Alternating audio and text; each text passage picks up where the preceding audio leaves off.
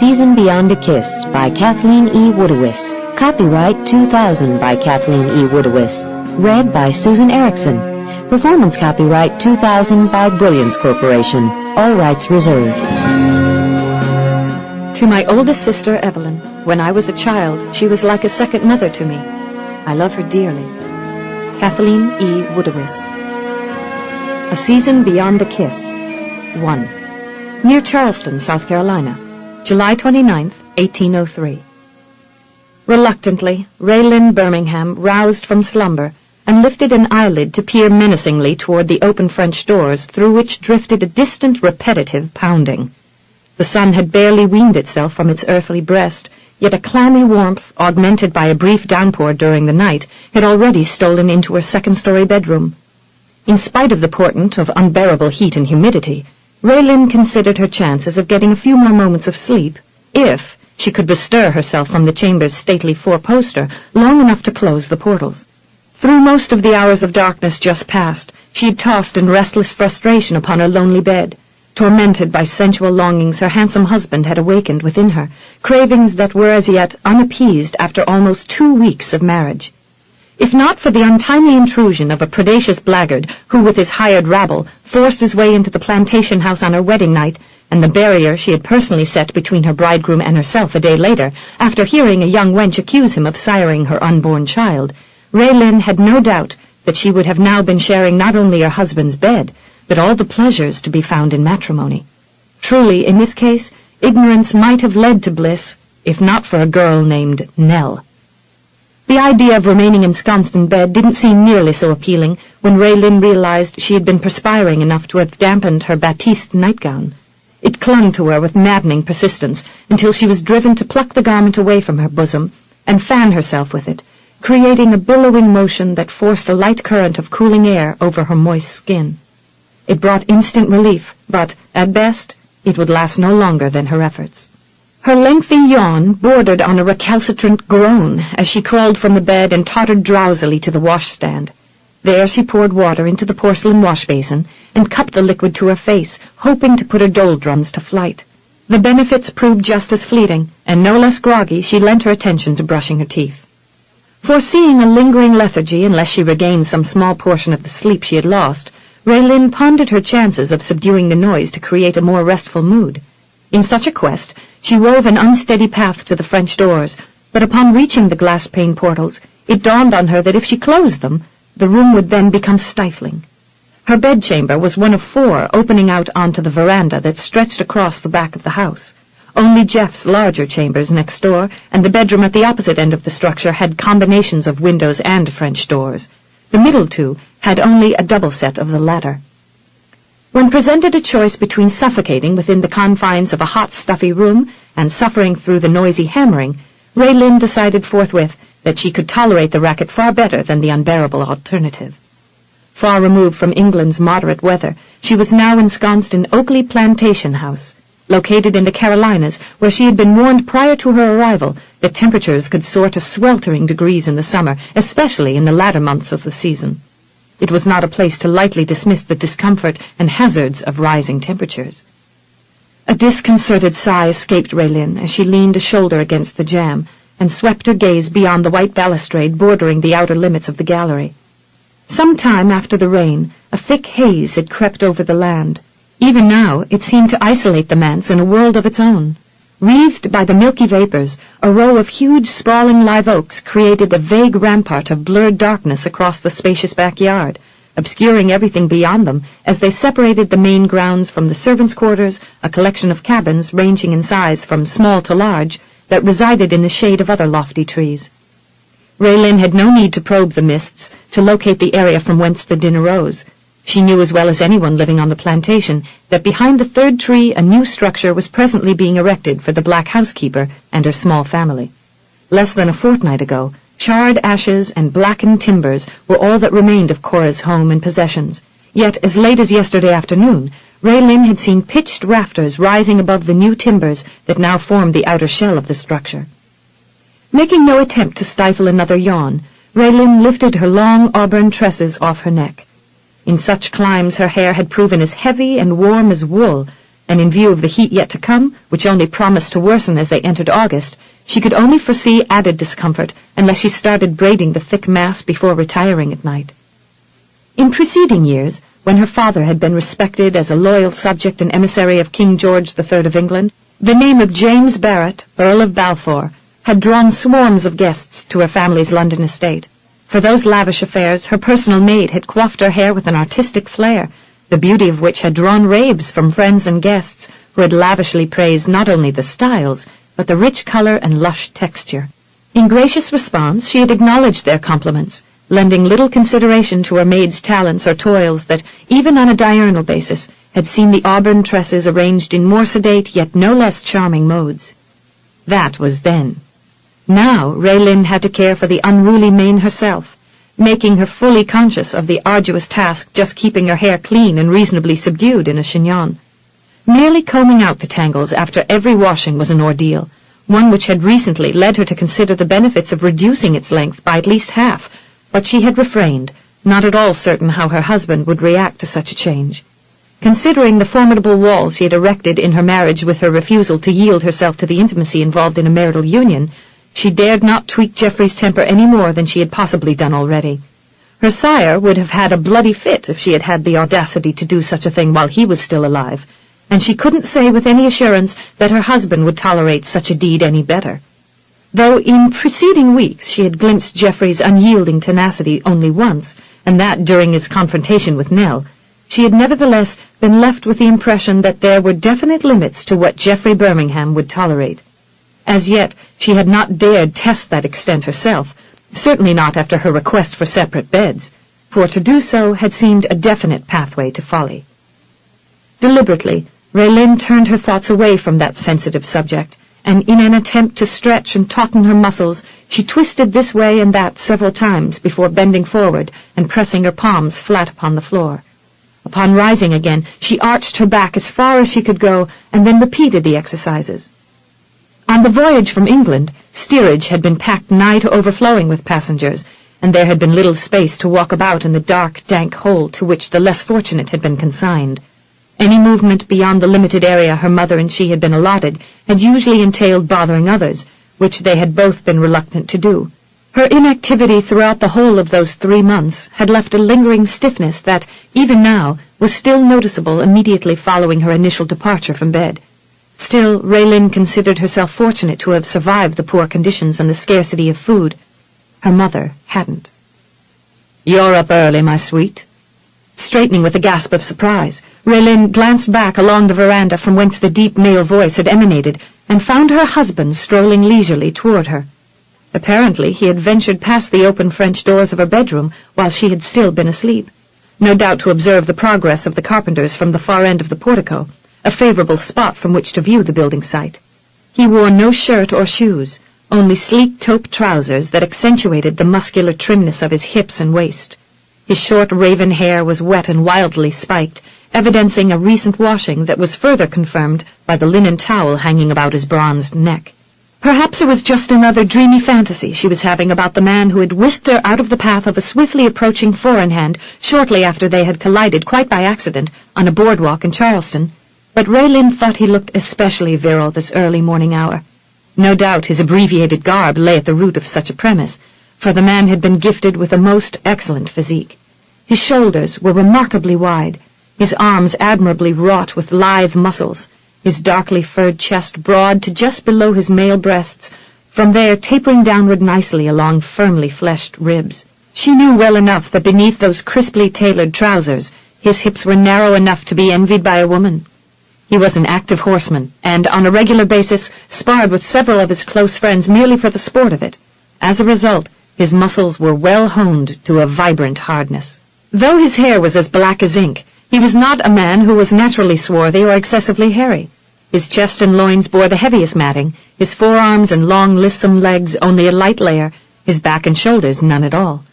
His features were noble, his jaw crisply chiseled beneath warmly burnished skin, his nose lean with a subtle aquiline curve, his chin slightly cleft.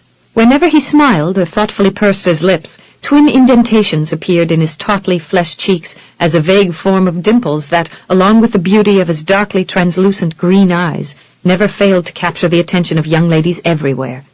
His lopsided way of grinning could be termed lethal in regards to stripping away a woman's resolve. Raelynn had found herself no less susceptible, and many a time she had been forced to fortify her wits lest she too fall prey. In all aspects, her husband was an exceptional specimen of the male gender. If she had been a wife in actuality, Raelynn would have yielded to a strengthening desire to sweep a hand over that firm expanse of sinew, muscle, and crisply curling hair that constituted his chest, much as she had done on their wedding night, when she had first viewed him without hindrance of clothes, and had been awestruck by his manly grace and beauty. But then, it would hardly have surprised her to discover that since that time she had become more than a little besotted with, and perhaps even a bit prejudiced about a certain southern gentleman named Geoffrey Lawrence Birmingham. "Geoffrey, you startled me," she scolded with a nervous little laugh. It didn't help her composure one whit, knowing that behind that charming mask of refined masculinity there could be lurking a disreputable rake bereft of any concern for how carelessly he used smitten young maids for his own ease and pleasure. Even after witnessing the altercation between Jeff and Nell, Raelynn realized she had cause to fear that she, too, was becoming just as susceptible, for it seemed lately that she could think of nothing else but those brief moments she had spent in his arms. His white teeth flashed briefly in a wayward grin. "Did I now?" The way his eyes flicked over her in a sweeping glance left Raelynn feeling as if she had just been stripped from head to toe. It was enough to bring a brighter glow to her cheeks and leave her voice less than steady. What was worse, it aroused within her a yearning for his husbandly attention, and she fervently wished she could forever banish the memory of Nell to the four winds. "You're usually gone by this hour of the morning, aren't you, Geoffrey?" "Aye, but my bookkeeper wanted me to look over the accounts for my shipping company, and I just finished them this morning. It's always tedious work, and I decided to spend a few leisured moments relaxing before making the trip into Charleston." He canted his dark head at a contemplative angle. "And what of you, my pet? Are you normally up this early?" Raelynn blushed, knowing that in contrast to his early morning risings, she probably seemed like a sleepyhead. The French doors of her bedroom were usually left open all night to allow the cooler air to enter its confines. Though no sound had disturbed her, she had roused from sleep enough times to have become cognizant of the fact that it wasn't at all unusual for her husband to roam the gallery just before or shortly after daybreak, leaving her no other choice but to assume that he was well acquainted with her habit of sleeping fairly late. The hammering woke me. The hand she clutched to her throat trembled slightly, in part from an inexplicable excitement that his presence never failed to evoke within her, and perhaps in similar degrees from a troubling suspicion that she was weakening like some mindless twit to a libertine's subtle wiles. If she had her wits about her, she wouldn't wait around for him to rend her heart. She'd turn tail and run. It was pure folly to subject oneself to temptations that with each passing day were becoming more difficult to resist. Indeed, the only thing that had thus far kept her from avidly pursuing a consummated marriage was the niggling fear that Geoffrey Birmingham wasn't nearly as honorable, noble, or gentlemanly as he seemed on the surface. More often of late, her heart seemed torn asunder by two choices, both of which at different times seemed rational. One was driven by a growing desire to become his wife in actuality, the other based on fear and suspicion to abscond with her virginity intact before she fell victim to his deceit. Yet when she mused on the latter option, a miserable emptiness settled within her vitals, leaving her feeling drained, and she'd find herself struggling against a volley of tears, both strong indications of his effect on her and her reluctance to leave him. The tumult raging within her seriously jangled her nerves, and as much as she would have preferred otherwise, Raelynn feared that she was behaving like some bedazzled young miss infatuated with an older man. Geoffrey was indeed that, being a score 10 and 3, and her senior by 4 and 10 years, which made her even more wary of his appeal. What could a mere girl do to fortify herself against the persuasive charm of a man of experience? Certainly a few moments in his presence could leave her hopelessly flustered, in spite of the small collection of handsome young aristocrats who had once vied for her attention in England, but in retrospect those eager gallants seemed hopelessly immature and foppish now that she had a more worthy subject with whom to compare them. It was indeed a rare man who could claim the equal to Geoffrey's gentlemanly allure, notable physique, and stunning good looks. And she wondered why she was becoming so vulnerable. Surely by now a simpleton could have figured out the reasons. In spite of the precautions with which she had sought to fortify herself, it was a hard fact for her to face, knowing that her fascination with the man had deepened in the short span of time that they had been married. Her attraction had obviously been bolstered by his manly charisma and striking physical appearance. Nevertheless, she was wont to wonder at times if the situation she had created for herself had somehow strengthened his appeal. Basically, by the same restrictions she had decreed for him, she was allowed to look but forbidden to touch and handle. Such limitations were comparable to a delectable sweetmeat being teasingly dangled just beyond the reach of a young child. The more it remained out of range, the more fervently it was coveted. Raelynn's cheeks warmed once more beneath the heady intoxication of those smoldering emerald orbs as they glided leisurely over her meagerly clad form. It was a well-worn path upon which her own memories trod, back to that moment wherein Geoffrey Birmingham had braced himself above her to complete their marital union. Before that single night of frustrated pleasure, she had never even glimpsed a naked man, much less lain equally devoid of clothing within his arms. Yet if she had been called upon to describe that stirring vision of a princely groom clothed in nothing more than the natural raiment of a man, she would have painted a most winning, detailed likeness of a tall young god in the prime of life and in the heat of passion. Her eyes had feasted upon his manly beauty, and even after Nell's accusations, she had only to close her eyes to form a mental image of his face and form.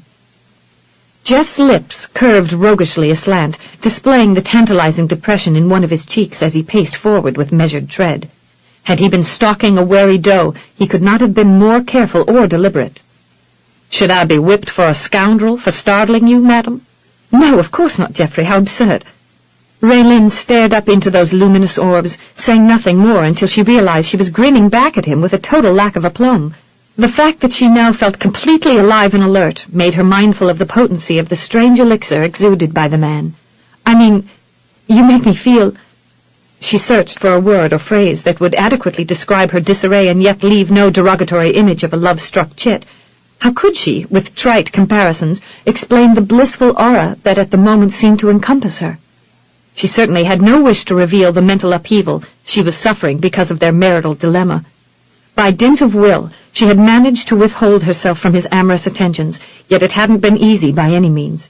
Having been taken to the very brink of consummation, she had then been unable to relegate those sensually stirring memories to the realm of oblivion.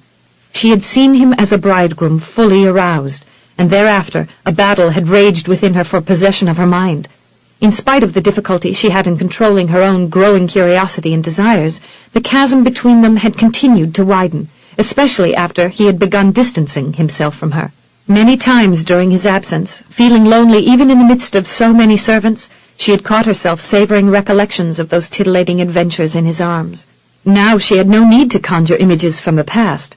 He was standing before her, barely a step or two away, close enough for her to feel the aura of his manly magnetism as keenly as if it were of tangible substance. "Make you feel like what?" Jeff queried, his lips once again sliding upward at a corner. Unable to contain her own grin, Raelynn cast a coy glance upward. For the life of her, she couldn't deny the way her senses seemed to soar to bracing heights in his presence. "Wonderful." "Wonderful?" The emerald eyes probed hers, searching for the precise import of her flirtation. Jeff was wary. He had lost himself in the fervent heat of those darkly lashed blue-green orbs once before, and he had taken great delight in sweeping his young bride to their marriage bed, only to have been halted on the very threshold of fulfillment by the entrance of a rowdy band of brigands, who had whisked his bride away to the warehouse lair of Gustav Friedrich. In giving chase after a leaden ball had creased his scalp, which had led the miscreants to think that they had killed him, he had rallied his brother and a collection of friends, including Sheriff Rhys Townsend, who, along with his deputies, had met him in Charleston. The lot of them had stormed the building in which the German and his army of callow toughs were holding Raelynn captive, and though they had proven victorious over the ruffians who had outnumbered them, Jeff had later been frustrated by Rhys's announcement that Friedrich couldn't be arrested for the simple reason that Raelynn's uncle, Cooper Fry, had tricked the man into believing he had bought her.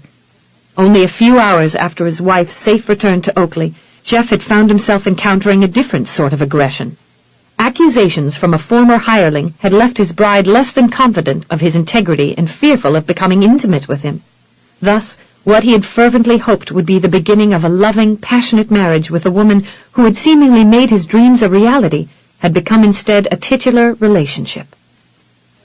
Through the next pair of weeks, the two of them had lived in polite but stilted congeniality, eating and conversing together, but sleeping apart, she in her room and he next door in his. It was an arrangement that Jeff had tolerated, but only by the grit of his teeth.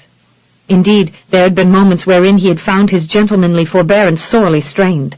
His wife was far too beautiful and alluring for him to nonchalantly endure her nearness. In a quest to put some distance between them, he had spent long hours away from the house, directing his attention to his many business affairs, his shipping company, his lumber mill, his horse breeding operations, or overseeing the earlier harvests with his foreman. To some degree, his attempts had helped to abate his concupiscence, but coming home to her had been tantamount to being hit with a sledgehammer in a most vulnerable area. Wonderful in what way, my sweet? Raelynn lifted her slender shoulders, not willing to divulge the full extent of the feelings he awoke within her. One moment she was fraught with anxiety over what she might suffer yielding to him. In the next, she could not fathom continuing on in their marriage another moment longer without becoming his wife in truth. Just wonderful? Madam, in that regard, may I say how wonderful you look this early morning hour, he murmured, his eyes carefully probing the delicate fabric that all but flaunted her womanly form. Mindful of her husband's proximity in a variety of different ways, not the least of which was his close attention and the scent of his cologne mingled with an underlying essence of soap, Raelynn suffered another attack of nervous jitters, which, beneath the flame burning in those dark crystalline depths of emerald green, might have equaled those of a fox-cornered hen. As observant as Geoffrey was, she was sure that any smile from her lips would have been construed as an invitation, encouraging him to test her restraint, leaving her to face the quandary of whether to ignore Nell's accusations or to accept his advances with open arms. Torn between that which she had hotly craved in the dead of night and the more arduous travail of keeping up a cool facade of offended wife, Raelynn could not at this point predict what her answer would be. A small inner voice counseled aloofness and separation. Certainly wisdom cautioned that she hold this man at bay until confident of his merit as a gentleman. Nevertheless, her young body yearned for the thrilling excitement that she had experienced far too briefly. Brought up sharply by the conflict raging within her, leaving her mind roiling in indecision, Raelynn cried out in silent anguish, "What to do? What to do?" In spite of the tormenting vacillation she was encountering, Raelynn sought with casual comments to safely anchor a ladylike amenability, in that way hoping without undue hardship to escape the moment of temptation. "Your men are moving right along with Cora's new cabin, Geoffrey. Why, at the rate they're progressing, the structure will be finished by the end of next week. I'm sure you must be aware of how anxious Cora and her family are to get into a home of their own again." She broke off suddenly, realizing to her abashment that a dignified serenity was not what she was imparting. Indeed, she seemed to be chattering on like a mindless ninny, hardly conscious of what she was saying. How in the world could she even come close to a cool-headed logic when those probing green orbs all but devoured her? Every time his gaze flicked over the cloyingly damp cloth veiling her bosom, she was brought up short by a memory of those brief moments of passion wherein his tongue had moved with tantalizing slowness over her soft nipples. It was quite exhilarating to realize that, even now, that particular recollection had the strength to arouse a hungry yearning in the core of her womanly being. Jeff stepped even closer yet, his gaze dwelling upon the delicate pink crests teasingly displayed by the diaphanous fabric. Having anticipated the pain that had promised to lay him low each and every time he yielded to a manly propensity to indulge in a visual appreciation of his wife's beauty and winsome form, he had abstained from that kind of self-abuse by limiting the time he spent with her. Even when he had been forced by the demands of protocol to conduct himself in social good manner, and escort his young wife to functions which had required their attendance as a couple at weddings, christenings, and similar affairs, he had sought to remain distantly detached, and had only glanced at her when he had been compelled to, and then only briefly, a contrivance which had allowed him by dint of will to maintain his gentlemanly forbearance. Although she had looked no less than enchanting every time they had gone out, she had hardly been clothed then in a filmy thing that left nothing to his imagination. Whether due to her softly swelling bosom or the intriguing shadow vaguely hidden beneath her nightgown, his attention was firmly ensnared.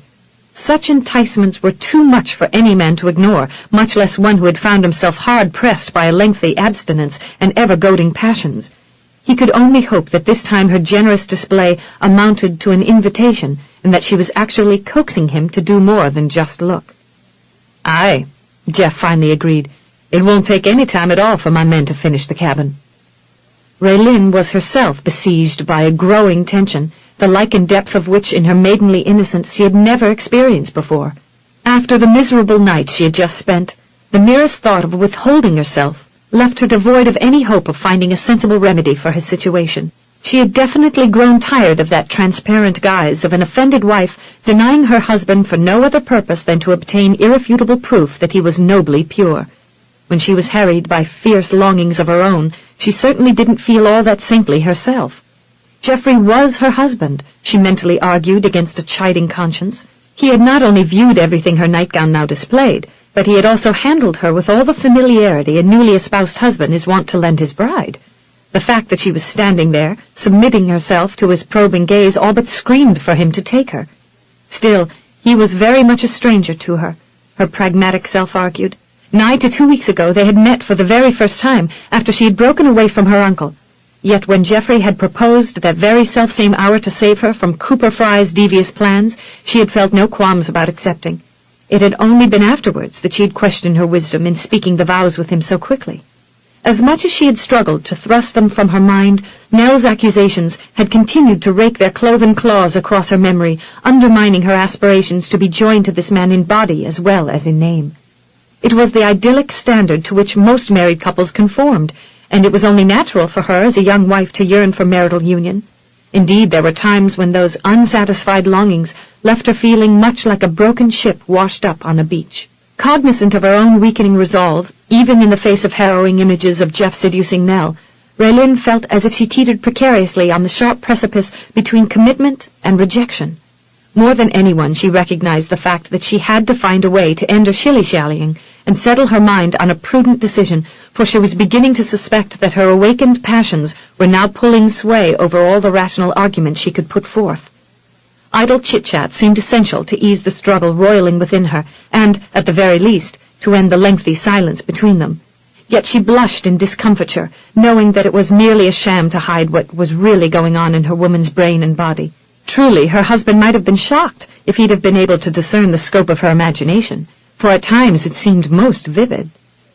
Cora's new cabin appears twice as large as the old one, Geoffrey. She'll enjoy having so much room. Jeff tilted his head wonderingly as he tried to find a reason for the vivid blush now infusing his wife's cheeks. The fact that she was garbed in a gossamer creation and had made no effort to fly out of his reach gave him cause to think that he could woo her into his bed, if not this very moment, then perhaps very, very soon. Yet she seemed as nervous as a young chick looking into the greedy beak of a hunting hawk. He suffered no doubt that she had been far less tense when she had voiced her decision not to go to bed with him. Considering my housekeeper's fondness for children, 'tis highly unlikely that Clara will be an only child, Jeff surmised, leaning near to sample his wife's fragrance. It was a very delicate, enticing essence, reminiscent of a fresh bouquet of spring flowers. It seems reasonable to assume that in a few years Cora and her husband will be needing quarters as large as the one that's presently being built for them. Raylynn's jitters had come back full force as she felt Geoffrey hovering near, and, just as before, her tongue began racing off in nervous haste as she sought to hide her unease. Your rescue of Clara was certainly admirable, Geoffrey, but it's my most fervent hope that I shall never have to witness such a daring feat again. When I saw you running into that burning cabin with only a split wooden barrel shielding you from the flames, I was certain you'd be cindered right along with the house and the child. She smiled up at him nervously as he straightened. He didn't meet her gaze, but seemed oddly intrigued by the drawstring that kept her gown snugly closed at her throat. Truly, with everything that happened during the first days of our marriage, perhaps you can understand how grateful I am that in these past weeks I've been able to enjoy the serenity of your plantation. My greatest fear is that it's only a lull before a storm. I know in time Gustav will try to avenge himself for the shoulder you shattered in spite of the fact that only Hyde was rarely the one at fault. I wish I could remember shooting the scoundrel, Jeff murmured, and ran his fingers reflectively over the scar that had been left in his scalp after Olney had shot him, an incident which had immediately caused his own pistol to discharge a leaden ball into Gustav Friedrich's shoulder. Such a memory might help ease my irritation over the circumstances that have allowed Friedrich the liberty to continue his chicanery, and, in spite of the warrant Reese issued for Olney's arrest, the fact that that young whelp is still wandering freely about somewhere. You can be assured that Kingston hasn't forgotten any of the particulars of that incident, Raelynn replied with a faint laugh, and then scolded herself for not being more dignified and serene. Her husband was completely self-possessed, which in comparison to her uneasy fits and starts left her feeling as awkward as a bumbling chit. Even so she rushed on, unwilling to give him time to dwell on her discomfiture. After suffering through the trauma of thinking that Olney had killed you, Kingston was nearly rolled back upon his heels when you revived.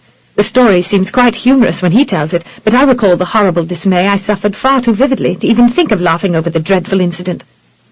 The only remaining impression Jeff had of those moments immediately following his return to consciousness was his butler's slack-jawed astonishment. That singular memory would likely abide with him for the rest of his life. I seem to remember Kingston saying something about an angel.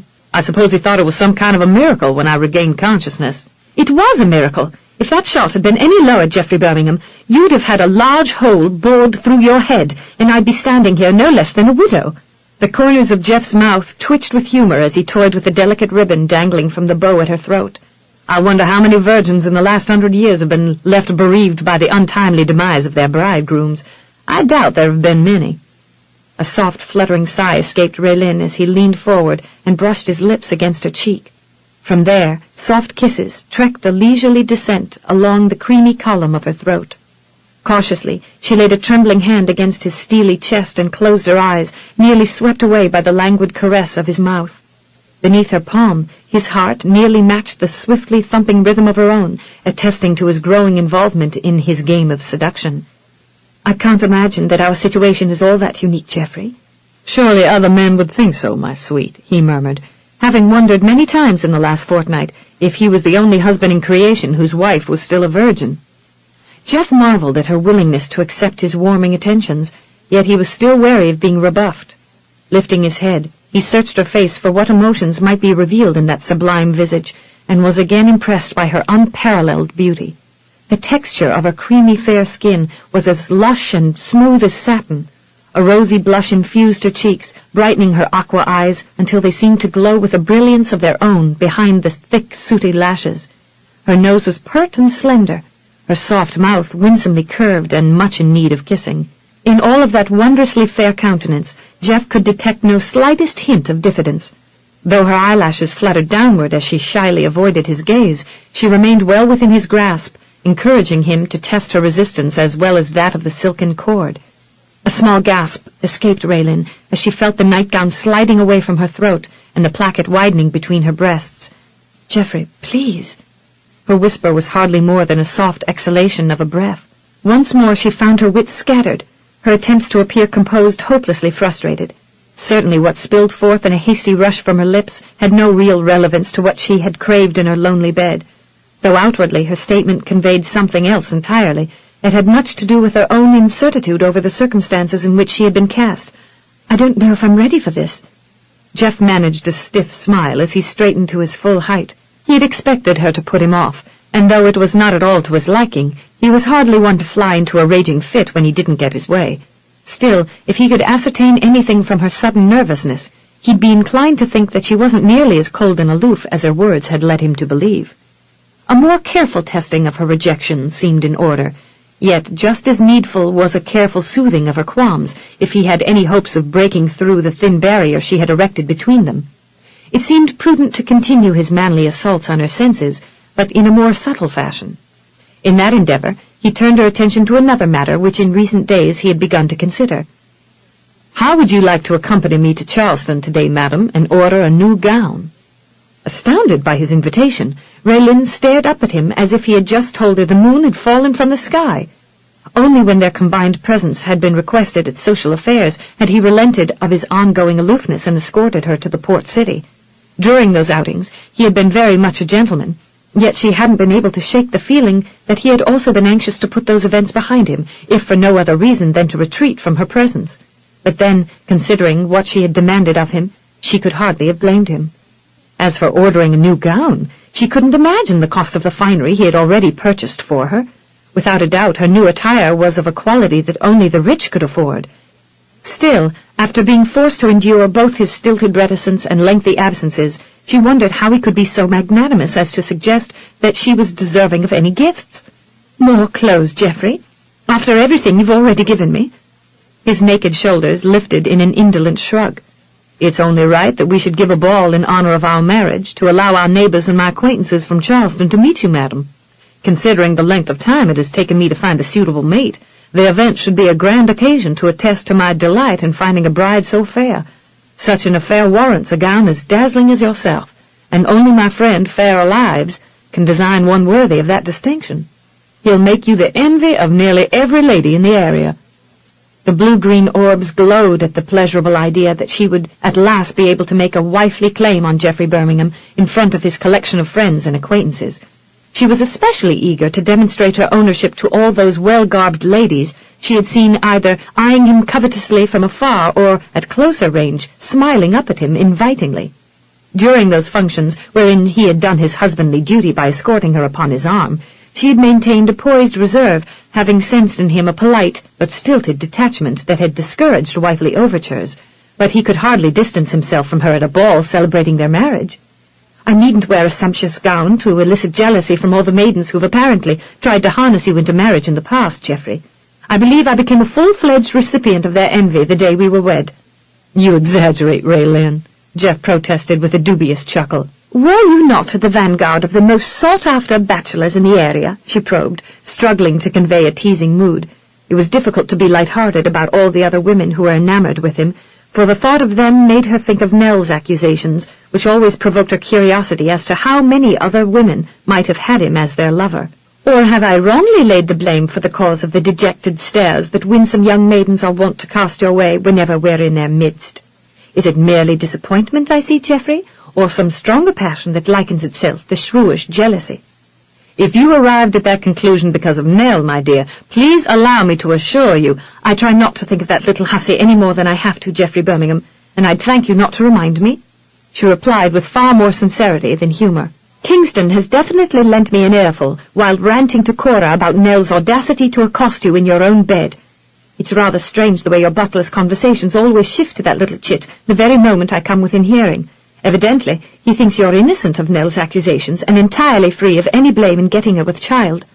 Raelynn wished she could be so confident. Still, the corners of her mouth curved upward enticingly as she settled a playfully baleful glare upon the handsome man. "If I were of such a mind to be suspicious, dear husband, I'd think you've been coaching Kingston behind my back." "I'll have to caution the man about being more discreet in the future," Geoff observed drolly, sweeping her with another divesting perusal. He cupped a hand against her throat and watched her eyes grow increasingly limpid as he brushed a thumb caressingly along the underside of her finely boned jaw.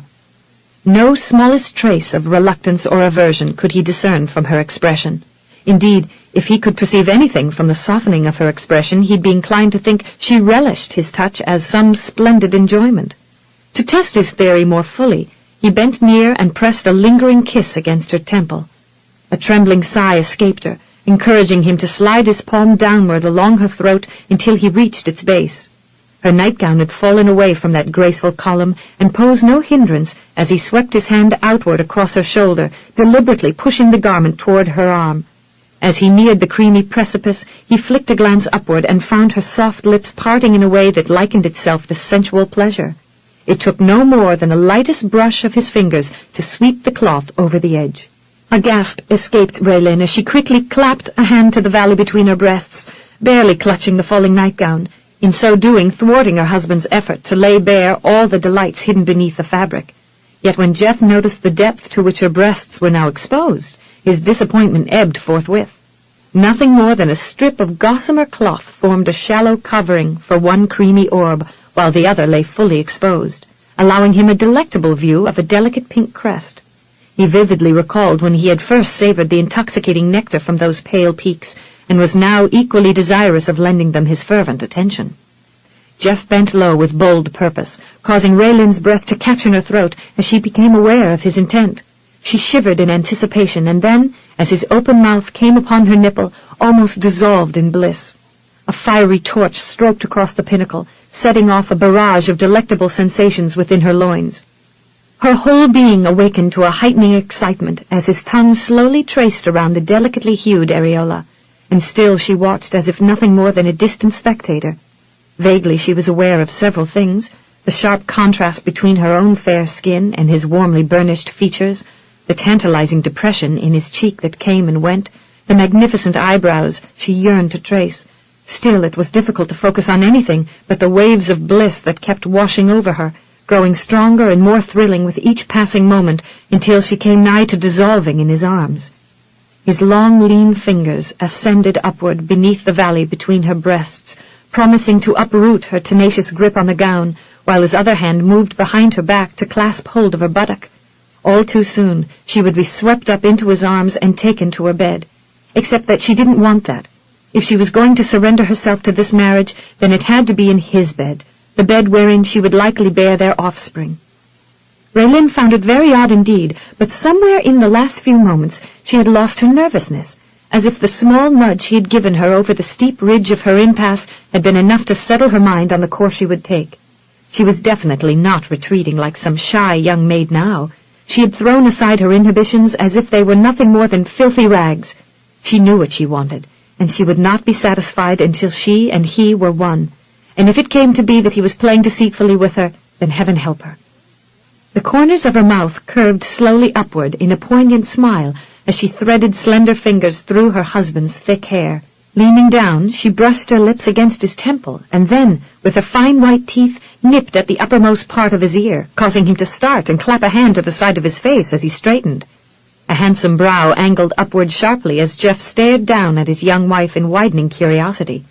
If this was some new way she had contrived to tease and torment him, he would have no part of it. She could stay a virgin in her damned room until all hell froze over. His eyebrow jutted upward to an even loftier level as Raelynn smiled up at him provocatively, making no effort to repair her dishabille. Turning, she strode away from him with hips swaying in a slow, wanton movement, giving Jeff cause to wonder if he had married an unmitigated tease. A brief moment later, he became convinced of it when she glanced over her shoulder with an invitation in her eyes that promptly reversed the dwindling of the manly bulge. Deliberately, she rolled a shoulder, sending the nightgown slithering down her arm, allowing him a glimpse of a pale orb, albeit from a rearward angle. Upon facing away again, she gathered the gown across her buttocks, yielding him every detail the clinging cloth could afford. A brightening gleam lit Jeff's eyes as he idly scratched his chest. There came a time in each man's life when he had to put all finesse aside and do what came naturally, though he might well be hell-bent for his own destruction. At the present moment, making love to his wife seemed the most natural thing in the world.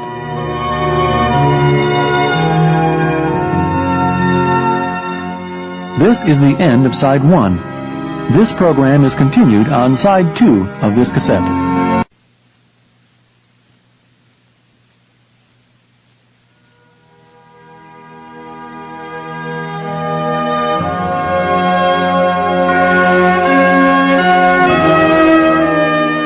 There came a time in each man's life when he had to put all finesse aside and do what came naturally, though he might well be hell-bent for his own destruction. At the present moment, making love to his wife seemed the most natural thing in the world. Raelynn's fine nose lifted to emulate a haughty noblewoman as she coyly played a game of pretense. "You're drooling in your beard, knave," she pompously complained, looking at him loftily. "Now depart from my room and give me peace from your presence. I wish to summon water for my morning bath and cleanse myself at my leisure. Only when I'm dressed and properly attired will I consider your invitation to visit the couturier." "Minx," Jeff muttered, and with a low, playful growl, sprinted after her, causing her to squeal like a child in a game of chase as she skittered behind a chair. Briefly, Raelynn faced him over its winged back, but she soon discovered the piece provided no safe haven from the grinning swain who pursued her. He leaped around the back of it, just as she skirted a nearby table. The door to his bedroom was before her, and she raced toward it, barely managing to thrust it open and escape around another chair and table. In her haste, she released the nightgown, inadvertently giving Jeff something tangible to grasp. His hand caught its flying hem, and in the next instant a shocked gasp was wrenched from Raelynn as he gave the cloth a downward yank, splitting the gown completely open down the front. The remnant was promptly whisked free of her arms and banished to the floor. "Oh, you lewd, knavish cad!" Raelynn cried through her laughter as she scurried around another chair. She tossed a glance over her shoulder, but her long hair flew across her face, blinding her to his whereabouts. "You tear a lady's clothes off her back, with little regard for propriety!" She came to an abrupt halt, meeting something very hard and masculine, to be exact, her tall, firmly muscled husband. Her mouth flew open in surprise, and hardly a pause of a heartbeat later she found long arms encircling her naked form. A large hand slipped down her back until it reached her buttock. Encompassing its fullness, he lifted her up snugly against him, making her vividly aware of his unyielding passion.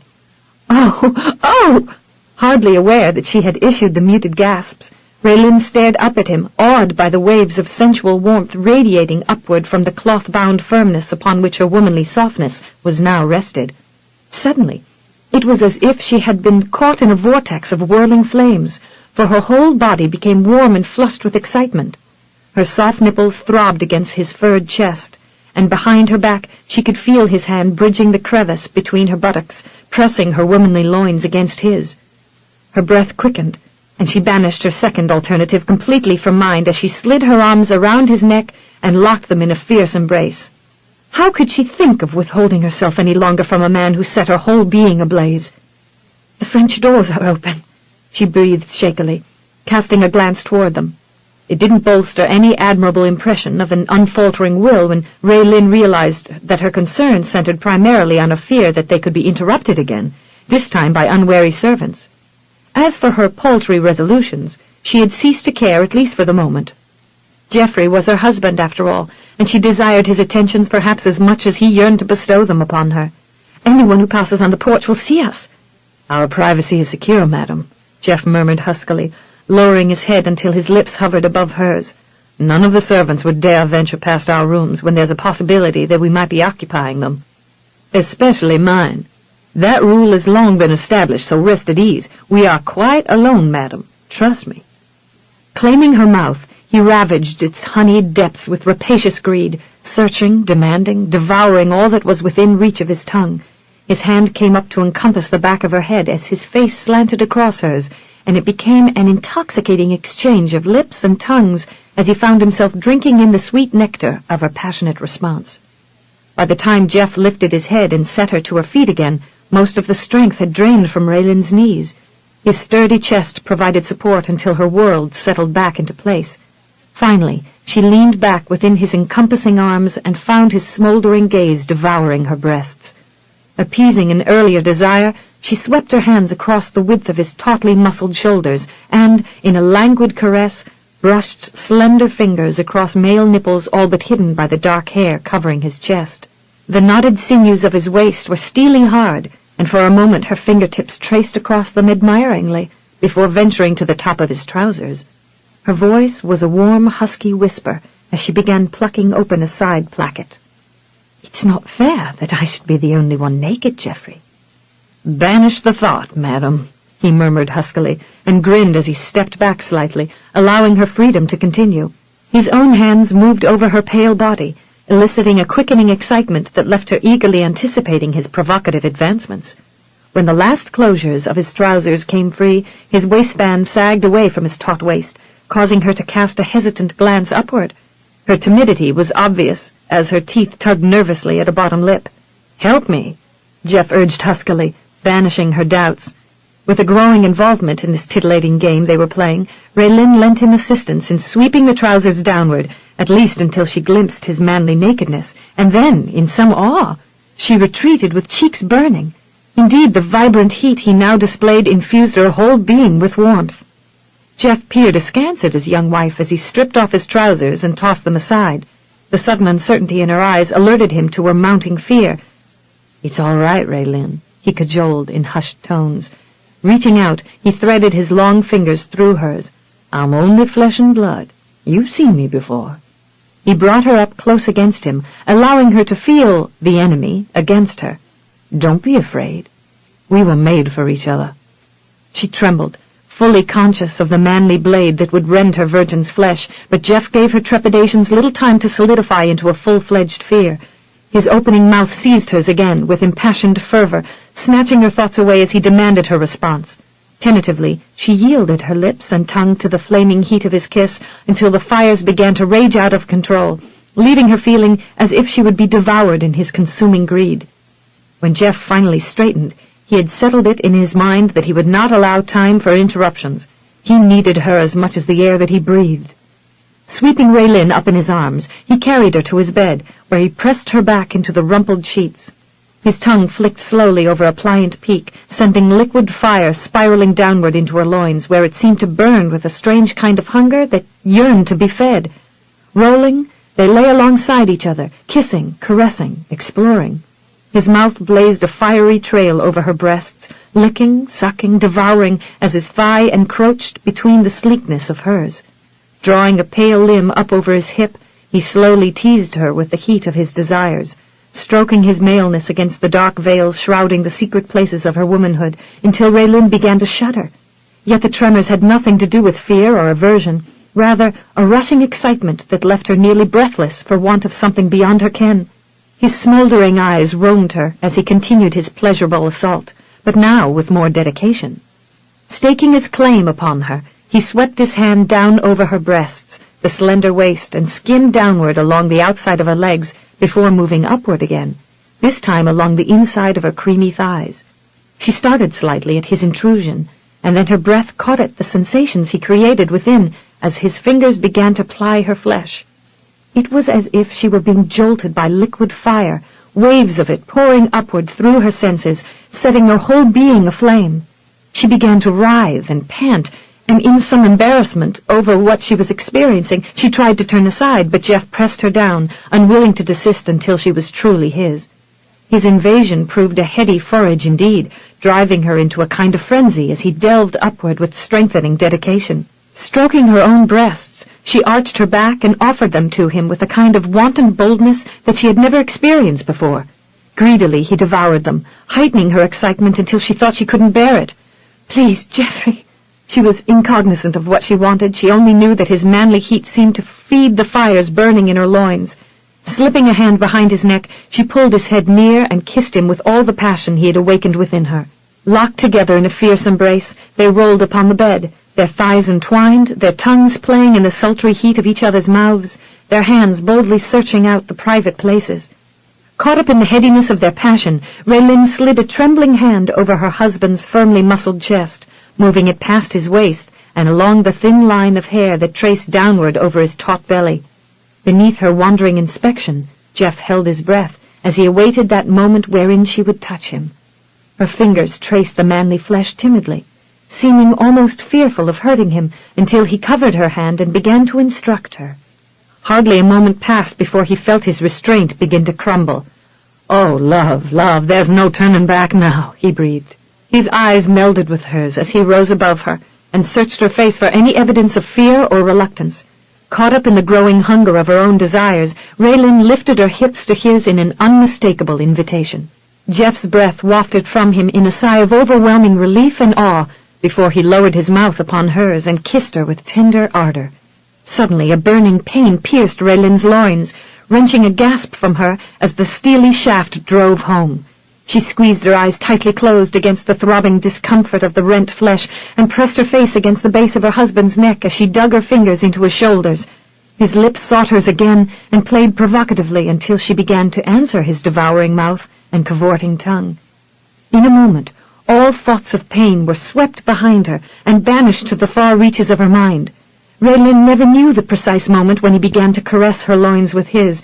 The slow, smooth, rhythmic thrusts seemed so effortless on his part, a long, leisured stroking that massaged the hurt away, a burgeoning excitement, exhilarating, scintillating pleasure washing through their merged bodies, senses skimming over billowing currents, quickening movements that drew her up with breathless gasps to meet his thudding hardness, waves of pulsing rapture sweeping over and through their entwined bodies, a swelling tide that lifted them up upon foaming crests, crashing breakers that seemed blindingly brilliant, and then shimmering, thrilling, unending ecstasy. Washed up on the white beach of tousled sheets, they lay in the rosy aftermath of their passion, her head upon his shoulder, a brown hand encompassing her hip, a slender arm flung across his chest, and a sleek limb resting across his thighs. Though neither of them complained, the threat of dissolving seemed imminent. Smiling dreamily, Raelynn traced a fingertip through the mat of hair covering her husband's chest and sketched a male nipple as she marveled at what she had just experienced. "I think I could sleep for a whole week now," she sighed softly, "but only if you'd consent to stay with me." "We'll have to move your clothes back in here again," Jeff breathed, pressing a kiss upon her brow. "We could even share a bath." Raelynn rose up upon his chest and smiled down into his shining eyes. "But I thought you already had a bath this morning." A slow grin stretched across his handsome lips, displaying the taut depressions in his cheeks as his hands swept down her naked back. "Aye, but I find the idea of playing with you in my bathtub quite intriguing, madam. Would you be willing to indulge me?" Her smile was warm and inviting. "Most eagerly, sir, if you, in return, would be amenable to allowing me a few privileges?" "As many as you want, my dear, as long as you stay within the confines of my arms." 2. Elegant little shops abounded in Charleston, proclaiming its wealth as one of the most important ports along the eastern seaboard. It was a gracious city, well maintained by its residents and rightly known for its charming atmosphere. Its streets bustled with activity, its docks the same. Jeff's shipping company was located near the wharf. It, too, was a busy place with ships either being loaded or unloaded nearby, and six-in-hands in the process of returning or pulling large wagons brimming with cargo to other vessels docked in different areas of the port. It was in the shipping yard where the Birmingham carriage made its first stop, allowing Jeff to drop off the recently reviewed ledgers to his bookkeeper. "I won't be but a moment, my sweet," he assured his wife, squeezing her hand affectionately before stepping down from the black landau and striding toward the three-story brick building. Raelynn watched from the window of the conveyance as her tall, nattily-garbed husband made his way past workmen who called out a cheery greeting or waved to him from afar. His affable responses and ready repartees to humorous comments or teasing banter which met him along the way affirmed that Geoffrey Birmingham was well liked among his employees. He even paused to speak with a man of middling years, from whom he parted a moment later with a handshake and a mutual chortle, as well as an enthusiastic pat on the back bestowed upon him by the brawny fellow. Smiling in secret pleasure, Raelynn settled back against the landau's cushioned seat to await his return, hardly begrudging the time she had been given to relish the memories they had made together earlier that morning. In the hours that had since elapsed, one truth had become strikingly clear. She was immensely satisfied, even delighted with the choice she had finally made in yielding herself to Geoffrey's husbandly initiation into marital intimacy. What had followed their union had further solidified her belief that she had chosen wisely. Even the simple acts of bathing and dressing had proven infinitely more pleasurable with the bold, handsome participant who was not above indulging in some frisky horseplay. Indeed, until this day in history, she had remained ignorant of the attention-getting results of a linen towel being popped against a naked backside. But when she had returned the favor, she had suffered some surprise, learning very quickly that Jeff's attack had been much more gentle and playful, for in slapping him she had left a red welt upon his buttock that had, in the making, drawn a genuine ouch from him. Her worried apologies and soothing strokes had soon led them into more kissing and fondling, which they had later deemed well worth the initial pain. In every respect, Raelynn was feeling as happy and content as any young bride who was thoroughly entranced with her amorous husband. Geoffrey Birmingham's manly appeal was like a strong magnet, to which heretofore she had found herself being drawn closer with each passing day. In the last few hours, however, that progression had advanced by mind-staggering degrees, until she was led to think that she was even more susceptible to his physical appeal in winning ways than Nell or any of the other hopefuls who had once yearned to have Geoffrey Birmingham for a husband. She had never deluded herself into believing she was the only female in Charleston or the surrounding area who had become thoroughly infatuated with the man. He was too handsome for any woman to entertain such a notion. The only difference between all the other maidens and herself was Jeff's own preference in choosing her, and she was infinitely glad he had. A shadow passing alongside the landau made Raelynn glance around in time to see a roughly garbed man strolling past the last window. She barely caught a glimpse of the back of his hat-covered head before he moved beyond the opening, but she had no real reason to lend the fellow further heed. Considering the fact that she was a complete stranger to most of the city's populace, she felt no curiosity as to his identity or appearance. In the next moment she wished she had been more inquisitive. At least if she had, she might have had time to flee the carriage or find her husband. As it was, she was without benefit of Geoffrey's comforting presence when Olney Hyde stepped back to the window and tilted his head aslant to peer in. "Why, if it ain't Mrs. Birmingham, all decked out like some gent's birthday present," the curly-haired scamp drawled, displaying a poorly contrived surprise as he dragged off his cap. No less cocky than he had been in Gustav's presence, he swept his gaze from her pert bonnet down to the pale peach floral muslin gown, covering her soft bosom where it lingered overlong. Raelynn was grateful her square, lace-edged neckline was demure, or she might have found herself blushing even more than she was. Whereas Jeff's perusals evoked a sensuality within her that was hard to ignore, She was highly insulted by the brazenness of this rascal's scrutiny. Though probably as much as 5 years her senior, Olney seemed much younger, especially in comparison to her husband, but she hardly considered that fact a compliment. To her, he seemed the epitome of a naughty young tough, whom she really didn't care to confront on any terms, let alone now, when she had no one but an aged driver to serve as her protector. Still, she managed to gather a fair measure of bravado, and gave snide retort to the scamp. "Well, Olney, I'm rather surprised to see you walking about so blatantly on the streets of Charleston. I thought you'd be skulking around in some dark, dank alleyway somewhere. Sheriff Townsend will certainly be interested in hearing that you're still in the city. As you probably know, he's been searching high and low for you. I'll be sure to tell him I saw you just as soon as I can." "Aye, you do that, Mrs. Birmingham. And whilst you're doing it, I'll be telling Mr. Friedrich how fetching you're looking nowadays. A damn sight fancier than when he last saw you. You know, he really regrets my not making you a widow that night. I accidentally shot your husband. He ain't near had nothing taken from him afore, leastwise a wench. Of course, most of the ones that he's had over the years ain't been nearly as highfalutin, or for that matter, half as enticing. You might say that losing you has set his temper awry, especially since he got only one arm. What's any use now?" Raelynn scoffed at the rogue's claim. "Accidentally, ha! From what I've heard from Kingston, you took deliberate aim, fully intending to kill my husband, no doubt for the purpose of appeasing your employer." Olney shrugged his brawny shoulders indolently. "Well, now, a bloke's got to peer down the sights of his pistol real careful like, when he only means to crease a fellow's scalp. I'm a fair shot, that I be, but there are some things that just takes time and attention. I bet you Mr. Birmingham couldn't have done any better if he'd have taken aim. He might have missed Mr. Friedrich completely if he'd have really meant to shoot him. My husband would never consider doing such a thing unless forced to defend his home or his family. He doesn't go around shooting people simply because he takes a notion, as you seem capable of doing at the slightest provocation only. As to that, I remember quite distinctly when you held a pistol to my head and threatened to do away with me if I didn't conform to Gustav's dictates. That was only to make you aware as who was boss. Mr. Friedrich was in some kind of awful misery with his arm and all, and here was Doc Clarence needing your assistance. But no, you were a jeering at Mr. Friedrich like the cold-hearted bitch you are." He shook his head in exaggerated bemusement. "I swear, I don't know what Mr. Friedrich sees in you. I'll grant you, you're a winsome little thing with a shape to match. But as for myself, I likes women with some heart."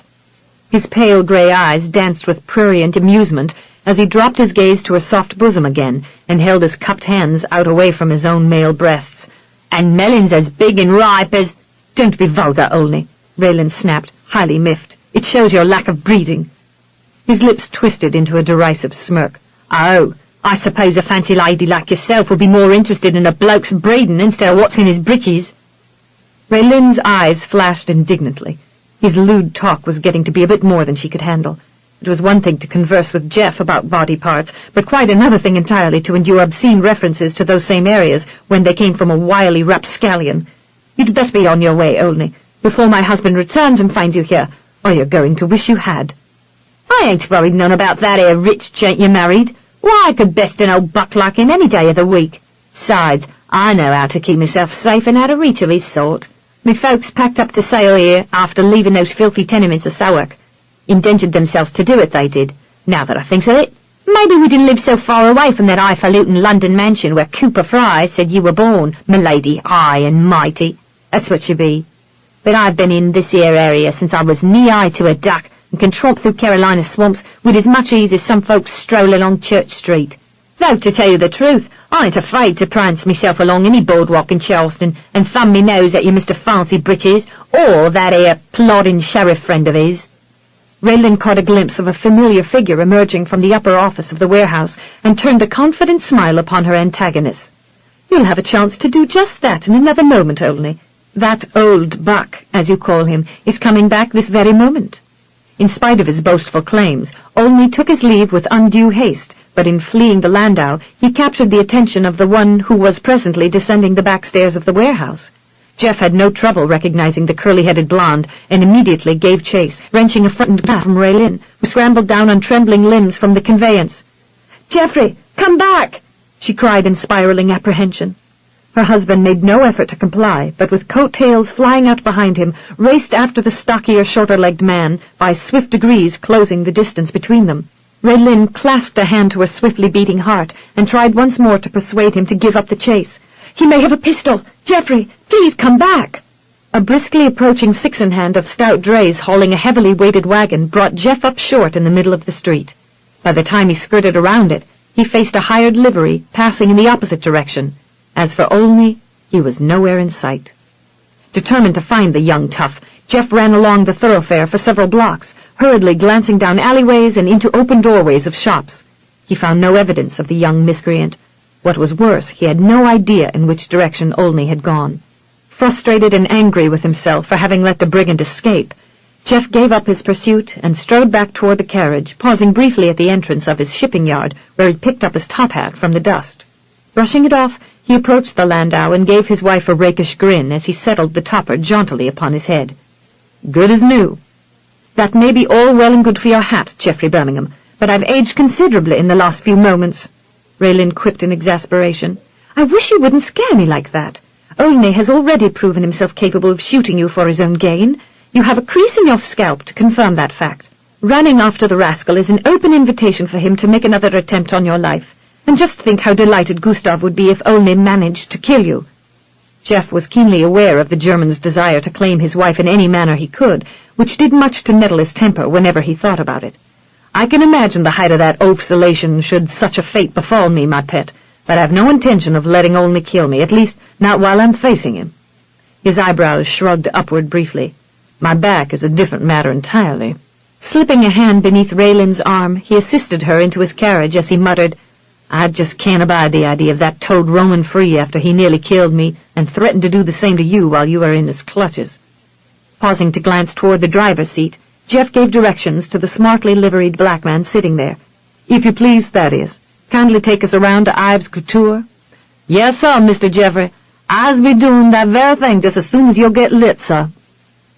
The conveyance swayed slightly as Jeff climbed in and settled into the seat beside his young wife, who eagerly scooted closer.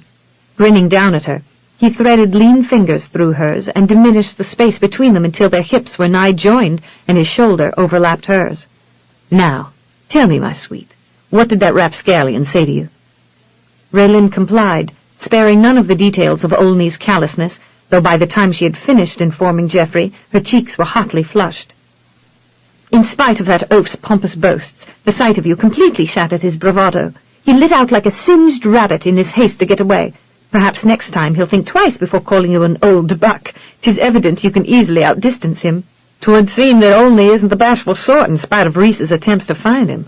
I imagine the scamp has been enlisted to carry out his employer's mischief, at least until Gustav fully recovers from his shoulder wound.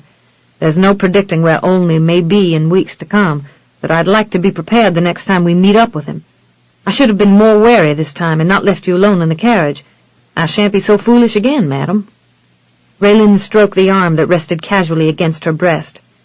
"I wasn't alone, Geoffrey. Thaddeus was here." Jeff gently scoffed. "My dear, Thaddeus is nearly twice as old as I am, which makes that scamp a mere pup to him. Olney could have carried you off and left the old man scrambling vainly in his wake." A pensive sigh escaped Raelynn. "I'd certainly feel a lot safer if Sheriff Townsend could lock Gustav and Olney behind bars for the next 10 years. Her fingers traced the tendons and veins etching the lean hand that clasped her own in her lap, as she remembered the grief that had nearly overwhelmed her when she had thought that Olney had killed Jeff. Lifting her eyes to admire her husband's handsome profile, she murmured softly, "I lost both my parents within the past 7 months, Geoffrey, and not too many weeks ago I thought I'd lost you too. I couldn't bear it if you were slain. I beg you, please, please, spare me such an anguish. Leave the arrest of Olney to your sheriff friend." Relenting with a chuckle, Jeff brushed the back of his arm teasingly across her soft bosom before his hand left hers and clasped the side of her far thigh. "All right, madam, stop your fretting. I'll try to refrain from frightening you overmuch. From now on, I'll just have to ignore those 2 culprits while you're with me." "And what will you do when I'm not?" Raelynn asked, and then gently scoffed. "In the short time I've known you, Geoffrey Birmingham, I've come to the conclusion that you're a force to be reckoned with. I just can't believe you could blandly ignore the presence of those 2 men even when I'm with you. I sense that you can be quite tenacious when you get your dander up. Indeed, the Corsair pirates would be hard-pressed to deal with you should they ever capture one of your ships and ransom it for booty, as they've recently been doing to other American ships. No doubt you'd sail off to confront them with cannons blazing and cutlass at the ready in much the same fighting spirit as you exhibited during my rescue." Jeff laughed in amusement at such a far-fetched notion and shook his head. "That sounds like something my brother would do, my pet, not me." "I perceive that you and Brandon are more alike than either of you realize, Geoffrey." "How can you say that, madam?" her husband challenged, tossing a grin over his shoulder. "You've known us hardly more than a fortnight." "Nevertheless, when Dr. Clarence drew me out of Gustav's warehouse that night, and I realized what you were planning to do with the aid of Brandon and your friends, I came to the conclusion that you and your brother were much in accord. At the time, you both seemed eager to launch the attack against those river rats in spite of the odds against you, and the others who were with you. Even considering all the men Gustav has in his employ, and his well-stocked arsenal, he really didn't have a chance against the lot of you." "Gustav deserved everything we managed to do to him, Raelynn," Jeff stated with conviction. "In my estimation, it wasn't nearly enough." "I agree, sir, but it's not very heartening for a wife to realize that her husband enjoys a battle as much as a well-versed cavalier." Jeff's eyebrows flicked upward briefly as he offered a different opinion of himself. "I've always considered myself a rather peaceable sort." When he turned his head to look at her, Raelynn had a chance to search his face and the sparkling green eyes. Lifting a hand, she lovingly stroked her fingers along his cheek, tracing one of the handsome grooves that always appeared whenever he smiled.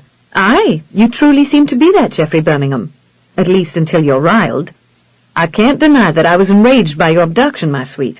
It was my most earnest desire to negate the possibility of another such occurrence. You can hardly blame me for making an attempt." "You mistake me, Geoffrey. I'm not reproaching you for leading an attack on Gustav's warehouse, only saying that it's a little frightening for a wife to discover that underneath her husband's debonair charm there beats the heart of a warrior." Jeff was intrigued by the tempting softness of his wife's lips, and lowered his head to hers, prompting Raelynn to clasp his arm tightly against her bosom. Completely engrossed in consuming the honeyed sweetness of her mouth, he probed its depths with the fiery brand of his tongue, at first gently and then with quickening fervor. Raelynn all but groaned in disappointment as he drew away.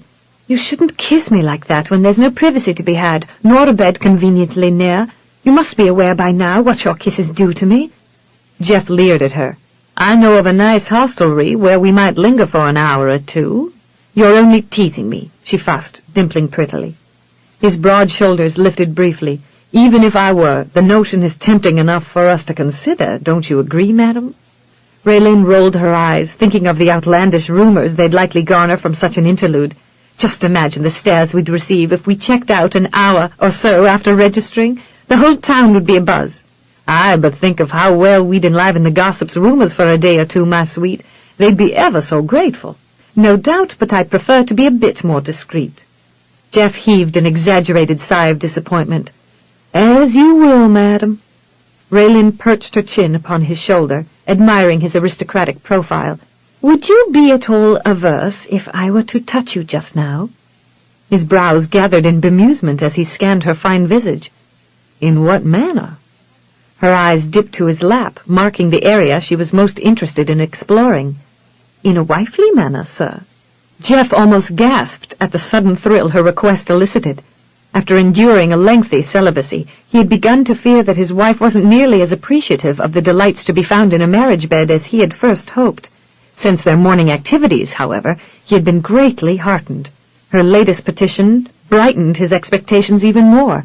Sweeping off his top hat, he held it protectively over his lap as he captured her hand within his and molded it around the manly protrusion. "Does this attest to my eagerness, madam?" Cooing softly in admiration, she inspected him through the closely fitting garment. "Your trousers leave much to the imagination." Lifting his brow, he eyed her askance. "You can unfasten them as well as I can, my pet.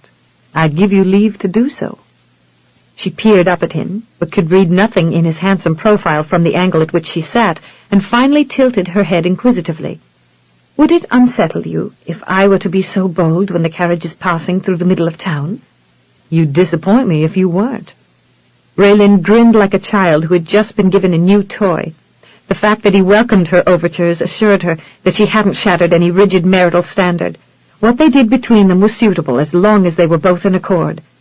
"I'll see what I can do about working you free, sir." As she sought to pry the side placket open, she was led to tease, "You know, Geoffrey, you're not making this any easier." Tilting the topper upward, Jeff considered the telltale bulge beneath the costly trousers. Such are the hazards of being a wife, my dear. You can hardly expect me to sit here unaffected when you're trying to get into my underwear. As you can see, I'm eagerly anticipating your attention." She finally plucked free a placket, and soon her small hand was slipping inside to make her claim upon the warm flesh, snatching Jeff's breath inwardly for a blissful moment. During the ensuing inspection, he strove hard to remember to breathe. It gave Raelynn a strange sense of wifely satisfaction to be able to elicit the molding of his male flesh. When she could affect a man of his maturity and experience in such a way, she didn't feel nearly so self-conscious about her naivete or her youth.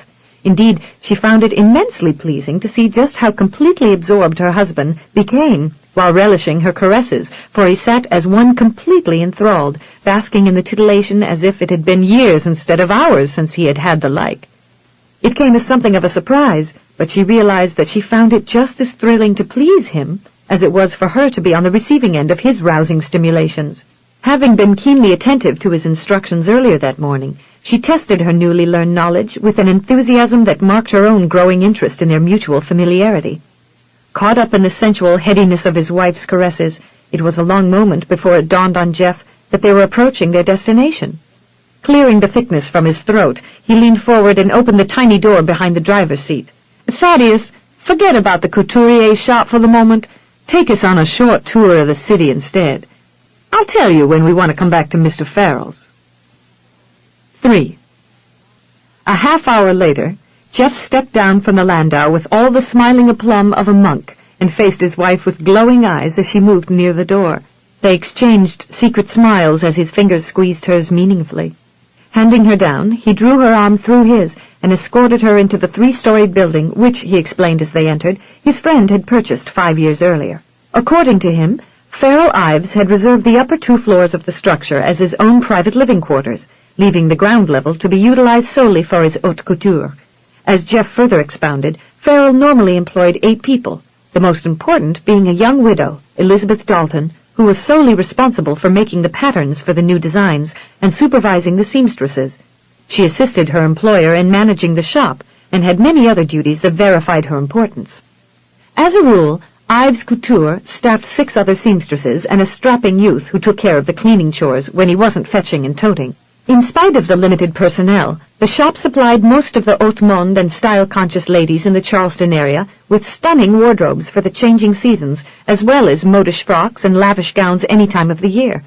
Dainty accoutrements were also readily available on the premises and didn't need to be ordered unless a customer had something specific or extravagant in mind. Jeff ushered Raelynn to a cozily furnished sitting area located near the entrance of a pair of spacious hallways. Long tables, laden with beautiful fabrics in different textures, colors, patterns, and weight, were angled against the walls of both. The smaller corridor provided offices near the front for the employer and his assistant. Behind these were cubicles for fittings. Private sewing rooms for the seamstresses divided the larger hall, at the end of which was a large window of small-paned glass that framed a carefully tended garden. A nearby passageway led to the back door, and, off to the side, a stairway supplied access to the upper stories. Through the doors of the nearest 2 seamstresses' rooms, Raelynn espied 2 dummy forms bedecked in fashionable gowns of breathtaking beauty, readily evidencing the talent of the couturier. At the entrance of the last cubicle, a tall, dark-haired woman of about 25 stood talking with its occupant, who remained hidden from view. Upon espying the new arrivals, the brunette quickly made her excuses and, with an ebullient smile, hastened forward to greet them. "Mr. Birmingham, how good it is to see you again," she averred in mellifluous tones. Her dark eyes fairly glowed with a brilliance that matched her smile. But then, with an openly gracious manner and a beauty charmingly enhanced by a pale yellow Empire gown, she truly seemed imbued with a radiance of her own.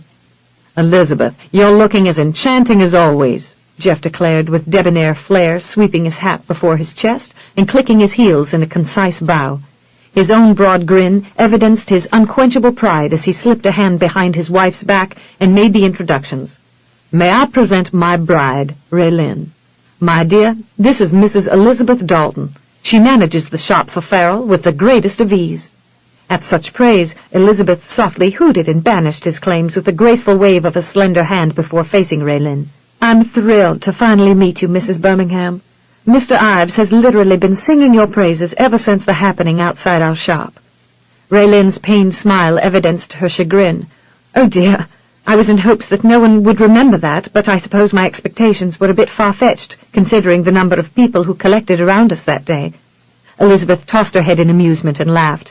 "When there's a member of the Birmingham clan involved, my dear, you can be fairly certain that he'll reap a goodly share of attention from Charlestonians. Still, when a lady has been bequeathed with your fine looks, Mrs. Birmingham, you needn't bear the name of a prominent family to gain everyone's notice. 'Twill surely be yours wherever you go." "Thank you, Mrs. Dalton," Raelynn replied with a gracious smile. "You're very kind indeed.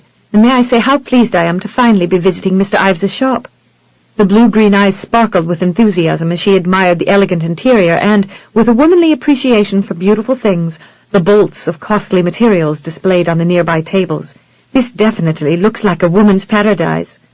Warm laughter spilled melodiously from the dressmaker's lips. "Oh, it is, absolutely, but please, Mrs. Birmingham, do call me Elizabeth. I'd feel especially honored." "The pleasure is mine, Elizabeth," Raelynn warbled, "and I'd be equally gratified if you'd favor me by addressing me by my given name." Elizabeth grimaced ever so slightly. "You have a beautiful name, to be sure, but if you wouldn't mind, while we're here in the shop, I should use the more formal address for the sake of the other employees. Mr. Ives insists that his seamstresses show proper respect to his customers, and it makes it easier for them if I abide by that standard as well, at least while I'm here." She chuckled as she added, "He even has them calling me Mrs. Dalton, a formality he considers needful for maintaining discipline in the ranks. If I didn't know better, I'd be inclined to think he was once a seafaring captain. He certainly runs a tight ship here." Jeff chortled at such a far-fetched notion. "I'm afraid your employer would be hopelessly lost with a compass and a sextant, Elizabeth. He's too much of a landlubber." The three joined in a moment of mirth before the older woman swept sparkling eyes down the length of Raelynn's gown. It had been among the prettiest day dresses that Ives Couture had recently sold, and she was delighted to see it being worn by such a fetching lady. "Mr. Ives's business will surely reap a wealth of benefits once the city's populace catch a glimpse of you bedecked in his fashions, Mrs. Birmingham. In praising you, Mr. Ives went so far as to claim that you are just as beautiful as your sister-in-law. I was sure his assertions were exaggerated until today." Raelynn's radiant cheeks evidenced her delight over the woman's compliment. "Heather is so gorgeous that I must accept it as a tremendous honor to be compared to her." "As well you should, Mrs. Birmingham," Elizabeth readily rejoined. "I can't imagine another lady in the area as attractive as the pair of you." Raelynn tilted her head thoughtfully as she considered the brunette. Obviously, the woman had reservations about her own beauty, but Raelynn was more than willing to enlighten her. "Have you taken a look at yourself in the mirror lately, Elizabeth?" The other clasped a hand to her cheek in sudden dismay. "Oh, dear, do I have a smudge or something on my face?" "No, of course not," Raelynn reassured her with brimming amusement, totally taken with the woman's lack of vanity.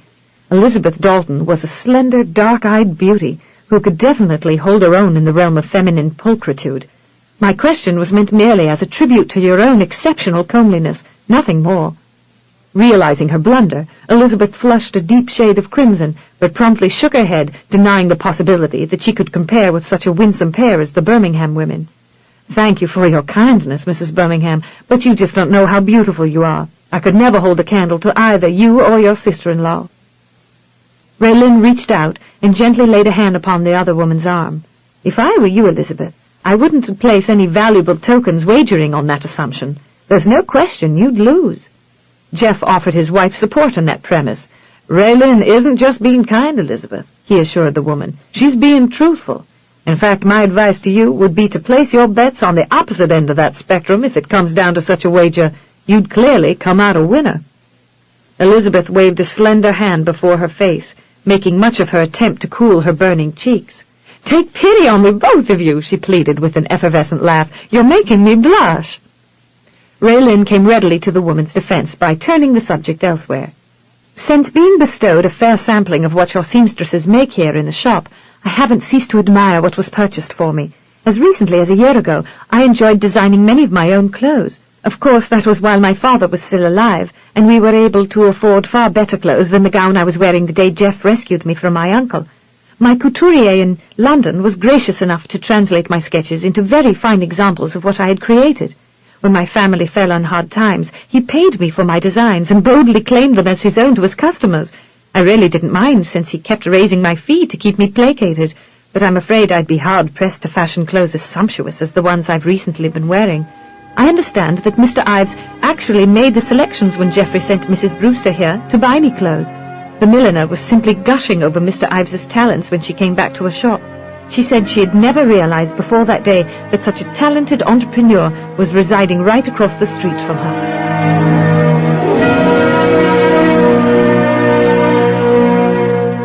This is the end of this cassette. This program is continued on side 1 of cassette number 2.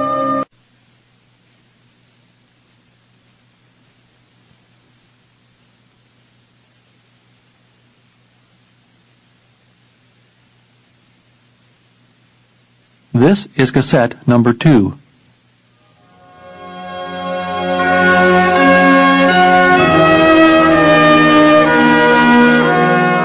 The milliner was simply gushing over Mr. Ives's talents when she came back to her shop, Raelynn said. She said she had never realized before that day that such a talented entrepreneur was residing right across the street from her. Amusement tugged at the corners of Elizabeth's lips. Yes, Mrs. Brewster did seem in a rare dither here that day. I don't think she had ever actually taken a close look at Mr. Ives before she came. He definitely has a way of awing some women when they see him face to face. But in regards to your clothing, Mrs. Birmingham, Mr. Ives would never have left another to choose your gowns and other accoutrements, considering that your husband and he are such close friends. Yet I must be honest, there weren't that many garments on hand at the time, so it was a fairly simple task to make the selections. The woman continued with a casual shrug. Usually, we make only what our customers order, but an unusual situation developed after the garments were finished. I shan't mention any names lest I embarrass the fine people involved, but the young lady for whom the gowns were originally made was left bereft of the funds to pay for them by an unfortunate incident. It seems that a brother had laid out the total sum of their recent inheritance on a race in which a stallion he had raised from a colt would run against one other horse. The stallion was indeed very fast. I saw the black race once myself. The brother had high hopes of doubling their combined fortunes, when he was lured on by the challenges of another who seemed a novice on the subject of fine steeds. Unfortunately, the brother's stallion was found dead in the stall in the morning of the race, allowing Mr. Friedrich, the owner of the second horse, to win the purse without his entry even running. Mr. Ives saw no need to burden the girl any more than she was already over the loss of her wealth by demanding payment. If there was a culprit in this tale, then both Mr. Ives and I share the belief that Mr. Friedrich's hired henchman poisoned her brother's horse. Frankly, I think the man should be horsewhipped for what he did. I assume that's none other than Gustav Friedrich? Jeff queried. When he received an affirmative nod from the woman, he voiced his opinion with acid distaste. I agree about the horsewhipping, Elizabeth, but then I personally think that the man should have been locked away as soon as he stepped off the boat from Germany. Many Charlestonians have suffered because of him, and I have a feeling that many more will fall prey to his schemes.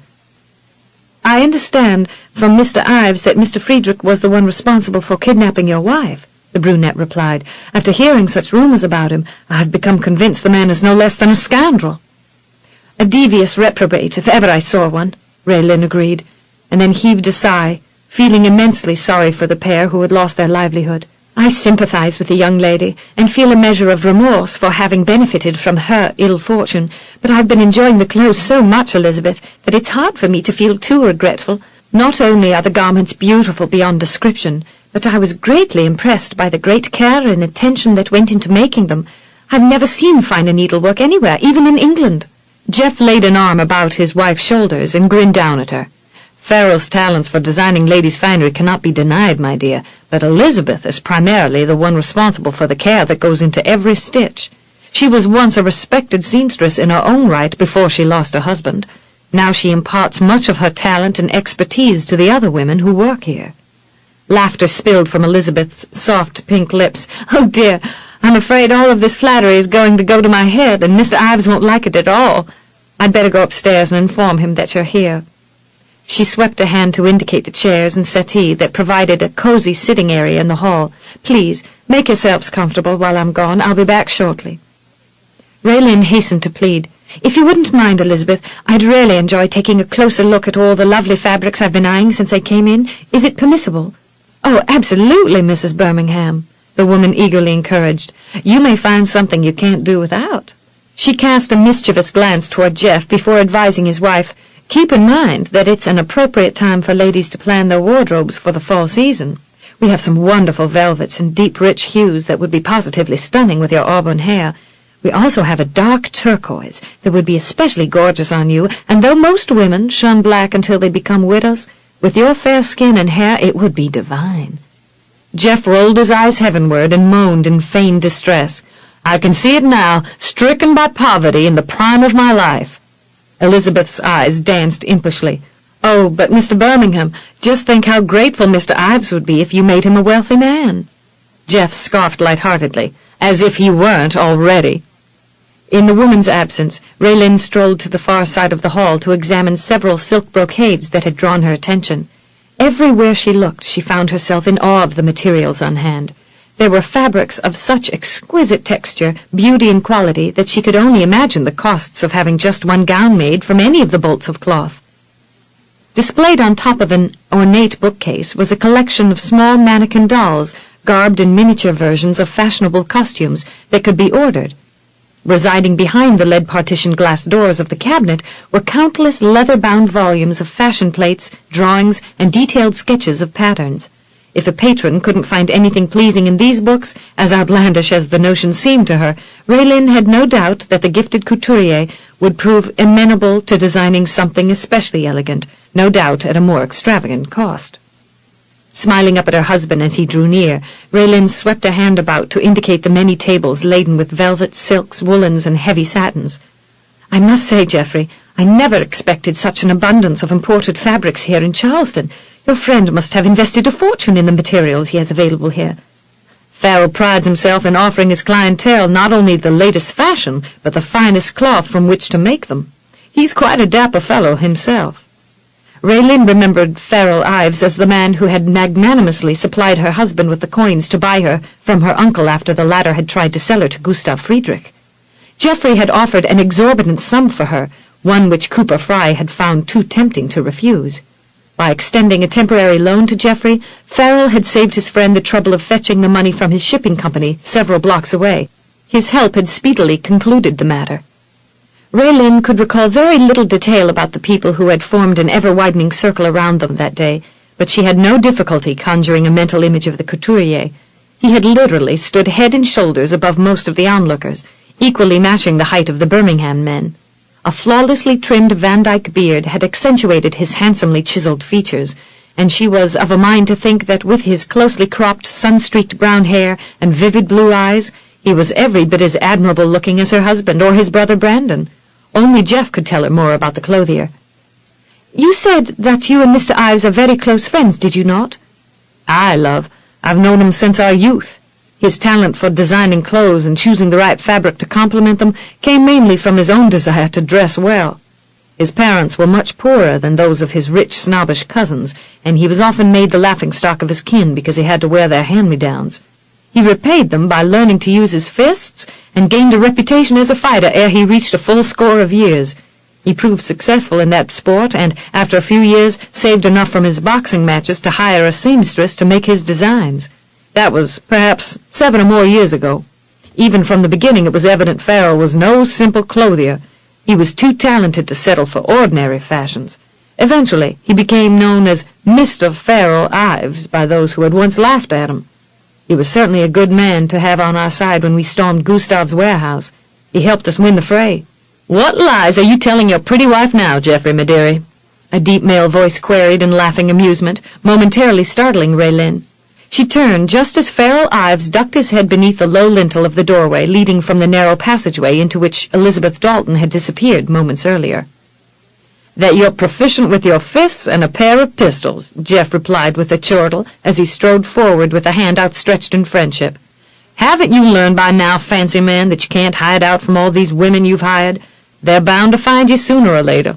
The two men clasped hands in a hearty handshake before Farrell grinned.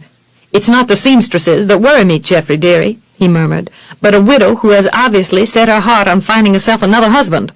Had they been alone, Jeff might have probed for an explanation, but he was anxious to make the introductions. "My dear," he said, drawing his wife forward with a welcoming arm outstretched, It's time you formally made the acquaintance of a very good friend of mine, Mr. Farrell Ives. Farrell, this is my wife, Raelynn." "Enchanted, Mrs. Birmingham," Farrell murmured, his lips widening into a white-toothed grin. His neatly clipped mustache turned up subtly at the ends, accentuating the thin lines of whiskers that trailed downward into his pointed beard. Sweeping into a lissome bow, he bestowed a light kiss upon her fingertips. "Rarely do I have the pleasure of seeing my designs worn by one so fair." "I'm honored to meet you at last, Mr. Ives," Raelynn assured him, bestowing a charming smile upon him. The couturier silenced her with an uplifted hand. "Farrell, please, none of that formality stuff." "Farrell," she conceded with a soft laugh, "but only if you'll consent to call me Raelynn." "Raelynn it is, then, and may I say that your husband and I made an exceptional purchase when we bought you from your uncle." She dipped her head pertly in acknowledgment of his praise.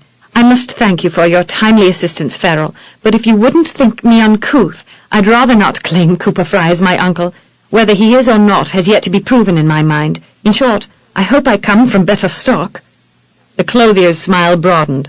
"I had trouble envisioning the oaf being close kin to an angel. I'm relieved to know there's a possibility that he isn't." "If you can stop drooling over my wife long enough to lend me your attention, Mr. Ives," Jeff prodded good-naturedly, "we'd like to enlist your services in designing a gown for Raelynn to wear at a ball that I'm giving to celebrate our nuptials in the middle of October." "I'll lend whatever talents I have to the matter, my friend, but only if I'm invited." Jeff heaved an exaggerated sigh as he slid a fleeting glance upward. "What I must go through to get this fellow to conform to my wishes."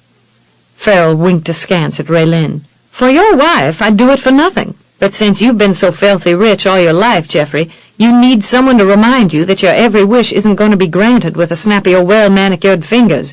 You'll have to pay through the teeth in this instance."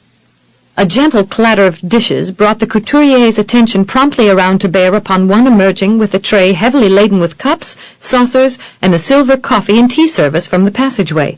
His employee's look of consternation warned Farrell that his assistance was required post-haste. "Good heavens, Elizabeth, let me take that before you drop it," he urged, with long strides rapidly crossing the room. "It looks too heavy for you to even consider carrying all that distance." The woman sighed in relief as she gave the service over into his capable hands. "I'm sorry, Mr. Ives. I didn't realize it was so cumbersome until I was halfway here, and then there was no place to set it down. I thought Mrs. Birmingham would prefer tea, and I know how you men enjoy your coffee, so I brought both." "You're as thoughtful as always, Elizabeth." Her employer flashed her a smile, brightening the rosy hue of her cheeks before he faced his guests. After deftly whisking the tray to a table residing in the midst of the settee and chairs, he straightened and rubbed his hands together in anticipation. "I could stand some coffee. What about you, Geoffrey? Raelynn and Elizabeth, will you both be having tea?" "I should finish instructing the new girl if you have no further need of me, Mr. Ives," Elizabeth said, retreating several steps. "Nonsense, Elizabeth. Have someone else explain to her what she'll be required to do here. I'd like for you to stay and share in the refreshments while we discuss some ideas for a new ball gown that we'll be making for Mrs. Birmingham." "Yes, of course, Mr. Ives, if that is your wish." "It is, most assuredly." She seemed a bit flustered beneath the grin he swept toward her. "Then let me go ask Mrs. Murphy to take over for me. I'll need to fetch another cup anyway." "Don't be long." "Only a moment, sir." As she hurried from the parlor, Jeff swept a glance around in time to catch his friend casually observing the subtle sway of his employee's hips. The stylishly narrow skirt of the Empire gown was most obliging to inspection, for it not only evidenced the graceful slenderness of the woman who wore it, but it also defined her nicely turned backside. At the moment, the couturier seemed especially appreciative of the view. Whether he realized it or not, his close scrutiny was typical of perusals common among bachelors seriously on the prowl for a mate, if not one long-termed, then surely for the night. But as far as Jeff knew, there had never been anything either now or in the past between Farrell and the woman he employed. Throughout his years as a clothier, he had always drawn a line between his business affairs and his personal life. Over time, he had courted nearly every young, winsome maiden in the area, much as Jeff had done, without making any lasting commitments. Elizabeth Dalton was from the business side of his life, and undoubtedly, for that reason, hadn't fallen into the same category as his light-o-loves. It certainly wasn't because men found her unappealing. On the contrary, since the death of her husband, Emery Dalton, She had purportedly turned down as many marriage proposals as Farrell had employees, but then such rumors could not be confirmed since Elizabeth was as mum about herself as she had been about her late spouse. In the very early stages of Elizabeth's marriage, Emery Dalton had taken to gambling, and by the time their second anniversary rolled around, had managed to lose what little he had earned farming and breeding horses, as well as everything that his wife had made sewing, and had later received from the sizable inheritance her parents had left upon their death. Emery started drinking along about the time he realized he was squandering their possessions. The more he indulged in strong drink, the meaner he became, eventually working into a habit of slapping his wife around when he became vexed with her or at his ill fortune at cards. On several occasions during this period, Jeff had shared a brandy or two with his clothier friend, and had lent a sympathetic ear when Farrell had voiced his suspicions about Emery's treatment of his wife. It was only after actually witnessing such an occurrence that Farrell had severed his friendship with the gambler, which had begun during his early boxing days. That division had come about shortly after the couturier had been summoned to a local tavern where Emery had been creating havoc. The gambler had lost heavily at cards and been so enraged by his circumstances that nothing had been safe within his reach. The barkeep had begged Farrell to take his friend home, and upon their arrival, Emery had given the very pregnant Elizabeth the back of his hand with enough force to send her reeling halfway across the room. Enraged by the man's brutality, Farrell had slammed a fist into Emery's jaw, all but breaking it, and in the process rendering him unconscious. The couturier had then carried Elizabeth upstairs to the bedroom she had shared with her husband. He had gently soothed her weeping, and nursed her bruised jaw until she finally quieted beneath his tender care. Upon returning to the couple's parlor, he had found Emery trying to shake off the fog in his head, but the man had become vulgar, accusing Farrell of coveting his wife. A whole string of slurs had followed until Farrell, highly incensed by the man's insults, had warned his glowering friend that if he ever laid a hand to Elizabeth again in violence, it would be his last day on earth. Hardly a week later, a keen-eyed gambler accused Emery of cheating at cards, and when Emery drew a small pistol from his coat, the man shot him through the head, killing him instantly. Jeff's own gaze followed Raelynn as she wandered off to search the other tables for noteworthy fabrics, and he wondered if his own expression revealed the pleasure he derived from watching her. Lest he be caught ogling his own wife, he reminded the clothier, "You said it's not your seamstresses who worry you, but a widow out to find herself a husband. Is it Elizabeth who vexes you?" "Good heavens, no, man!" Farrell laughed at such an absurd notion. "She provides the only sanity in my life. I was speaking of a certain widowed milliner whose shop is right across the street. Ever since you sent her over here to buy clothes for Raelynn, she has taken to popping into my shop with special little desserts or dishes she has cooked for me. But then she's just as likely to come when she isn't bearing any offering. I tell you, Geoffrey, that woman has driven me to seek refuge in my apartment more times in the last 2 weeks than I ever did before in a 3-month period." Jeff hooted in glee. "Blow me away if Thelma Brewster hasn't taken a shine to you, fancy man." Farrell's brows shrugged upward, briefly. "Never mind that she's more than 20 years my senior, and as fluttery as a silly virgin on a carriage ride with a horny roué. The way she's been acting, a body would think I've been trying to get underneath her petticoats." He snorted. "Oh, as if I'd even care to. I take it that she goads you a mite. More'n a mite, Geoffrey. She has the strangest way of bustling into my shop soon after some sweet young thing comes sashaying in to order a new gown. I've enlisted Elizabeth's aid in warning me of Mrs. Brewster's approach, but the seamstresses usually keep her so busy that she can't always keep watch, and I don't trust another to be as discreet. Mrs. Brewster was here not even an hour ago with these little pastries she baked for me." Casually, he indicated a plate of flaky breads that resided on the silver tray beside the coffee service. "I saw her coming and took refuge upstairs. I tell you, Geoffrey, my dearie, if I ate everything that woman has brought over here since she started visiting, I'd be rolling through these halls." Jeff made an earnest attempt to bridle his amusement, but it invaded his tone nevertheless. "I'd offer my services, fancy man, but I have no idea how I can help. I certainly don't want to invite that sort of attention upon myself. Since you're now a married man, I would assume Mrs. Brewster considers you well beyond her reach. The way she chases after me, though, I've become leery of even leaving my shop by way of the front door. You know I've never given too much consideration to the idea of taking myself a wife, but lately I've found myself pondering the notion more and more, just to keep that milliner out of my hair, which is a damned poor reason for a bachelor to resign himself to marriage. It goes to show how desperate I'm beginning to feel, but I'll try not to jump out of the frying pan into the fire just yet. As many women as I've courted, I've yet to find a sweet little miss who doesn't bore me to tears." "Does Elizabeth bore you to tears?" Farrell rolled his wide shoulders uneasily. No, of course not, but she works for me." "Oh, yes, that makes a difference," Jeff gently needled. Farrell settled a suspicious squint upon his friend. "Precisely. What did you mean by that remark, Geoffrey, my dearie?" "Only that you've apparently turned a blind eye to Elizabeth. Haven't you ever noticed how beautiful she is?" "Oh, I've noticed all right, but I haven't let it go beyond that point. She overheard me threaten Emery the night I laid him out flat. When I brought his body home several nights later, Elizabeth stared at me as if I had suddenly become a two-headed monster. I think for a few moments there she actually believed I had killed him. While I was digging his grave, she sat in a chair on the front porch just watching me. She was very solemn, very distant. She never cried or carried on. Then, after a time, she went into the house, and when I followed a short time later, I found her down on her knees, mopping up the floor. It took me a few moments before I realized that her water had broken and that she had gone into labor. She refused to let me carry her upstairs, or, for that matter, to even come near her.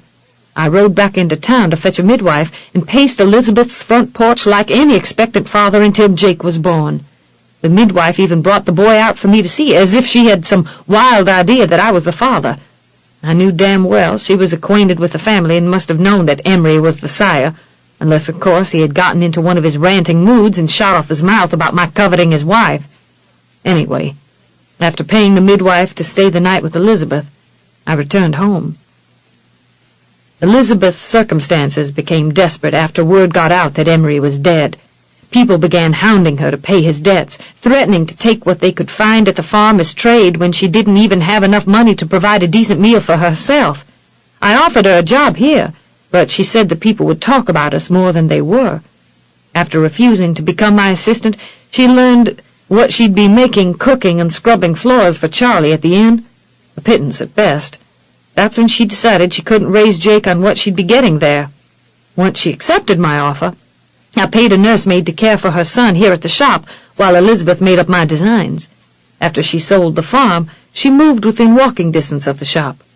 I tell you, Geoffrey, until she began sewing for me, my designs never looked so marvelous. Since then, it has been strictly business.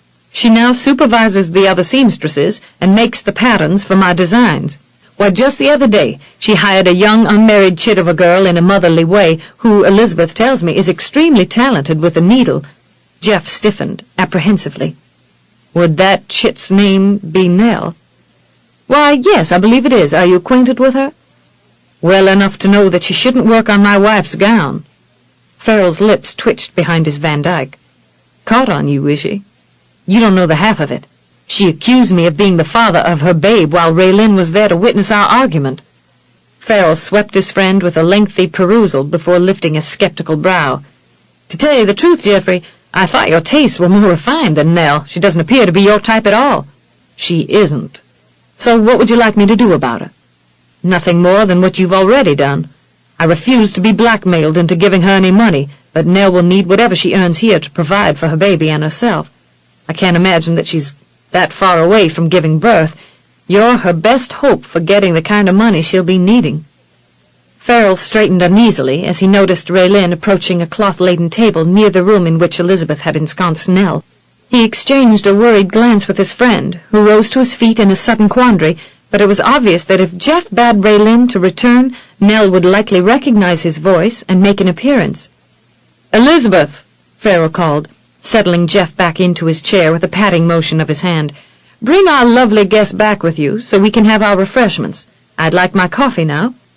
Elizabeth reappeared and, with a smile, escorted Raelynn to her anxious husband. The dark-haired woman graciously served as hostess and poured their separate brews before settling back in a chair with a cup of tea for herself. The plate of pastries was passed around, and while they were being relished, Elizabeth offered suggestions as to the type of gown she thought should be made for Raelynn. "Mrs. Birmingham's skin is so fair, the cloth must be of a soft, pale hue to do credit to her flawless complexion. Farrell nodded thoughtfully as he studied Raelynn over his own cup of coffee. "Aye, a pink as dainty as the blush on her cheeks." "Soft layers of silk, the top one bejeweled with tiny lustrous beads," Elizabeth murmured, gazing at their subject. Once again the couturier inclined his head in agreement. "I can see it now, Elizabeth. A gown as slender as the lady herself, with small cap sleeves and a short beaded train. Satin slippers should be made for her, and, of course, she'll be needing a lace fan sewn with shimmering beads. She should be no less than dazzling." Much in awe of the imagination of the couturier and his assistant, Raelynn glanced from one to the other in amazement. Finally, with a smile, she turned to her grinning husband. "I've never known a ball gown to be conjured from one's imagination with such ease and compatibility. I used to spend hours and hours sketching clothes, but I usually tossed aside far more than I thought worth keeping." "You used to design clothes?" Farrell queried, his interest growing by swift degrees. Raelynn inclined her head in a slow nod, not wishing to give the impression that she was well versed in the field. "For a brief time, once merely for the pleasure of it, and then later to put food on our table while my mother and I were still residing in England. Before that, when we could afford better clothes, it was entirely done for my mother and myself." Winking at her, Farrell gave her a grin before slanting a puckish glance toward Geoffrey. "Is it too late to steal you away from your husband?" Realizing that his bantering was mainly aimed at his friend, Raelynn curbed any evidence of her threatening amusement and lifted slender shoulders in a casual shrug, feigning disinterest. "I fear so. You see, I've become quite attached to Oakley, and would be loath to leave it." "Oakley? Oakley?" Jeff repeated, as if sorely chafed by his wife's expressed preference. Raelynn dimpled prettily as she settled gleaming eyes upon him. "Well, of course, I'd miss you too, Geoffrey." "Humph." Her husband folded his arms across his chest, giving every indication that he had been insulted, but at the hilarity of the three he relented enough to grin. "I suppose I shall have to make a more lasting impression upon my bride ere she finds a plantation more grand than mine." Raelynn reached across and consolingly stroked her husband's hand. "I don't think that will happen, dearest. Oakley is quite beyond any lady's expectations." "Thank heavens for small favors," Jeff grumbled, evoking their laughter. Sitting back in her chair, Raelynn raised her cup to take a sip of tea as her eyes swept casually down the hall. When a young pregnant woman of no more than 10 and 6 stepped into the corridor, it was quite enough to start her hands to shaking. The girl was petite and very pretty, with bright golden hair, but her pale blue eyes narrowed menacingly as they ranged over Raelynn, who managed with some dignity to return her cup to her saucer without spilling the contents over herself. The girl's gaze moved on, and grew noticeably softer when they came to rest upon Jeff. "Nell," he greeted stoically, giving her a brief nod of recognition. She lifted a quavering chin as if wounded to the quick by his distant tone, and for a lengthy moment she seemed to struggle with some inner turmoil as her blue eyes brimmed with tears. Through the gathering moisture, she turned to glower at Raelynn, who sat frozen in her chair. The girl caressed her own distended belly, deliberately reminding the other woman of her condition, and managed a smug smile, which at best was badly contrived. Following Raelynn's stare, Elizabeth turned in growing curiosity. "Is anything wrong, Nell?" The girl looked at the woman as if awakening from a dream. "No, Mrs. Dalton," she croaked in a voice choked with emotion. "I just thought I heard familiar voices, but I guess I was mistaken." Bestowing a last glare upon Raelynn, Nell returned to her cubicle and gently closed the door behind her. Jeff realized that he had been holding his breath ever since Nell had come out of her room. Gradually, he released it, thankful there hadn't been another argument or angry confrontation with which he'd have been forced to contend. But then, he wasn't at all certain that this would be the end of it. Nell was definitely not the predictable sort. He had learned that the night she had crawled into his bed. "I hate to rush off and leave such worthy company, Farrell, but my wife and I have other shopping to do," he announced, setting aside his coffee cup and squeezing Raelynn's hand. She sat as if stunned, her cheeks unusually pale. It was not hard to imagine what anguish she was now feeling, wondering if he had sired Nell's child. After what they'd experienced together that morning, the sight of the girl had no doubt brought the brooms of gloom back upon her. "Perhaps we should get about it." "If you wouldn't mind sparing a moment more of your time, Mr. Birmingham," Elizabeth begged as she returned her own cup and saucer to the silver tray. "I'd really like to take your wife's measurements before you leave." In view of the necessity of her request, Jeff graciously yielded her the time. "Of course, Elizabeth. Raelynn's ball gown takes precedence over everything else. Nothing we'll be doing today will be of greater importance. I just thought my wife would enjoy venturing into some of the nicer shops in Charleston." Farrell grinned behind his neatly clipped whiskers. "Should I consider it a compliment that you came here to mine first, or do you love me so much, Geoffrey, me dearie, that you can't stay away?" Jeff made a great show of being unduly shocked. "What? Love a conceited, dandified nouveau riche? Are your wits addled, man?" Raelynn's smile indicated an easing of her anxiety. She glanced between the two men. Elizabeth pressed slender fingers to her own mouth to squelch the mirth that bubbled up within her as she looked at Farrell, who, with an expression of exaggerated distress, had fallen back into his chair, but the man proved himself just as adept at a rejoinder as his friend. "Egads, Geoffrey, are you so jealous of my good looks and manly physique that you must voice your callous affront within your gentle wife's hearing? What must she think of you? A cad, no less." Rising with overstated grace, he faced Raelynn and executed a flamboyant bow. "Madam, if you're ready to cast this oafish knave aside, I'd be honored to give him twice the sum he gave your uncle just for a sweet smile from your lips." "You already have the best I can offer, sir," she warbled, her heart dragging free of that dark morass of uncertainty as she yielded to the clothier's humor. "Even if my life were threatened this very moment, I don't think I could make a better attempt or smile any broader."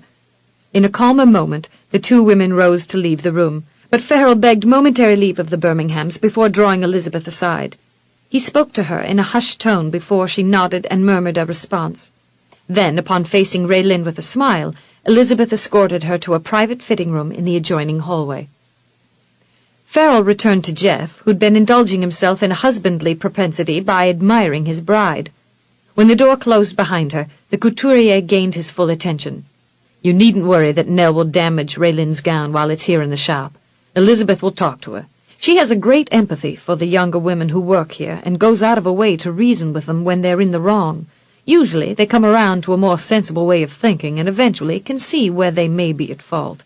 I've asked Elizabeth to counsel Nell and help her come to terms with the fact that you're married now. Personally, I believe the girl is fortunate to be working under Elizabeth. Yet, for all of my assistant's concern for them, she expects them to conform to the rules we've established here. Don't annoy the customer is the first principle to which they must adhere. They all know that if they overstep the boundaries we've established here, it will likely mean losing a position that pays them good wages. That threat serves to quell their animosities to a goodly extent. Nell will surely take that into consideration once the rules are explained to her, and, at least while you're here in the shop, will avoid you and Raelynn. Beyond this place, I can make no guarantees." "You're fortunate, my friend, to have Elizabeth working for you," Jeff assured the man, a slow grin making its way across his lips. "You ought to consider what disaster would befall you if Elizabeth ever decided to accept some gentleman's proposal of marriage." Farrell looked aghast at such a notion.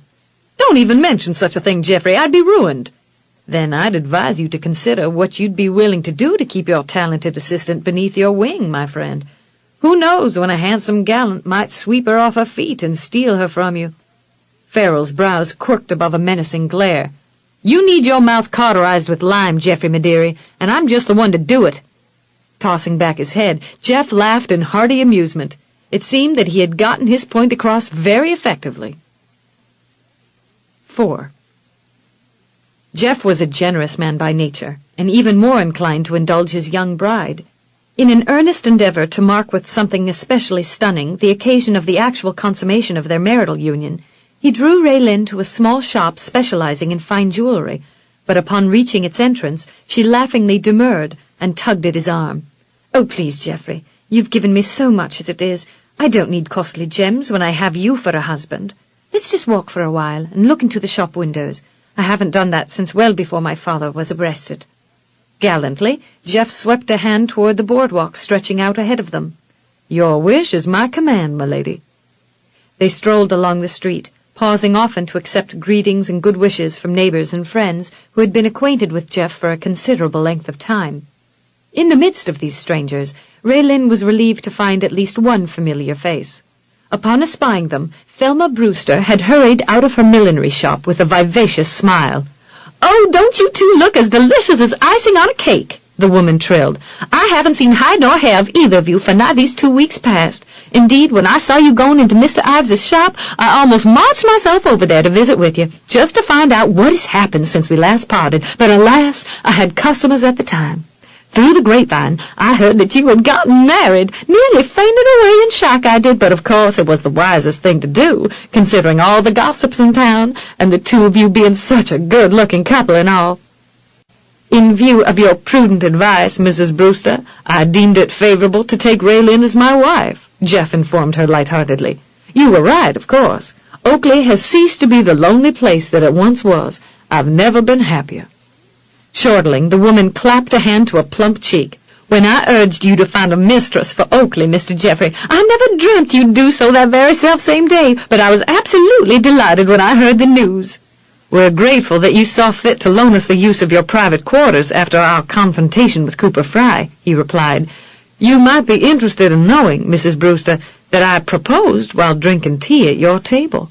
"Oh, how romantic!" Thelma Brewster sighed dreamily. "And to think it happened in my kitchen!" Raelynn took hold of the older woman's fingers and pressed them with gentle warmth. "I'll never forget your kindness to me, Mrs. Brewster. Thank you for being so considerate." "Oh, Tish!" Blushing with pleasure, the milliner shook her head at the younger woman's attempts to thank her.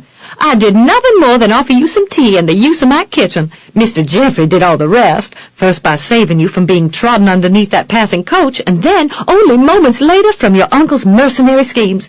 I'm sure you know by now that here in Charleston our gentlemen are most gallant." "Nevertheless, Mrs. Brewster, you offered your gracious hospitality when we most needed it," Raelynn assured her. "We shall always be indebted to you." The milliner smiled, pleased by their show of gratitude. Jeff extended his appreciation a bit further by suggesting that his young wife had need of another bonnet or two to go with her new gowns. In this instance, Raelynn was willing to accept his largesse, for in passing the millinery, she had seen several that were, at the very least, exceptional. She had little difficulty choosing a half-dozen to try on, and posed prettily in each for her husband. By the warming glow in his eyes, Raelynn was wont to think that he was enjoying his newly acquired status as husband. When she asked which of the hats he liked best, he showed no hesitancy in selecting the prettiest two of the lot, leaving her little else to do but smile and eagerly nod. Upon leaving the milliner's shop, Jeff deposited their purchases in the carriage, and then, with Raelynn on his arm, continued wending his way down the boardwalk. Thaddeus followed with the landau at a snail's pace, now and then pulling over to let other conveyances pass on the street. Even so, he was always near at hand, just in case the couple wanted to ride or go to some other area of the city. When Raelynn and Jeff paused at a quaint inn to share a light lunch, other couples crowded around their table to extend hearty congratulations and good wishes for what seemed a marvelous match. When the couple returned once more to the boardwalk, Thaddeus waved a chortling farewell to another driver and climbed to a seat on the landau. More introductions were made here and there along the way, making Raylynn's head spin with all the names and faces she'd later have to recall. As the afternoon progressed, she became increasingly cognizant of the fact that her husband knew a surprising number of people and had more friends than seemed possible for only one person. Old women seemed to adore him, and with good cause. His young wife smilingly determined, for he was especially generous in lending his attention to them, as if they were the very joy of his life. He called them fondly by pet names and squeezed their fingers affectionately as he bestowed brief kisses on wrinkled cheeks or blue-veined hands, evoking giggles or secret smiles, at times all but hidden behind dignified means. The easy camaraderie Jeff readily exhibited with other men left her much in awe of the one she had married.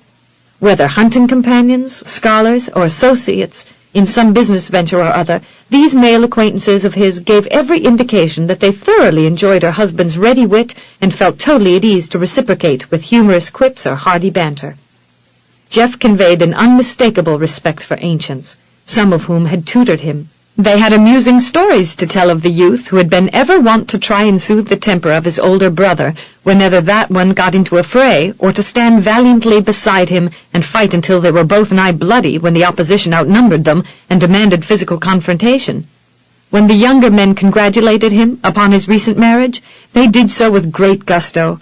clapping him heartily on the back and bragging him unmercifully about his haste to see the deed done, as if he had been afraid some other swain would snatch his winsome bride out of his grasp.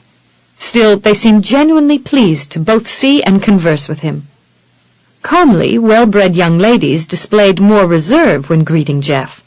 Some eyed him surreptitiously with a measure of longing, while others, ignorant of his recent marriage, tossed fetching smiles his way and, with well-practiced coyness, flicked long lashes as they peered at him askance.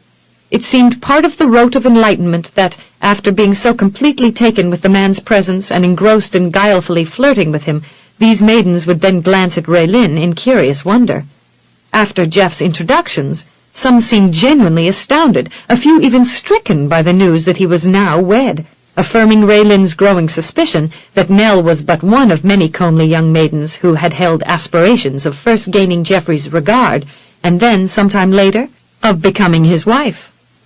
Geoffrey had no pressing engagements or any particular destination in mind, and was simply content to enjoy the balmy day and the presence of his young wife. With Raylynn's arm tucked within his, he paused often to look at numerous displays in the shop windows they passed, and to solicitously inquire if his bride was at all interested in taking a closer look at anything. At an import house, Raelynn momentarily scanned the bric-a-brac neatly exhibited behind the small square panes of the window stretching across the front of the shop.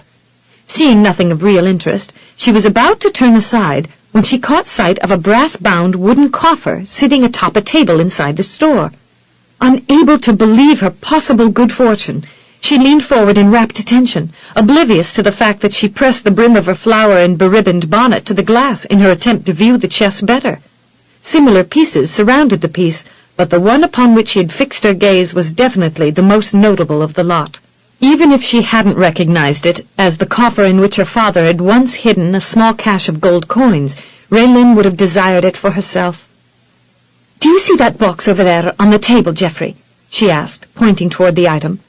He leaned near to peer through the glass. "Aye, love, a handsome piece it is. Would you like to have it?" "At one time, that coffer belonged to my father. Shortly before his arrest, he bade my mother to guard it carefully until he had need of its contents, but he died before any of the gold coins it contained could be of benefit to him. During the sea voyage, my mother began to fear that the box would be stolen by some of the other passengers, and asked Cooper Fry to safeguard it for us. She assumed she could trust her brother, but sad to say that was the last we saw of it. When my mother asked him to return the coffer, he gave the excuse that someone had stolen it. Even so, he continued to live like some high and mighty lordling aboard the ship while we did without. We had hoped the coins would see us through our first year here, but they were obviously used by that greedy crook to fill his own belly and appease his thirst for strong drink. Seeing the box here in a shop so close to the waterfront causes me to renew my suspicions about Cooper Fry. I think he had it within his possession all the time and, as soon as he left the ship, sold it at the first shop he came to. If he didn't, then certainly someone else did."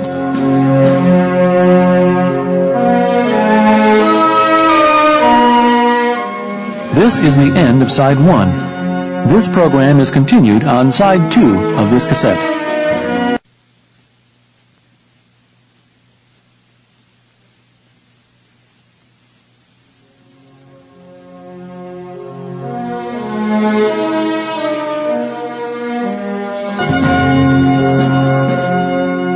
Seeing the box here in a shop so close to the waterfront causes me to renew my suspicions about Cooper Fry, Raelynn said.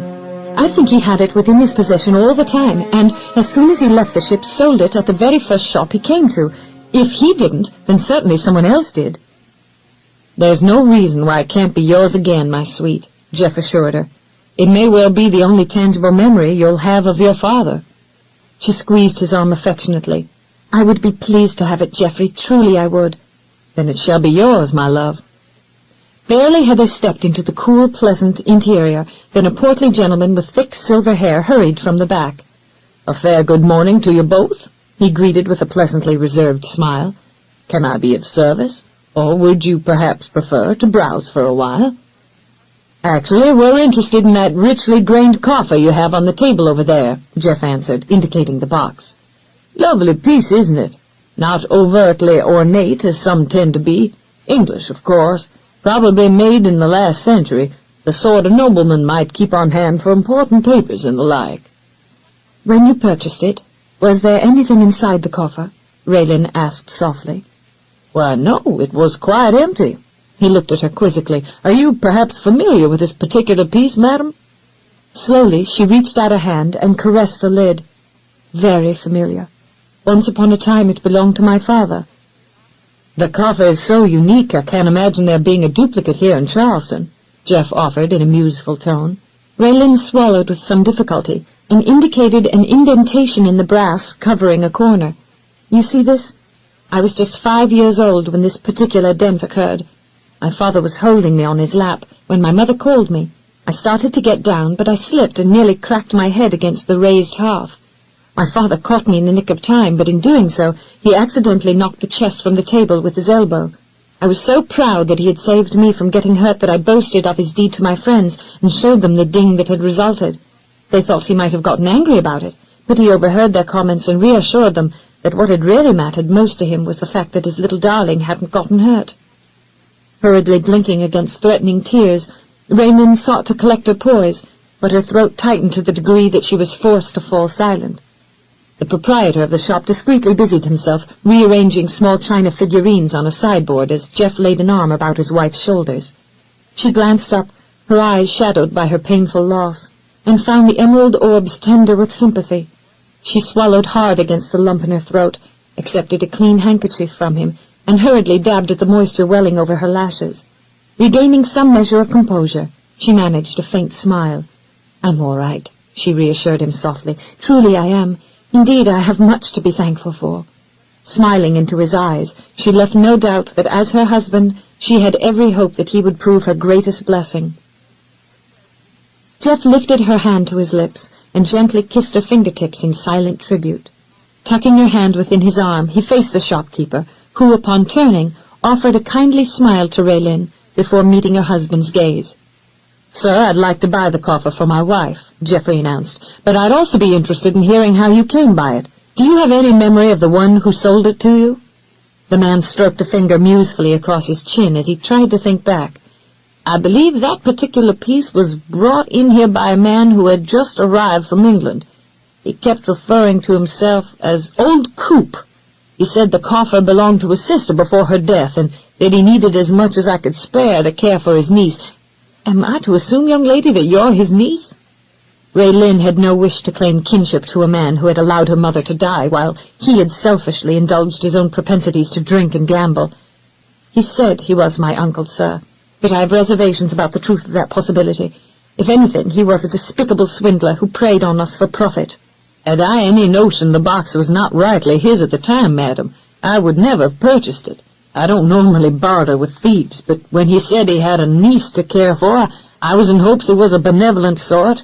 Now I must believe that I was mistaken. I humbly beg your pardon." "It has been my conviction, sir, that in his lifetime Cooper Fry has managed to dupe a lot of people," Raelynn stated softly. "You weren't the first, nor do I think that you will be the last. My own mother was taken in by his claims of kinship and died as a result." "I'm terribly sorry," the proprietor murmured in solemn empathy. "My sorrow is fading with each passing day, sir. The recovery of my father's coffer means a great deal to me. I'm thankful you bought it, and that I saw it here in your shop. I'm even more grateful that my husband is willing to buy it for me. The box will become a treasured keepsake, which we can hopefully hand down to our offspring in years to come. If you hadn't purchased it, I'd still be wondering what happened to it." "You're as gracious as you are beautiful, madam," the shopkeeper averred with a kindly smile, "and it is my wish that in the months and years to come, the coffer will become an even greater asset as you store away memories of your father." "They're coming out now," Only Hyde announced, leaning near the window of the hired livery in which he was now safely ensconced. Chortling softly, he gestured toward the couple who were just emerging from the shop across the street. "Look at that! Mr. Birmingham's done gone and bought your lady something else." "Don't cough! Get back before someone sees you," Gustav Friedrich snapped irately. "Or have you forgotten so soon that you're still wanted by the sheriff?" The curly-headed blonde grinned cockily as he considered the older man, whose stocky frame dominated the opposite seat of the well-worn carriage. The German was nearing 20, stubborn to a fault, and lame now in one arm, which seemed forever destined to be kept bound up in a sling. He had thick, blunt features, a shining bald head, wiry brows, and pale blue eyes, the coldness of which could almost freeze a man. At the moment, they were hot, angry, and glaring a hole through his younger companion. Shrugging off the harsh reminder with a casual twitch of his brawny shoulders, Olney relaxed back into his own seat. "Ain't no use of fretting yourself 'cause of that lame-witted sheriff, Mr. Friedrich. He ain't gonna find me. I knows this here town and all the areas round about it like I do the back of me hand. I can come and go just as much as I please without Sheriff Townsend being none the wiser." "It will be the back of my hand that you will be getting if you cause me any more trouble," Gustav barked. "I haven't forgotten that it was you who shot Herr Birmingham and made his pistol go off and shatter mine shoulder. Nor do I think the sheriff is as stupid as you make him out to be. You, however, may be lacking what he is not. If not for that freight wagon and my timely intervention earlier today, Herr Birmingham would have caught you and no doubt have relished beating you to a bloody pulp before personally escorting you to the sheriff's office." Olney scoffed. "Maybe he would have, maybe not. Just 'cause Birmingham's close to a head taller than me don't mean he could best me. I'd have hit him in the gut before he could have even swung a punch. Anyways, I forgot to tell you thanks for asking the driver to halt for me on the street like you did." Olney's shoulders shook as he recalled his adversary's frantic search after the livery had passed. "Yes, sir, we sure fooled that fancy man, we did. But you know, Mr. Friedrich, you ought not to get into such a temper over what's been done. It ain't good for your liver." "You imbecile! What do you know about livers?" "Only what I heard Doc Clarence telling you, but enough to figure out yours is a turning green with all that bile a-working in it." "You prattle inanely about matters beyond your ken," the German sneered, "and you annoy me in the process." "More in Mr. Birmingham?" Gustav's lips curled in disdain as he swept his gaze out the window and fixed it glaringly upon the tall, well-garbed man presently strolling with his ravishingly beautiful bride on the boardwalk across the street. Noting the wooden box his handsome adversary was toting, Gustav grumbled ill-temperedly. "No telling what that fool has bought for his Frau now. He's too stupid to realize that he will only spoil the girl buying her everything she asks for. When she is mine again, she will learn better." Olney canted his head curiously. "Just how are you planning on snatching Mrs. Birmingham back, now that Fry's plan to sick Nell on Mr. Birmingham ain't panned out? Mrs. Birmingham was supposed to hate her husband after Nell accused him of being the cause of her fat belly, excepting the redhead don't look like she's a-bearing any hard grudge against him. Not the way she's a-hanging on to his arm and a-smiling up at the bloke. Looks to me like they're getting on real fine. You find Cooper Fry for me and tell him that he will have to come up with a much better plan if he expects to live past the summer," Gustav snarled. "Tell him that I will even make it worth his while if this time he can actually be successful in making Frau Birmingham hate her husband." Unable to comprehend the wisdom of such a plan, Olney waggled his head much like a child begrudging a parent's dictates. "Why do you need Fry's help when you got me? I'm far better able to do what that stinking sot can do. From what I hears lately, he got his head too much in the puke can to be any use to himself, much less to you. All that rot-gut whiskey he guzzles sure ain't helping his living on, that's for damn sure. He'll be dead before the year is out, way he's been swilling down that stuff lately. Livers again, as if you knew anything about them." "I'm asking you, Mr. Friedrich, why do you need that souse?" Olney insisted. "I would hear what new ideas the Englishman has to offer me. If he believes he will die, if he disappoints me, he will prove very resourceful, I think. A sizable reward would be incentive for anybody."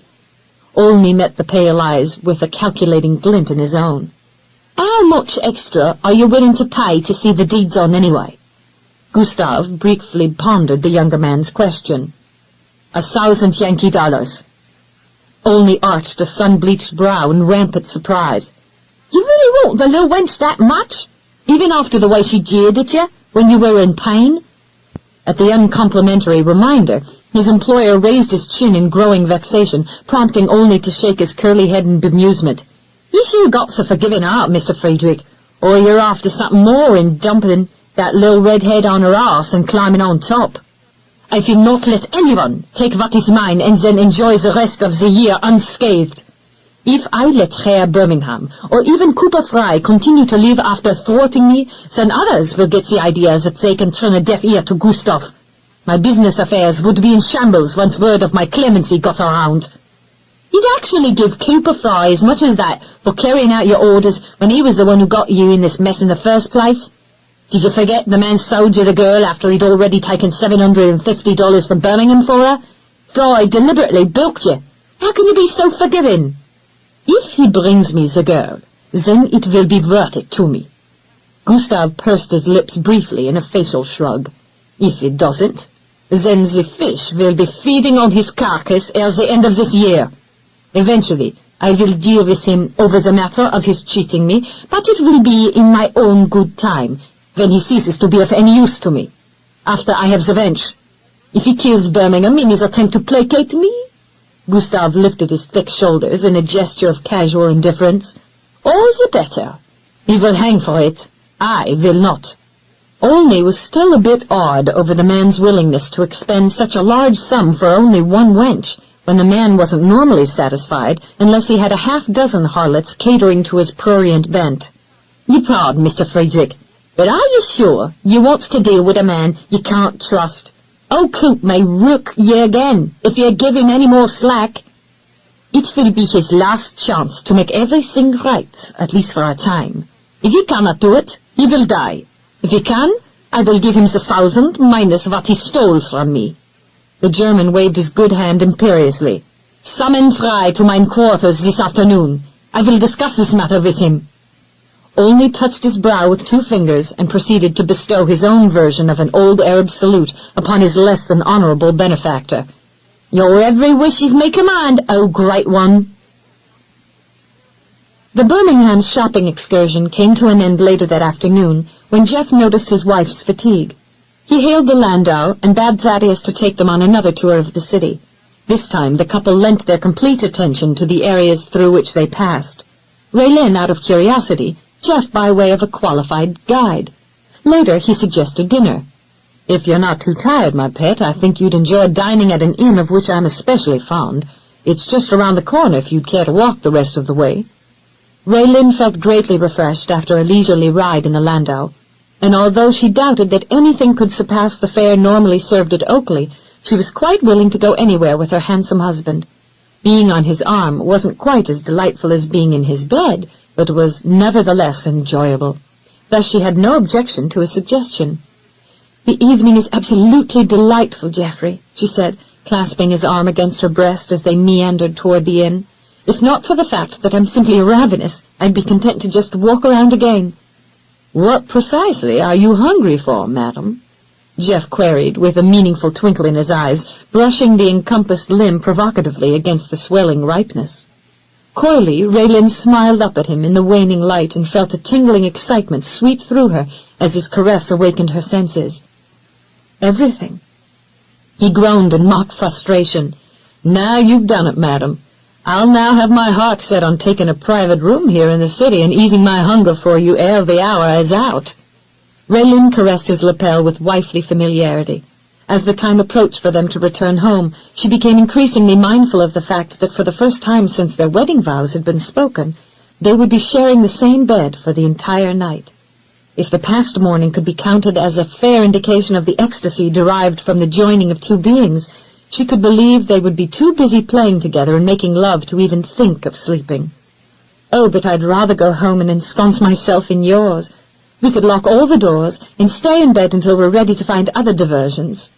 She glanced up coquettishly. I have a nightgown you haven't seen yet. I was saving it for our first night together. The green eyes glowed above her own. You tempt me beyond my ability to resist, madam. Well, now, what do we have here? A voice slurred from nearby. As the couple looked around in surprise, Cooper Fry grinned drunkenly and tottered forward. Even I can believe me poor old eyes. I be a-thinking it's me own bloomin' kin, the Birminghams. I see you're not above breaking your word, Fry, Jeff rejoined testily. According to our agreement, you were supposed to leave us alone. The bewhiskered, slovenly garbed man veered sideways in an attempt to approach his niece, but her husband promptly whisked her to the far side of him, safely out of reach of the man. Only then did Jeff meet the drunkard's dumbfounded stare. He did so with a noticeable lack of warmth. Oblivious to the reeking stench of whiskey that clung to him, Cooper blinked blearily as he contemplated the switch. "What's the matter? You thinks you're too high and lordly to be associating with the likes of me?" "You're drunk, Fry," Jeff chided jeeringly. "Go find some pigsty and sleep it off." Of their own volition, the older man's eyes seemed to roll about in their sockets until he squeezed the lids tightly shut. Upon opening them again, he waggled his head sorrowfully and heaved a wavering sigh. "They only ferrets me out again and makes me pays up what I owes 'em." Bowing his head, he mulled over his tragic situation in deep dejection. Then, upon issuing a loud belch, he rubbed his nose on a filthy sleeve and squinted up at Jeff. "You wouldn't be averse to lending me a couple of hundred of your Yankee coins, would you, old nephew of mine?" "I'm not your nephew," Jeff corrected tersely. "And, yes, I would be averse to lending you money. I've already given you more than you rightly deserved, but at the time I could see no other way of getting Raelynn out of your clutches. In your eagerness to sell her, you made it evident that you don't care a rip about anyone but yourself." "Oh, but look what I did for you by giving you my niece," Fry argued, and leered drunkenly at Jeff as if hoping such logic would motivate the younger man to be compassionate. "You didn't give me Raelynn," Jeff corrected pithily. "I bought her." Turning to his niece, Fry tried with some difficulty to focus his gaze upon her. "Didn't old Coop do well by you, girlie? There you be, all decked out in your finery, but are you grateful enough to come to me aid?" he snorted, emitting more of the foul fumes. "Not in a wee bit, are you?" "Move along, Fry," Jeff urged caustically. "My wife wants nothing more to do with you." "What's this now? Me own sister's chit? Thinking herself too good for old Coop?" His glaring red eyes came back to Jeff, but keeping them there seemed to pose a problem for the man. "And you'll know better. I give you this waif to do it as you please, and do you offer me any thanks? Why, given a chance, you'd likely give me the back of your hand. 'Tain't right the way you're snubbing your nose at me, treating me like filthy scum you are, and here I be down on me luck." "Perhaps in your present muddled state, Fry, you've forgotten the terms of our contract," Jeff retorted crisply. "If so, I shall endeavor to refresh your memory. At least 30 witnesses can attest to the fact that you signed a contract in full knowledge of what you'd be giving up if you didn't conform to the restrictions laid out in that agreement. Bother us again, and you'll forfeit the $750 I gave you for my wife, and believe me, if you can't repay me in full, you'll find yourself working as a hired hand on my plantation under the personal direction of my overseer, Frank Fergus, and you won't be seeing a jug of whiskey until you've repaid me to the last dollar. Now, Fry, don't you think you'd better leave us in peace before you have to work for a living?" The sot opened his mouth several times, emitting more of the foul fumes, but the ability to speak seemed to momentarily elude him. Finally he muttered, "Can't hold on to a blooming farthing, I can't. Slips like water through my fingers. 'Tis a bloody curse, living from hand to mouth as I do." Woefully he clasped a shaking hand to his forehead, as if totally ignorant of any blame he might have had in creating his predicament. "And here I be, a-fearing for my very life. That'll slip away too, just like water, if I don't jumps when they say hop." Unable to make any sense of the man's grumbling, Jeff tucked his wife's arm within his and guided her around the inebriated sponge.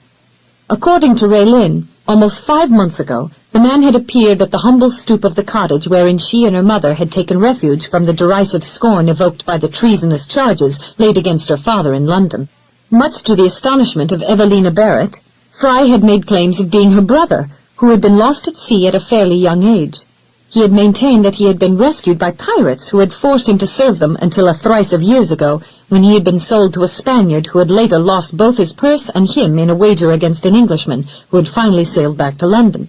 From the beginning, Raelynn had suffered doubts about the authenticity of the man's tales. Like his wife, Jeff couldn't imagine the relationship having much merit, for the two were as different as the East from the West. The couple progressed around the next corner and, from there, approached an inn situated in a private area and surrounded by well-maintained gardens and live oaks. Its carefully clipped lawns conveyed an atmosphere of a private residence, but the delectable aromas wafting from the kitchens tempted many residents and passers-by to make inquiries into the fare. Having often dined in the inn's garden amid the delicate scents of roses, jasmine, and an abundance of other flowers, Jeff was of a mind to think that Raelynn would enjoy the private areas as well as the delectable repast. The proprietor, a genial, round-faced man, hurried forward with a buoyant smile and greeted them enthusiastically as they stepped through the open doors of the entrance.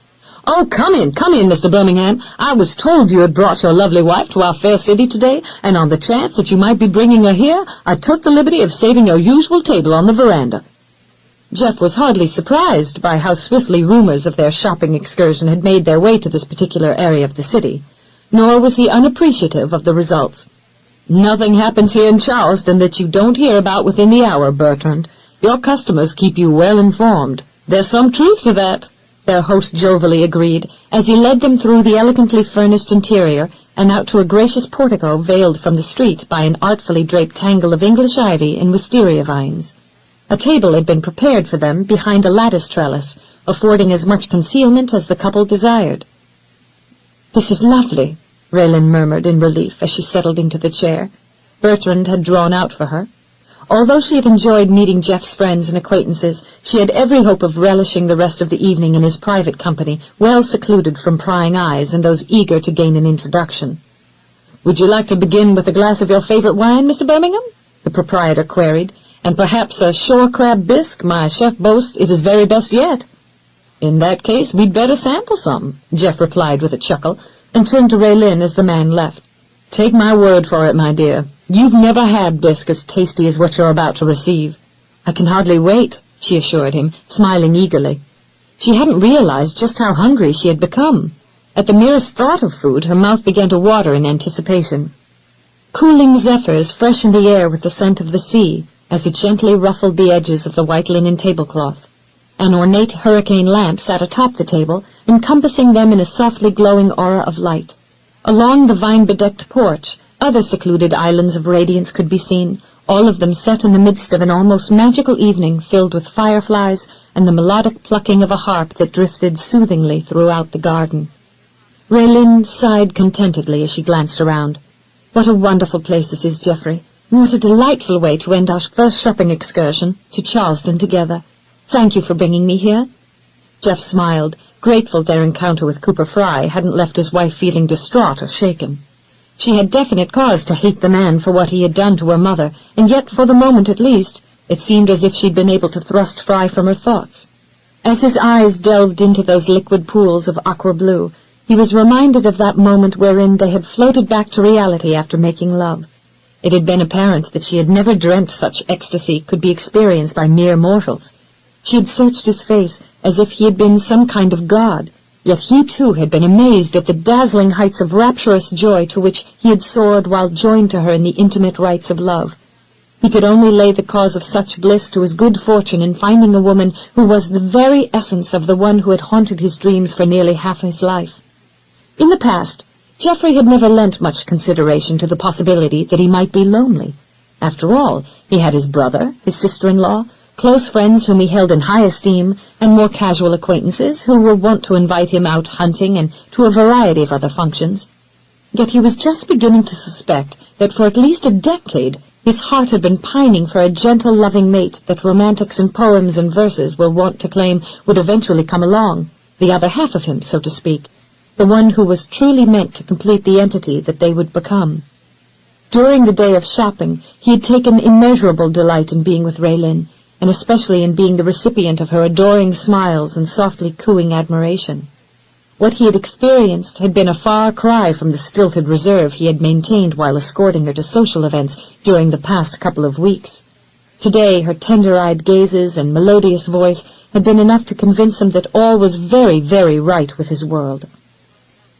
Raelynn watched the subtle play of emotion in the emerald orbs and tried in vain to read her husband's thoughts. Finally, she gave up her futile attempt and tilted her head wonderingly as she smiled at him. "What are you thinking about, Geoffrey?" "Just considering my recent blessings, my sweet," he murmured, reaching across the table to take her hand. "I never thought I'd find the woman who haunted my dreams until you came into my life." His thumb stroked the soft inner curve of her palm, as his eyes delved into hers. Sometimes, when I let myself muse on the secrets of life, I begin to think that from the beginning of time we were meant for each other. Not too long ago, I had foolishly made a mental list of all the requirements a wife would need to please me, although I despaired of ever being content once I married. It wasn't until you came into my life that I began to perceive some change of heart. Now I find myself thinking that you fulfill every facet of those wifely conditions I once mentally conjured, as well as some I didn't even consider at the time. Touched by his words and the subtle, intimate caress of his thumb, Raelynn could only admit her own reflections. Some mornings, before the rising of the sun, I wake and think back on the direction my life has taken. At times, I wonder if the situation in which my mother and I found ourselves might have been improved if we had stayed in England, if my father might have been absolved of any wrongdoing after his passing, or if we'd have continued to experience hardship. I was terribly grieved by the loss of my parents. For a time I resented the sea voyage which had taken my mother's life, yet, for all I know, she might have died from a broken heart had we stayed in England. If we had, I wouldn't have met you, and I'd never have known what I was missing. Strange, but I now feel as if I'm where I belong, with you. An hypnotic grin slowly traced across his handsome lips, bringing into play the enticingly handsome concavities in his cheeks. I'm infinitely grateful you came into my life, madam, even if you nearly flattened me in the process. Raelynn giggled at his teasing humor. You don't know how close you came to getting your face slapped when you swooped me up into your arms, sir. I was highly offended by your audacity to even touch me until I tasted the dust from the passing coach and realized you had very likely saved me from being trampled. Jeff dipped his dark head forward. My pleasure to be of service, Mrs. Birmingham. Mrs. Birmingham, she repeated blissfully. It sounds very nice coming from your lips. Very possessive, in fact. Her eyes glowed suggestively as she readjusted the white linen napkin in her lap. Perhaps we should consider taking a room here in Charleston after all. The green eyes twinkled with amusement as he shook his head in a slow negative motion. Not a chance, madam. You've aroused my curiosity about your nightgown, and I'd fight a whole army of foes rather than deny myself an opportunity to see you garbed in it, or, more explicitly, the pleasure of removing it from your soft, lustrous breasts and sweeping it down past your pale, sleek thighs. Shh! Raelynn glanced around nervously. Someone may hear you and think the worst of us. His shining eyes melded with her. We're newly wedded, my sweet. Only a prig would consider us depraved. A slight inclination of her head drew Jeff's attention to the fact that their waiter was approaching with a tray bearing goblets of wine. Jeff winked at her above a tantalizing grin before he leaned back in his chair to await the man. Even so, his fingers remained entwined with hers. For the main course, they enjoyed breasts of duck in port sauce, wild rice dressing, and a selection of vegetables. Although Raelynn found each dish a sumptuous delight, the bread pudding with rum sauce clearly won her vote for being the most delicious. Afterwards, Devitas cups of coffee were brought to the table before Jeff thought of ordering tea for his wife. I'll try the coffee, she volunteered before he could summon their waiter back. Jeff arched a dark brow dubiously. Are you sure? The coffee may keep you awake all night. The corners of her mouth curved upward coquettishly. Were you planning on letting me sleep? Drink your coffee, madam, her husband urged. The taut depressions in his cheeks lent his grin a devilish charm that was irresistible, especially to a young wife who was already well on her way toward being totally captivated. Lifting his own cup, Jeff silently toasted her. We have a long night ahead of us. 5. Rain-freshened breezes wafted in through the open French doors and windows of the master's bedchambers, billowing lace panels out beyond the deep green velvet draperies, elegantly drawn aside by braided silk cords. Through the wavering divisions of ornate cloth, sunlight filtered in, seeming almost fickle after penetrating the swaying boughs of the live oak growing near the end of the house. At times, bright shafts came through the foliage unrestricted, and, like a gleaming sword of light, pierced the window panes, dazzling the eye of the beholder. Other moments, fluttering leaves scattered the rays before they could escape, sending them flying in every direction like fireflies, frolicking in carefree abandon. Whatever the shape of the capricious brilliance, It seemed intent upon searching out some sublime nectar as it swept over the one lying amid the rumpled sheets. The blazing beams highlighted auburn tresses curling in glorious disarray upon a downy pillow, and impishly chased across darkly lashed eyelids serenely closed in slumber. But whenever the radiance masqueraded as a scintillating array of tiny specks, it seemed to take special delight in dancing across swelling mounds partially concealed by a snowy white sheet edged with embroidered lace. Lean brown fingers reached out and, with careful diligence, lifted away the covering, exposing the pale, lustrous body to the dappled light. From the edge of the bed where he stood, tall and naked, Jeff slowly perused the curving form, now illumined by the whimsical radiance of the solar orb. It was much like considering a lavish feast. He didn't know exactly where to begin. Bending a knee upon the edge of the mattress, Jeff leaned across the bed until he lay braced on an elbow beside his sleeping wife.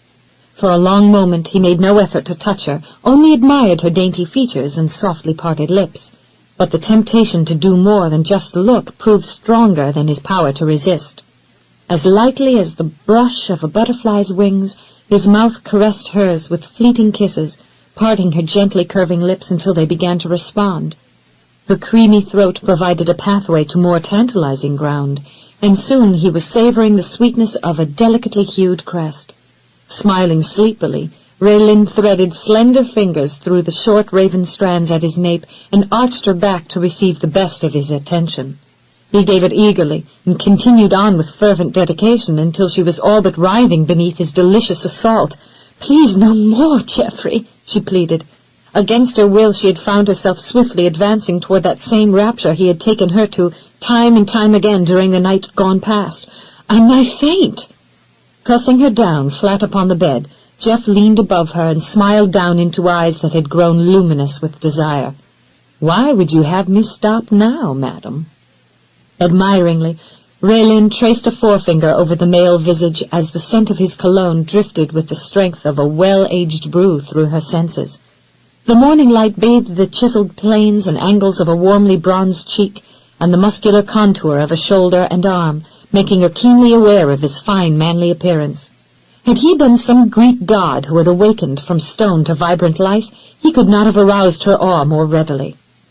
Her fingers continued their inspection, touring the fascinating grooves that marked his handsomely chiseled cheeks. From a distance, a stranger might have supposed them small scars that had puckered his cheeks, albeit captivatingly, except that when he grew solemn, they disappeared entirely. Just as quickly, they deepened with the degree of humor he displayed. During the brevity of their marriage, Raelynn had come to the realization that she had difficulty believing in her own good fortune. Being the wife of such a man seemed a position reserved for loftier, more dignified ladies, not one barely past the difficult years of puberty. Just as frequently she had wondered when reality would awaken her, and she would realize that all of it was nothing more than an enchanted dream. "Because I want to wait for you." "Do you now?" Grinning, Jeff cocked his head curiously as his hand paused. "And have you no liking for my caresses?" Beneath his glowing eyes, a blush crept into her cheeks. "So much so, Geoffrey, that you make me forget everything else, and I'm swept away by the bliss you create within me. Yet I enjoy such pleasure far more when we're joined as one and can share the experience as husband and wife." He searched her face, amazed by her wifely commitment to their unity. Not more than a day or two ago, he had suspected something entirely different about the woman he had married. "You're not overly tender after our night of love?" Though Raelynn lowered her gaze from his probing stare, her mouth curved upward winsomely at the corners. "I forget all of that when you assuage the hurt." His lips twitched and he teased, "No longer afraid of my base parts, madam?" Color suffused her cheeks, even as she shook her head with a definite denial. She sent a fleeting glance chasing upward. "You've made me crave everything about you." Willing to accommodate his beauteous wife, Jeff rolled upon her, but surprise soon lit Raylynn's face when she realized that he had other things in mind. His eyes gleamed into hers, much like those of a puckish little boy pestering a girl with pigtails, except that this was no child's play, but a married couple bent on extracting exotic delights from every moment of their foreplay. Raelynn became a willing spectator to his teasing as he used his maleness to awaken that part of her that was most sensitive to stimulation. She experienced the same quickening excitement, the same catches in her breath as he had done in the carriage the day before, yet, whereas his passions had gone unappeased until they had gained the comfort of their bed, she had every hope that both of them would reach that lofty height well before they ever left its soft confines. Lifting her head from the pillow, she kissed his brows, his cheeks, his nose, and his subtly cleft chin with a womanly appreciation for all that she saw. In claiming his lips, she soon gained his ardent response, and their mouths and tongues joined in an avaricious search. Still he tantalized her, stroking himself against her dewy softness, boldly skimming beneath the outer fringes, until strengthening tremors began to assail her. Unable to subdue a muted groan, Raelynn rose up against him in an anxious quest to ensnare the fiery blade. Chuckling softly at her mounting impatience, Jeff yielded to her urgings and pressed fully home, causing her breath to catch at the onrushing waves of pleasure that washed over her. Scrubbing her hands over his tautly fleshed ribs, she cooed near his ear as she whispered assurances that she did indeed feel as if she had been made for him. In the next moments she was meeting his quickening thrusts with a growing eagerness to please and be appeased. Raelynn clasped the sheet higher over her bosom, and, in spite of the restrictions of the confining shroud, shuffled across the room to an east window from whence she could view the world outside. Jeff had informed her that they would have to wait until their bath cooled before they could make use of it. During the interval, she had sought to familiarize herself with her new wifely domain and to see all the sights available from the master's chambers. She could hear Geoffrey stropping his razor in the bathing chamber as he hummed softly to himself, evidencing his cheery mood after a night of sensual delights and, more recently, a return to their own private nirvana. Though hardly a qualified judge of voices, she was led to believe that he could sing fairly well as a baritone. He certainly could hum on the proper key, but as far as making any final judgment, she would just have to wait until he actually burst out in a song. A bride normally had many things to learn about her spouse, but in her case there was much more than the usual, considering the fact that they had been complete strangers mere hours before they had spoken their vows. Pulling aside a silken panel, Raelynn scanned the scenery beyond the window and smiled as she took note of the early weanlings frolicking in a lush meadow beyond the stable. Apparently, they were feeling rather frisky in the cooler weather presently gracing the countryside. Seeing them chase each other about, she made a mental note to ask her husband to take her out for a ride one day soon, and to show her some of the land that comprised the plantation. It was doubtful, with the thousands of acres he owned, that she could view it all during one afternoon's excursion, but she had to start somewhere. Then, of course, there was the fact that she hadn't been riding for almost a year, and though, like the older foals, she was anxious to test her skills, she wasn't all that confident about her stamina. In turning aside from the window, Raelynn became mindful of the desk that was angled in such a way that the front of it faced 3 corners of the room, allowing whatever light that streamed through the French doors and window to be of immediate benefit to anyone working there.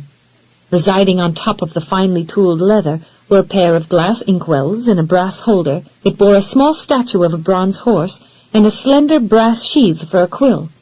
Nearby lay a curved knife with a handle carved in the shape of a ram's head. Although rather large for such a service, she could imagine that it functioned fairly nicely as a letter opener. The hazard would be if it slipped across a hand or finger, for the blade looked positively wicked. Her gaze fell on a leather-bound volume lying open on the desktop. In growing curiosity, she picked up the book, turned it over to see the title, and discovered that she held within her grasp a copy of Minstrelsy of the Scottish Border by Sir Walter Scott, a collection of poetry published in Britain to great acclaim the previous year. It had sold so well that many of Sir Walter's readers had gone in want of a copy. To see the book here in the Carolinas left her totally amazed by the resourcefulness of the man she had married. Raelynn leafed through the pages, noting as she did so that the edges had been neatly cut to the very last page, no doubt by the knife she had just seen.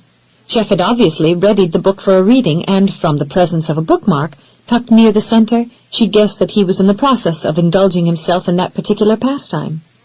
Raelynn smiled at the idea of her quintessentially masculine husband having a desire to read such a book. Jeff conveyed such a strong manliness in nearly everything he did that it was difficult to imagine him enjoying poetry. More pronounced than the pleasure he took in reading was his love of horses, his skill with firearms, his dedication to his work, his plantation, shipping company, and the lumber mill he owned with his brother. Then, of course, There were his very manly attributes, some of which made her blush with secret delight to recall. "Our bath is now tolerable, madam," Jeff announced, stepping from the bathing chamber with a scant linen towel wrapped about his narrow hips. "Coming?" "Your obedient servant," she said, playfully bobbing a curtsy before him. Jeff braced his fists against his lean waist, and feigning the scowl of some dreaded pharaoh, peered down his noble nose at her as he arched a dark brow to a lofty height. "A servant, you say?" "Yes, my lord," Raelynn replied in a guise of humble obedience. "Your every wish is my command." "Is it now?" She peered at him suspiciously, and decided she didn't trust the devilish gleam in his eyes. Her responding grin was reminiscent of an elfish sprite. "Then again, sir, a lady must have some reservations." "I see." He thrust out his chin reflectively as he pondered her reply. "What about scrubbing my back?" Raelynn dipped her head in a consenting nod.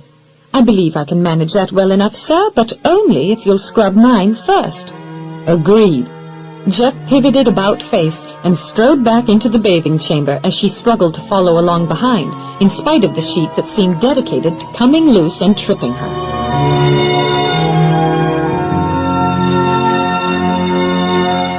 This is the end of this cassette. This program is continued on side 1 of cassette number 3.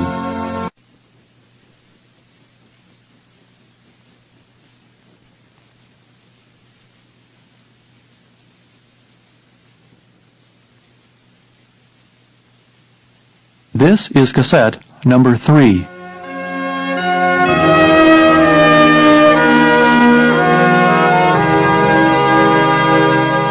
Jeff pivoted about face and strode back into the bathing chamber as Raelynn struggled to follow along behind, in spite of the sheet that seemed dedicated to coming loose and tripping her.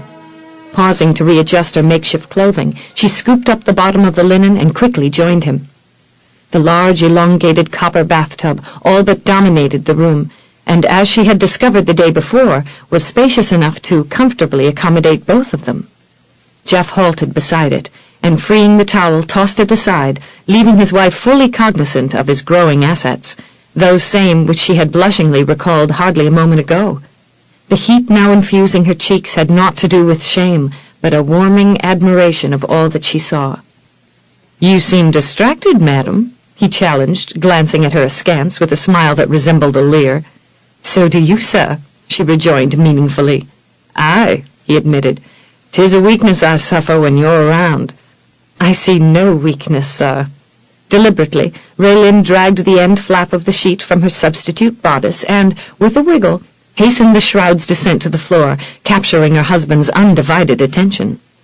Biting a grinning lip, she sauntered forward provocatively and reached out to claim the object of her interest, snatching his breath forthwith. "I hope you don't parade yourself before other women as casually as you do with me, sir," she said with more than a grain of sincerity. "I wouldn't be at all averse to staking my claims on you with claws bared now that we have truly become man and wife." "What you have in your greedy little hand, madam, is yours alone to have and to hold," he assured her, carefully avoiding any mention of past involvements. "As for Nell, you'll never have anything to worry about. Please believe me." Raelynn grinned up at him as he slid an arm behind her. "As long as you understand what will set my temper awry." "I understand completely, madam, for I too would be greatly offended if you were to bestow your attentions upon another man." He extended a hand to assist her into the bath. "The water will be getting cold if we stand here much longer." Suffering some reservations, Raelynn considered first the tub and then his long legs. "Don't you think you should get in first this time, Geoffrey? We sat at opposite ends yesterday, but it wasn't as cozy as it could be if we were sitting together." Grinning, Jeff inclined his head, readily acknowledging the truth of her statement. "I didn't want to seem a cad by going first or dictating the way I thought it should be, madam, but you're right, of course. It would be a lot cozier if we're both at the same end." Some moments later, Raelynn lounged back contentedly against her husband's chest as he lathered soap over the hills and valleys of her bosom and all the other tempting terrain within reach. "I've a mind to let our neighbors take a gander at you, Mrs. Birmingham." "Gander?" She was all but purring from his ministrations, but grew curious nevertheless. "What do you mean, Geoffrey?" "Gander. You know, look." She cast a coquettish glance at him over a glistening shoulder. Surely not like this, Geoffrey. I think I should get dressed first, unless, of course, you don't mind your friend seeing me completely naked. I do indeed, madam, he whispered, nuzzling her ear. Bending low, he nipped playfully at the dainty lobe as his hand slid around to encompass a round breast. He eyed the delicate pink protrusion, thrusting outward through his fingers, and marveled at how pale and lustrous her skin looked in comparison to his. When I spoke with Reverend Parsons in Charleston several days ago, he all but made me promise that we'd attend the Sunday social coming up this weekend at church. 'Twill be a chance for you to meet some more of our neighbors before our ball. And will Nell be there, perchance? Wench, he growled playfully, and batted the water in front of her face, drawing a protesting squeal from her. She returned the favor, which soon evolved into a contest of dampening proportions. Sometime later, they stood adorned in nothing more than towels as they considered the floor where a large ring of water wreathed the outer limits of the tub. Like children, they entered into a race to see who could clean up more of the puddles before the task was complete. The game definitely entailed some scurrying on the part of Raelynn, who was not above treading upon her husband's bony feet in an effort to get to a wet area first, or pinching his backside to move him swiftly out of the way. It was just as much fun for the imp to run up behind him while he was wiping up the floor, and to reach underneath the towel, well forward of his buttocks, bringing him upright like a stiffly coiled spring. When the tables were turned, however, that was an entirely different story, or at least it was from Raylynn's point of view, for she was not above screeching, stamping her foot to show her irritation, and threatening dire consequences over his outrageous audacity to accost her in such a lewd fashion, which, of course, only enticed her husband to do it all the more. Garbed in nothing more than a loosely flowing peignoir, Raelynn left the master's suite moments later and entered her former bedroom, from which she immediately rang for Cora. After selecting a soft white muslin day dress adorned with a blue satin sash and striped vertically with narrow embroidered bands of the same hue, upon which had been appliqued tiny pale blue flowers, she set about garbing herself in stockings and chemise. She was just slipping the gown over her head when the housekeeper arrived with a young black woman whom she immediately introduced as her cousin, Tizzy. "Mr. Geoffrey said you'll be needing a lady's maid, Miss Raelynn. Tizzy used to work for some folks in Virginia till her pa went to fetch her last week with a letter from Mr. Geoffrey and a bag of coins to buy her papers." "You mean she's a slave?" Raelynn asked, noticing an ugly laceration on Tizzy's cheek. "Well, she'll have to work for the master till she pays off the debt he laid out for her. Of course, that won't be so hard, with Mr. Geoffrey being such a fine gentleman and all." Raelynn lifted the girl's chin to inspect the raw gash. "Whatever happened to your face, Tizzy?" "My old massa, he come home drunk as an old robin eating fermented berries and started whipping everyone in sight, including his missus. I tried to help Miss Clare, 'cause she always been like an angel to me. That's when Master Horace, he snatched up a knife and swung around on me in rage. Afore I could skedaddle, he whisked it across my face. If Miss Clare hadn't laid a vase over the back of his head and knocked him out cold, I'd have been a-gone for sure. Afterwards, Miss Clare sent a writer to my folks, begging for them to find a way to fetch me home. Straightways my pa, he comed here to Oakley and asked Mr. Geoffrey if he could help." Grinning, Tizzy spread her arms and declared, "And here I is."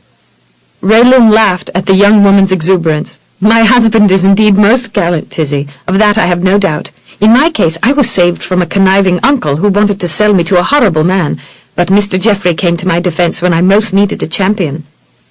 "You means you was sold? Just like me, Miss Raelynn?" the servant asked in amazement. Raelynn nodded. "Yes, Tizzy, just like you.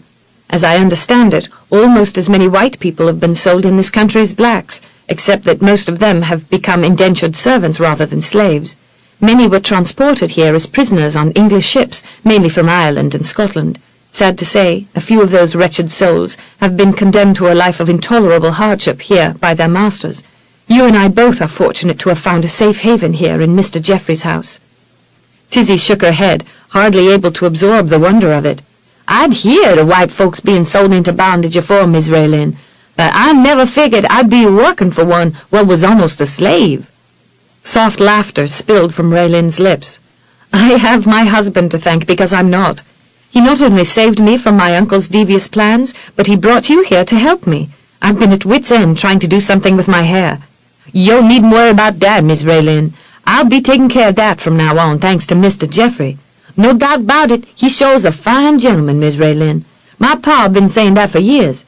I don't know what I'd have done if Mr. Geoffrey hadn't bought me. I'm immensely glad that Mr. Geoffrey saw fit to buy us both, Tizzy. Tizzy cackled in full agreement. Yes'm, so am I. Once they returned to the matter of grooming, it didn't take long for Tizzy to arrange the rich auburn hair into an enchanting coiffure. For an added charming touch, she added narrow ribbons of blue satin that flowed over a cluster of ringlets she had bunched together near the top of her new mistress's head. Prettily coiffed and gowned, Raelynn danced around on pale blue slippers before the standing mirror. How do I look, Tizzy? Just downright beautiful, Miss Raelynn. The walls of the dining room had been richly decorated in a trompe-l'oeil fashion, creating the illusion that a garden surrounded a merrily splashing fountain on the far side of the long mahogany dining table, around which Chippendale chairs were neatly nestled. The butler, always nattily garbed in a crisply starched white coat and black knee breeches, stockings and buckled shoes, was already setting out serving dishes and a large silver compote filled with fresh fruit on the sideboard. "Good morning, Kingston," Raelynn greeted cheerily, sweeping inward with a vivacious smile. The black man's face lit up with a wide, white-toothed grin as his dark eyes settled on her. Word had already filtered down through Cora that the new mistress had as late as yesterday morning been ensconced in the master's chambers, which in Kingston's estimation made everything at Oakley just about as close to being perfect as possible until offspring began arriving. Only then would it be ideal. "And a right fine good morning to you too, Miss Raelynn. Yes'm, it sure has the makings for a mighty nice day." "The weather seems very refreshing for a change," Raelynn observed, as she sank into a chair near the head of the table. "A bit cooler, don't you think?" "Yes'm, it sure is." Taking up a silver teapot, Kingston poured the brew into a cup. "I heard tell from Mr. Geoffrey that where you come from, Miss Raelynn, the weather is cooler than it is here most any time. He was hardly more'n a boy the first time he went over there, but he said that after the family come back home, they had to get used to the weather all over again." The butler chortled and shook his graying head. "I expect you've been suffering something mighty awful yourself from that heat hereabouts. You're probably wondering why in tarnation you sailed so far across the ocean just to get here." "There have definitely been times when I thought the heat here intolerable," Raelynn acknowledged with a chuckle. "Mainly, I suppose, because an unusually warm day in England is still much cooler than even the weather we're experiencing today." Pursing his lips, Kingston mulled over her answer. "What would the English call days like what we was having afore today, Miss Raelynn?" "Hades," Raelynn answered with bubbling amusement, drawing a deep chortle from the black. "I've heard it said that one of the reasons the colonists won their freedom from England was simply because British soldiers went into battle wearing stiff stocks, woolen breeches, and those dreadfully hot red jackets buttoned all the way up to their chins, while the Yankees dressed quite sensibly." She accepted a hot roll from the breadbasket the servant offered, and rolled her eyes to emphasize her lamentation. "After personally being subjected to a Carolina July, Kingston, I'm inclined to venture a guess to say that just as many English soldiers succumbed to the heat as those who fell from gunfire. There have actually been a couple of days when I was sure I would do the same." The butler threw back his head and haw-hawed in amusement. "You ain't seen nothing yet, Miss Raelynn," he warned jovially after calming. "Just wait. August's a-comin', so's you'd better get yourself set.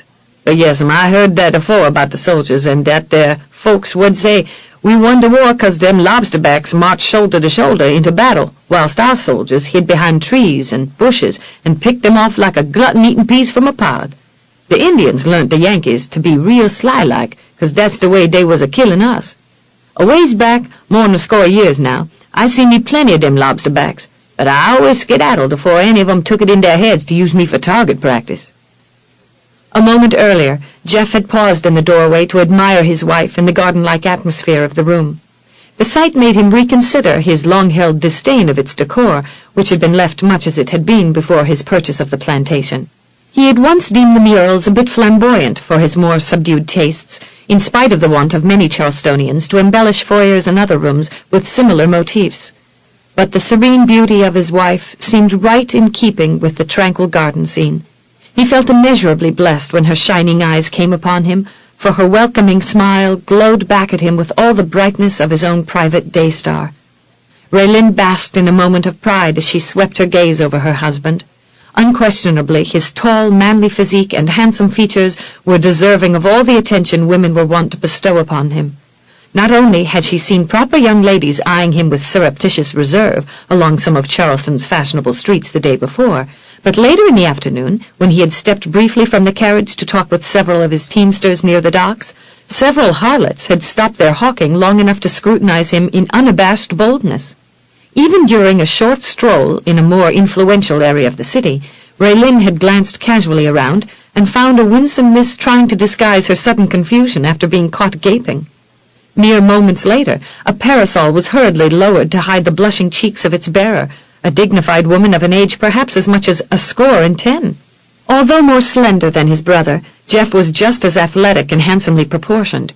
Recently, Raelynn had taken time to study the portraits of his parents, and had determined that although Jeff, like Brandon, favored his physically stalwart father in both face and coloring, her husband had apparently inherited his own finer-boned frame from his mother, who Jeff had said had been as slender as a reed to the day she died.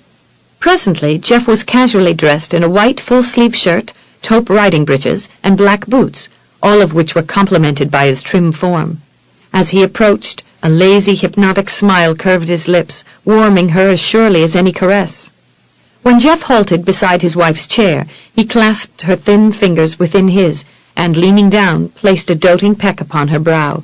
A more thorough kiss had been his desire from the first moment he had seen her in the dining room, but he had no doubt that a demonstration of that nature would have shocked their butler.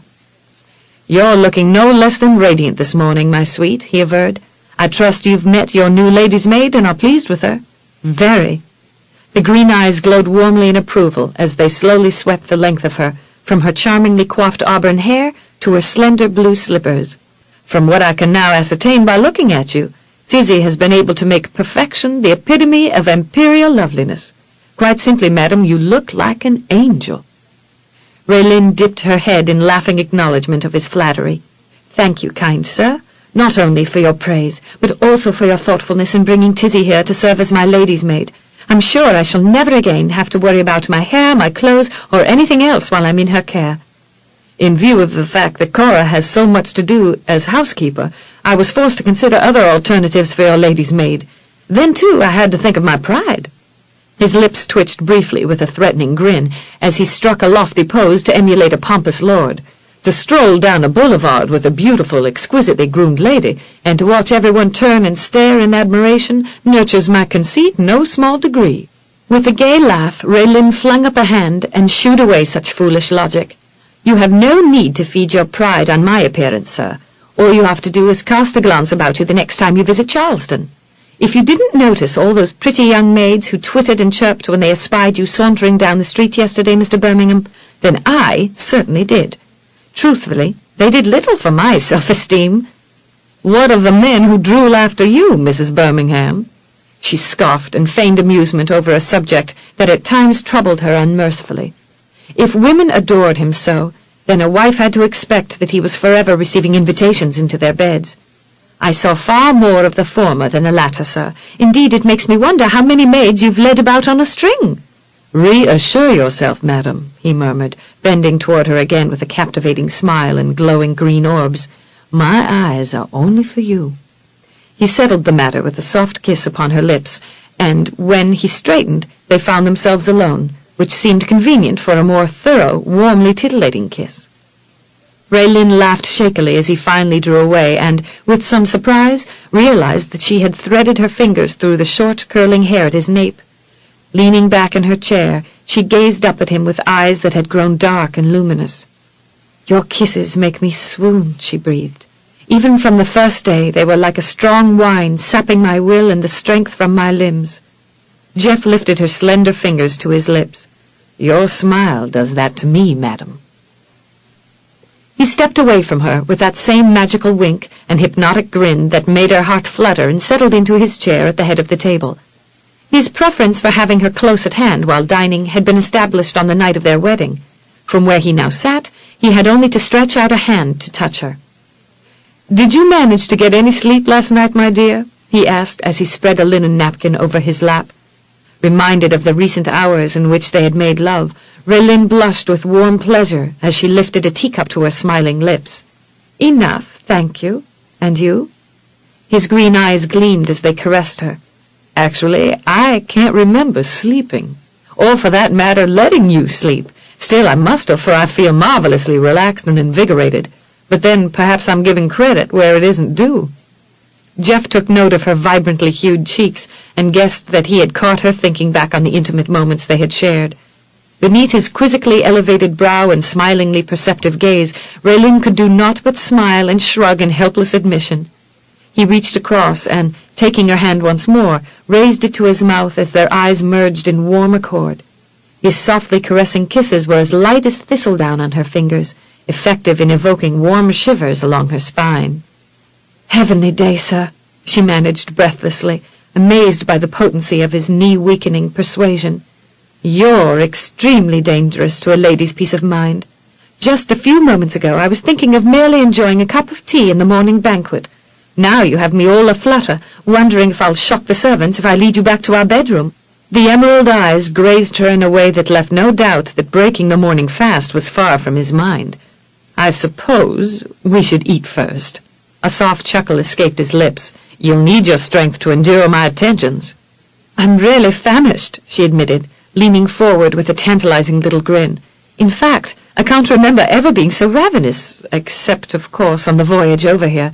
'Twould seem, Mr. Birmingham, that our recent activities do strange things to me." "Eat hearty, madam," he encouraged. "There is much more to come. As for this morning, I thought you might enjoy riding out and looking over the plantation. Would you consider accompanying me on such a tour?" "Oh, yes, Geoffrey. In fact, I was going to ask if you would grant me such a favor. You must have read my mind." Reveling in their newfound contentment, they lingered longer than usual over breakfast. Though Kingston hovered near and encouraged them to eat heartily of the tempting dishes the cook had prepared for them, it was as if they were entirely alone in the huge house. Their eyes, never straying far from the other, communicated things that were lovingly intimate and best left unsaid in a house full of servants. Their hands touched often in private little ways that might have brought a blush to the cheeks of beholder, had that one perceived exactly what those secret strokes imparted. But then, when such gestures were conveyed in the private language of love, that strange mystical prose which softened eyes, moistened lips, and left hearts soaring with joy, how could another have discerned their meaning? A riding habit had not been among the clothes that Mrs. Brewster had brought back from Ives Couture for Raelynn before the wedding. Thus, when Jeff escorted his young wife outside, she was still wearing the same blue and white gown she had donned earlier that morning. To shade her face from the sun, she had donned a large-brimmed straw bonnet, the blue ribbons of which she had tied in a charming bow aside the delicate lines of her jaw. "I suppose we'll have to find you a nice, gentle mount," Jeff teased as he cast a glance toward her. "Now be sure and tell me when you've had enough of riding and want to return home. I don't want to tie you over much when I have every intention of involving you in some further activity tonight." Raelynn caressed the arm through which she had looped her own and released a worried sigh. "I haven't been riding in so long a time, Geoffrey. I fear my tiring will come sooner than later. You just may have to call for the carriage to fetch me home." "Never fear, madam. I shall attend you perfectly well without a carriage." Raelynn glanced up at him with the brow arched inquisitively, but Jeff was quite willing to let her remain in the dark.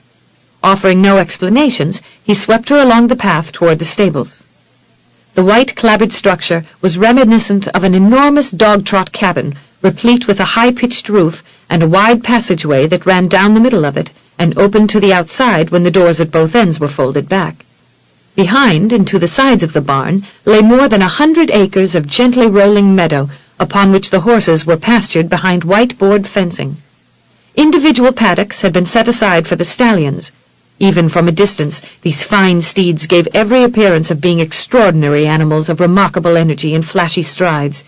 Raelynn soon learned that her husband had culled most of them within the last 3 years from the best breeding farms in Ireland and England.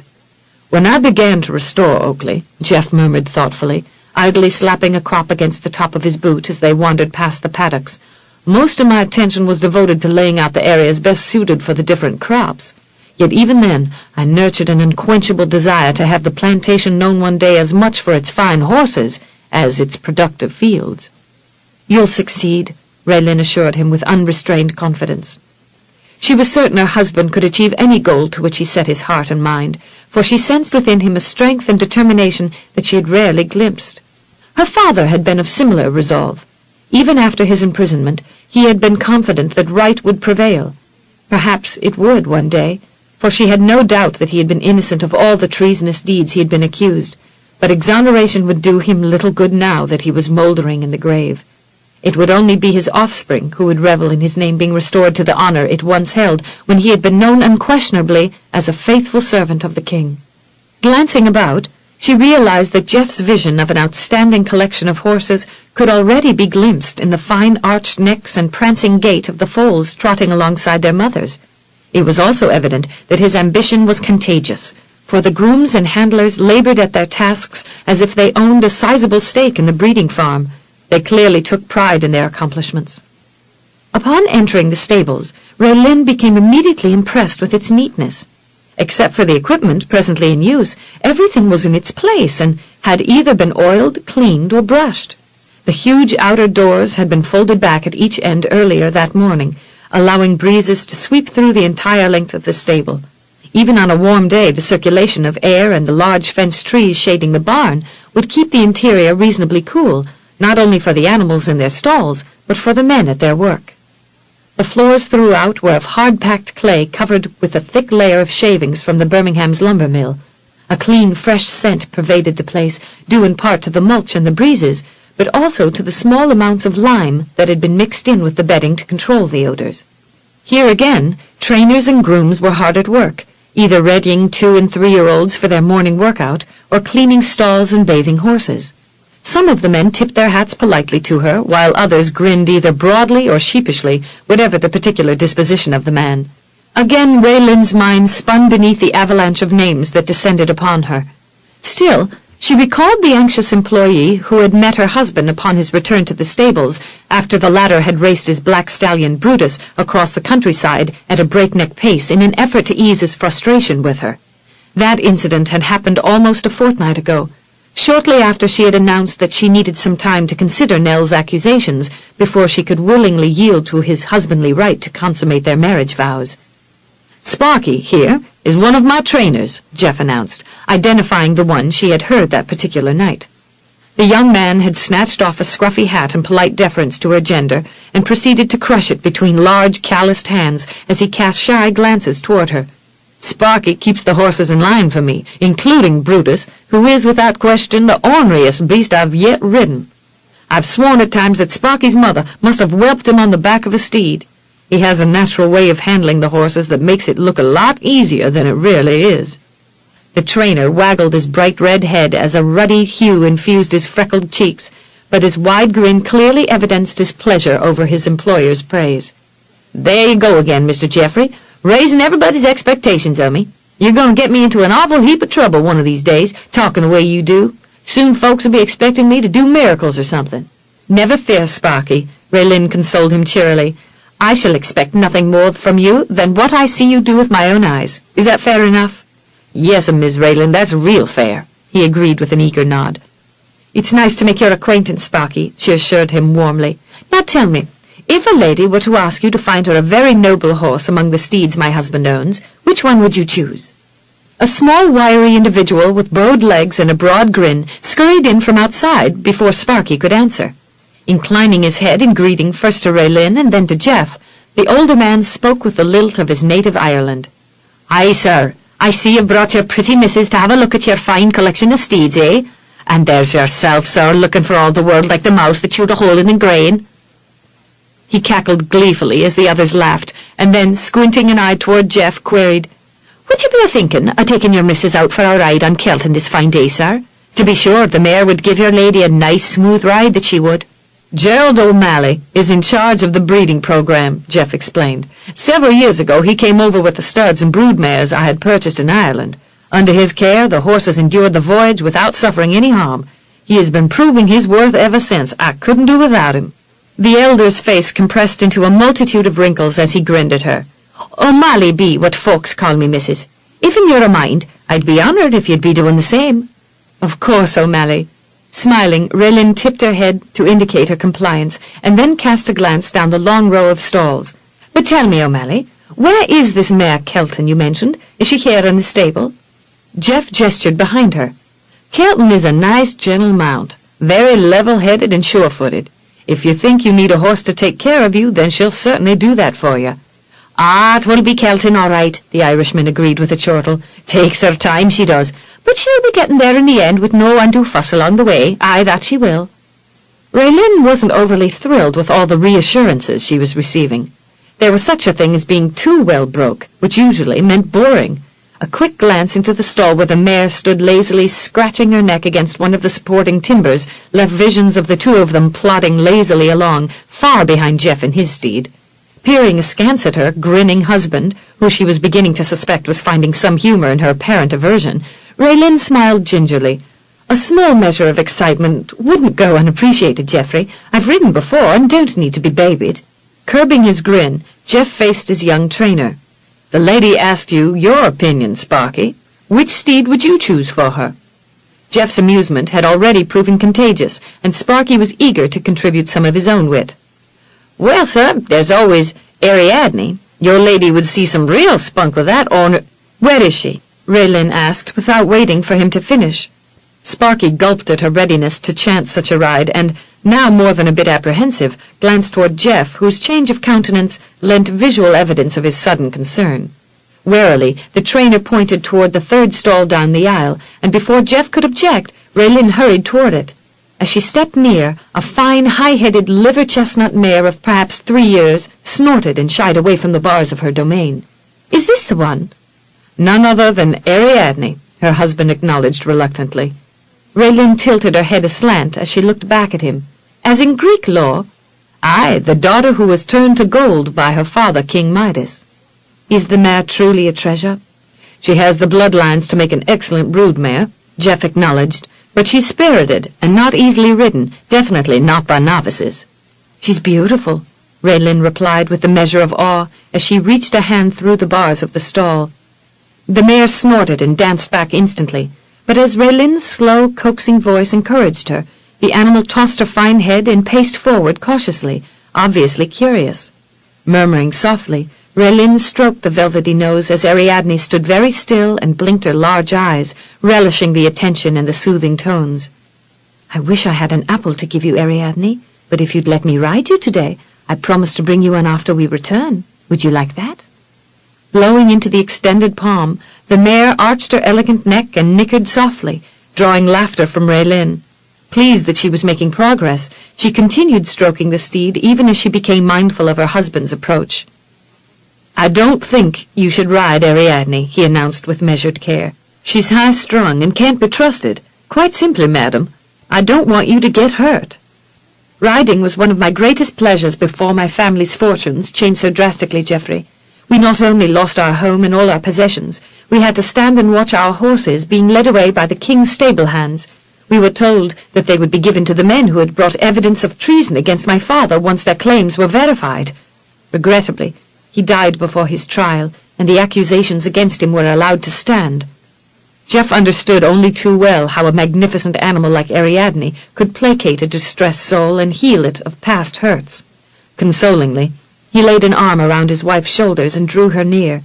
Perhaps Ariadne will be a better mount for you once she's been worked for several more months. She needs to learn some manners before she can be trusted. Raelynn gazed up at him pleadingly. But couldn't I exercise her today while we're out riding? She'll get all the exercise she needs, madam, but with the trainers, at least until she starts behaving herself. We can decide later if she's fit for you. But she seems perfectly suited for me now, Raelynn cajoled. She came to me readily enough and seems quite gentle. Nevertheless, madam, I must stand by my decision. I'll not chance your getting thrown, perhaps even seriously injured. You're too precious to me. Raelynn doubted that any amount of pleading would make her husband change his mind. He knew the mare far better than she, and she had to respect him for doing what he considered right under the circumstances, no matter how disappointed she might be. After all, this was no weak-willed individual she had married. He was considerate and kind, far more than the men whom she had casually known in her lifetime, yet he wasn't at all reluctant to deny her request when he thought it prudent. Realizing that she hadn't yet asked his opinion, Raelynn peered up at him from underneath the brim of her bonnet as her lips curved upward flirtatiously at the corners. So, which steed would you suggest I ride, Geoffrey? He smiled, relieved that she hadn't become miffed by his refusal to yield to her pleas. I have in mind a nice-tempered gelding that I'm sure you'll enjoy taking out for your first tour of the area." Lifting his head, Jeff gestured to O'Malley. "Saddle Stargazer with the side saddle Miss Heather uses when she comes." "That'll be doing right away, sir," the Irishman answered, and scurried off to do his employer's bidding. Several moments later, Raelynn gasped in pure delight as O'Malley led a tall, handsome bay from the last stall on the right. Raelynn couldn't remember ever seeing a gelding so striking. His neck was wonderfully arched, his ears small and pointed inward, his head and large eyes seemingly without flaw. But that was hardly the best of it, for the animal seemed to literally dance sideways down the aisle, elevating his hocks in a flashy, high-stepping gait. "Oh, Geoffrey, he's gorgeous!" "I thought you might like him. He's got a lot of action in his gait, but he minds well and is very gentle with Heather." "Would you be wanting Brutus settled, sir?" the elder queried. "I'd like to enjoy the ride with my wife today, O'Malley, instead of cursing that beast from here to hell and back again. Saddle Majestic for me, would you please?" The wiry man grinned and touched his brow in a brisk salute. "Right away, sir." A short time later, Jeff lifted Raelynn to the back of Stargazer, and then swung up onto the handsome stallion that had been readied for him. They rode away from the stables, but upon espying Cora waiting near the house with a basket and an old cotton quilt slung over her arms, they reined their steeds to a halt near the housekeeper. The black woman grinned up at her master. "I thought you'd be agreeable to having a picnic somewhere, Mr. Geoffrey, so I packed this here satchel with lemon cake, fried chicken, corn fritters, and the like. There's even some chilled lemonade in a cork jug if you gets thirsty. Maybe today it'll even stay cool for a change." Cora glanced about and drew in a deep breath, as if savoring the fragrance of the day. "You sure picked a fine day to take off from work, Mr. Geoffrey. Ain't many days you're giving yourself to relax lately, so's I figured you as well deserving of some time off to enjoy a picnic." "Cora, you're a dream," Jeff declared with a chuckle as he dismounted. Taking the items from her, he secured them behind Raylynn's side saddle before swinging up on the stallion again. Reining majestic alongside the prancing gelding, Jeff took his wife past the crops closest to the grounds of the main house, letting her see the plants from which cotton was harvested. The bolls were still green, but Jeff dismounted, cut one open, and allowed her to view what was inside. In the weeks to come, the cotton would be maturing, the pods would be opening, and the field hands would be sent out to pluck the white fluff from its sharp nest. No easy task when the bulls pricked nearly every finger bloody, and the broiling sun beat down upon their backs. The couple progressed to the rice fields, and there Raelynn saw acres of land flooded over with water, creating the essential conditions and nutrients to produce a bountiful crop. From there, they traversed along a winding lane, looking over fields, one where a small herd of cattle grazed, and, nearby, another where corn stalks had grown taller than a man. They rode leisurely on for another pair of hours, and upon passing through a wooded copse, finally halted near a live oak which dominated a knoll beside a sunlit stream. The trees, widely spreading, gracefully draping limbs, not only furnished abundant shade for the area, but also provided a protective screen around the tree. Jeff swung down and came around the back of the gelding to sweep Raelynn off its back. Holding his wife clasped within his arms, he let her slide down the length of his body until his parting lips snared hers. For a long moment he kissed her without reserve, and when he finally relented and tried to set Raelynn to her feet, she refused to stand alone. Sighing dreamily, she leaned against him, seeming as weak as a rag doll. Jeff did the only sensible thing and laid her over his shoulder, drawing giggles as he fondled her very fetching backside through the cloth of her gown. When he freed the ties securing the quilt and basket, he slipped his free arm beneath them and gathered them up within the crook of his elbow. Taking his burdens to a spot beneath the wide canopy of moss-draped limbs, Jeff lowered the leather pouches to the ground before whipping the quilt around and spreading it out, at least as much as he was able while still holding Raelynn. He kicked the curled, rumpled corners flat with a booted toe, and then leaned forward to lower his giggling wife to the quilt. Smiling at her with eyes glinting puckishly, he bent near with a suggestion.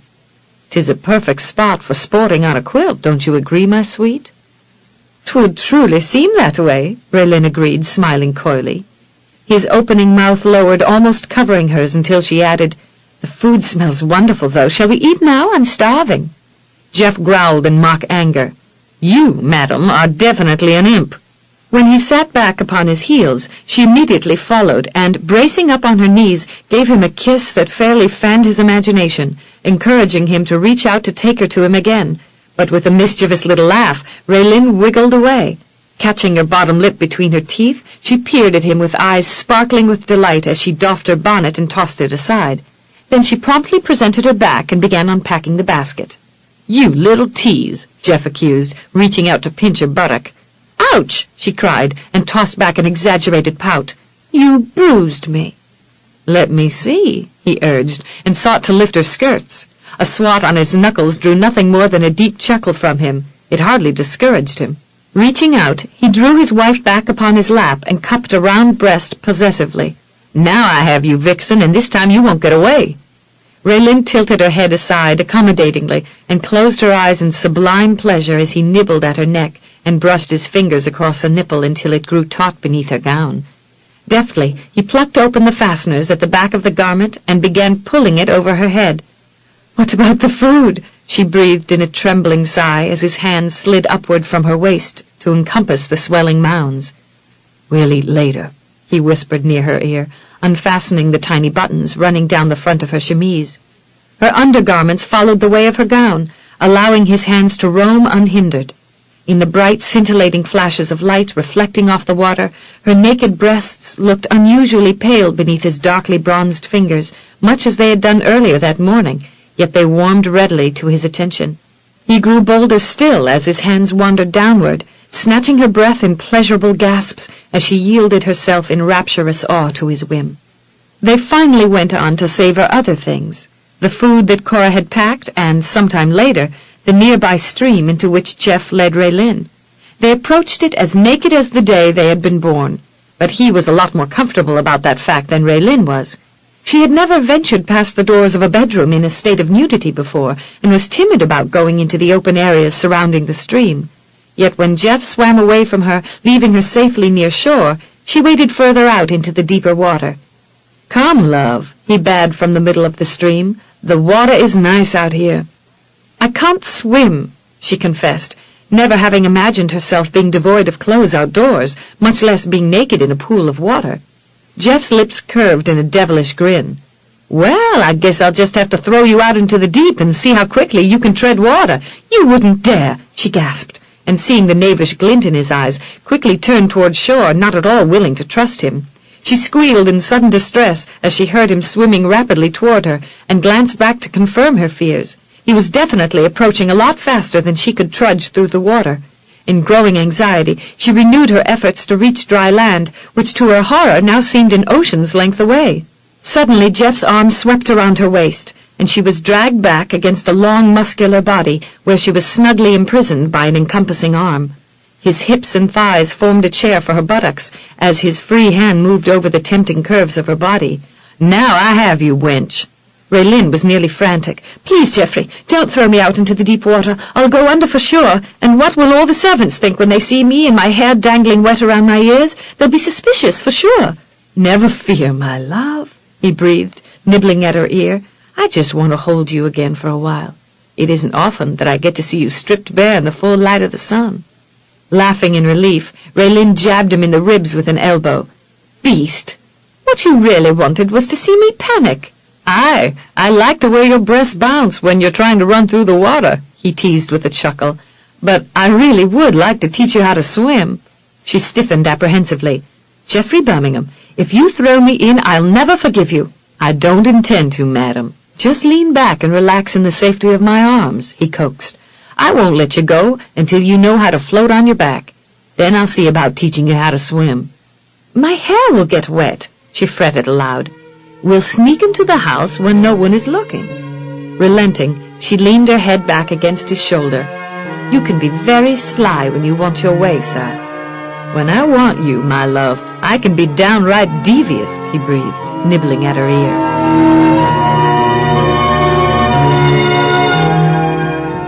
This is the end of Side 1. This program is continued on Side 2 of this cassette.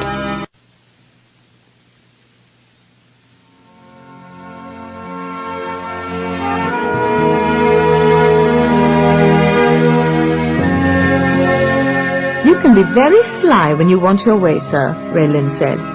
"When I want you, my love, I can be downright devious," he breathed, nibbling at her ear. Cautiously, she gave herself over to his supporting arms and allowed him to hold her as she floated on the surface of the water. Jeff's grin became increasingly lecherous as he perused the sights. Never before had he seen such a delectable view. 2 ripe melons and an island of reddish brush floating in a calm sea beneath a bright sun. Until now, the like of such scenes had been strictly evoked in dreams, not right beneath his very nose. It was not to say, however, that he hadn't indulged in a few fantasies of his own creation in his lifetime. It wasn't long before Raelynn actually began stroking through the water without aid. Jeff hovered near for the sake of safety, at least until he realized the fair skin was taking on a pinkish cast. Then he began scrambling toward her in anxious haste. "We'd better get you dressed, madam, or you'll be howling your head off in pain. I only hope it's not too late."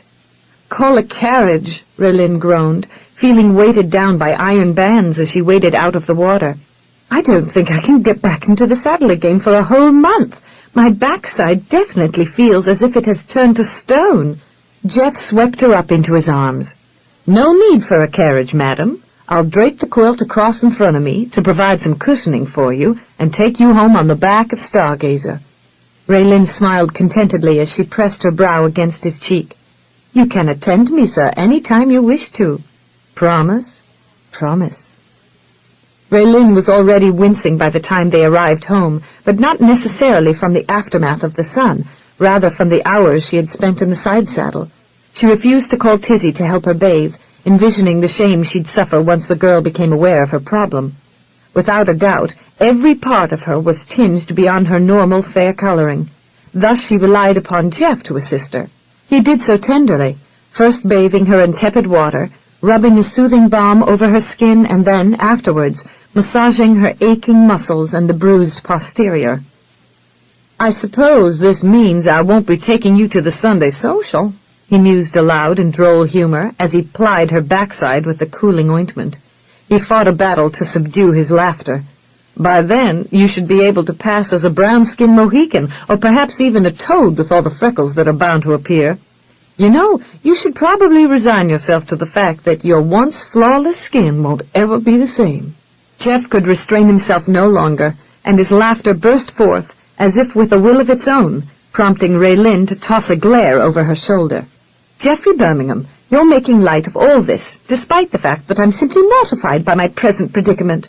I can neither stand, sit, nor lie down with any reasonable comfort, and yet you're guffawing like you've never seen anything funnier. Believe me, sir, if I had my wits entirely together, I'd find some way to leave your chambers and seek seclusion in mine." "Preen your feathers, my pretty dove," he cajoled, leaning near to nuzzle her cheek. "I'll still love you no matter what color you are or how spotted you may get." At that, Raelynn seized a pillow and swung it with all her might into the grinning face of her husband, who stumbled back in uproarious mirth. Diligently she tried to curb her own amusement, but it slipped out until she was laughing as hard as he.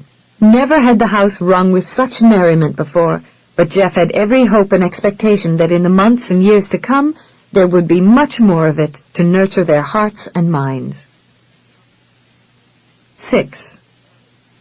It was a very proud Geoffrey Birmingham who escorted his fetchingly garbed wife through the doors of the church and into the pew where Heather, Brandon, and their 3-year-old son Beau were already seated. The young tyke broke out into a wide grin when he espied his uncle, and quickly scooted around his mother and Raelynn in haste to climb onto the elder's lap. "Uncle Jeff, you want to see my frog?" the youngster whispered confidentially, his blue eyes searching the face above his own as he thrust a small hand into the pocket of his linen jacket. "I got it hidden where Mama can't see." Clasping a hand to the boy's back, Jeff leaned forward and grinned at his sister-in-law, whose expression grew increasingly perplexed as she tried to determine just what was going on. She recognized that particular gleam in her brother-in-law's eyes all too well. She had seen it numerous times. Mischief was brewing, she had no doubt. In the next instant, her sapphire blue eyes widened in horror as her son thrust a frog beneath his uncle's nose. To make matters worse, it croaked rather loudly, drawing the attention of the whole congregation. Twittering laughter quickly erupted from the onlookers, who in amused curiosity craned their necks to see what would follow. Seeing the need to intervene, Heather promptly readjusted her lace shawl in an effort to conceal her childbearing state, and sought to push herself to her feet.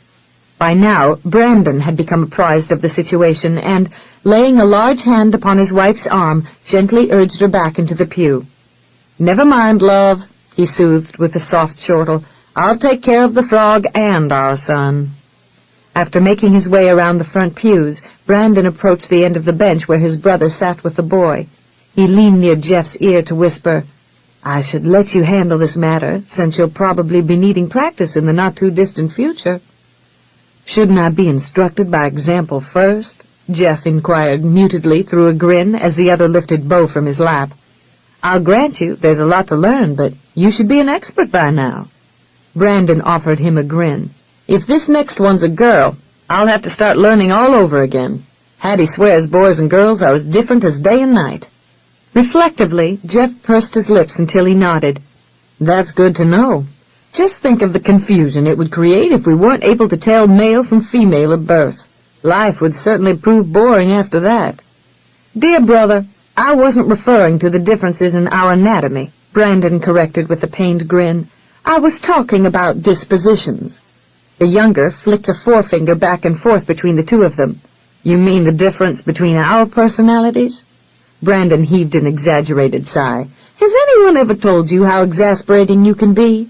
"Well, as a matter of fact, you have on a regular basis." "Obviously my complaints have never settled down into that hard head of yours," the elder quipped. Jeff grinned puckishly. "Are you talking about mine? Who else's, Wart?"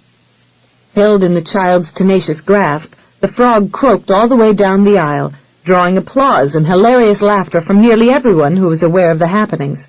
Raelynn giggled behind a handkerchief and glanced aside at Heather, who could only smile and shake her head.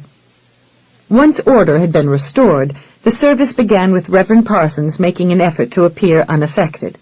He cleared his throat and glanced around until silence prevailed. "We'll be singing a hymn now," he announced with a measure of calm. "But before we do, I would suggest that the one who was making an effort to sing kindly refrain himself so the rest of us can find some enjoyment in the song. I'm afraid he sounded like an old bullfrog." Uproarious laughter filled the church as Brandon muttered jovially, "Amen." Once the sermon had been concluded and the congregation was dismissed, folks began gathering outdoors.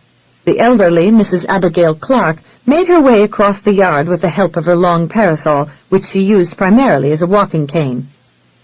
"Geoffrey Birmingham," she called, commanding his attention, "I'm dreadfully put out with you for not bringing your lovely bride over to my house and making us acquainted. And here I thought you loved me." "Oh, I do, love, I do." He swept off his top hat and placed it over his heart as if to swear an undying truth. "You're the light of my eyes, the nurturing warmth of my heart." "Fiddle-dee-dee, you young whippersnapper," she retorted with a chuckle, and lifted the tip end of her cane to indicate Raelynn. "Now, introduce us before I grow even more vexed with you." Gallantly, Jeff swept her a courtly bow and performed the honors. "My lady, may I present my lovely wife Raelynn to you and all the others within hearing distance?" He faced the beauty at his side and smiled into her eyes as he took her slender hand. "My love, this feisty dowager is Abigail Clark, an old friend of the family. She all but adopted my mother Catherine while she was still alive." Raelynn sank into a gracious curtsy before the elder. "A pleasure, madam." "Nay, girl, the pleasure is all mine," the elder assured her kindly. "I've been waiting some years to see who this young gallant would choose for a wife, and though I've heard rumors of the difficulties you've had to face since your arrival, it's obvious you've weathered them amazingly well and have come through no worse for them. May I extend a fond welcome to the Carolinas, my dear, and a blessing that God may watch over you and keep you safe and happy through a long and fruitful life." Taking the initiative, Raelynn stepped forward and gently pressed her cheek against the one that had grown wrinkled through the years. "Thank you, Mrs. Clark. I shall hope that I prove worthy of your expectations." Mrs. Clark hurriedly blinked at the tears that gathered in her eyes and, upon clearing her throat, glanced around to find herself in midst of the Birminghams, one and all. Eagerly, she stretched out a hand to Heather, drawing the younger woman quickly forward. "So good to see you, child. It has been a couple of weeks since you were last here. I was afraid you might be suffering some difficulties with the child you're now carrying.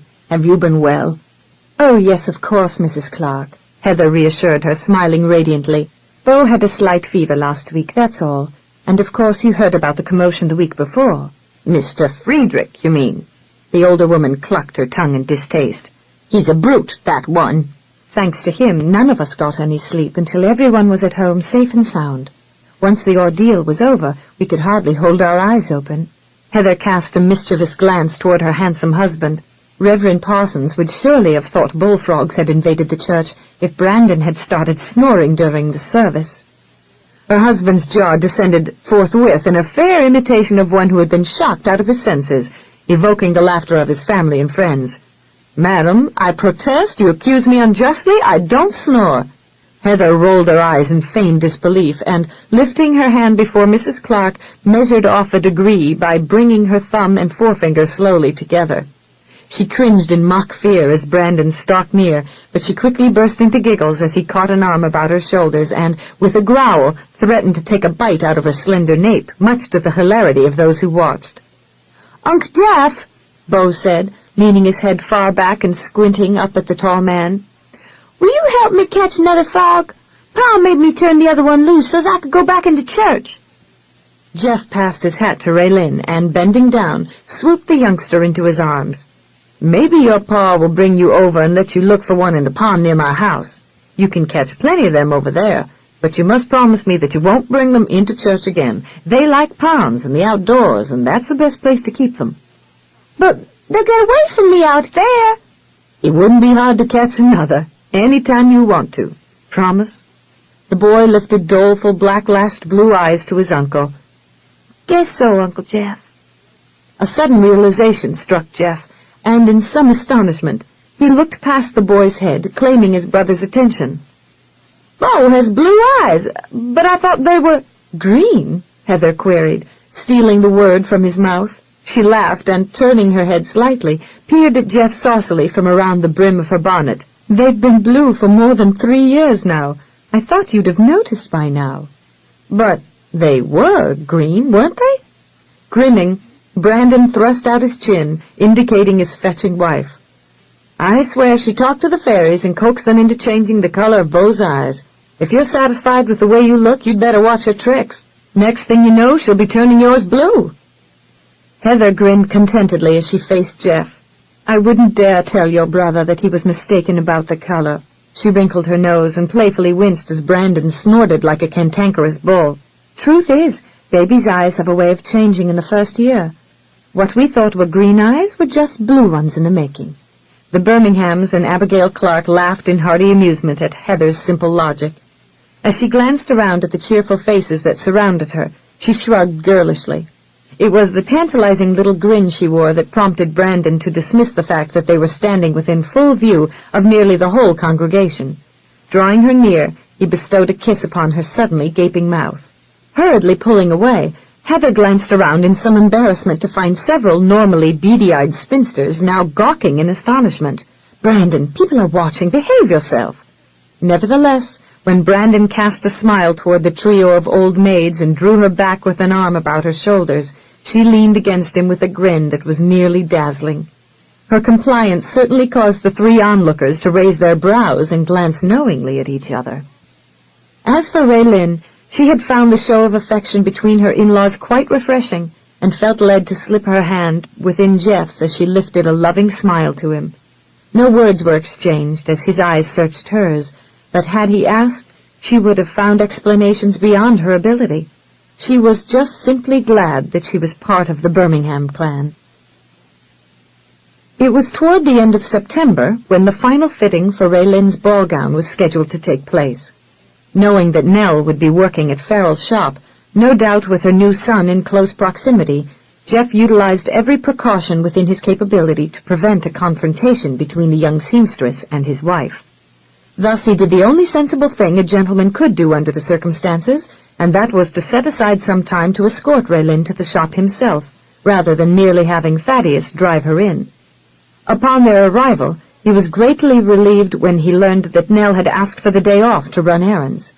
He could only hope that she would decide to leave the area for good. As much as the idea might have distressed her, he never wanted to see her again. Men were not allowed in the fitting rooms, a fact which left Jeff nearly champing at the bit as he waited for Raelynn to reappear. A whole wardrobe of clothes and other accoutrements had been ordered for the fall season for her, and he began to chafe at the prospect of having to bide his time through many tedious fittings, especially since he seemed to be the only male customer on the premises. He was definitely surprised and relieved when Raelynn came out garbed in a shimmering ball gown. As he watched with a feeling of awe, she seemed to float across the room toward the mirror to which Elizabeth had directed her. "Close your mouth," Farrell advised with a grin as he came to stand beside Jeff. "And for heaven's sakes, man, pick up your jaw." "Beautiful," Jeff breathed, seemingly in a daze as his eyes swept down the length of her. "Of course," the couturier replied, and proudly polished his nails on his lapel. "I designed it." Jeff pointedly arched a brow as he gave his friend a sidelong stare. "I meant my wife, fancy man." Farrell shrugged nonchalantly, never losing his affected aplomb. "Well, that's true of her, too, of course. In fact, it's hard to say which is lovelier. Nevertheless, your wife's beauty has definitely been magnified by my creation. She has the kind of form that would complement a shroud. She's tall, slender, and moves like a dream." "Stop drooling," Jeff cautioned, bestowing upon the man an outrageously indignant glare that should have belied the twinkle in his eye. "She's spoken for." "Yes, well, I've been trying to remind myself of that fact for the last few weeks and have decided I should take your advice." "What advice is that, pray tell?" "I shall be escorting Elizabeth to your ball." He looked askance at Jeff in time to see a grin break across his face. "Do you mind?" "Well, I'll be damned. In that case, perhaps I shouldn't," Farrell replied, stretching his neck above his collar as he straightened his handsomely tailored frock coat. "I wouldn't want you to be cast into hell or anything like that, Geoffrey." The green eyes danced with puckish humor. "It's long overdue, my friend. But I'm relieved to hear that you're finally making use of that old noggin of yours. I thought it was good for something, I just didn't know exactly what until now." The couturier cleared his throat, uneasy about making certain confessions. "Actually, I've taken Elizabeth out a time or two for dinner since you were last here, Geoffrey. On business, of course. What with our past difficulties, that excuse seemed the best way to get her to accept my invitations." The clothier flicked his brows upward as he revealed a past astonishment. "What I hadn't expected to confront was the audacity of some men to openly ogle her while she was with me. Believe me, Geoffrey, I saw more than the usual froth running down their jowls, which, by the way, I grew increasingly desirous of punching." "Meaning you saw a threat of your talented assistant being stolen away and led to the altar by an infatuated swain," Jeff prodded, amusement shining in his eyes. Taking offense, Farrell ran a finger beneath the band of his collar at his nape, as if he now found it too tight. "Damn it, Geoffrey, you make it sound as if I'd court Elizabeth or even marry her merely to save my business from certain disaster." "You mean you wouldn't?" A cantankerous snort evidenced Farrell's irritation. "You make me out to be a conniving scoundrel, Geoffrey, and that's not the way of it at all. Elizabeth is a damn good-looking woman whom I've admired for some years now. Of all the young fillies I've ever courted, there isn't one among them who can compare. It just finally dawned on me that I've been letting hurtful memories of past years dictate my actions even as late as last month. As yet, I'm not sure that she would appreciate any attempt on my part to ease our relationship into something less formal than employer and employee, but I think it would be much more relaxing and enjoyable to set my sights on the dove in my own backyard, rather than trying to pluck the feathers off the neighbor's chickens." "Smooth your ruffled nape, my friend. I'm just delighted to hear of your change of heart. 2 months ago you were still gazing past her, or at least you seemed to be. It's a relief to know that you've become more short-sighted." "Short-sighted, hell, I'm not cross-eyed. I didn't realize she was so much underfoot before. It's somewhat like looking at the end of my nose." "And you don't appreciate that," Jeff vocally deduced. "Hell and damnation, Geoffrey. You can be as vexing as a 10-foot alligator. I didn't say that." Jeff was growing more perplexed by the moment. "Then what are you saying, fancy man?" The couturier sighed in exasperation, not at all sure he could explain it all well enough. Elizabeth has been so close at hand all this time, it never really dawned on me what I was doing until recently. Jeff searched for enlightenment. Meaning that you've mainly been ignoring her? No, Farrell fussed. You should know better than that, having been the bachelor for so long. I know well enough that you are no different than I am now. I saw the way you'd size up a woman when she wasn't even aware of you looking at her. Bachelors can't seem to help themselves. Maybe it's something instinctive, or the fact that appeasement doesn't come that often unless a man gets desperate enough to seek out harlots, but I've never been led that way. Nor do I think you were. When a good-looking woman comes within view, we can mentally strip 'em, dissect 'em, and bed 'em, all in a matter of a moment, at times without being completely aware of what we're doing. I didn't have to search for a better-looking female to use as a standard by which I could judge all the other women. Elizabeth was here all this time, which made it easy for me to compare others to her, but by the same token, I was so used to having her around I never realized I was going through the same mental scenario many more times with her than all the others put together. Stripper, dissector, and better, all in my mind. Emery put a name to it. Farrell shook his head as if aghast at himself. Coveting. That's what I was doing long before she ever became a widow, and I wanted to hit the man for telling me that. What are you going to do about that now? Farrell blew out his breath in frustration. That, Geoffrey, me dearie, is what pickled the pig on the poker. It's damn frustrating, but I don't know if I can do anything about it. Jeff cocked a wondering brow as he considered the couturier. His friend hadn't been blind after all, just wary of old grudges, and what would follow, no one could predict. Late that afternoon, the landau pulled up in front of Oakley House to allow the master and mistress of the manse to alight. Shortly after Jeff handed Raelynn down and the conveyance pulled away, their attention was promptly snared by an angry voice that seemed to be coming from the back of the house. "And I says, you ain't got no business being here, missy. All you wants to do is make more trouble for Mr. Geoffrey. I knows that for a fact, just like I knows what you did not to a year ago. Now you takes yourself off afore the master comes home and finds you skulking around this place like some no-account white trash." Recognizing the butler's voice, Raelynn looked up at Jeff in acute surprise, thoroughly astonished by the servant's harsh tones. Kingston was usually the very soul of propriety and unswerving patience, yet at present his gruff voice was filled with outrage. "Who in the world can Kingston be talking to like that, Geoffrey?" Her husband's lean cheeks had darkened perceptibly, and his eyes had taken on a cold glitter that chilled her to the bone.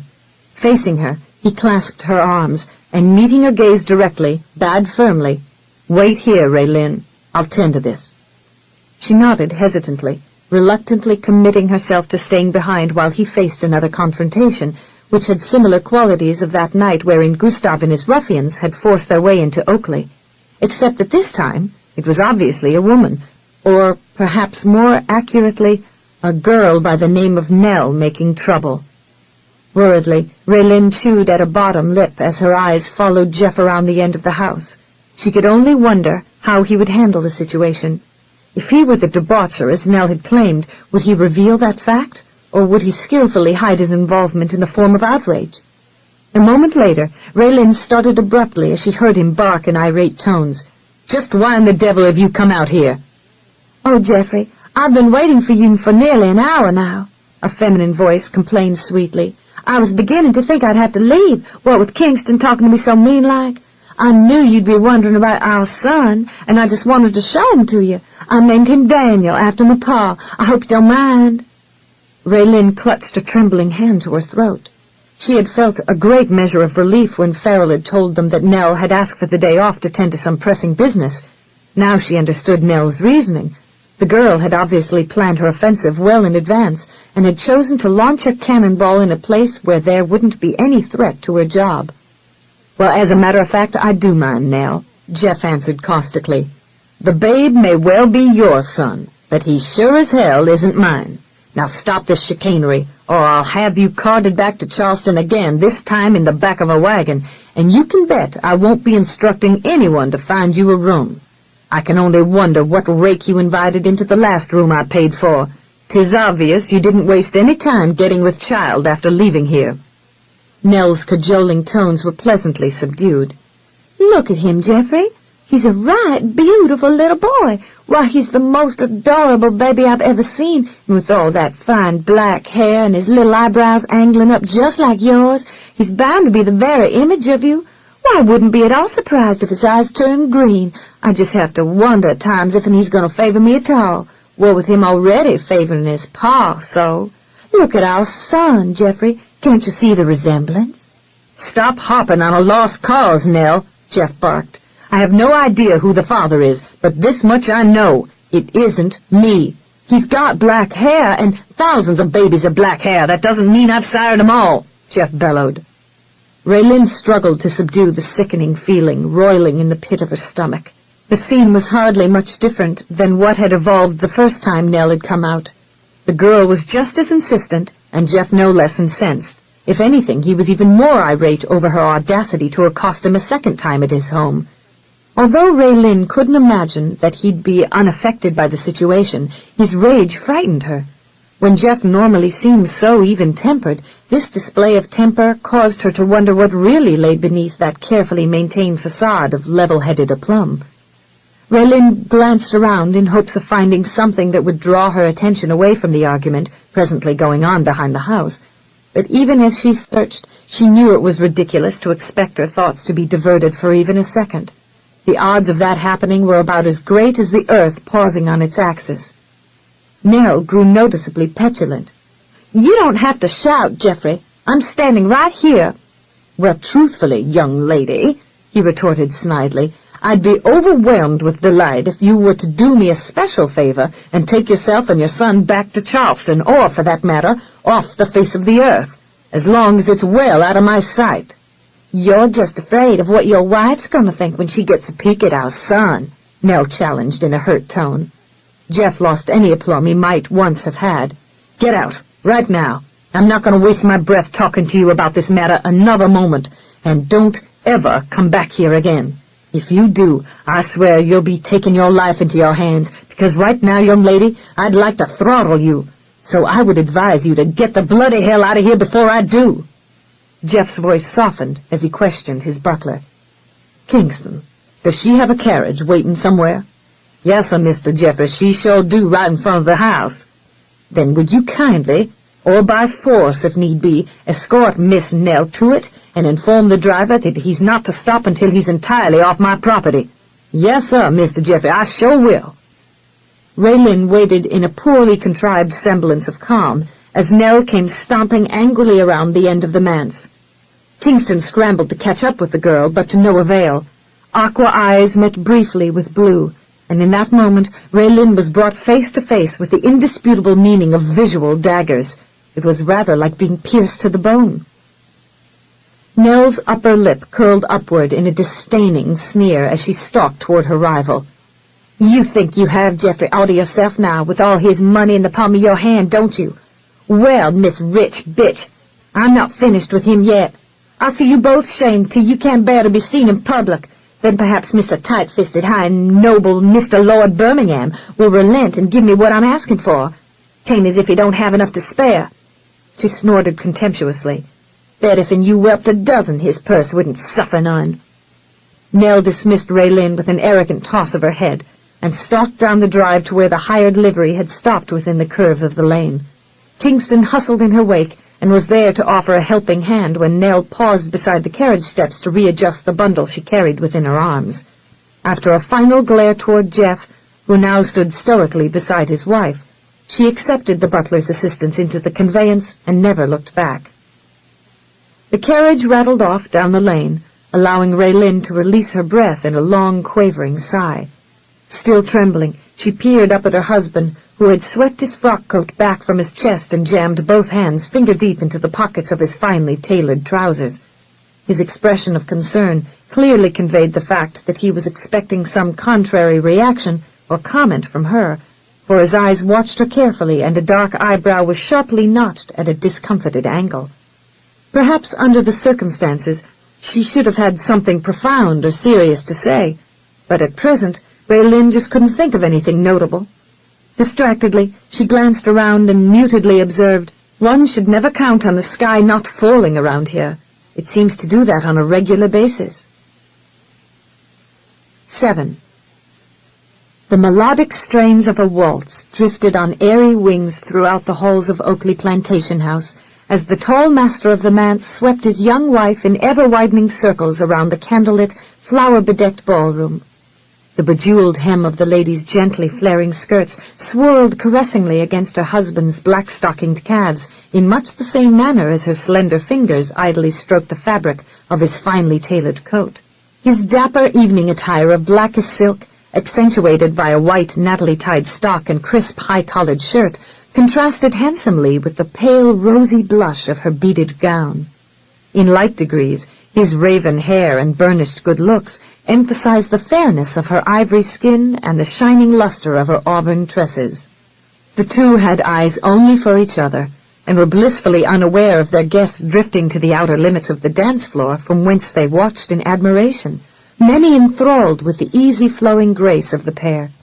Others were not so graciously inclined.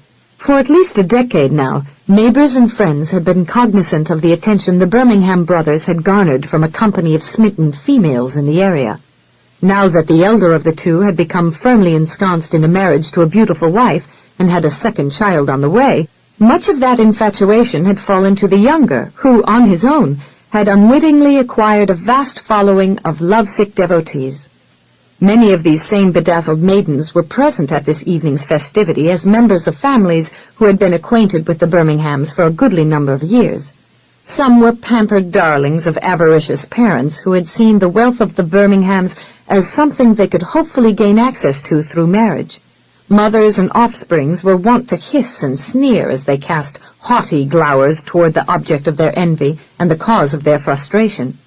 Recent hearsay had it that the newest Mrs. Birmingham had become the recipient of the zealous attention of one Gustav Friedrich, a brutish German who had been so intent upon having the girl for his own that he had broken into Oakley House and taken her captive. The rejected maids and their doting parents enlivened many a rumor about the event, suggesting that the lady had actually been sullied by her abductor and that her handsome husband, always a gentleman, had merely done the honorable thing by refusing to cast her aside. More flattering compliments flowed from a different sector, not only liberally extolling the praises of the attractive couple, but also expressing admiration for the lady's gown. All were wont to surmise that the garment had cost her husband a sizable sum. But then many shrugged away any thought of censure, reasoning that when a man was as rich as Geoffrey Birmingham, it was understandable that he would be of a mind to bestow lavish gifts upon his wife, for she was indeed exquisite. Farrell Ives and Elizabeth Dalton exchanged smiling glances as they overheard comments praising the lady's gown. In silent tribute to the couturier's talent, his loyal assistant squeezed his arm. The gentle pressure in no wise went unnoticed by the stalwart man. Indeed, it did much to provoke his surprise, for the lady had never displayed any willingness to touch him, either casually or deliberately, unless she had been required by some definite reason to do so. Farrell lowered a questioning gaze upon the dark-haired beauty, and when Elizabeth looked up, their eyes met with startling results. In the cerulean orbs, a warmth began to glow more than hinting of a manly desire as he plumbed far below the depth of the darkly hued iris. It was the first time he had ever captured her gaze long enough to lend him some hope that her heart was susceptible to an intimate search of her hidden emotions. For an instant, he glimpsed fertile ground, and his lean fingers brushed across the delicate bones of her hand, trying to communicate all the feelings he had held in check for years. Her breath halted, and for barely an instant she seemed to waver between a smile and some unknown fear. Then her soft lips began to tremble, and a fluttering sigh wafted from them. A poignant longing seemed to fill the very essence of Elizabeth's being. As much as she yearned to respond with a womanly warmth to Farrell's questioning stare, she knew only too well the danger of yielding to those hypnotic, powerfully masculine smiles. Too often she had witnessed his effect on unsuspecting young maidens who had ventured much too close and, without warning, suddenly found their hearts hopelessly ensnared. Those mesmerizing blue-eyed stares had the strength to weaken the knees as well as the wits and wills of not only tender virgins, but older widows as well, as Mrs. Brewster had recently demonstrated. Being merely his employee, Elizabeth understood the folly of lowering her guard. for she would be loath to see him scurrying to find a place to hide were she ever to forget her self-imposed restrictions. Still, it had been an arduous task to ignore the sinking feeling that had affirmed itself in the pit of her stomach each and every time she had been required by proper etiquette to stand calmly by while she watched the man practice his irrepressible cajolery on some sweet young thing in his shop. The gloom that had followed such occurrences had left no question in her mind that, perhaps more than anyone, she yearned for some small bit of his attention for herself. In a hard-won guise of unaffected insouciance, Elizabeth withdrew her hand, hoping her employer wouldn't notice how it was shaking, and forced herself to look elsewhere in an effort to calm herself. The refreshment table drew her attention, and offered her an honest excuse to put some distance between the clothier and herself. "If you wouldn't mind, Mr. Ives, I'd like to see what I can find to eat at the refreshment table. I'm afraid in my haste to be ready on time I failed to eat." She indicated a general direction. "Besides, several of our younger customers are eyeing you, no doubt hoping for a dance.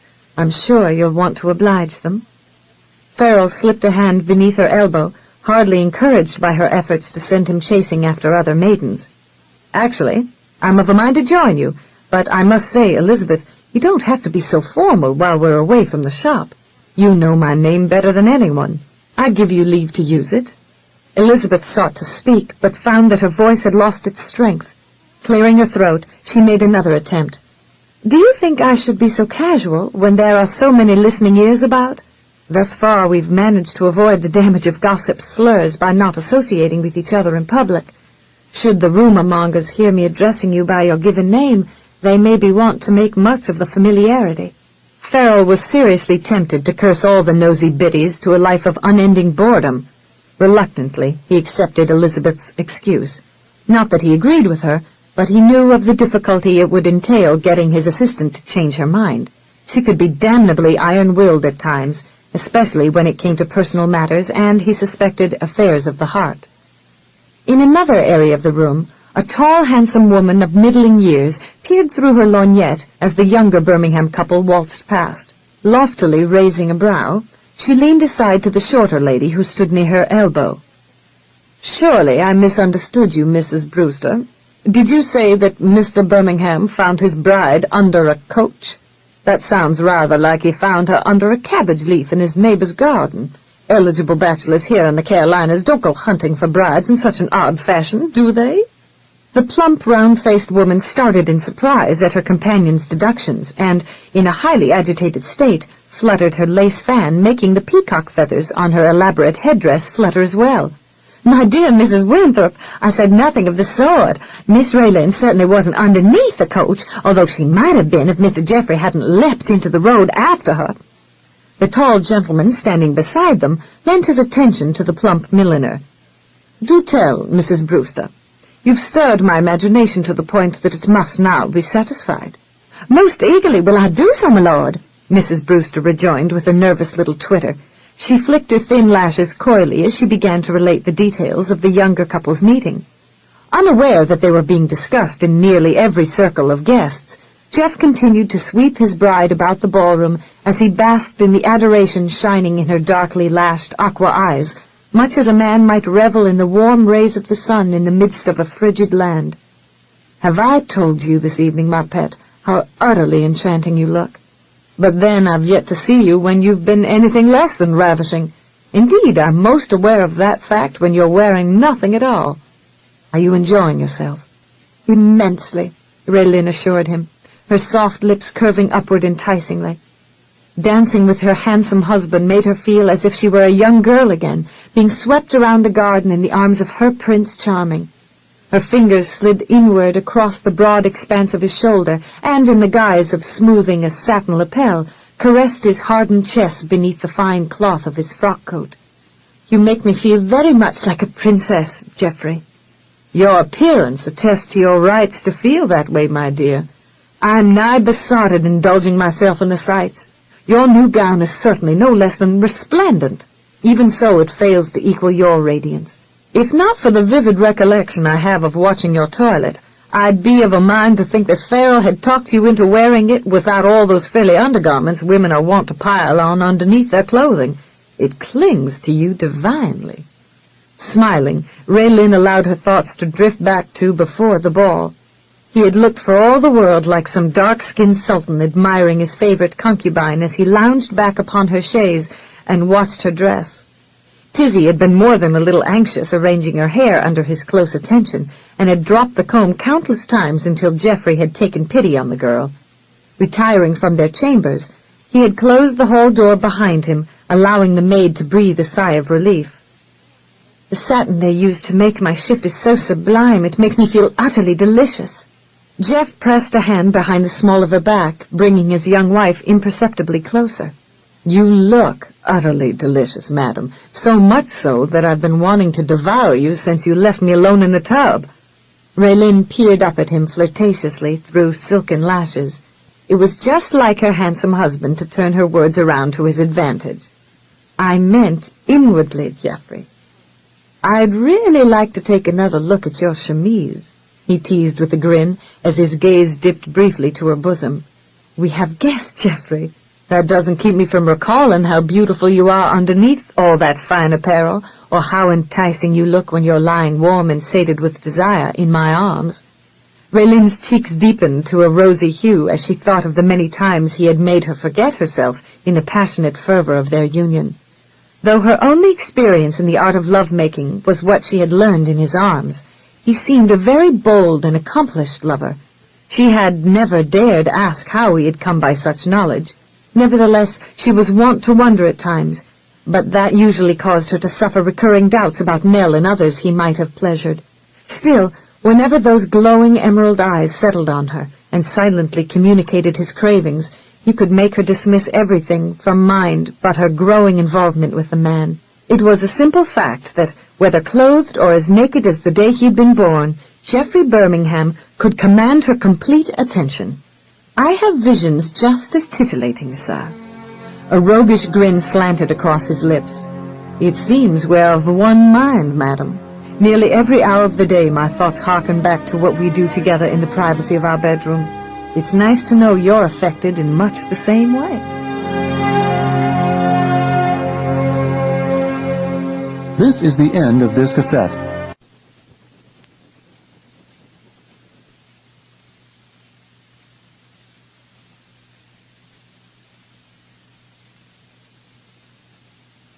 This is cassette number 4.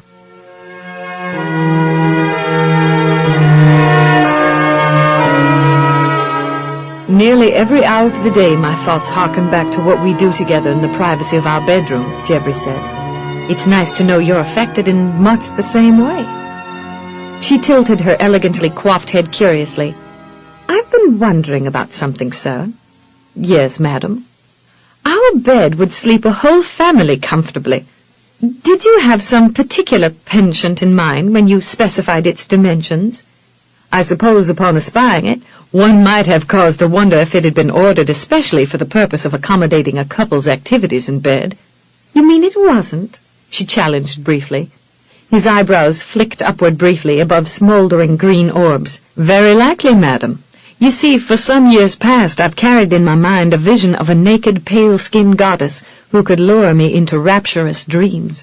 Her breasts were delicately hued, soft and round, her belly of the creamiest hue, her thighs so temptingly joined together I became fairly besotted with a desire to mount them.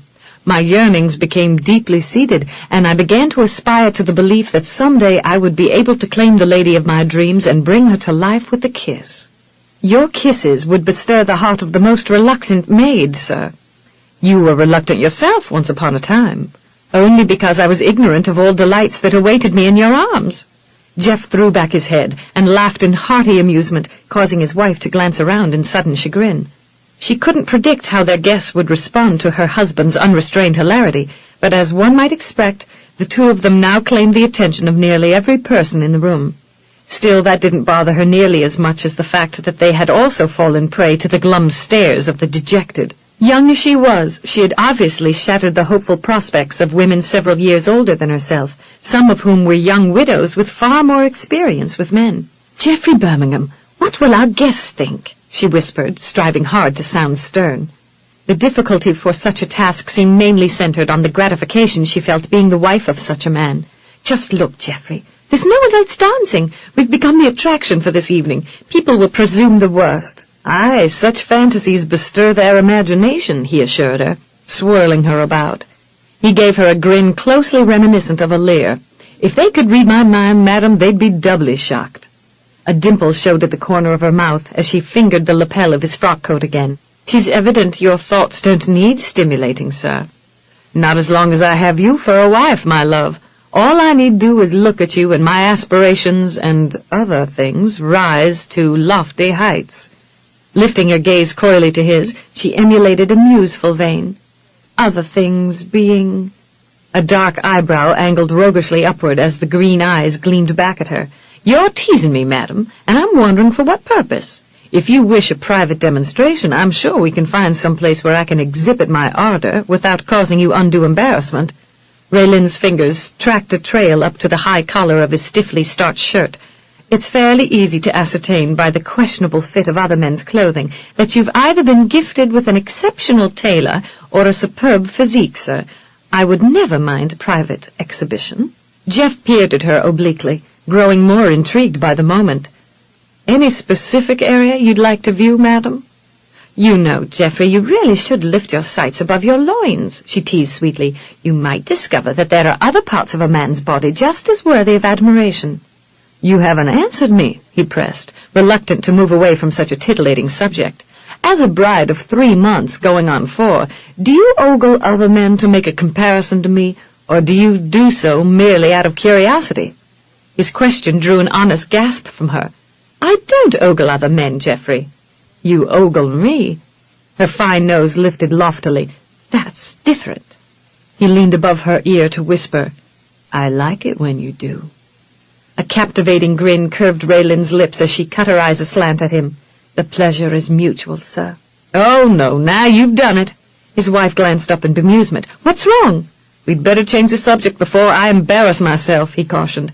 These breeches can be damned revealing at times. The aqua eyes slipped downward briefly, drawing an amused chuckle from him. Got you. Raelynn tossed her head like a child who had been thoroughly miffed by the prankish trick of a hopeless tease, but the corners of her lips seemed to have a will of their own as they curved in amusement. I wouldn't have been at all surprised, knowing what a lecher I have for a husband. I became a lecher the day you entered my life, madam. Satisfied, Raelynn smiled and resumed toying with his carefully wrapped stock. And I became a wanton the day you took me into your bed, sir. I can hardly think of anything else. Servants moving about with trays laden with libations, musicians extracting melodious notes from instruments, elegantly arrayed ladies and gentlemen talking in muted tones seemed somehow detached from the private world in which the couple had entered. Yet it wasn't until Jeff had relinquished Raelynn for a dance with an elderly gentleman of impeccable character that he realized how time seemed to slow to a snail's pace when they weren't together. Even as he talked with some of his hunting companions, his eyes seemed inclined to watch her dutifully smiling and dancing with the elder. When, after bestowing another such glance upon her, he encountered the blatantly amused stare of his brother, Jeff felt his own cheeks grow ruddy in chagrin. Pleases you a mite, does she? Brandon gently prodded, stepping near. More'n a mite, Jeff readily acknowledged as he gave his brother a crisp nod of affirmation. He allowed himself a final glance at Raelynn before he turned and followed along behind his older sibling, much as he had oftentimes done as a child. Heather was seated in a large wing-backed chair with her dainty slippered feet residing on a low footstool and a lace shawl carefully draped around her shoulders in such a way as to mask her ponderous belly. Earlier that day, Jeff had instructed servants to place the chair in a spot where the expectant mother could view the entire room without having to move about, the only possible hindrance to her visual range being the guests who might overlook her presence. Little chance of that, Jeff had replied when Kingston had posed such a question. Even well along with child, she'll have her own circle of admirers and friends who'll make sure that doesn't happen. As expected, Heather was surrounded by a small collection of guests who had paused to pay their respects. Farrell Ives had led Elizabeth Dalton upon his arm to that very spot, where they were now engaged in conversation with the charming Mrs. Brandon Birmingham. In much the same manner, Thelma Brewster had hastened across the room, but only after noting the couturier among those presently talking to the pregnant beauty. Thelma brought her companions with her, the widowered English lord and Lydia Winthrop, both of middling years. Although Mrs. Winthrop had grown up near the Charleston area, in the last score of years she had taken up residence in London after marrying a wealthy Englishman. Recently, she had made the voyage to visit friends in the Carolinas. As for the nobleman, he had lived most of his life near that great metropolis in England, and had every intention of returning once he concluded his business in the area. "My dears, have you met Lord Marsden?" Lydia Winthrop queried, with an elegant sweep of her hand drawing the tall, lank gentleman forward. "We became acquainted while sailing here from London. Nasty weather we had, too. Tossed our ship about more than I could abide, but that is neither here nor there. Lord Marsden came here on a quest to find a suitable tract of land to buy as a wedding gift for his daughter and her fiancé. Mrs. Brewster assured us that it would be perfectly acceptable with our host if his lordship came along with us, seeing as how the Birmingham men could likely advise him on the best acreages to be had in the area." Lord Marsden cleared his throat as if he were about to launch himself into a long speech. "Yes, of course. I didn't wish to intrude, you see, but these kindly ladies insisted. I sincerely hope our host isn't averse to strangers imposing upon his hospitality." Heather smiled up at the man. From where she sat, he seemed to loom over the pair of ladies who flanked him, especially the portly Mrs. Brewster, who was nearly a half-head shorter than the more elegant Lydia Winthrop. As for his lordship, he was definitely a bland sort. Tall, lean, long of limb, with lank brown hair and a dour face, typical of some pompous aristocrats. Although his dark blue frock coat and breeches were finely tailored, they were as sober as the man's face. "Rest easy, my lord," she urged graciously. "I'm sure my brother-in-law will be honored by your attendance. But as to your purpose here, Geoffrey and Brandon are both capable of assisting you in your search for land. But if you're not overly pressed for time tonight, please enjoy the festivities and help yourself to the refreshments. Geoffrey has an exceptional cook, so the cuisine promises to be simply delectable." "Thank you for making a foreigner feel at home, madam," Lord Marsden replied graciously. "You're very kind indeed." "My pleasure to be of service, my lord." "Now, please," Heather bade, "enjoy yourself, and feel free to have a look around if you'd like. Since so many guests have made requests to view the improvements that have been done here at Oakley, most of the rooms will be open for inspection. The house is a fine example of the plantation homes in this area, and has become a real gem since my brother-in-law refurbished it. Only Geoffrey's personal chambers will be reserved for his private needs and those of his immediate family during the festivities." Lord Marsden responded with an abbreviated bow. "Your family is most courteous, madam." Turning aside, he followed the two older women who were strolling across the room. When Lydia Winthrop paused to indicate the ceilings and walls of the ballroom that were elegantly embellished with flower festoons of delicately hued pargetry, adorned with elaborate gilding, his lordship dutifully followed her gaze upward. "I remember this place when Louisa's parents lived here," Lydia mused aloud. "It was a fine house then, but nothing at all to what it is today. Never once did I imagine it could look this grand." "Albeit, madam," his lordship replied, "in comparison to the great homes of London, you must agree that it seems a bit wan. Yet I suppose in contrast to the humble dwellings I've seen here in the Carolinas, it would be equivalent to a modest English estate, although nothing too grand, you understand." Mrs. Brewster's buoyant smile faded forthwith. The fact that her own tiny apartment and millinery shop took up less space than the room they were occupying made her wonder if, after a visit to her establishment, Lord Marsden would be inclined to look down his long, thin nose at her. She thought it wise to lead the subject elsewhere. "Miss Heather is a very fine lady, perhaps the most enchanting in the area, besides Miss Raelynn, of course." His lordship withdrew a snuff-box and sprinkled a little powder on the back of his hand. Inhaling a few small particles into each nostril, he raised his head and pompously elevated his brows as he pressed a handkerchief aside his nose. "She bears the colouring of those dastardly Irish, is she?" Momentarily struck speechless, Thelma Brewster searched her memory. I think so. I seem to recall hearing someone say her mother came to England from Ireland after her marriage to Heather's father." Lord Marsden bounced on his toes as he lifted his angular chin almost level with his long nose. "Too bad." The milliner felt the back of her neck prickle uncomfortably. If the man thought Heather Birmingham beneath his lofty peerage, then how much farther down the scale would he rank most of the Charlestonians, herself included? Lydia Winthrop smiled blandly at the man. "You'll find the citizenry of this area are little concerned with titles and nobility, my lord. You must remember that although this territory was once under English rule, it's no longer subject to the authority of the monarchy. People here desired their freedom from autocracy enough to fight for it. Rebels, Yankees, all the same, Marsden replied imperiously. The plump cheeks of the milliner drew sharply inward in a shocked gasp. The awe she had formerly felt for the nobleman was quickly turning into vexing ire. Indeed, if she had to listen to any more of this Englishman's long-nosed arrogance, she'd be liable to lower a punch bowl over his dark head. In an effort to turn the subject once again to something less confrontational, she indicated the bountiful fare laid out on the tables. "You'll not likely find food as tasty as this in all of the Carolinas, my lord. Wouldn't you care to take a plate and sample some?" Lord Marsden touched his lace handkerchief almost daintily to the side of his nose again and sniffed. "I dare not ask what has gone into the making of these dishes. Such rich victuals may well prove the death of me." "Well, 'tis doubtful you'll be finding any kidney pie around these here parts, your lordship," Mrs. Brewster retorted, casting a jaundiced eye toward the man. English lord or not, he definitely needed to be taught some manners. "As for me, I can hardly wait to begin." Lydia passed the milliner a plate as she smilingly invited, "Shall we?" Heather caught sight of Jeff making his way toward her through the crowd of guests. As he drew near, she stretched forth a welcoming hand and laughed like an eager schoolgirl. "I was wondering what I would have to do to get your attention. As much as you've been dancing with Raelynn, I was sure I'd have to break in and ask you for a dance myself just to get a chance to talk with you. Your ball is quite lovely, sir. Thank you for inviting us." Winking at her fondly, Jeff brought her thin fingers to his lips before he stepped back and swept her with a teasing perusal. "Madam, may I say that you look very much like a hen upon her nest, waiting expectantly for her egg to hatch." Heather laid a small hand upon her belly and contentedly drummed her fingers against it. "Any week now. Feeling all right, Princess?" "Perfectly," she assured him, her smile deepening.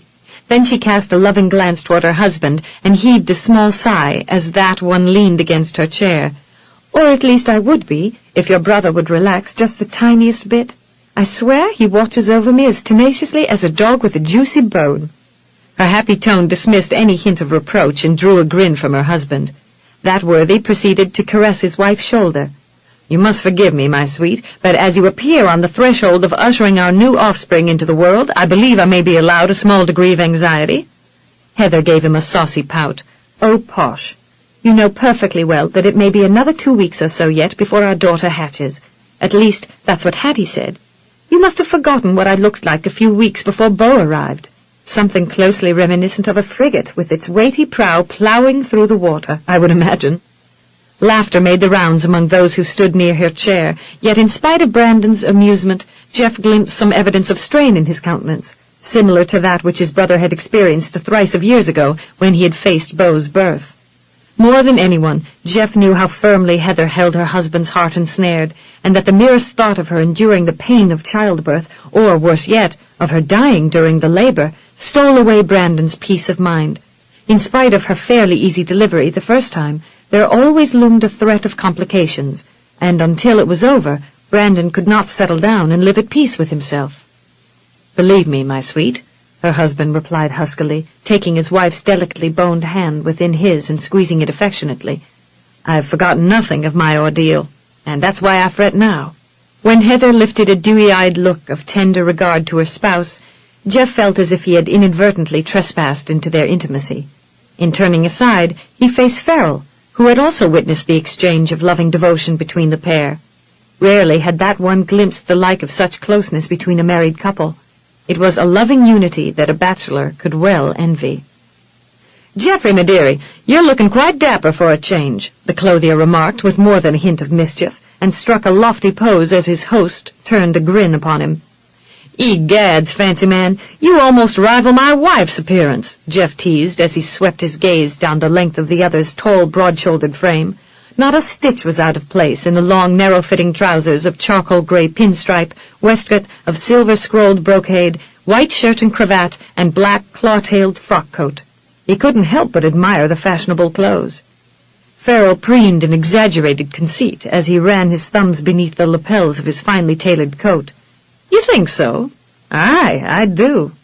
Come to my shop when you have time to spare, Geoffrey, my dearie, and I'll teach you some of the finer points of style. You could certainly benefit from my advice."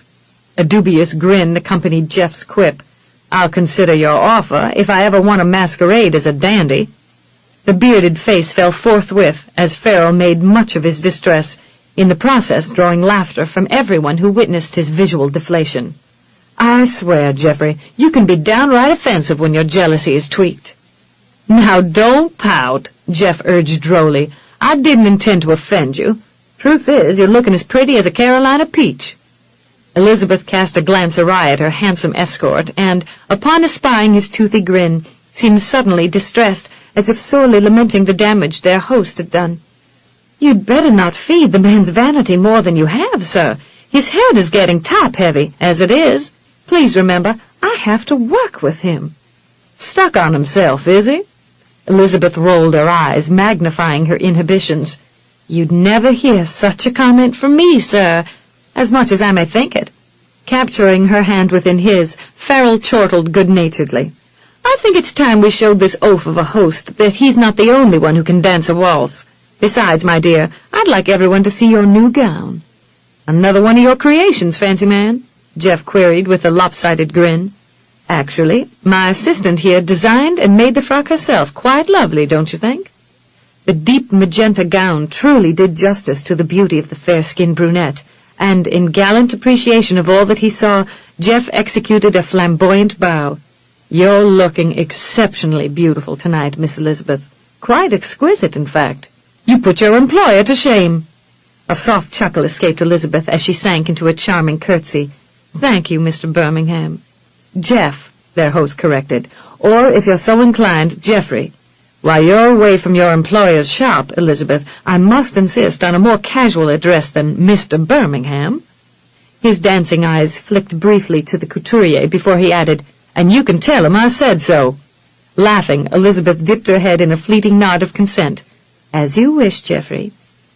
"Enjoy yourselves, my friends," their host bade, with a flamboyant wave of his hand urging them onto the dance floor. "I'll join you there as soon as I can find my wife." Jeff's gaze was drawn to Raelynn as if by a will of its own, and for a moment he stood marveling at her regal beauty as she was swirled about the floor by another friend, Sheriff Reese Townsend. The huge man was amazingly light on his feet, and although Raelynn seemed dwarfed by his size, she had no difficulty following his lead. In truth, she was taller than Heather by several degrees, and almost seemed willowy in the long, narrow-skirted gown that flowed with subtly clinging grace from her shoulders to the floor.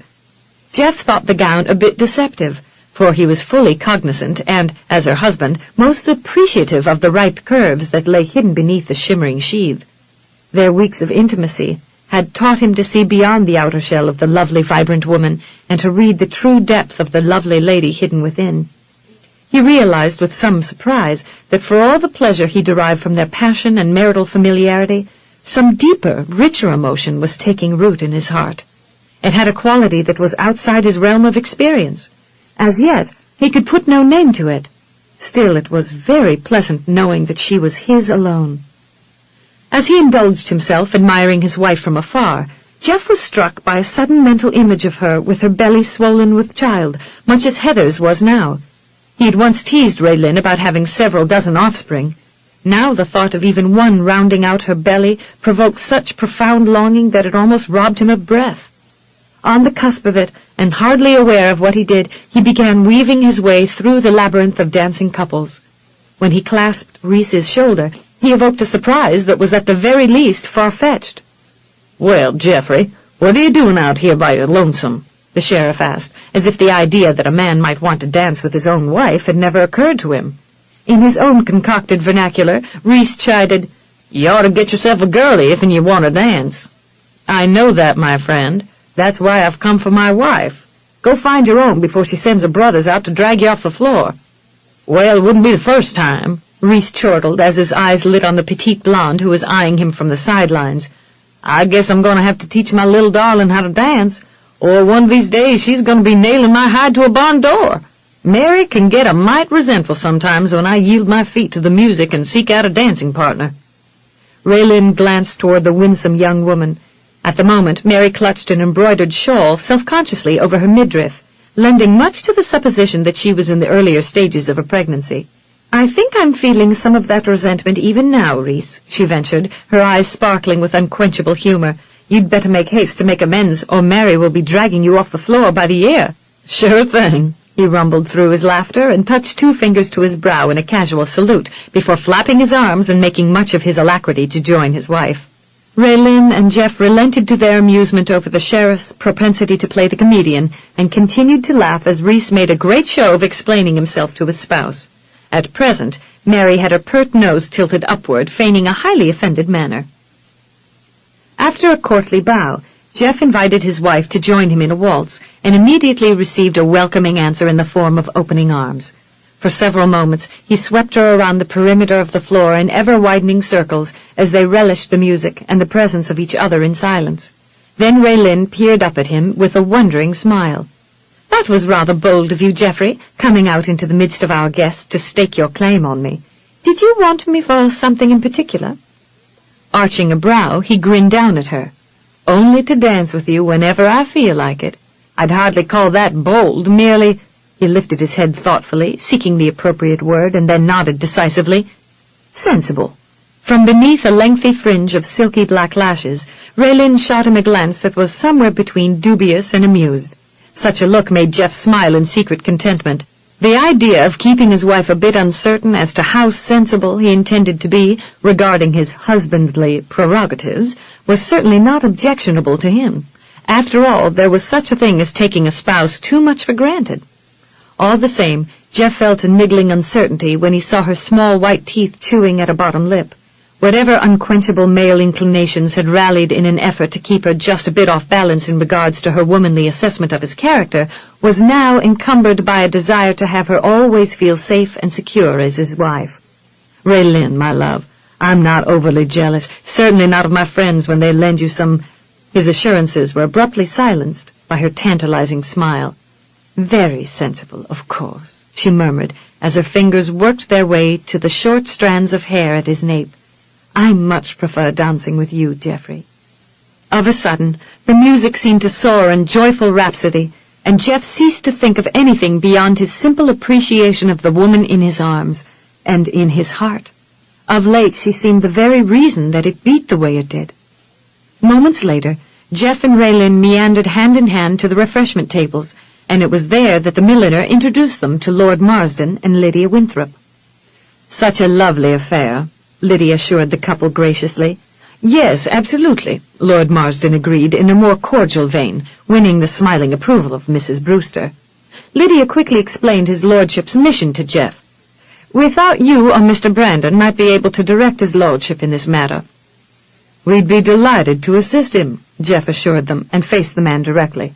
You're welcome to return here to my home any time while I'm in residence, my lord, or to even stop by my shipping company.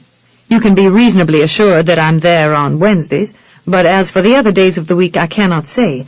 I have other business interests that demand my time, but I'm also just as prone to stay at home and take account of my crops, stables, and other things that are of utmost importance to me. Surreptitiously, Jeff reached back a hand and, threading his lean fingers through those of his wife, squeezed them gently, silently affirming that she was the one who really claimed the best of his attention. I'll be happy to lend you whatever assistance you may require, my lord. Thank you most kindly for your generous offer, sir. I would certainly be indebted to you if you could help me conclude my business here speedily, so I can return to England well before the nuptials are announced. Truly, if I must endure another sea voyage, the like of which Mrs. Winthrop and I have already suffered, then I may never get up enough nerve to board another ship as long as I live. His comment evoked their laughter, allowing Mrs. Brewster to renew her admiration for the man. After all, he was a lord of the realm, and had even seen fit to invite her for a turn about the dance floor. Being at an elegant ball with a wife, rather than merely a female companion, was a new experience for Jeff, and he was not above taking marital license whenever the opportunity presented itself. Raelynn seemed more than willing to foster his husbandly advances with a few wifely ones of her own. Indeed, such moments were limited only by the amount of secrecy or concealment they were able to garner throughout the evening. Her hand settling possessively upon his backside while they were wedged in a corner talking to friends, or the back of his arm brushing her breast, were teasing little sweetmeats that made them smile at each other in warm communication. It was equally satisfying for Jeff to return to their bedchamber after Mrs. Brewster had accidentally splashed punch over the starched whiteness of his shirt, and to find his wife perched on the end of the overstuffed chaise with her skirts drawn up nigh to her hips. She was just dragging off a badly snagged stocking when he arrived, and began smoothing on new hosiery as he doffed his coat and shirt. He was ever wont to admire her long, sleek limbs, and, with a husbandly appreciation, hovered near with all the dedication of a lusting roue. Nibbling at her earlobe, he whispered lewd suggestions in her ear until Raelynn was giggling like a new bride. His proposals proved provocative, especially to Jeff, who became increasingly dedicated to the idea of enjoying some marital intimacy. Kneeling before her, he covered her throat and bosom with languid kisses as his hand wandered with bold familiarity beneath the hem of her gown. Raylynn's breath caught at his advance. A moment later, it escaped in a fluttering sigh of pleasure as she relaxed against him. When his lips traveled upward to ensnare hers, commanding a fervent answer, she yielded her mouth completely, meeting his probing tongue with slow, sultry flicks of her own. A moment later, Jeff lifted his head and searched his wife's face for the depth of her commitment to this moment. Soft, dewy eyes merged with his, and a warm shiver gently shook her slender frame as she recognized the passion blazing in those green orbs. A long, muscular arm moved around behind her hips and swept her forward to the end of the chaise, opening her up to him as he freed the fastenings of his breeches and slowly sheathed himself in her womanly warmth. Things became increasingly focused, at least until several twittering ladies approached from down the hall and entered the bedroom next door, where they eagerly praised the changes that had been made to the house in recent years. Frozen on the threshold of erotic rapture, the couple clung to each other as they listened in waiting apprehension. Before the ball, the draperies had been drawn closed over the French doors of the master's chambers, but the glass portals had been left standing open to catch the wafting breezes. As a result, no one could predict what curious soul might decide to venture out onto the veranda, or even dare to enter the private quarters. Discomfited by their guest's proximity, Raelynn pressed a trembling hand against her husband's chest and looked up at him pleadingly. "Later," she whispered as her palms stroked the furred expanse, "when we have more privacy." Jeff pressed his lips near her ear. "Then come downstairs and let me hold you in a waltz until my blood cools." "As if it would," she replied, and started to laugh, then hurriedly buried her face in his shoulder until she could subdue her amusement. She glanced back at the mantel clock as it began to chime. 10 o'clock. Not much longer now, then we can be alone together. "You'd better leave first," Jeff murmured huskily, withdrawing from her. "If I go down now, I'll shock our guests." Rising with him, Raelynn snatched a kiss from his lips and, with an admiring glance downward, stepped away from him with a grin. 8. In gracious compliance with the duties of a hostess, Raelynn smilingly accepted every invitation to dance, and in the lulls between, conversed with many of the ladies. She quickly discovered that Heather was a radiant, vivacious beacon to which she and others were irresistibly drawn. Thus, when she was unsure of herself, it seemed only natural to seek out the fortifying presence of her sister-in-law. Aware that she had aroused a fair amount of curiosity by marrying one of the choicest bachelors in the area, Raelynn tried to answer all the probing questions as pleasantly and as accurately as possible. Yet, through it all, she began to sense that a small collection of ladies were resentful of her. Never mind that they hid their malice behind brittle smiles and subtle innuendos, they made her feel very much like an outsider, as they no doubt hoped to do. She was, after all, a foreigner who had usurped a highly coveted commodity in the form of one Geoffrey Lawrence Birmingham. Yet even as she struggled to dismiss their cattiness, Raelynn became increasingly aware of her own rising euphoria. After despairing of even surviving the sea voyage across the Atlantic, she had not only been rescued from the enslavement that Gustav had intended for her, but she had been whisked into a marriage with an extraordinary gentleman who was every bit the man she had once aspired to have in a long-dormant fantasy. Yet Jeff was no dreamy illusion, but flesh and blood, and he was hers, not theirs. He was immensely charming, delightful to be with, and much more of a courtly gentleman than she had realistically imagined she would ever find in the wilds of Carolina. Not only that, he seemed a perfect match for her. Where she was weak, he was strong. Where she was gentle and submissive, he was firm and aggressive. Where she was clever at managing the house, the servants, and a host of other things, he was astute at his many business affairs, his horse operation, and running the plantation. In a variety of different ways, they complemented each other. Yet above all, they were lovers thoroughly enthralled with each other. The only nagging fear came from the fact that everything seemed too perfect. There just had to be a flaw somewhere. If she were living in the midst of some fairy tale, her existence could not have been more captivating. The spacious ballroom, now aglow with twinkling crystal candelabra and costly chandeliers, and a swirl with gracious people, seemed a place of enchantment. Even the rain pattering down upon the roof and the walks twining through the gardens provided a fresh, sweet essence that enlivened her spirit and made her feel a bit giddy, as if she were actually soaring on gossamer wings like a tiny fairy in an unseen world. It was all too magical and beautiful, yet very, very real, she kept telling herself. She was here, alive, and this was no fantasy, no child's illusion. Once again, Raelynn made an effort to devote her attention to the elderly gentleman with whom she was presently dancing. She smiled at his muttered statement, hardly cognizant of what he had said, and hoped fervently that it didn't require an answer. Her mind wandered irresistibly to that fervently anticipated moment wherein she and Geoffrey would be free to return to the privacy of their bedroom. A warm blush swept upward from her breasts as she thought of Jeff's long, muscular form, moving with slow, rhythmic passion upon her own. But in allowing herself such delectable fantasies, she missed a sweeping turn and trod upon her partner's toe. His wrinkled face briefly registered a painful grimace before he recovered a somewhat strained aplomb. Patting her hand soothingly, he shushed her worried apologies. "No need to fret yourself, girl. No harm has been done."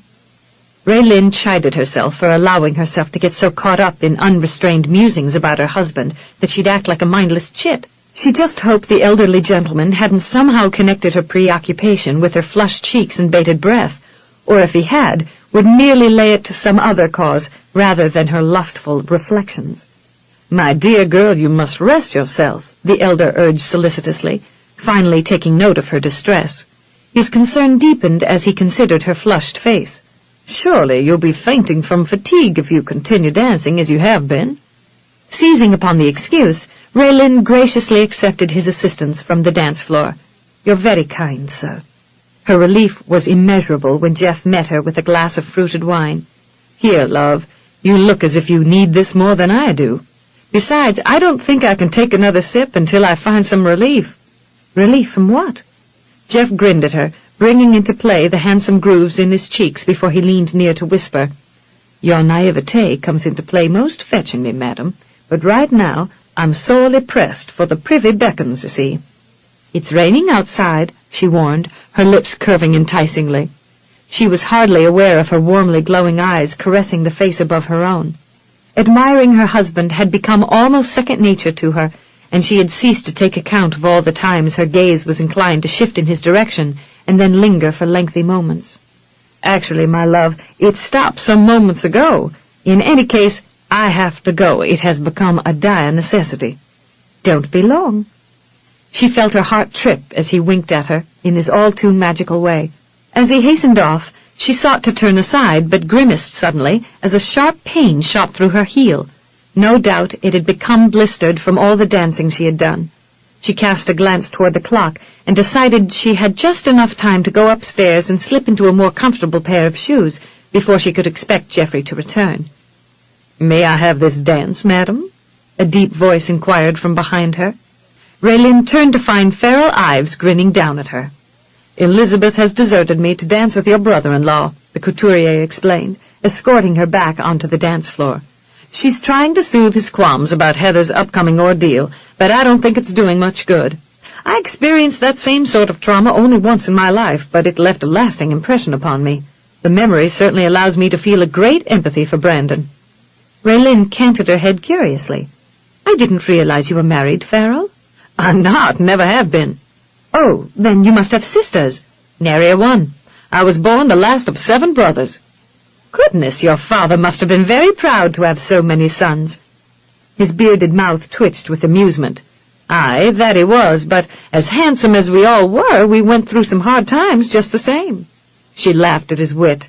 "You know, Farrell, if I thought you were rarely as conceited as you make yourself out to be. I'd make an earnest effort to warn women away from you, for surely none would be able to hold a candle to you. His eyes gleamed puckishly. I knew my looks were impressive, but I never realized before that they also put the women to shame, too. Oh, you're hopeless, she warbled through her laughter. He feigned a sigh of lament. That's what everybody tells me. You should be careful, she warned, making no attempt to curb her grin. One of these days someone is going to take you seriously and think you're really caught on yourself. He chortled. Only a fool would be so foolish. After another lengthy sweep around the ballroom, Raelynn peered at him again. Her brows gathered in a baffled frown.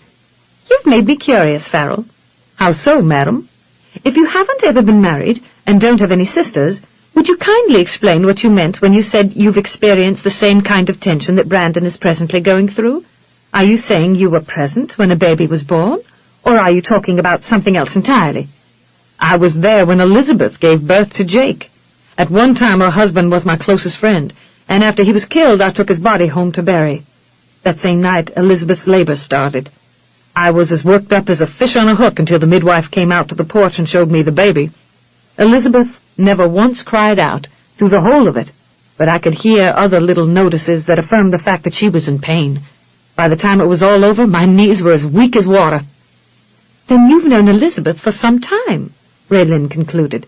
I met her late husband Emery in my earlier boxing days. We became friends. He went to Georgia to work for a while, and when he came back, he introduced me to his fiancée, who had come with her parents to visit him. I thought Elizabeth was the most beautiful woman I'd ever seen in my life, but of course she was already spoken for. I provided the ring as best man at their wedding. The rest is a long story. Before her husband was killed, he gambled away all their money, leaving Elizabeth in dire straits. After his death, she came to work for me and has helped my business to become what it is today. Even with what she now earns, Elizabeth still scrimps and saves for the boy's future. She says she wants him to have a better start in life than his father had. I'm sure Elizabeth was grateful that you were there when she needed you. Since then, you've probably proven yourself a friend in many other ways. Farrell made no comment. What could he say when he was not at all sure where he stood with the raven-haired beauty? The guests stayed much later than Raelynn had ever expected, and when finally they began to make their departures, it was past midnight. She stood beside her husband at the front door of the plantation house and graciously extended her appreciation of their attendance. More often than not, she took advantage of her husband's supporting arm and leaned against his sturdy frame. It had been a long and exhausting day, and though she had entertained recurring fantasies about the night ahead, she wasn't at all sure that she would stay awake long enough to even get undressed. In the night sky, a slender shaft of moonlight seemed to struggle for survival amid the gathering clouds. The beam of light finally disappeared altogether behind a turbulently roiling mass as strengthening breezes, bearing the scent of an approaching rain, set tree limbs to swaying overhead and open French doors crashing against their jambs. Servants rushed to close them as guests hurriedly waved and scurried to their carriages.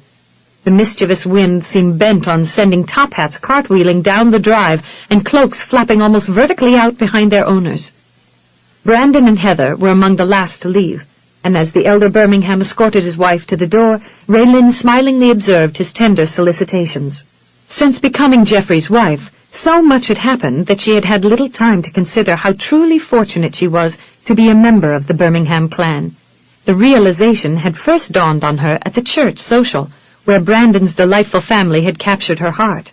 Brandon himself had accepted her with gentle courtesy, for which she would always be grateful. As for Heather, that lovely lady was already becoming as near and dear to her as a sister. "You were enchanting, my dear," Heather whispered as they embraced fondly. "Thank you for being here when I most needed you," Raelynn murmured with a gentle smile. "It seems there are still a few maidens who simply loathe the idea that I am now Geoffrey's wife." "Oh, yes, indeed." Heather waved a graceful hand after the line of carriages vanishing off into the darkness. "I can practically see frustration blazing a trail behind at least a half a dozen of them as they try to accept the fact that my brother-in-law is forever lost to them." Jeff tightened his arm about Raelynn's slender shoulders, bringing her closer against him. "Our hasty marriage has given Charleston society something to chew on till well past Christmas." "Take my word for it, brother," Brandon observed with a muted chuckle. "It won't stop nearly that soon." "I know," Jeff acknowledged. heaving an exaggerated sigh. "Not until we're old and gray." "Now that's more the truth of it," Brandon affirmed, and clapped a hand upon his brother's shoulder. "Sorry as I am to tell you this, Geoffrey, but the gossips will flay us with their tongues until we're laid low in our graves. And just maybe, they won't even relent then." "Thanks for your heartening words of encouragement, Bran," Jeff replied, tongue-in-cheek, making much of his dejection. "I could have gone a score of years without hearing that."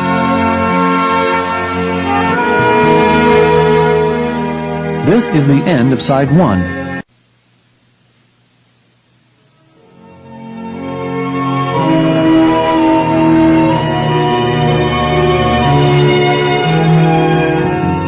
"Thanks for your heartening words of encouragement, Bran," Jeff replied tongue-in-cheek, making much of his dejection. "I could have gone a score of years without hearing that." "You're welcome," the elder rejoined with a chipper grin. "Don't look so proud of yourself," Heather chided her husband through her laughter as she slipped an arm through his. "We're just as susceptible." "How well I know," Brandon conceded, and settled a large hand upon her distended belly. "At least with this baby there haven't been as many tongues wagging as there was with Beau." Heather giggled. "That's because Jeff and Raelynn have recently garnered most of the attention."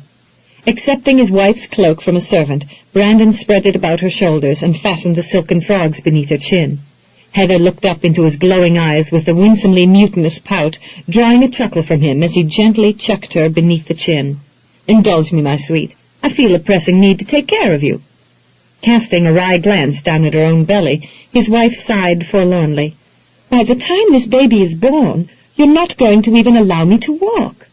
Scarcely had the words crossed her lips than her husband swept her up into his arms. Ignoring her startled squeal, he queried, "Why should I wait till then, madam? You scarcely weigh more than a mite even now.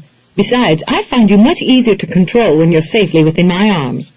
Whatever reply Heather might have made was lost as Brandon laughingly bade his own farewells and bore her swiftly down the steps to their waiting carriage. Raylynn's last glimpse of her sister-in-law was when Heather leaned out the carriage window and waved farewell amid a flurry of giggles, spurred on by Brandon's attempts to drag her back into his arms.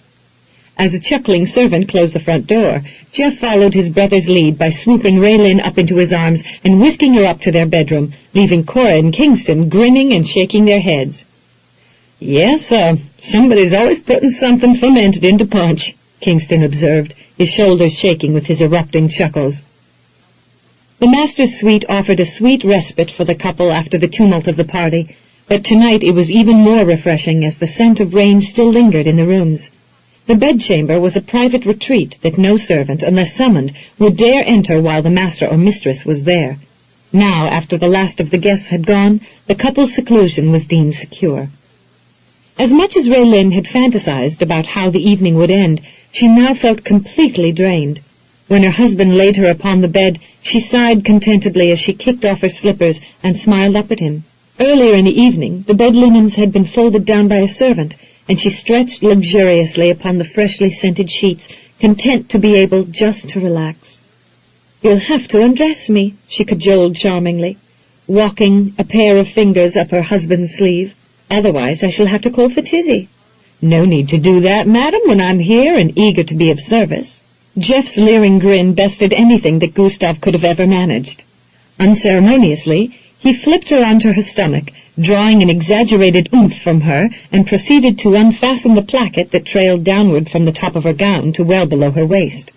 Once Jeff had loosened her gown enough to allow her to free herself from the bodice and the top of the satin chemise, Raelynn slid both garments off her shoulders and pushed them down to her waist. Gathering a pillow within her arms, she snuggled her chin contentedly upon it. "You know, sir, if you please me well enough, I just might keep you on as my lady's maid." For that, Jeff gave her a lusty slap on the posterior. "Beast!" she cried in feigned outrage. "Beast, is it?" He slid the shimmering sheath down her body in one fell swoop, this time eliciting a genuine gasp of surprise from his wife.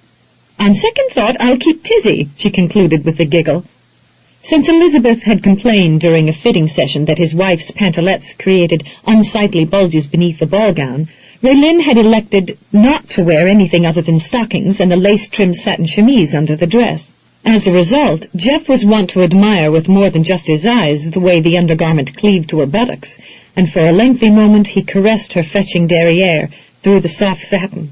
Lending himself totally to the task of stripping the shift from her, he took advantage of every curve and veil within immediate range, sliding his right hand beneath the soft breast as his left followed the gentle curve of her back down to her buttocks and thighs, in the process pushing the chemise lower. Once he dragged the garment free, he turned her over again and proceeded to strip away her stockings. After laying aside the garments, Jeff braced his arms beside her and smilingly searched her face as he leaned over her.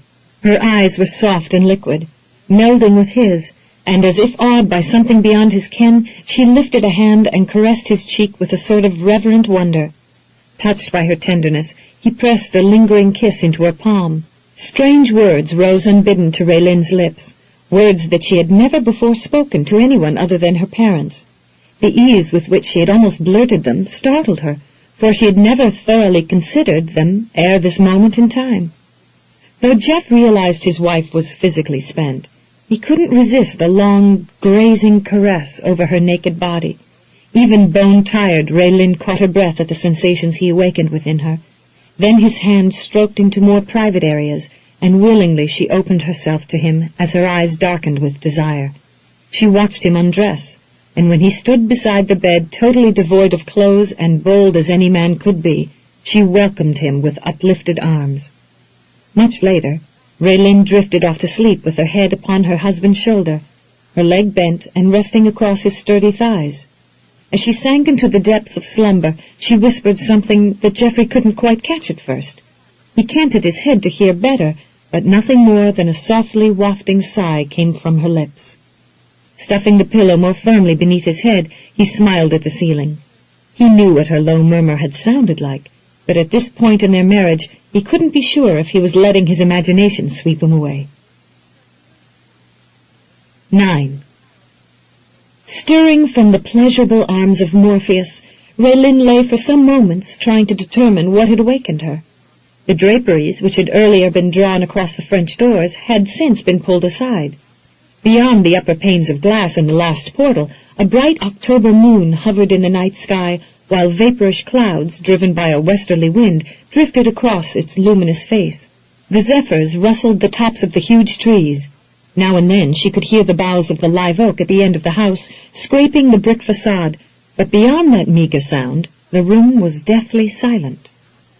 Her hand reached out to the far side of the bed in search of the man in whose presence she had learned to trust and take comfort.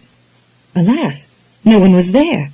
Her eyes probed the darkly shrouded areas of their chambers, but alas, she found no smallest evidence of the man within the confines of the room. "Geoffrey?" she called in a muffled tone, and her brows gathered in deepening confusion as the silence continued. Clearing her throat, she made another effort in a somewhat louder tone. "Geoffrey, where are you?" Once again, a hushed stillness answered her. Sweeping back the covers, Raelynn swung her legs over the side of the bed and hurriedly donned the nightgown and robe Jeff had left on a chair beside her commode. She searched the bedside table, found the tinder-box, and managed to light the oil lamp residing there. By its meager light, she peered obliquely at the clock on the mantel. 1:30. At best, she had slept for no more than 40 minutes. But where had Geoffrey gone? Why had he left their bed? Rubbing her arms against the chill sweeping inward on the wings of the night breezes, Raelynn wove an unsteady path across the room. The currents flowing through the open French doors were fairly bracing, but she gave hardly a second thought to the insufficiency of her garments as she stepped out onto the veranda. Certainly Geoffrey was out here, she assured herself, but after a glance in each direction, she grew even more mystified, for she realized she was quite alone. To her knowledge, Geoffrey had never once wandered from their bed in the middle of the night, and she was greatly troubled by his absence, for she had no idea what had prompted him to leave. Had he heard a sound that he had found troubling? Instantly, Gustav came to mind, and at the possibility that that boorish lout might have decided to come back with his men to do more mischief, perhaps to revenge himself upon Jeff, a violent shudder shivered through her. "Geoffrey, where are you?" she called forlornly. Suddenly, she fell victim to a chest-constricting emotion comparable to the grief she had suffered after each of her parents' deaths. No longer confident of her husband's safety, she felt lost and forlorn. It seemed as if in an instant of time her whole life had become barren and destitute. Raelynn clutched a trembling hand to her throat in some astonishment and stared into the shadows surrounding her as a slowly awakening awareness began to dawn. "Oh, Geoffrey," she whispered, "what work have you done in my heart?" No answer came, nor did she have a need for one. Her emotions had transcended everything she had ever known before. The feeling likened itself to a burgeoning warmth that ran like a winding river through her, infusing her very being with essences of joy, serenity, benevolence, devotion, and... Raelynn canted her head as she strove to bring the eluding thought into focus. No longer merely infatuation, she thought, but was it really love? Out of the corner of her eye, Raelynn caught a glimpse of a flickering light off in the distance, and glanced around expectantly, only to be met with a darkness faintly mottled by the moonlight shining through the foliage at the tops of the lofty oaks. Wondering if she had imagined the tiny radiance, she squinted in the direction from whence it had seemingly come, hoping to find a viable source for the ephemeral twinkle. At first she saw nothing, only heard the wind rustling through the leaves and a few droplets of rain falling belatedly to the ground. But as she swept her gaze slowly about, the lower branches of the live oak dipped downward with the impetus of the freshening breezes, allowing her to verify that there was indeed a light, and that it appeared to be coming from the stables. Normally at such an hour the trainers and grooms would be asleep, but if there was perhaps a problem with one of the horses, then with a certainty they'd be up and moving about. Quite possibly Jeff had noticed the light from the house, or had heard something and gone out to investigate. Raelynn ran back into the bedroom and hurriedly donned slippers before making her descent of the stairs at the end of the porch. She raced across the lawn, shivering as she went. Upon reaching the stables, she quickly discovered that the meager illumination was streaming from a single lantern hanging from a buttressing beam in Ariadne's stall. Though the door stood open, she could see no sign of the mare, and felt a sudden stabbing concern that the beautiful animal had colicked and was perhaps down in her stall. Worry quickened Raelynn's strides, but barely an instant later she was brought up short by a sudden squalling. A baby? Her mind had trouble accepting such a feasibility. Here, in the stables? Raelynn no longer walked, she ran toward the stall. Upon reaching the door, she clasped the corner timber and was about to swing inward when she was brought to a stumbling halt. Ariadne was nowhere to be seen. In her stead was a hideous nightmare. Raelynn had a sudden sweeping vision of blood everywhere, on the fresh wood shavings covering the clay floor, on the bodice and skirt of a yellow dress, on slender fingers curled limply in death, on a small bundled form from whence came the outraged wailing of an infant. Raelynn clasped a trembling hand over her mouth to smother a threatening scream as her eyes swept along the small trim form sprawled grotesquely across the thickly mulched floor. Though the skirt was splotched with dark stains, the source of the bleeding seemed to have come from the area of the midriff. A deep pool of the gore had soaked the yellow gown above the slender waist. From there, Raelynn's gaze rose upward to the golden hair and the youthful face. Mel! It was hardly much more than a strangled whisper that escaped Raelynn's throat, but at the sound, a tall manly form rose from the dark shadows obscuring the corner of the stall. A startled gasp was wrenched from her, and in sudden trepidation she stumbled back, fully expecting to be attacked by this culprit who had killed the girl. Then the lantern's glow lit upon the man's face, and she could only stare in confusion at his chiseled profile and bloody shirt. "Geoffrey, what are you doing?" Her eyes swept downward to the knife that hung limply from his grasp, a gleaming blade with a handle carved in the shape of a ram's head. "Raelynn."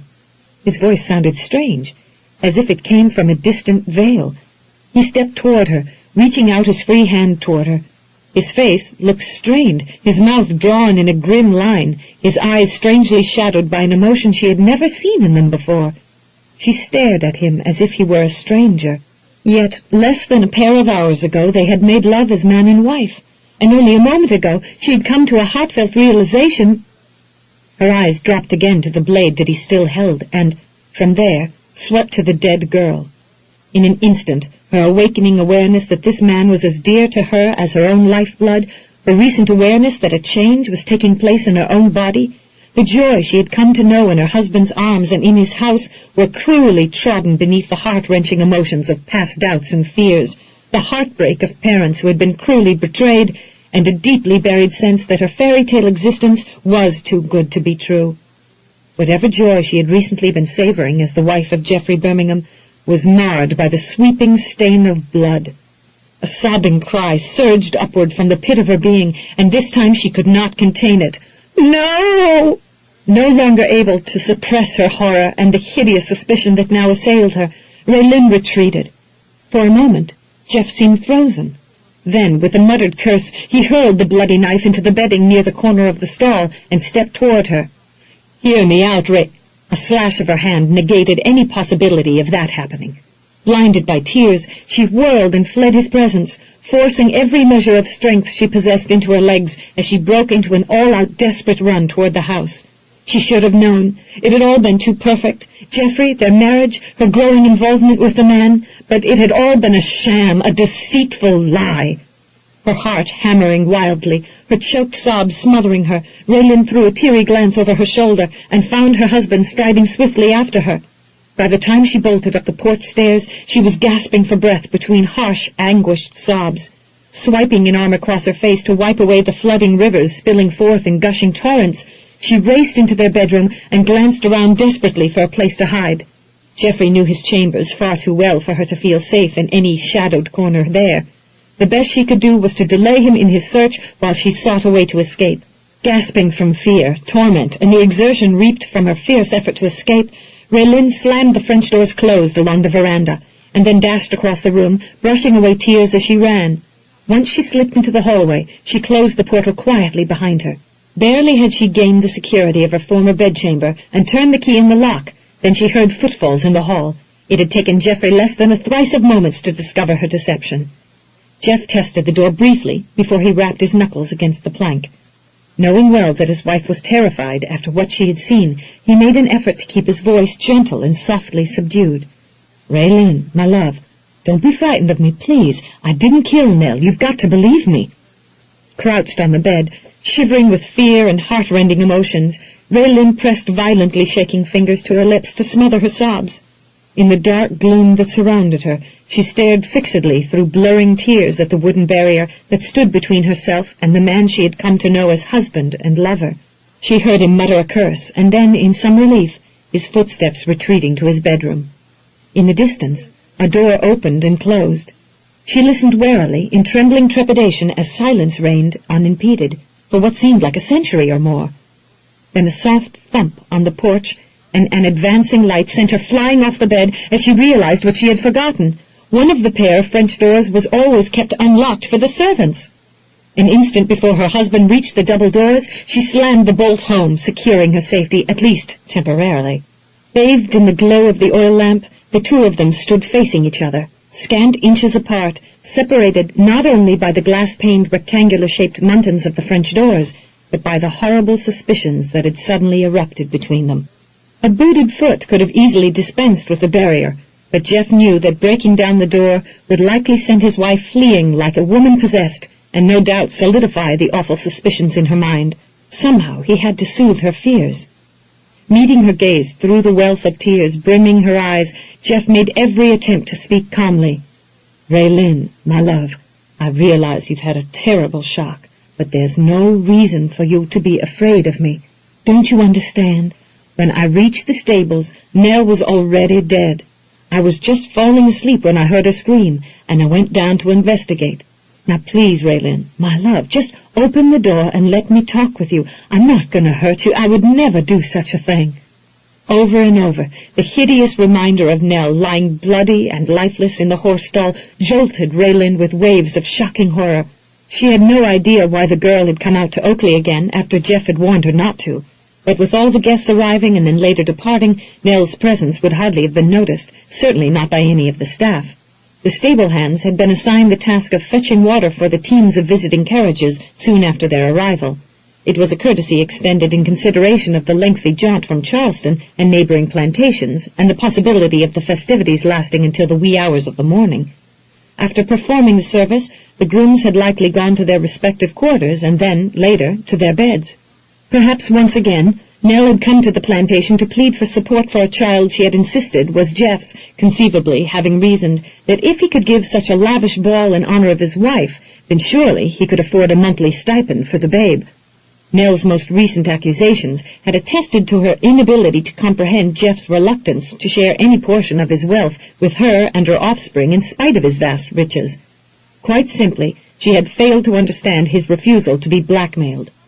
Though he could expend a generous sum saving a black girl from the abuse of her former master, there was a hardcore stubbornness within Jeff that would not allow him to be coerced by threats. Raelynn had seen it in her father, and she had glimpsed it in her husband. That hadn't bothered her in the least. What now plagued her was the possibility that Nell might have driven Jeff beyond the limits of his patience. He had told the girl during her last visit that he wanted to strangle her. If he had become truly vexed with her, there was the possibility that he had lost his temper and put a permanent end to her harassment. Much as Raelynn shrank from the idea of her gallant, handsome husband harming any woman in any fashion, she could not dismiss what she had seen with her own eyes. He had been holding a bloody knife that had obviously killed Nell, a knife that he himself owned and normally kept on his desk in the bedroom. How could she thrust those facts from her mind? Raelynn's face contorted with wrenching emotions as cascading tears continued to flow unheeded. Jeff was her beautiful husband. He had saved her from the dire fate of becoming Gustav's possession, had transported her into a world of luxury, and had taught her the joy of marital bliss and fulfillment as a woman. Yet, at the moment, she felt as if she really didn't know him at all. The experience of the past year had taught her how easily one could trust the wrong people and be betrayed by them. Hadn't her own father been accused of traitorous deeds by other noblemen, albeit strangers to her? Her mother's acceptance of Cooper Fry as her long-lost brother had eventually led to her tragic death aboard ship. Lately, trusting seemed a very risky business indeed. "Please go away, Jeff," she choked tearfully, fearing now to meet his gaze through the glass panes. Those darkly translucent eyes, silently pleading for her to listen and to believe in him, had the strength to rend her very soul. "I need time to sort this matter out in my mind, and for the shock to ease.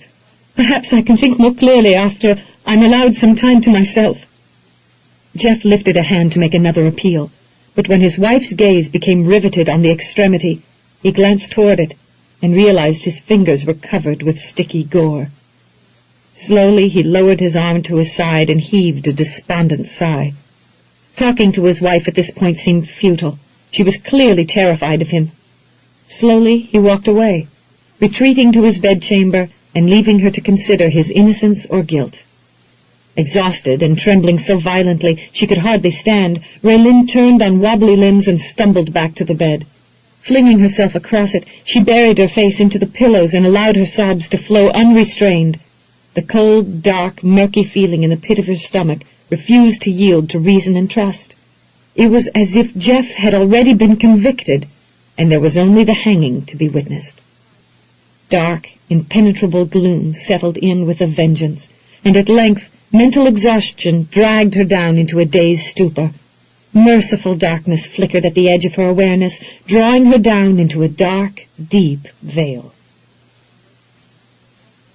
"Gracious me alive, Mr. Geoffrey! Is you wounded, sir?" Having scrambled out of bed and dragged on a dressing robe on his way downstairs, Kingston was still blinking sleep from his eyes when he caught sight of his approaching master. The shock of so much blood had widened the dark orbs precipitously. Almost as swiftly, his jaw had dropped. The slamming of several doors had awakened Kingston, even in his quarters on the top floor of the manse. Before hastening from his room, he had seized a stout stick, which after Gustav Friedrich's visit he had been keeping underneath his bed on the chance that the German and his unruly rabble would come back and launch another forceful invasion. Yet, upon espying his master, Kingston had cause to wonder if he should have collected the medical supplies instead. Jeff could imagine the morbid spectacle he presented in blood-stained garments and with his hands and arms smeared with sticky red. Though he had been on his way to awaken the butler and issue instructions in view of his own appearance, it now seemed necessary to allay the man's qualms. "The blood isn't mine, Kingston. I'm afraid it came from Nell. Someone stabbed the girl to death in the stable. Her baby is out there, too, squalling his head off, but as far as I know, he's unharmed. What I need you to do is to fetch the boy and find him a wet nurse, but you'd better be prepared for a ghastly sight. Whoever murdered Nell was rather vicious about it." Jeff paused to force the scene from the forefront of his own thoughts. After a moment, he heaved a troubled sigh and continued, "Send one of the grooms to Charleston to fetch the sheriff. While we're waiting for him, Ask Sparky and Thaddeus to search the stall for some clue to the murderer's identity." Kingston finally closed his mouth and gulped. "Yes, sir, Mr. Jeffrey. I'll be seeing to those things right away, sir, but in the meantime, be there anything you'll be needing, you sure is looking mighty upset." Jeff could think of several things right off, beginning with the reasons behind Nell's death and the name of her murderer. "I am, Kingston, but there's nothing you can do about that. It will probably take some time for me to get over the brutality of this foul deed. Considering my last confrontation with Nell, I suppose people will be thinking I had something to do with her murder." "No, sir." Kingston shook his head, affirming the fact that such an idea had never crossed his mind. "At least, not any of us what's been knowing and working for you for a while. If you had it in you to do something like that to Miss Nell, then you'd have been of a mind to beat one of us, or maybe that ornery mule Brutus, and you never even been so much as cross with us, Mr. Jeffrey." "I was certainly cross with Nell," Jeff pointed out. "Yes, sir, and so was I. But you had good reason to be after what she had tried to do, sneaking into your bed when you was asleep, and then trying to say you made a baby with her. Why, I was so vexed with her, I wanted to take a switch at her myself." "There's a baby in the stables crying to be fed, Kingston," Jeff reminded the man. "We shouldn't be standing here talking about this matter while the boy is in need. Yes, sir, I'm a-going right now." Upon his return to his bedchambers, Jeff made quick work of removing his blood-stained clothing. The water in the wash bowl was tepid, but he hardly noticed. He scrubbed his hands, face, and chest with soap and water, wishing he could scour with the same cleansing results the bloody scene from his mind. Once more garbed in fresh clothes, Jeff picked up a lamp and made his way back along the veranda to the French doors, behind which his wife had taken shelter. The room was dark, and only by the soft light streaming from his lamp could he see her huddled in a knot on the far side of the bed. The meager radiance failed to draw a reaction, leaving him no other option but to conclude that his wife had fallen asleep in the midst of the horrible trauma she had suffered. It was just as well, Jeff mused dismally. Her mind needed the soothing succor of sleep after what she had seen. If he had been able to block the morbid scene from his own mind in such a way, he'd have gone right then and there to his bed. But he had heard Nell's pitiful requests for some show of affection, and was now plagued by a deep remorse for not having helped the girl in a way that, in the simplest sense, could not have been construed as kowtowing to her blackmailing demands. A pensive sigh slipped from Jeff's lips before he realized that he was as tense as a twisted cord. He had a clear idea what the scene in Ariadne's stall must have looked like to Raelynn. After all, he had been holding the murder weapon, a knife that had obviously gone missing from his desk sometime during the ball.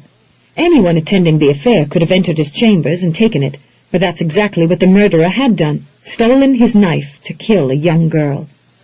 Growing curious as to the child's welfare, Jeff went downstairs to make inquiries and intercepted Kingston just as the butler was returning with the wailing infant. "Lousy, Mr. Jeffrey," the man drawled above the squalling. "I ain't never seen the likes of a woman stabbed before. For a little thing, Miss Nell sure lost a lot of blood. I was sure this little fellow was hurt, too, what with him all covered with blood and squalling enough to raise the roof. But he's just mad, Mr. Jeffrey, just like you said." Jeff glanced down at the baby, who was making every effort to let his distress be known. Considering the fact that the tiny face was compressed in a small, outraged ball, it was impossible to make any firm judgments as to the infant's looks. Other than black hair, any resemblance between the two of them seemed far-fetched, in spite of Nell's assertions, but then coincidences had a way of happening. "Have you found a wet nurse yet?" "Yes, sir. The overseer's wife says she can nurse Mr. Daniel right along with her own. Ain't going to be no trouble at all, Miss Fergus said to tell you." Kingston glanced aside as he heard the patter of brisk footfalls and inclined his head toward the housekeeper, who was hurrying toward them from the back of the house. "Here's Cora now, sir. She's come to fetch the babe from Miss Fergus." Cora gathered the bawling baby into her arms and checked him over quickly to verify for herself that the gore on his blanket wasn't from him. "We'll look after the poor little fellow, Mr. Jeffrey. Don't you go worrying yourself none at all about him." Having been reassured in that area, Jeff returned to the stables and felt some relief when he noticed that a sheet had been draped over Nell's body. Sparky and Thaddeus had been given the task of sorting through the wood shavings, and when Jeff appeared at the stall door, the younger man stepped near. "We ain't found nothing yet, Mr. Jeffrey." The trainer cast a nervous glance toward the covered body. "We've searched everywhere but underneath Miss Nell." "The sheriff can do that after he gets here," Jeff said, taking pity on the two men. Visibly relieved, Sparky nodded jerkily. Thaddeus shuffled from the stall, solemnly shaking his head. "Mr. Jeffrey, I've asked all the stable hands, but I can't find nobody what heard or seen what went on here last night." Jeff glanced down the aisle toward the other stalls before he returned a bemused frown to Sparky. "But where is Ariadne?" "We put her in the paddock next to the stables last night, sir, but since then we ain't seen hide nor hair of her." "Why in heaven's name did you put her out, Sparky? You know that if she takes it into her head, she can jump any fence on my land." "Well, sir, she was a-kicking the boards in the stall next to hers and making such a racket, we was afraid she was going to knock down the barn. I tell you, Mr. Jeffrey, she was madder'n wet hen. The minute I opened the stall door, she came a-charging out like her tail was on fire, nearly trampled me in her haste to be gone." "Did you perhaps notice if anyone was in the stall next to hers?" "Like I said, Mr. Jeffrey, she come a-stampeding out of there like a flying demon. After I got a hold of her, I didn't bother taking a lantern and having a look-see in the stall. There didn't seem to be any need at the time. I was more concerned about getting her settled down." "Can you remember about what time that was, Sparky?" Jeff probed. The trainer scratched his chin thoughtfully. "Maybe around 11, or even a little later. Can't remember for sure, sir." "Search the next stall to see what you can find, Sparky. If a stranger was hiding there at the time, it could explain why Ariadne was raising up a ruckus. That fool mare would have kicked the fella's head off if he'd have tried going into her stall. But I guess that didn't happen, as I ain't seen another body laid out around here. The murderer might have taken such a chance in order to hide out from one of you. Maybe that's what set Ariadne off in the first place. Well, if the fella still has his head, he's probably nice senseless. That mare's too ornery for just any fool to get cozy with." Thaddeus cast a doleful glance at the sheet-draped body and shook his head mournfully, overwhelmed by the grotesque horror of it. "What kind of man would do such a thing, Mr. Jeffrey? Killing a little gal what's done had herself a baby just seems like something the devil'd do." To kill a young mother with a nursing infant definitely seemed a violation of nature, Jeff mentally agreed. People in the area would be aghast at the foulness of the deed. What was worse, Nell had been killed in his stables.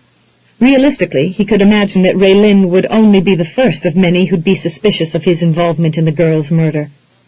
The tears and fear Jeff had glimpsed in his wife's eyes when she had stared at him in the stables pierced him anew. Somehow he had to persuade her of his innocence. He faced Sparky again. "Are any of the other horses missing?" "No, sir, not that I'm aware." Jeff grew more determined. "Send someone out to find Elijah, son of Wolf. I'd like to find out what he can make of all this." "Yes, sir, Mr. Jeffrey."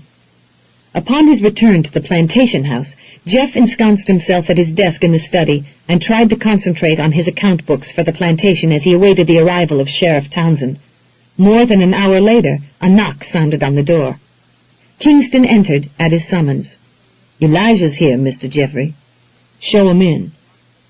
A tall, thin man of an age about 25 entered the room with hat in hand. He had obviously been awakened from a sound sleep by the summons. Nevertheless, he was garbed in the clothes of his preference, buckskins and moccasins. His nose was lean and bore an aquiline curve, his features sharply chiseled, his black hair straight and cut bluntly just below his ears. His cocoa-brown skin bore a reddish tinge, indicating his mixed blood. Rumor had it that Elijah's mother, once a beautiful mulatto slave, had been taken captive at the age of 5 and 10 by an Indian warrior, who had later made her his wife. A pair of years later, another warring tribe raided the warrior's camp, and after finding her husband dead, the mulatto had slipped away with her son. Thereafter, they had lived in a hut on the outskirts of Charleston and fended for themselves until Elijah's 12th winter, when she had succumbed to pneumonia. "You sent for me, sir?"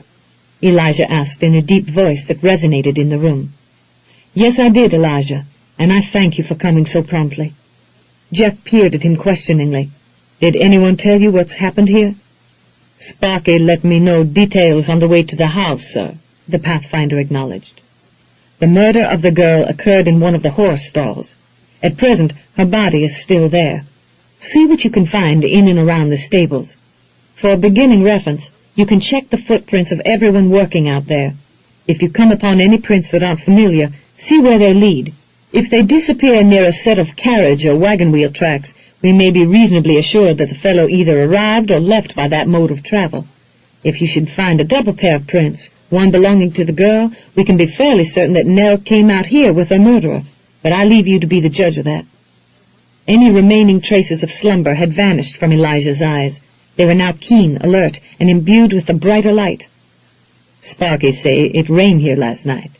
If water not wash Prince away, I can do that, sir." Jeff managed a bland smile. Elijah's tracking skills were nearly legendary throughout the Carolinas. Several years ago, the man had been sent out to search for a young child who had wandered off over rough terrain and bare rock ledges. Elijah never once lost the trail and eventually brought the youngster home safe and sound. Similar stories of his abilities assured Jeff that the man could find what others might overlook. "Do your best, Elijah," he urged. "Sheriff Townsend should be here shortly. If you find anything significant, you'll be helping him solve this dastardly crime." Elijah left the study, and in his absence, Jeff began to pace about the confines of the room. Permanently etched in his memory was a haunting impression of Raelynn's face stricken with horror. A strengthening desire to put things right between his wife and himself became almost overwhelming, and he struggled against the impetus that nearly drove him to leap up the stairs and to confront her about her readiness to believe the worst of him. There was that part of him that was highly offended by her refusal to hear him out.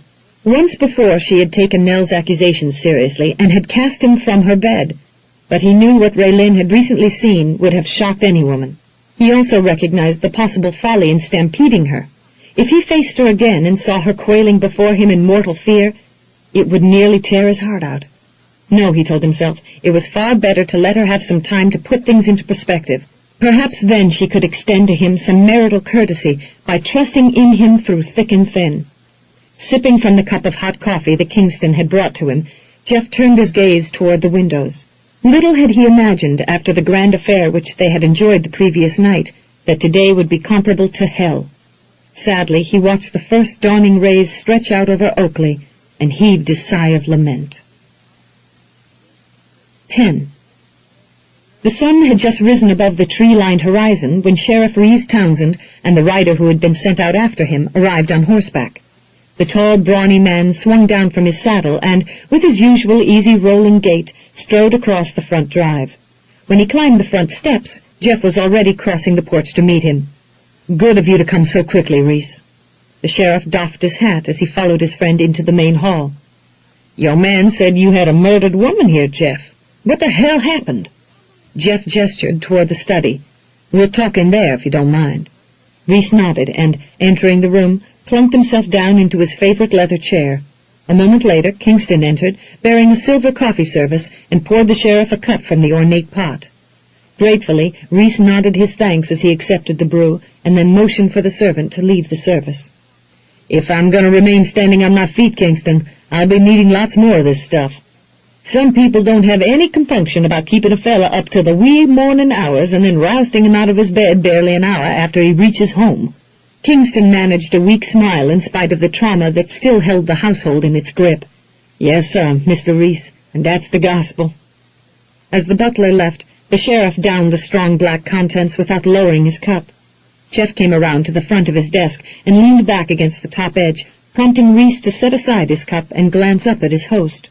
Meeting his friend's gaze, Jeff quietly explained what had happened, at least as much as he knew. "I was just falling asleep when I heard a woman scream. That was about 1 in the morning. After realizing that it had come from the general direction of the stables, I lit a lantern and went down to have a look around. I found Nell in one of the stalls with her baby. The girl was still alive, but only barely. She begged me to remove the knife. I did so, hoping I could stem the flow of blood, but she was fading fast. She asked me to hold her close, just for a moment, as if I really, truly cared for her. I did so, and she died in my arms." He shook his head at the grim memory. "I can't imagine the kind of monster who would do such a thing. The girl couldn't have been more than 6 and 10 years old at the most." "Did Nell say anything else to you? Perhaps some indication of the killer's identity?" Reese Townsend asked. Noticeably absent was the rough dialect he was inclined to fake. "No, she just seemed concerned about her child's welfare. She asked me to find a woman to care for him. Then she realized she was dying. I would imagine so. She had lost a lot of blood and had grown very weak. Yet she made no effort to name the one who had stabbed her. None whatsoever. She just seemed to be grateful that I was there." Jeff's face was grim as he recalled her pitiful attempts. She ran a hand over my sleeve and tried to smile at me. After she succumbed, what did you do? Jeff hesitated. He was reluctant to expose Raylynn's suspicions of him, but he could hardly avoid answering the question. I sat back in the shadows for a while, just staring at Nell's body, stunned by the savagery of her murder. A few moments later, my wife arrived. She had also been awakened. I'm not entirely sure by what. I think she came out to see where I was. Naturally, she became distraught when she saw Nell. Where is she now? Upstairs, sleeping. At least she was a few moments ago. Right now, I'd rather not see her disturbed any more than she has been, if it's at all possible, Reese. I can talk with her later. The sheriff reached across to the silver service and helped himself by pouring another cup of coffee. Do you suppose Nell came out last night to have a look-see at you and your guests? Jeff lent his attention to the liquid in his own cup as he silently debated his options.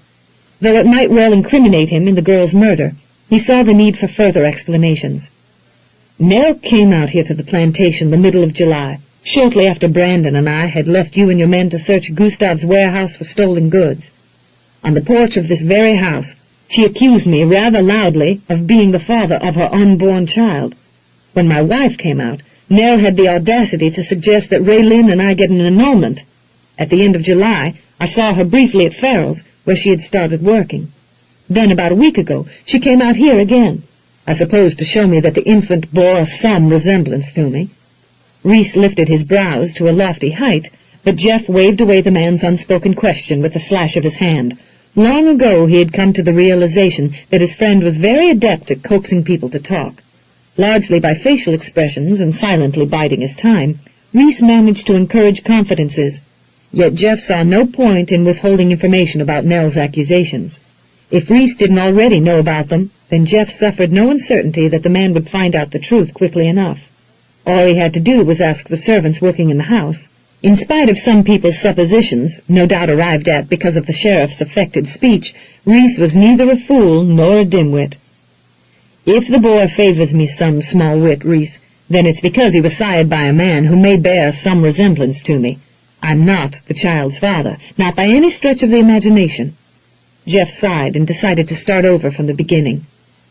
More than a year ago, I hired Nell on for a time to make monogrammed linens for the house. I had heard that she was talented with a needle, and, as it turned out, I was very pleased with her work and paid her a good wage. One night, while I was asleep in my room, she slipped into my bed and began fondling me. When I woke up and realized what she had been doing, I sent her packing. I take it that nothing of an intimate nature happened between you. Definitely not. If Nell was a virgin when she slipped into my bed, then that's how she left it. But as close as I came to climbing on top of her in my sleep, I didn't dare take any chances with her being in the house.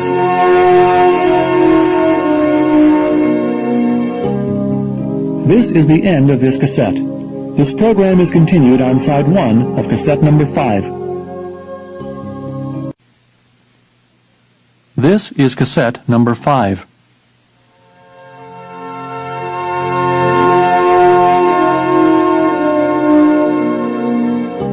If Nell was a virgin when she slipped into my bed, then that's how she left it, Jeff said. But as close as I came to climbing on top of her in my sleep, I didn't dare take any chances with her being in the house. I certainly didn't want to have to do the honorable thing by her. As soon as she had packed her belongings, Thaddeus took her into Charleston and got her a room there. Obviously, it didn't take her long to find herself a man who wouldn't kick her out of his bed, because she had a son almost 9 months to the day I let her go. Do you think she deliberately tried to get pregnant to implicate you? I really don't know what she did. I never made any effort to understand her reasoning behind it all. She was nothing more than a child to me. Believe me, when I realized who was in bed with me, it was like taking a plunge into an icy pond. Apparently, she considered herself in love with you. A brief infatuation, possibly. She would have grown out of it in time, if she had lived. Did you and your wife wake up at the same time this morning? No, I left her sleeping in our bed. Did she follow you down immediately after you left her? Sadly enough, no. She came later. And the way things looked at the time, I'm afraid her first impression was rather faulty. Meaning she came to the conclusion that you had killed Nell? Exactly. Have you explained to her what happened? I tried to, but she ran away and locked herself in another room. And she's there now, asleep? Yes. What about the servants? Townsend asked. Were they all in their beds? All but a dozen hired men I had charged to keep watch over the roads east of us and to warn us against a possible attack from Gustav, but they were stationed too far away from the stables to see or hear anything. Do you think Gustav is somehow involved in this? It's my earnest belief he's in it somehow. I don't know that he would actually pay one of his men to kill Nell just to cast the blame on me, nor do I believe that he would do such a deed himself, especially now that he has only one arm that's of any use. With all the men who work for him, who knows what any one of them is capable of, given a strong enough incentive?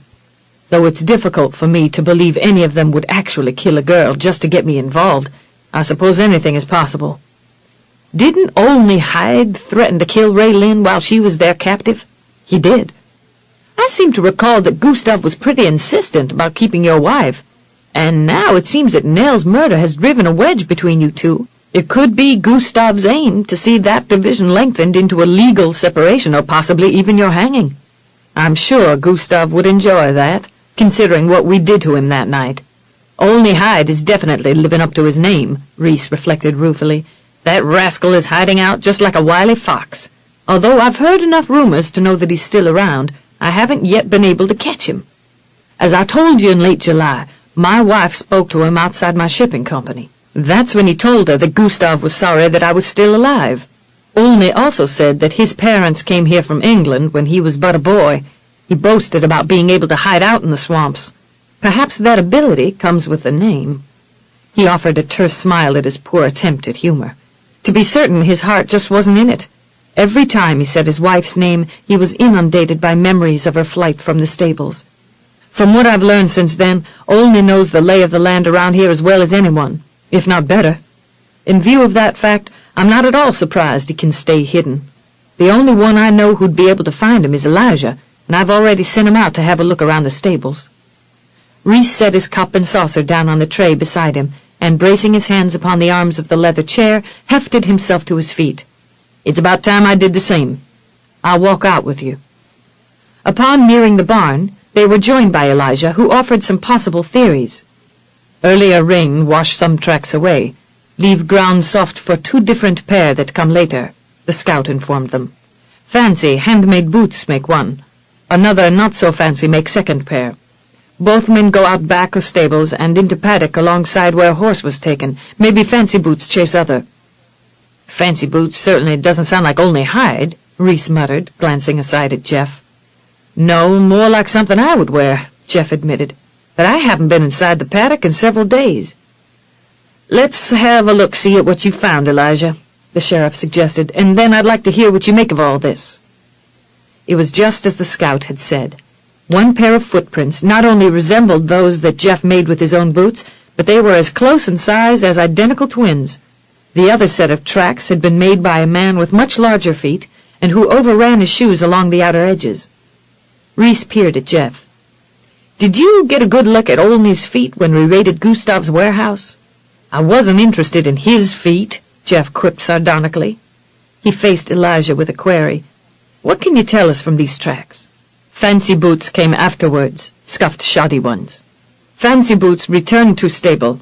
Other ones end where hooves dig deep in mud, like when horse carries rider. The sheriff glanced beyond the area in which they were standing. Did you find any other tracks around the house or in the drive? Passage of many feet and horses' hooves leave no hint of girl's arrival. Thick, short grass on lawn around the house concealed too well. Elijah could find nothing. So which pair of tracks do you think belonged to the murderer? Jeff queried, going back to their earlier topic. Elijah lifted his lean shoulders in a non-committal shrug.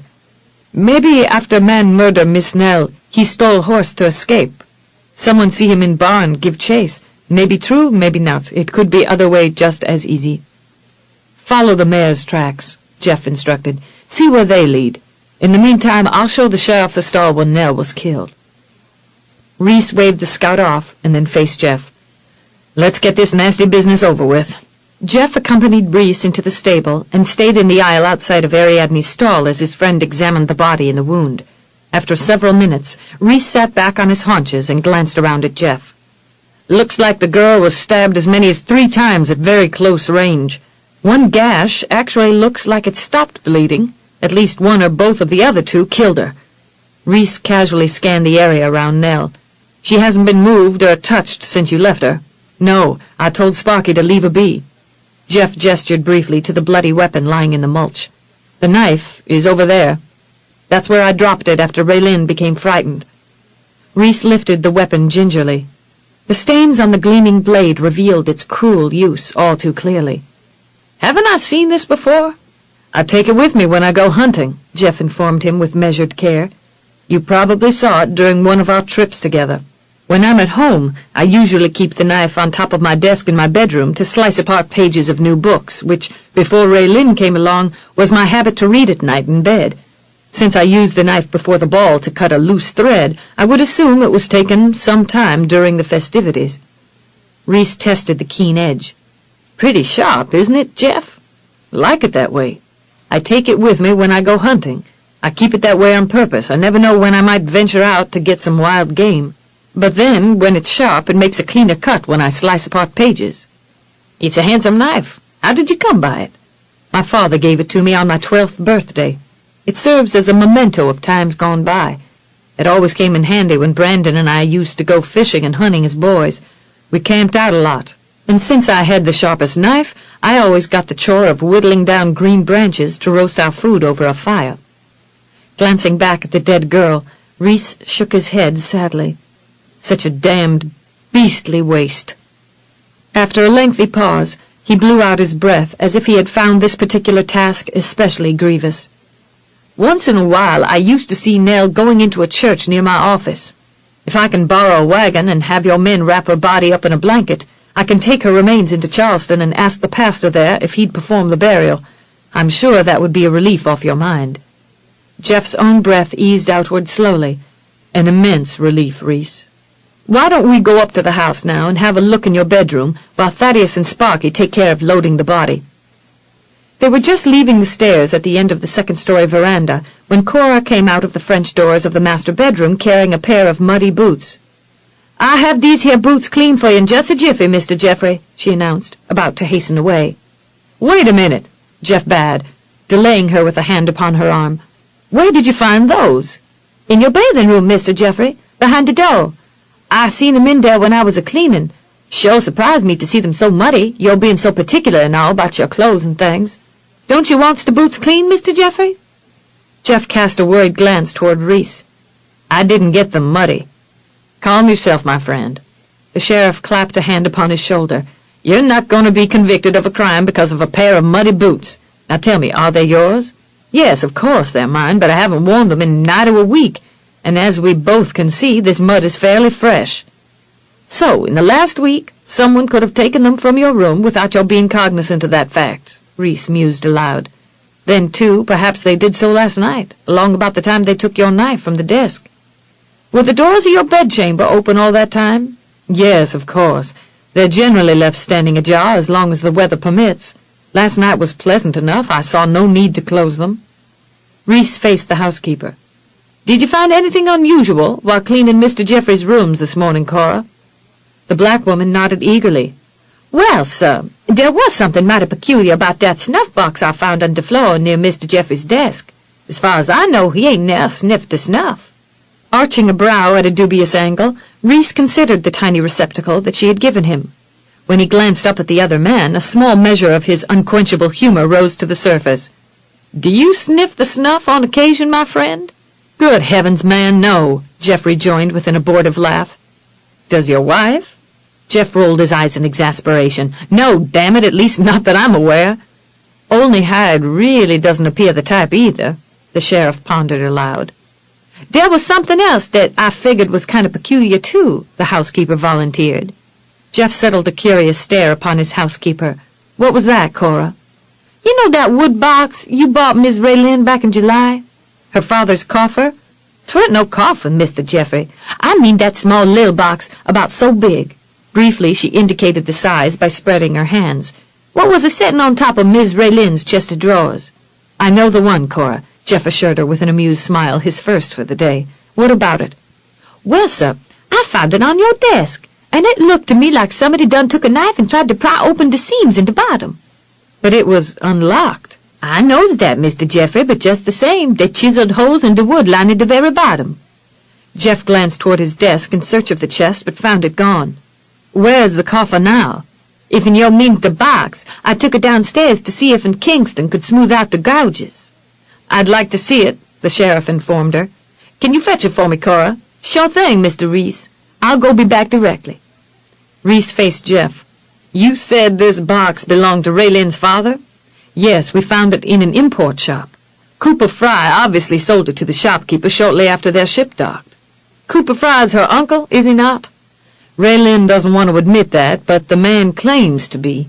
Supposedly he was lost at sea at an early age and came back to England a few months before Raylynn's father died. From there, Raelynn, her mother, and Cooper Fry sailed here to the Carolinas. Cora returned with the coffer in short order and gave it over to the sheriff. Just as she had said, the wood in the bottom of the interior had been seriously pitted. Reese examined the box for a moment and then shook it near his ear. I don't know why anyone would mar the inside. There doesn't seem to be a secret compartment. If there is, it certainly doesn't sound as if there's anything in it. Jeff looked the coffer over briefly and then came to the same conclusion. I'd really like to talk with Raelynn now, Jeffrey, his friend said. Perhaps she'd know why someone tampered with the box. Raelynn let the silken drapery flutter from her hand as she stepped away from the French doors. She had heard the sheriff's arrival, and through the glass-paned portals had seen him accompany her husband to the stables. Upon their return, she had hoped that the lawman would be leaving. She desperately wanted, nay, needed, more time to reclaim her composure before confronting Jeff about what had happened in the stables, but it seemed that that reprieve was not to be granted. Already she heard hurrying footsteps approaching her room. A moment later, Cora scratched on the door. Miss Raelynn, Mr. Jeffrey say the sheriff wants to speak with you. They'd like for you to come down directly to the study. Send Tizzy upstairs to help me dress, Raelynn instructed through the portal. I'm still in my nightgown. Yes'm. I'll tell the sheriff you're going to have to wait a while before you're able to come down. Half an hour later, Raelynn paused at the foot of the stairs to listen to the low timbre of male voices drifting from the study. To stand before Jeff now, remembering how he had looked in the stall, would be extremely difficult for her. Her emotions were fraught with her own terrible fears and suspicions. As Jeff's wife, she knew she should have been more loyal and believed him incapable of murder. Yet the fact remained, the image of him standing above Nell with a bloody knife in his hand had been forged into her memory as solidly as an iron spike driven into a timber. When Raelynn entered, Jeff promptly left his seat and, in a gentlemanly manner, came around to hold a chair for her. Reese had also risen from the edge of the desk where he had been leaning. His eyes followed her until she had settled herself stiltedly into the proffered chair. Mrs. Birmingham, he said formally, resuming his perch, I appreciate the fact that you were able to come down. I fully understand how trying this ordeal has been for you. Thank you for your consideration, Sheriff Townsend, she murmured in a hushed tone, feeling the need to reciprocate with the same kind of stilted decorum. The fact that she avoided meeting Jeff's stare widened the chasm between them. She clasped her hands in her lap, the better to conceal their violent trembling, and spared a quick glance up at the lawman. Shall we proceed? Yes, ma'am, of course. Reese cleared his throat and shot a glance toward his friend. I understand from Jeff that you arrived at the stable some time after he discovered Nell's body. Could you tell me how you came to be there and what you saw? I awoke when I realized Jeff was no longer in our room. When I noticed a light burning in the stable, I thought that there was some kind of trouble with one of the horses, and that my husband had gone out to see about the matter. When I entered the stable, I heard a baby crying. I ran to the stall where the lantern was burning and saw Nell. Raelynn clenched her hands and squeezed her eyes tightly shut as she tried to banish that gruesome scene from her memory. When she continued, her tone was barely audible, but at least she was no longer crying. Blood was everywhere. Jeff said that Nell begged him to pull out the knife, Reese confided with measured care. He was aware that the couple had wed shortly after meeting, and that they hadn't really had much time to become acquainted before that event. If he could somehow help Raelynn to trust Jeff, then he had every expectation that she wouldn't regret it in the end. He had known Jeff since their early youth, and it went against his grain to entertain the premise that his friend could do such a foul, murderous deed. If Jeff could befriend cats, then there was no doubt the man had a most tolerant nature. But then, considering his own aversion to felines, Rhys wondered if he was being at all realistic in making such a comparison. Your husband did so, hoping to help Nell, but by that time she only had a few moments to live. Can you verify any of this? Raelynn gulped, trying to subdue a shudder. As far as I know, Nell was already dead when I arrived. She chanced a glance toward Jeff, who had taken a chair beside her. His manner seemed strangely calm, and he gave every appearance of being keenly attentive to her answers. With some difficulty she continued, My husband was kneeling in the shadows. I didn't see him immediately. When he rose to his feet and stepped toward Nell, I thought at first that he was someone else. When I caught sight of the knife in his hands, I guess I must have panicked. I ran back to the house. I've been upstairs ever since. Rhys reached around and, sweeping the brass-edged coffer from Jeff's desk, brought it forth and braced it upon his thigh. Having gained the young woman's complete attention, he opened it and allowed her to view the damage that had been done within the interior. Cora said that this was probably done sometime during the ball. Were you apprised of the gouges that were made before this present moment? Raelynn was shocked. Though she searched her memory, she couldn't recall having noticed the chest at all after Jeff had carried her to the room. But then they had been so involved with each other, she wouldn't have noticed anything else. I knew nothing about the damage. Why would anyone have done that? That's what we were hoping you could explain, Rhys replied, setting the coffer behind him again. He fished into his coat pocket and, upon withdrawing the snuff box, set it on the table beside her chair. Have you ever seen this before? To the best of my knowledge, I haven't. Cora found it on the floor beside the desk in the bedroom you share with your husband. Someone had also left your father's coffer on top of the desk, where I understand from Jeff that his hunting knife is normally kept. Now we know that the knife was used to kill Nell. Jeff has verified the fact that it was the one he withdrew from Nell in an effort to stop the bleeding. Since it was taken from the desk, I can only assume that it may have also been used to mar the interior of the coffer. Raelynn realized her mouth had fallen aslack and hurriedly snapped it shut. She peered at the sheriff, trying to sort the logic of what he had said. You mean to say that someone came into our bedroom, riddled the interior of my father's coffer, possibly with Jeff's knife, during which time he might have dropped the snuff box, and then sometime after that took the knife out to murder Nell? It just doesn't make any sense. That's exactly what I've been thinking ever since I started trying to solve this puzzle. It just doesn't make any sense, Rhys agreed. Why would anyone steal into your room, whittle on a box, and then go down and murder a girl with the same knife? He pursed his lips thoughtfully and gazed about at the ceiling molding as if seriously considering it for the first time. Unless, of course, Nell came up by way of the porch stairs and entered your husband's bedroom, hoping to find Jeff there, and discovered instead a man who had an interest in your father's coffer. If that was the case, then the man might have killed her to keep her quiet. But unless we can ascertain exactly why anyone would be interested in an empty coffer, that leaves me without a clue as to what really happened. Of course, there's always the possibility that the murderer is completely deranged and just wanted to test the blade, first on wood and then on something softer. Seeing Raelynn shudder squeamishly, Jeff rose with his usual lithe grace from his chair and faced his friend, having heard enough. Really, Rhys, is this necessary? Rhys waved him silent as he leaned forward and gazed intently at Raelynn. Tell me what you can about the coffer. I don't know why anyone would have wanted to damage my father's box. Raelynn's whisper was strained and barely audible, but in careful detail she went on to explain how her sire had given the coffer filled with gold coins to her mother, that he had died in prison after being accused of treason against the crown, how she and her mother had arrived at the decision to sail to the Carolinas after Cooper Fry came into their lives, and that it was that one who had sold the chest to an import dealer. You said your father instructed your mother to keep the box until he had need of its contents. Was he talking about the gold coins inside or something else entirely?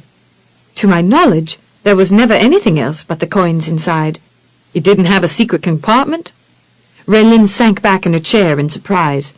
There might have been, but I was never made aware of the presence of one, nor do I think my mother was cognizant of a hidden compartment. My father never made any reference to it when he urged my mother to keep the coffer safe. When he told her to safeguard the contents, we assumed he was talking about the gold and that he would have need of that bit of wealth later on when he came to trial. Do you suppose he meant for your mother and yourself to use the gold for your needs and to bring the box back to him when the time was right? Raelynn was completely astounded by his supposition, and yet thoroughly able to accept that it had merit. Still, why would anyone in the Carolinas be interested in what the box might have contained? "If there's not a secret compartment," Reese offered, "why would anyone pry at the bottom of an empty box?" I don't know. I just can't believe anyone here in this country would have reason to search for a hidden partition in my father's coffer." Raelynn clasped a trembling hand to her brow, striving for control. She was very close to bursting into tears. She knew that Reese Townsend was a close friend of her husband, and that he would likely make every effort to direct suspicion away from Jeff. It might have been the reason he was harping on her father's box. As for the knife, the idea of it being taken off by a man was feasible too, but Jeff could have also been the culprit if he had become riled by Nell's demands that he acknowledge her bastard child as his own. Raelynn didn't have an explanation for any of it, and could only guess at the many possibilities. All she knew was that she had seen her husband in the stall near Nell's bloody body. He had been holding the murder weapon, and his clothes and hands had been stained by glistening red. Those particular details had been enough to send her fleeing in fear, and yet the sheriff seemed to want to dismiss them in an effort to cast the blame on some imagined culprit. Raelynn squeezed her eyes tightly shut against a wave of threatening nausea, brought on by a sudden mind-numbing throbbing in her head. "I need to return to my room," she whispered. "I'm feeling sick." "I've bothered you long enough," Reese acknowledged in empathy, and got to his feet. "I'll be going now, but if you should happen to remember anything pertinent about this matter, Mrs. Birmingham, please be sure and let me know as soon as you can." Raelynn nodded numbly and remained seated as the two men left the parlor. Only then did she find the strength to push herself to her feet and make her way to the door. In the entrance hall, her legs nearly buckled beneath her, and she stretched out a hand to the wall to steady herself. Behind her, the front door stood open. Through it, she heard the sheriff's deeply resonant voice drifting into the hall. "Thanks for having the wagon brought around, Jeff. If you can spare a driver, he can bring it back. Otherwise, it may take me a few days before I can return it. Stop by the stables on your way out and pick up a groom. It'll save you a trip out. With so many guests here last night, Jeff, it will be difficult for me to question them all to see if they might have heard or seen anything before they left. You can bet there'll be plenty of talk about this incident in Charleston. Since Nell was killed on your property, people will no doubt wonder what connection you had with her murder. You'd better keep your wife out here for a while so she won't hear the gossip. You know how nasty some people can be. They'll likely think I didn't arrest you because you're my friend." "Thanks for coming out, Reese," Jeff murmured. "I appreciate all you've done." "What are friends for?" Jeff's friend, Raelynn mentally groaned, nearly crumbling against the wall. Would he, for the sake of their friendship, allow a murderer to go unpunished? Trembling, she crossed the hall, mounted the stairs, and sought the privacy of her former bedchamber. Once there, she locked the door and sat on the edge of the bed. Staring listlessly across the room, she could only view the sheriff's remarks as a fair indication that he believed Jeff innocent of Nell's murder. But he hadn't seen what she had seen.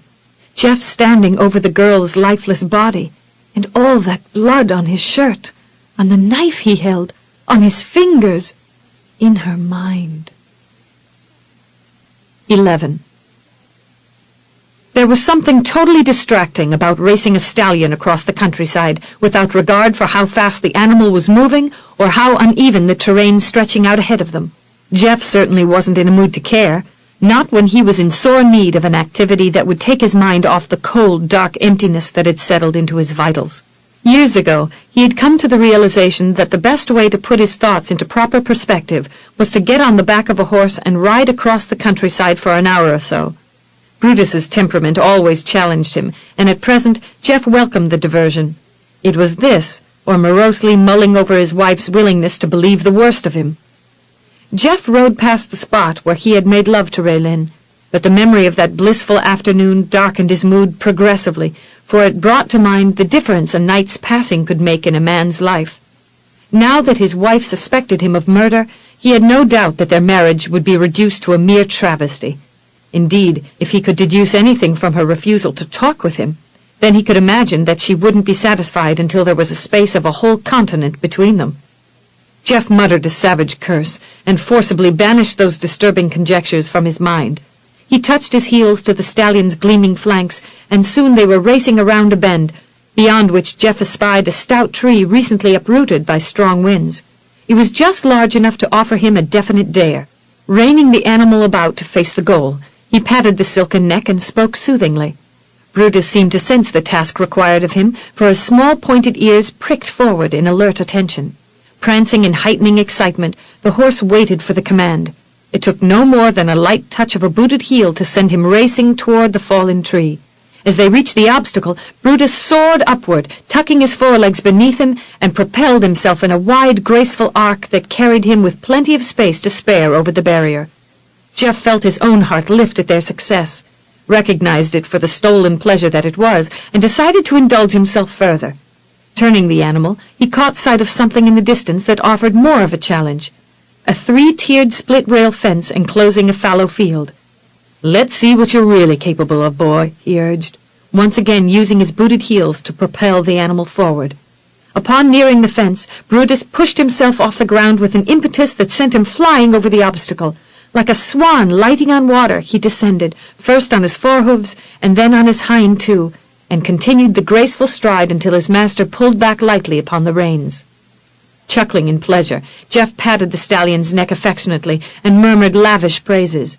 Brutus flicked his tail and nickered softly in response, with unusual forbearance accepting his master's approval.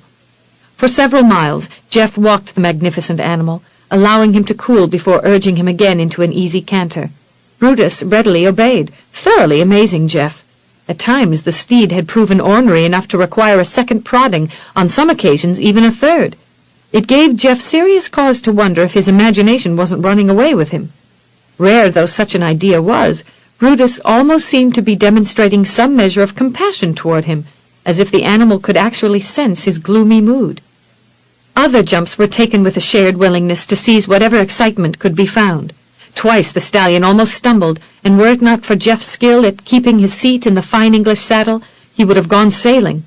One of these near mishaps came after an especially daring jump, high enough to take both man and beast far beyond the realm of prudence. Jeff finally drew rein, realizing he was treading very near the sharp precipice that bordered on reckless disregard. He stroked the arched neck of the steed, and once again praised him as a worthy steed. Still, Jeff felt infinitely better after working off most of his tension and frustration. Seemingly, of their own accord, his thoughts settled down with crystal clarity. Whatever Raelynn's suspicions, he knew he had to extend every privilege a man could bestow upon his wife during this time of uncertainty. In view of the apprehensions presently roiling within her, it would be sheer madness for him to try and force her into some kind of acceptance of his innocence, no matter how false it might prove to be underneath the surface, or to bring her to heel by husbandly dominance. Coercion of that nature definitely ran contrary to his principles. Yet, in giving her time to reaffirm her trust in him, he could foresee himself having to endure another lengthy abstinence, and this time he seriously doubted that a fortnight would suffice in bringing an end to their present rift. He had gotten comfortable with their intimacy, and everything else involved in their marriage, and he was loath to see all of that end. Some years ago, he had become cognizant of his brother wrenching his gut out for want of heather. At the time, Jeff had made up his mind that he would never yield to that kind of torment. Yet here he was again, foreseeing the difficulty in being around his wife, seeing her, feeling her presence, smelling her fragrance, without his insides being twisted inside out in his desire for her. Given enough time, Raelynn might return to his bed. A few days of husbandly restraint he could bear, but not months and years on end. In the latter case, he'd feel like a man whose entrails were being drawn out before a scheduled quartering. There was also the matter of his good standing with neighbors and acquaintances. It would certainly not be outside the realm of reality for them to suspect him in the murder of Nell. Neither could he go around broadcasting his innocence to all who would lend an ear. Unless accused outrightly, it would be more judicious by far to hold his tongue and remain distantly detached from the snide whispers and narrowed, suspicious stares. Jeff couldn't actually say that he had made peace with his difficulties by the time he neared the stables. The thought of separate bedrooms certainly brought the brooms of gloom sweeping back upon him. Nevertheless, he had come to the realization that there would be trouble up ahead, not only in his marriage to Raelynn, but possibly in his good standing with the citizens of the area. When it came time, he'd just have to deal with both circumstances in his own way, and hopefully, right would prevail. By the time Sparky finally spied horse and rider approaching the stable, he had been thrown into an anxious dither. Considering how long the pair had been gone, the trainer had fully expected the stallion to come home with nothing more than an empty saddle, and could hardly contain his relief when he realized his fears had been for naught, at least in this instance. "Lordy mercy, Mr. Jeffrey," he panted after racing out to meet his employer. "You all had us wondering if you were a-dying someplace from a broken neck. Thank goodness you're safe." Jeff swung down from the saddle. "As far-fetched as it may seem, Sparky, Brutus was a perfect gentleman today, so treat him well tonight. He has earned it." "Yes, sir, I'll do that. Maybe if I give him a few extra oats, he might take the hint that it pays to be nice. Just don't feed him too many, or he'll be friskier than ever." "Feeling his oats, you mean?" Sparky concluded with a chortle. A corner of Jeff's lips twitched, the best smile he could manage. Something like that. Kingston was just coming out of the front door of the house when Jeff arrived at the porch. Immediately the butler echoed the young trainer's concerns. "Praise be, Mr. Jeffrey. Sparky said you'd gone off on Brutus, and we was all a-worrying something fierce, wondering if you'd be coming back alive." "Any word from Elijah?" Jeff asked, striding across the porch without pausing. He entered the main hall and finally glanced back for an answer as the butler scrambled after him. "No, sir, nothing. Mr. Brandon, he heard the news and he come a-looking for you. We told him you'd gone out on Brutus, and he asked me to send someone over after you come back so he'd know you was safe. He says Miss Heather'd be worrying herself sick till you did. But I'm a-thinking Mr. Brandon was doing some mighty tall worrying about you himself. He sure did a lot of pacing the floors and looking out the windows whilst he was here." Loosening the stock at his throat, Jeff strode to the cabinet in his study and poured himself a short measure of brandy. "I'll send someone over to Hearthaven with a note to let my brother know that I'm back and will probably be retiring early. In the meantime, double the guards around this place. I don't want any more strangers intruding without having adequate warning of their approach." "Yes, sir, I'll do that very thing, but, sir, I gots to tell you." Jeff downed the brandy in a single toss of a hand and looked at the butler, who he realized seemed greatly troubled. "What is it, Kingston?" "Cora. She says she knocked on Miss Raylynn's door maybe 4 or 5 different times to ask if she'd be a-wanting something to eat, but Miss Raelynn still ain't answered. My wife is likely asleep. Right now that's the best thing for her after what has happened." "Yes, sir, that's the truth." The butler hesitated, reluctant to broach his other concern, but there was no help for it. "We uns was also a-wondering about Miss Nell's baby. Cora says he's doing real fine in Miss Fergus's, but we was a-thinking you might be wanting to see the little fella before you retired this evening." Jeff paused in pouring himself another draught. He had a great affection for his young nephew, but apart from that, children in general held no interest for him. He had simply never thought much about them. No doubt when he had his own, his views would change, if that day ever came. Considering the present schism between Raelynn and himself, he could make no guarantees that that event would ever come to fruition. Setting down his glass, he faced his butler squarely. "Kingston, I'd like to make myself very clear about this matter. Nell's child is an orphan, to my knowledge without kith or kin, and because of that I will allow him to remain in my home until such a time that he's either claimed by Nell's kin or another couple adopts him. Until then, I expect him to be cared for with both kindness and compassion, either in my house or at Mrs. Fergus's.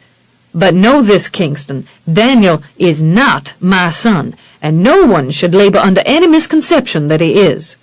Kingston nodded vigorously. "I knows that now, Mr. Jeffrey. I never thought for an instant that you was his pappy." I appreciate your trust in me, Kingston, but it wouldn't be totally out of the question for you to have some doubts about that fact after Nell said the child bears a passing resemblance to me. If he does, it's purely a fluke of nature. He also probably resembles Mr. Brandon, our late father, and some of our kin in England, not to mention a whole host of strangers. We can only hope that his father may decide to do the honorable thing and claim his bastard child. It will be difficult enough for the boy as it is, what with the little tyke grown up without a mother. To have the condemning stain of bastardy besmirching his life would see him defeated ere he has a chance to begin.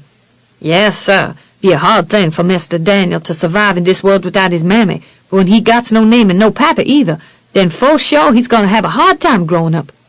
For the time being, Daniel has a home here, and if I hear of anyone on the premises mistreating him because his mother had him out of wedlock, I will deal harshly with that person. Let it be understood now, I'll tolerate no malicious condemnation of the child from those who either work for me or come into this house." A smile played at the corners of Kingston's mouth. "You sure got a strong, tough side, Mr. Jeffrey, but you also got yourself a stout heart. No doubt about that, no doubt about that at all." Jeff cocked a brow at the man. "A stout heart, huh? Well, Right now I have a stout hunger for food, and I'd appreciate it most kindly if you'd fetch me a tray and bring it in here to my study before I start bellowing my head off. Yes, sir, yes, sir. Kingston's chuckles flowed out behind him as he scampered down the entrance hall. His voice drifted back, assuring Jeff in overstated humbleness, I'm a-shuffling along as fast as I can, massa. Yes, sir, massa, I's a-doing that very thing. A meager smile plucked at Jeff's lips before he tossed down the second brandy. Though he was tempted to pour himself another, he went to the front windows and, for a long time, gazed out over the tree-studded grounds encompassing the plantation house. A few stars began twinkling through the leafy shroud as his thoughts wandered back over the day's tumultuous events and Raelynn's pain and fear of him. He yearned to comfort her. His own heart needed to be assuaged by her willingness to give him a fair hearing, but he had grave doubts that she would accept any kind of solace or explanation from him until his innocence had been established. For the time being, he was inclined to let things stand as they were between them. If by some miracle she would have a change of heart, then he had to trust that she'd let him know in short order. He ate the supper that Kingston brought him, and after setting aside the tray, he sought distraction in the volumes of bookkeeping generated by his many business activities. When he caught himself making the same mathematical error for the third time, he snorted in disgust and tossed aside the books, quickly deciding that his accounts would have to wait until he could give them his full attention. He found himself rubbing the back of his neck and realized a deeply seated ache had established itself there, no doubt derived partly from the jumps he had taken with Brutus and partly from his own tension. As he rolled his head to ease the discomfort, his eyes fell on the brass-trimmed coffer that Rhys had left on his desk. Out of a growing curiosity, he picked up the box and held it near the lamp where he could examine it more closely. He perused the interior, but found naught of noteworthy interest. Though he turned it upside down, he again saw nothing to give him reason to suspect that there was any kind of hidden space located within the chest. He was about to return the piece to his desk when he noticed, on the right-hand bottom side, a seam that was wider by hardly a hair's breadth's difference than on the opposite side.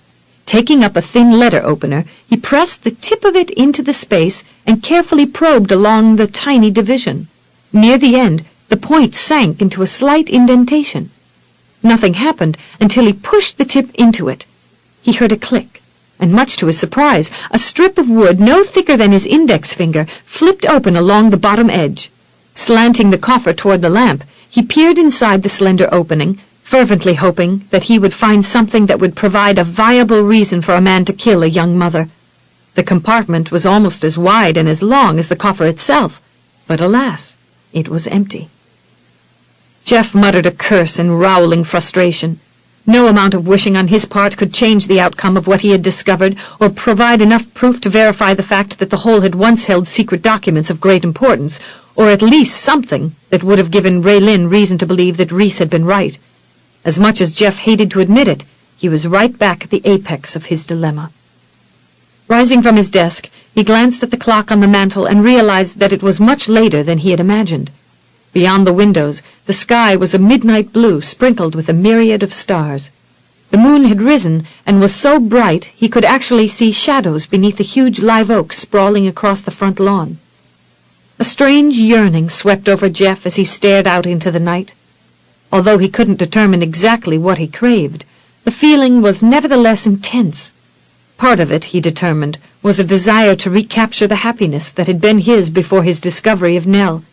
Yet whatever plagued him was infinitely more complicated than that. He could only guess at what it was in truth.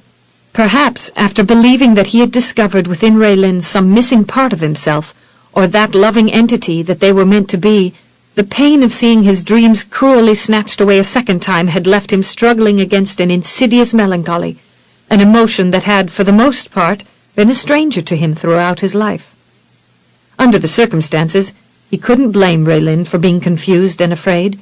Hadn't he, several years ago, seen his own brother leaving Oakley, during which time Louisa Wells had owned the property, and hadn't he arrived at the same conclusion as Raelynn when he had found Louisa murdered? Brandon had been innocent of the deed, but the evidence had pointed to his guilt. Yet for all of his past susceptibility to doubt his brother, Jeff knew he couldn't allow Raelynn to nurture her fears and suspicions indefinitely.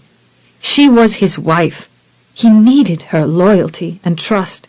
In plain reality, he needed to be with her. He couldn't bear the anguish of being apart from her. He had gotten too comfortable in his role of a nurturing, caring husband. Now he needed some of that same nurturing care from his wife.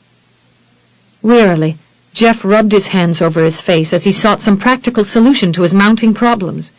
The only way he could bring a swift end to the estrangement between Raelynn and himself was to make every effort to discover the murderer and to see the culprit brought in with enough evidence to convict him.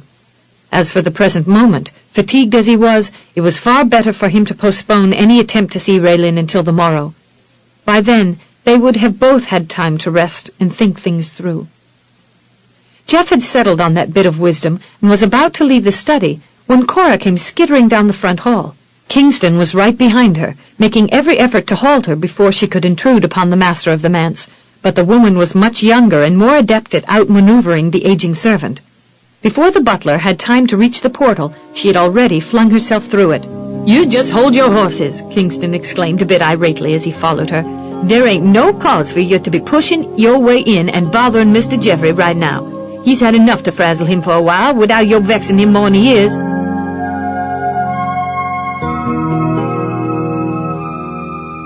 This is the end of side.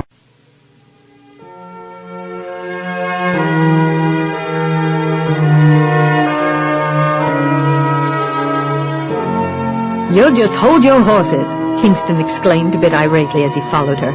"There ain't no cause for you to be pushing your way in and bothering Mr. Jeffrey right now. He's had enough to frazzle him for a while without you vexing him more'n he is." "It's all right, Kingston," Jeff interjected, lifting a hand to halt the butler's scolding. Despite their deep and abiding respect for one another, it wasn't the first time he had had to settle differences between the two servants. He sincerely hoped that this latest row didn't have anything to do with Nell's baby. He had been a bachelor too long to have any desire to become an adoptive parent overnight. Facing his housekeeper, he lent her his undivided attention. "What has gotten you into such a stew this time, Cora?" "It's Miss Raelynn, sir," Cora informed him, wringing her hands fretfully. "I've been a-knocking and a-knocking on her door for hours now, and she still don't answer my pleas, Mr. Jeffrey. That ain't right, sir. Don't matter how upset she is, she's got to eat for the baby." Jeff was thoroughly bemused. "What in the blazes does Nell's baby have to do with my wife eating?" "'Tain't Nell's baby I'm a-talking about, Mr. Jeffrey. It's yours and Miss Raelynn's. She done got herself with child, and I'm a-fearing she's done gone and packed herself off the premises." Jeff shot past the servants in a flash, leaving them both gaping in surprise until they recovered enough of their wits to hasten after him. Jeff leapt up the stairs, taking them 3 at a time. Once he gained the upper landing, his long legs quickly devoured the distance to the room in which his wife had withdrawn herself. The door was locked, as he had expected, and there was no sound of movement from within. Rattling the knob, he barked through the wood, spurred on by a sharp goading fear that she had indeed left the house. "Raelynn, open this door this instant! If you hear me, please do so, or I'm going to break it down." No answer came. He pressed an ear to the portal, hoping fervently to hear a sound, at least some evidence that she was still there, but he had already settled on the foreboding assumption that he wouldn't. "You wants me to go around to the balcony door, sir?" Kingston asked, hurrying forward. Jeff was in no mood for such a practical entrance. If Raelynn had left and she was indeed with child, he didn't care if he had to knock the whole house down to find her. His search would begin here. Grimly he bade, "Stand back." As Kingston and Cora gawked at him in stunned awe, he raised a leg hardened by years of riding and smashed his booted foot against the planks. The heavy door bucked at his assault, but remained intact.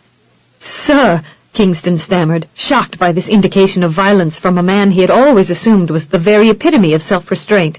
"It won't take me no more'n a minute to check."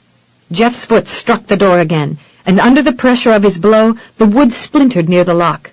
Beneath the strength of another assault, the portal, minus the lock, swung inward. Inside the room, a lamp burned on the bedside table.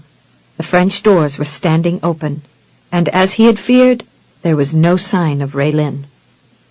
Cora peered around Jeff's arm and clasped a trembling hand over her mouth as she realized her qualms had not been for naught. "Oh, sweet merciful heaven, that child's done up and left.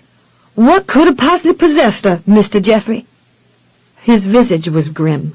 The thought of his pregnant wife wandering unprotected beyond the sheltering walls of Oakley, while a murderer remained on the loose, turned his blood to ice. Facing Kingston abruptly, he bade the man, "Go down to the stables and tell Sparky to put a working saddle and a rifle holster on Majestic, and to outfit him for a lengthy jaunt, and hurry." Cora didn't need instructions. "You'll be needing food, water, blankets, and all kinds of other things. Enough for two. No telling how long you'll be away trying to find Miss Raelynn. I'll have everything packed by the time you've collected your gear, Mr. Geoffrey." Jeff didn't bother answering. He was already striding to his own chambers. Once there, he shrugged into a sturdy jacket, clamped on a hat, and dropped a sheathed hunting knife into the pocket of his coat.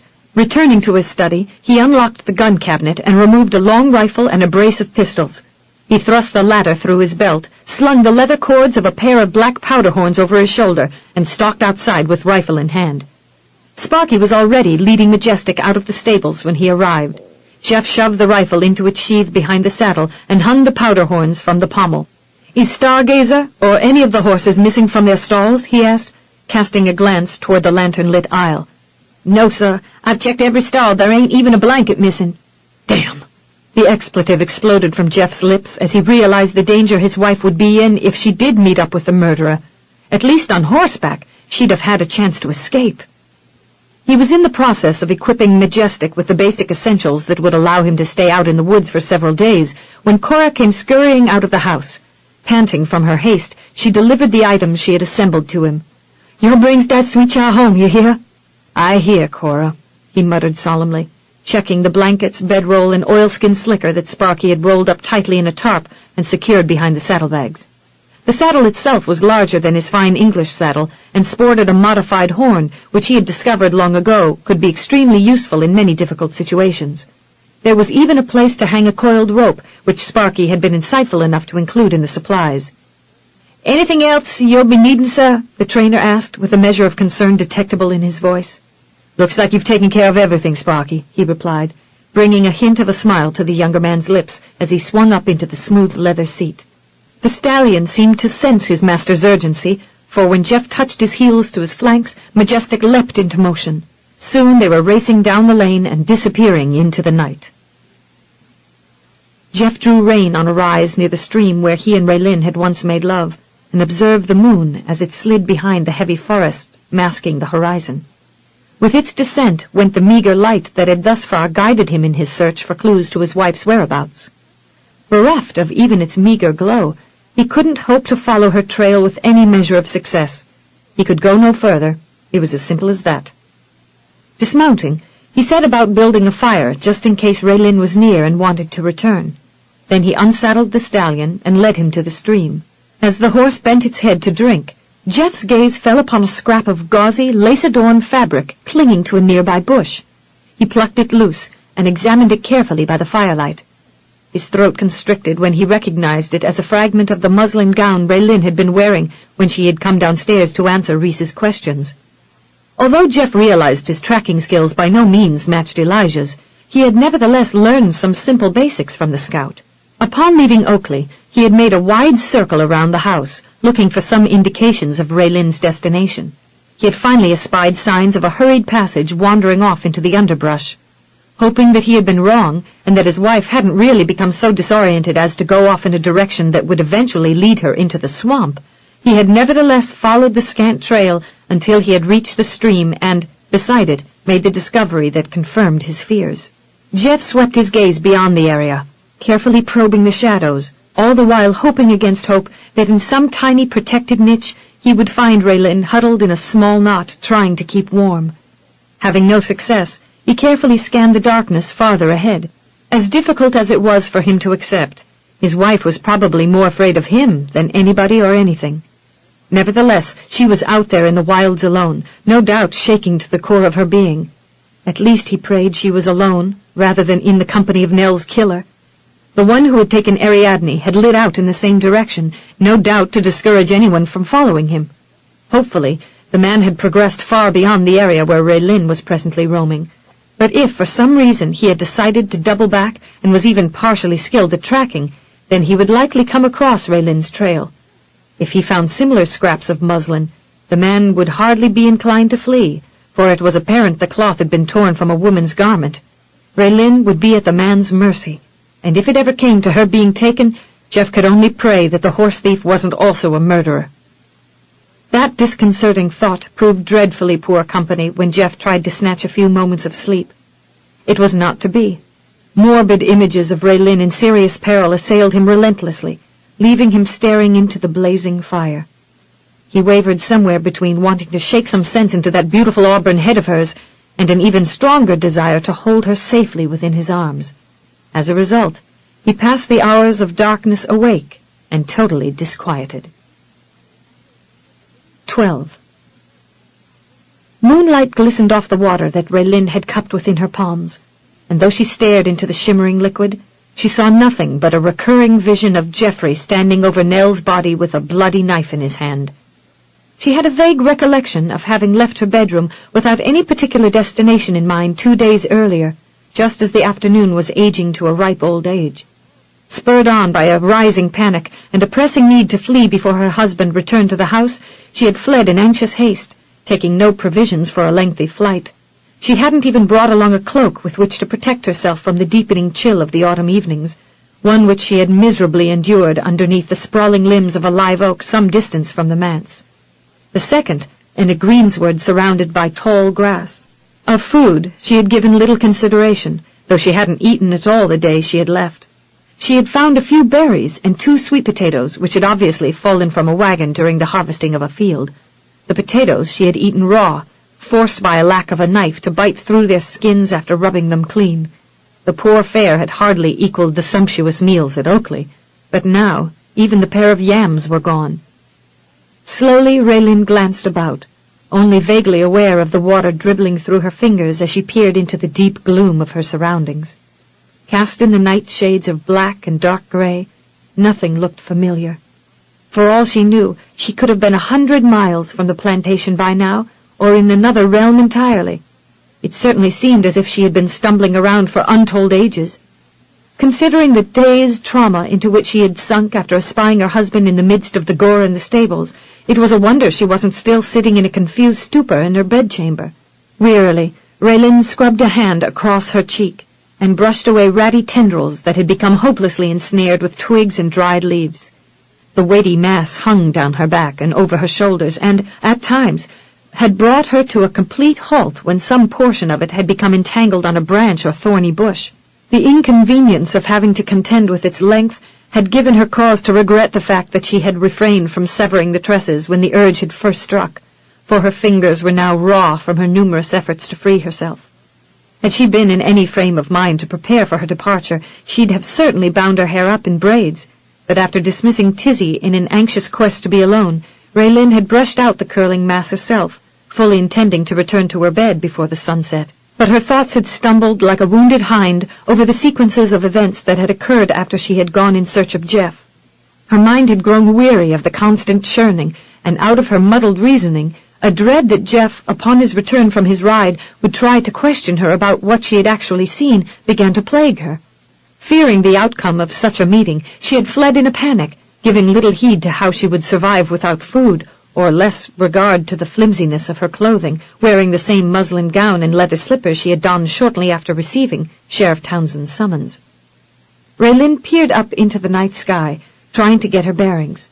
Having lived to a large extent in a London manor, surrounded by tall trees and thick foliage, she had had little opportunity to observe the passage of the moon and the stars. The lunar orb appeared lower in the starlit blackness above her head than when she had last viewed it, and she could only guess that the hour was very late. The possibility that she was also far removed from Oakley now filled her with a strange melancholy that left her struggling against an overwhelming urge to pour out her sorrow in another bout of wrenching sobs. But the soft hooting of an owl from a nearby tree reminded her of the need to act prudently in regards to her situation. Since departing the house, she had gotten herself thoroughly lost.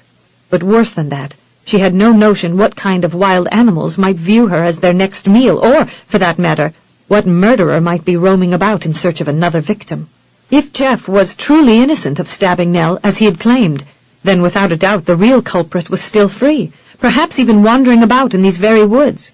What better place to hide from the sheriff than in the midst of a forest? Olney had certainly touted his ability to stay out of the lawmen's reach by retreating into the wilds. Others might well be of the same mind and wily adeptness. If, on the other hand, Jeff was guilty of killing Nell in a fit of rage, then there was yet another falsehood with which she must deal, the very essence of the man himself. The gallant knight whom she had once supposed her husband to be now seemed in these passing hours far less real and more of a figment of some girlish fantasy. The image she had erected of him had been too perfect, too handsome, too noble, and far too admirable to have been realistic. Yet, in spite of her doubts, Raelynn's heart cried out in protest, assuring her that she was wrong, that Jeff was all of those things and more, and that she was an utter fool for doubting him. The bloody scene in the stables flashed once again before her mind's eye, making Raelynn recoil in shuddering aversion. The horror promptly churned up a wave of nausea, which erupted in a series of dry heaves until, at last, the spasms expended themselves, allowing her to slump back upon her heels. She felt perilously weak, and pressed a trembling hand to her sweat-dappled brow, wishing once again that she would have had enough foresight to provide for herself better. The ground upon which she knelt bore a damp chill that penetrated her thin garments and evoked shivers that shook her whole frame. Very likely, if she stayed put much longer, she'd catch her death. By dint of will, Raelynn stumbled to her feet and leaned against a nearby tree as she sought to determine just where she was, but she was totally devoid of any knowledge of the area into which she had wandered. Still, if she wanted to live, then by some method or other she had to make her way out of this dense tangle of growth and return to civilization. Precisely in which direction presented a dilemma too difficult for her frazzled brain to puzzle through in an orderly fashion. In the gloom she barely discerned a small knoll rising up beside the stream at which she had knelt to drink. Climbing upon it, she slowly turned about in full circle, but every direction appeared identical. She definitely saw no hint of a lane. Capriciously, she set her sights toward the right, but before she had gone a stone's throw, she became inundated with misgivings. It made no sense to wander aimlessly about in the woods. As far as she could determine, two rational choices were open to her. She could either make an attempt to reach Charleston or to strike out for Hearthaven. The two lay in opposite directions, with Oakley situated between, but within much closer proximity to the neighboring plantation. If she went to Hearthaven, then she'd have to depend on the kindness and understanding of her in-laws. She had no doubt that Brandon and Heather possessed both in abundance, but she'd be putting them into a difficult position, basically asking them to shelter her from Brandon's brother. If Charleston became her destination, then she'd be entirely alone in a city wherein she had no claim on anyone. She'd have to depend on herself, find work and lodging, and somehow survive, as she had fully expected to do upon her arrival from England. She would no longer be able to claim the privilege of being Mrs. Geoffrey Birmingham, wife of one of the richest men in the territory. She might even be censured, condemned as bold, and looked down upon for removing herself from her husband's household, even by people who might have a tendency to wonder if Jeff was guilty of Nell's murder. A disloyal or disobedient wife was bound to be held in contempt by all, yet she thought she could bear that particular criticism far better than chancing a rift in the Birmingham family to which she had once been so glad and proud to belong. Resolved to turn her sights toward Charleston, Raelynn again contemplated the best direction for reaching her chosen destination. For the first time in her life, she lamented her lack of attention when her tutors had tried to instruct her in the finer points of where the moon rose and set according to the calendar. Her regret did little to ease her predicament. She searched her brain, trying to recall anything of importance that she might have unconsciously noticed during the many trips she had taken to either Charleston or Hearthaven. A particularly stirring moonlight interlude in a carriage ride from Hearthaven came readily to mind. Jeff had been feeling quite amorous at the time, and hadn't wanted to wait until they reached home to engage in a little marital petting. The details seemed forever etched upon her memory, especially the band of light from the lowering moon that had streamed into the windows on the right side of the carriage where she had sat. Very distinctly she recalled that when Jeff had pressed her back upon the velvet pillows, patting a cushioned corner, and opened her bodice and chemise, her breasts had gleamed with a silvery luster before the shadow of his head encroached upon the rays. A small, elated cry escaped Raelynn as she spun about to face what she supposed was an easterly direction. If her calculations were correct, then she was now facing Charleston. But then again, perhaps she wasn't. Either way, if she wanted to find her way out of the woods, she had little choice but to strike out in that particular direction and test how firm or shaky her theory really was. This she did for an interminable length of time. To some extent the activity helped to dispel the night-born chill, but she was ever reminded of the fact that the shoes in which she had already trudged for many hours were ill-suited for rigorous use. They had been fairly new when she had first donned them a pair of days ago, and soon after launching out on her sojourn, she had grown increasingly cognizant of the fact that she had leftover blisters from the ball. At first, her feet had merely started aching, then to throbbing, and lastly to burning after the sacks of pus had opened and become raw. Nevertheless, Raelynn made every effort to ignore the sharp pangs and to plod ever onward.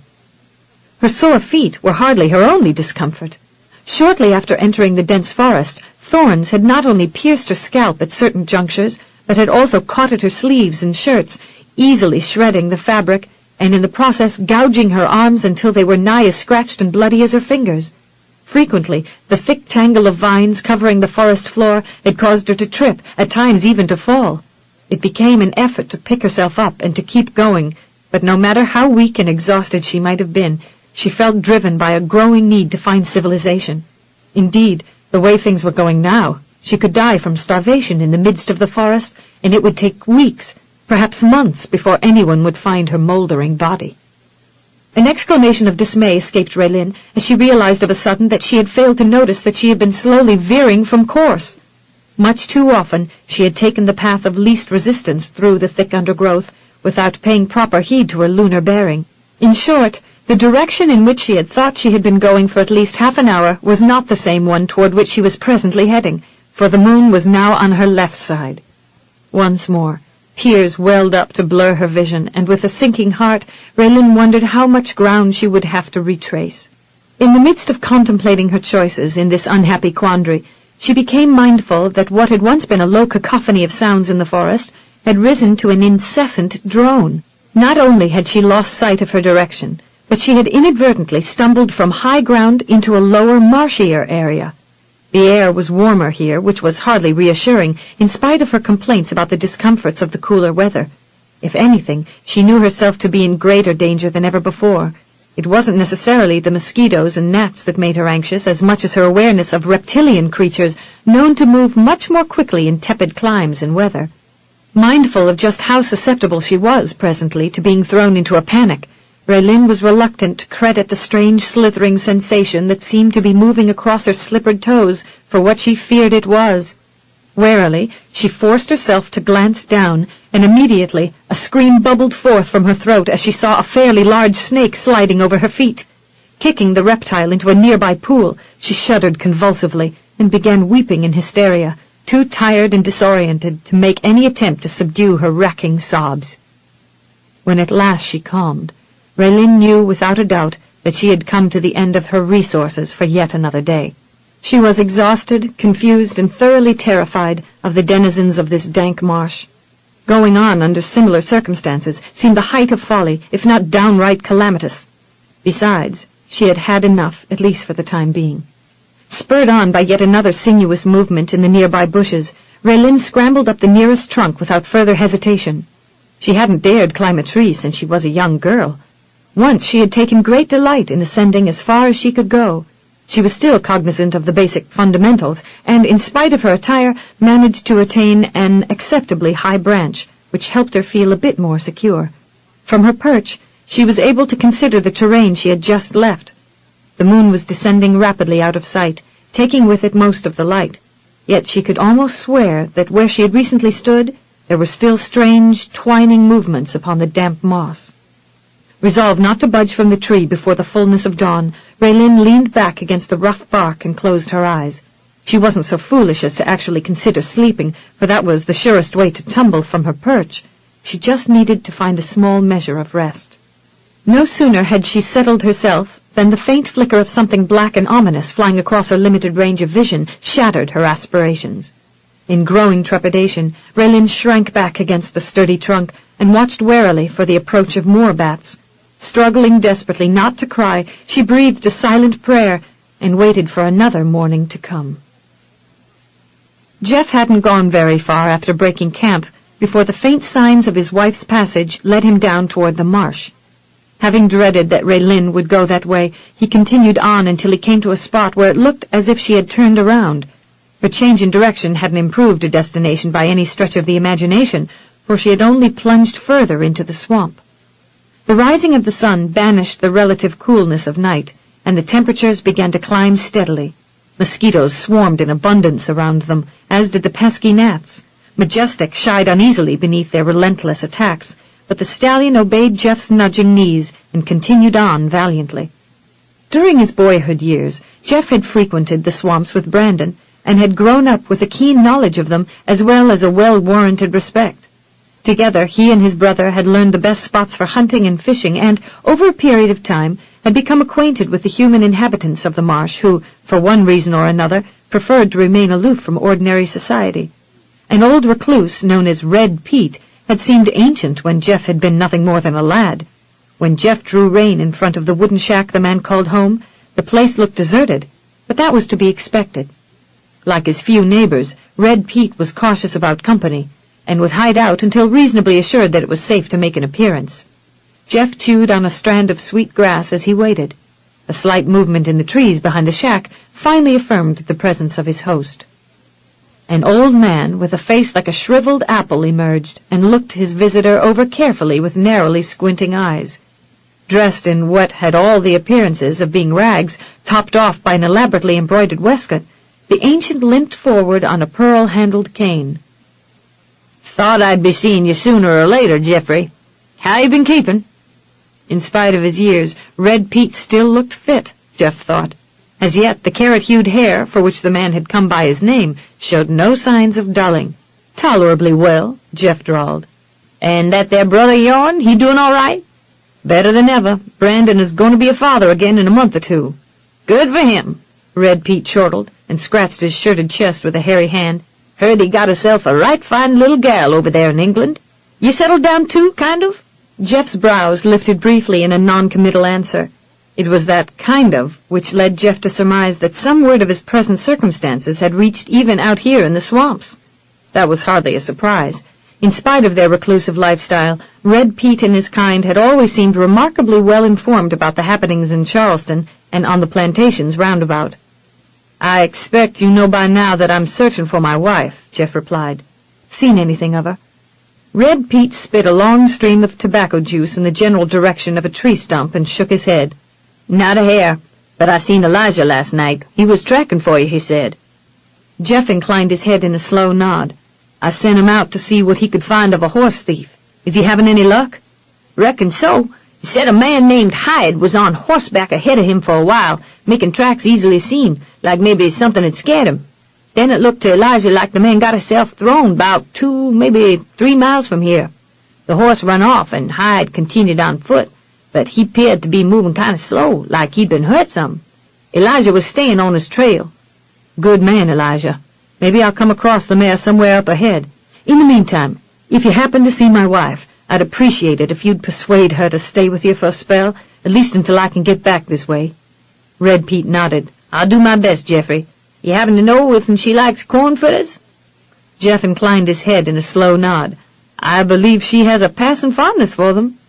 "I'll make a batch, then. She's liable to be right hungry by the time she gets back around this way." Jeff sincerely hoped that hunger was the only problem his wife was experiencing after spending 2 nights on higher ground, the 3rd evening in the swamp. But without elaborating, he thanked Red Pete for his concern and took his leave. The marsh closed in around Jeff once again, slowing his pace. The drone of insects increased, as did the heat. He pressed on, pausing only to give Majestic a chance to drink, and then resumed his search. The sun had finally reached its zenith and began its descent before he finally perceived some hope for his success. Raelynn had descended from the tree shortly after dawn. She was stiff, sore, and so completely exhausted that she was unable to differentiate between tensed muscles and utter fatigue. She was also very thirsty, but there was only stagnant water to be had, and she had no desire to start heaving up her stomach again. By the time it occurred to her to sip the morning dew that had collected on the larger leaves during the night, the moisture had all but evaporated. She found enough for a swallow or two, but it hardly sufficed. Of food, she couldn't even bring herself to think. Although there were many plants around her, she lacked the knowledge to discern the difference between those that were edible and others that were poisonous, and she wasn't about to tempt fate. Hunger wouldn't kill her, at least not so quickly, but trying to satisfy it just might. As the day wore on, Raelynn's weariness, thirst, and appetite steadily increased. The heavy canopy of trees and twisting vines rising up to lofty levels protected her from the worst of the sun, but the stifling heat made her feel as if she were plodding through thick molasses. Just how far she progressed through the difficult maze was a mystery. The vines covering the ground continued to entangle her feet, and she grew increasingly weary of stumbling and falling. The blisters were excruciating. Only by gathering Spanish moss from the lower branches of the trees and stuffing small portions into her stockings was she able to gain some measure of relief from the stinging discomfort. To protect the bones in her ankles and feet from possible breakage, she tore long strips from her petticoat and wound them first about her slippered feet and then up around her ankles. The bandages lent much-needed support, yet in spite of efforts to ease her plight, Raelynn realized she was feeling positively wretched to a degree she had never experienced before. Weary, footsore, thirsty, and all too vividly aware of the burning emptiness of her stomach, she was greatly tempted to dismiss her resolve and just sit down and cry. At the moment, however, her spine was too stiff to yield to any degree of bending, sitting, or lounging. Raelynn slogged wearily on through the marshes, knowing that if she stopped, she'd likely give up entirely. A gentle wind sprang up, and even in her predicament, she found it refreshing. It certainly kept the mosquitoes at bay. In the midst of her despair, the soft nicker of a horse seemed nothing more than a figment of her imagination. Even so, she staggered to a halt and glanced about, desperately praying that someone had come to her rescue, yet fearing her ears had deceived her. Sweeter by far than the wafting breezes was the sight of Ariadne lazily nibbling on a distant knoll of grass. Immediately, Raelynn's heart lifted from the dark morass that had threatened to drag her down. She had no idea what miracle had brought the mare into the swamp, but words could not express the joy she now felt at seeing her. The mare shook her head briskly to chase away the insects, and, for a moment, eyed Raelynn. Unconcerned by the presence of this human, she went back to grazing. Cautiously, Raelynn approached with a trembling hand extended as she cajoled the animal to stand very still and to please be especially nice. Amazingly, when she reached out and stroked her along the withers, the mare didn't shy away. "Oh, Ariadne, I can't believe it is you," Raelynn murmured, her voice choked by grateful tears. "What are you doing so far away from home?" She supposed that if the mare had been able to speak and reason, she might have been inclined to ask her the same question. "I know, Ariadne. We both ran away, and now the pair of us are lost in this infernal bog. I'm beginning to think that I was better off where I was. What about you?" Ariadne continued chomping on the grass, caring little for human deductions or regrets. Raelynn ran a gentle hand over the horse, searching for injuries, but found no evidence of any that were serious. It was obvious, however, that the mosquitoes and gnats had recently feasted on her. Almost a solid layer of tiny welts had been raised beneath the mare's coat. While Ariadne nibbled contentedly on the grass, Raelynn dragged over a small broken section of a log to use as a mounting block.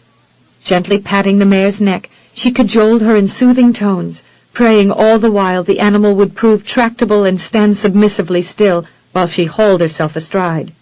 Surprisingly, Ariadne seemed a good sport about it all, but Raelynn hadn't forgotten Jeff's reluctance to let her ride the headstrong steed and gingerly settled herself upon the mare's back.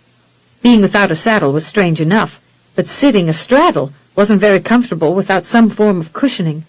She twitched, trying to stuff her chemise underneath her to protect the vulnerable areas.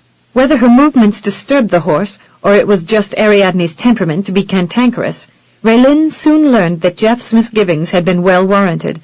Without warning, the mare started bucking and crow-hopping in a circle, sending her rider sailing off into a stagnant pool. The putrid collection of water certainly saved Raelynn a few injuries, but she came up retching from the awful stench of it.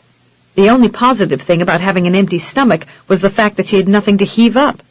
There she sat in total misery, tears and muddied hair streaming down her face, clothes soaked through with stinking slime, and hips and calves deep in fetid muck.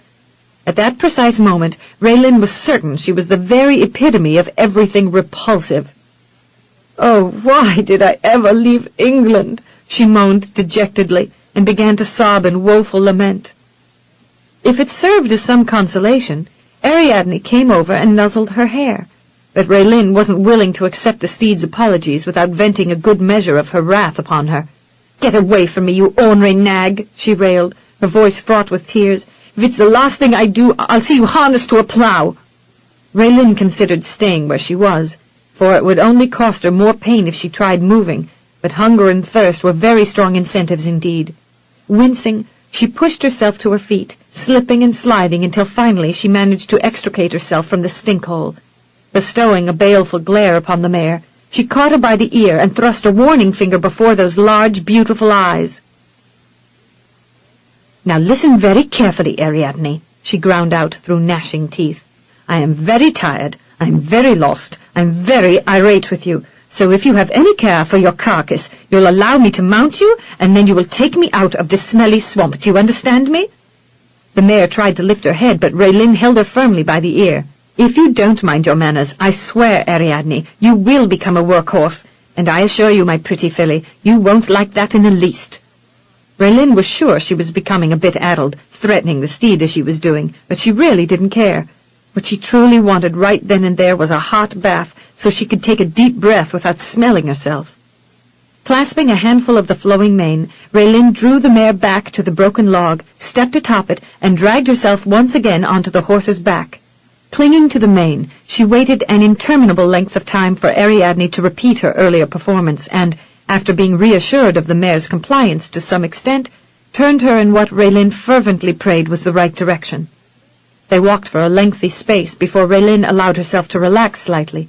Still, she wasn't of a mind to trust the steed overly much, and kept a tenacious grip on the mane. After plodding over tortuous terrain for untold hours, the luxury of a smooth ride didn't escape Raelynn's notice. In spite of her unpredictable disposition, Ariadne had an easy-flowing stride for which Raelynn became most appreciative.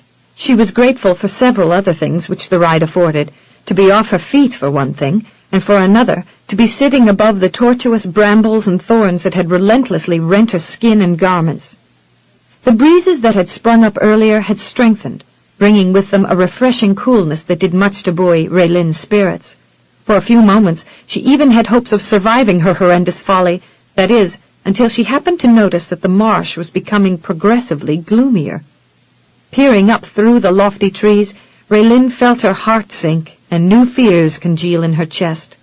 The winds she had briefly relished were pushing ominous thunderclouds across the sky. Even as she watched in mingled surprise and dismay, a jagged streak of lightning tore across the sky. A moment later, a stinging rain began to pelt her. A groan of despair slipped from Raelynn's lips as she thumped her heels against the mare's flanks to urge her out of the punishing downpour. Ariadne responded readily, quickening her pace, but the heavy, wet soil of the bog clung to her hooves, impeding her progress. Their passage was further thwarted by the torrent of rain unleashed upon them. They could barely see, much less move any measurable distance. In barely a fraction of a moment, Raelynn's clothes became so thoroughly drenched that they were soon plastered like second skins to her body. There was only one conciliation Raelynn could find in her present predicament. Now she had all the water she could drink. She just hoped she wouldn't drown in it. She peered around for the closest haven and tried to guide the mare toward a closely growing stand of trees, but Ariadne was anxious to escape the deluge and surged forward, only to become mired in soft, boggy peat. Though the mare struggled, she couldn't pull herself free. Unable to believe that she could be so ill-favored by circumstances, Raelynn fought an urge to weep, but the impulse to relent to harsh, anguishing sobs was promptly forgotten as a blinding flash of lightning ripped through the forest, hitting a large cypress a short distance away, the precise area upon which Raelynn had just recently set her sights. The fiery bolt snapped the trunk in half as easily as a dried twig, sending a dazzling spray of sparks flying helter-skelter.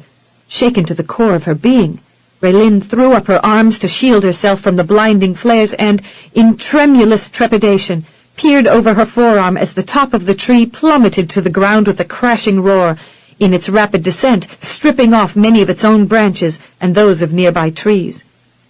Before it reached the ground, a deafening crack of thunder seemed to shake the very ground around them. Ariadne shivered in terror and tried to heave upward out of the bog, but to no avail. "Easy, girl," Raelynn murmured through fear-stiffened lips, astounded by how closely she had come to being permanently singed black by the lightning. If not for Ariadne becoming entrapped, they would have both been killed. "It's all right, Ariadne. Steady now. We're alive. At least for the moment." The mare calmed a trifle, but stood shivering in the muddy vise. Raelynn hurriedly slid from Ariadne's back, fully intending to help, but immediately gasped in alarm when her own feet began to sink. Frantically, she stretched out an arm, barely managing to grasp hold of a low-hanging branch, and scrambled to more solid footing. It proved tenuous at best. Gingerly testing the footing upon which she stood, Raelynn turned on trembling limbs, but her throat constricted with sudden dread when she saw that the mare had been caught in a marshy hollow that had been softened by the rainstorm. It looked as dangerous as quicksand. The more Ariadne struggled to free herself, the deeper she sank. Terror swept through Raelynn, as much for herself as for Ariadne. She seriously doubted that she could make it through the thick morass without the mare, and now, with the volume of rain coming down, small rivulets were opening up everywhere. Soon they would become life-threatening. Yet if she sought to help Ariadne, Raelynn knew she could be sucked down into the slough right along with the mare. In growing panic, Raelynn glanced about, hoping to espy some way to escape for both of them. She certainly couldn't hope to pull the horse free, for she had neither the strength nor the wherewithal to bring about such a rescue. She was virtually helpless. Suddenly, Raelynn recalled the thick vines she had battled. Quite possibly, some were sturdy enough to be used to draw the mare out of the bog.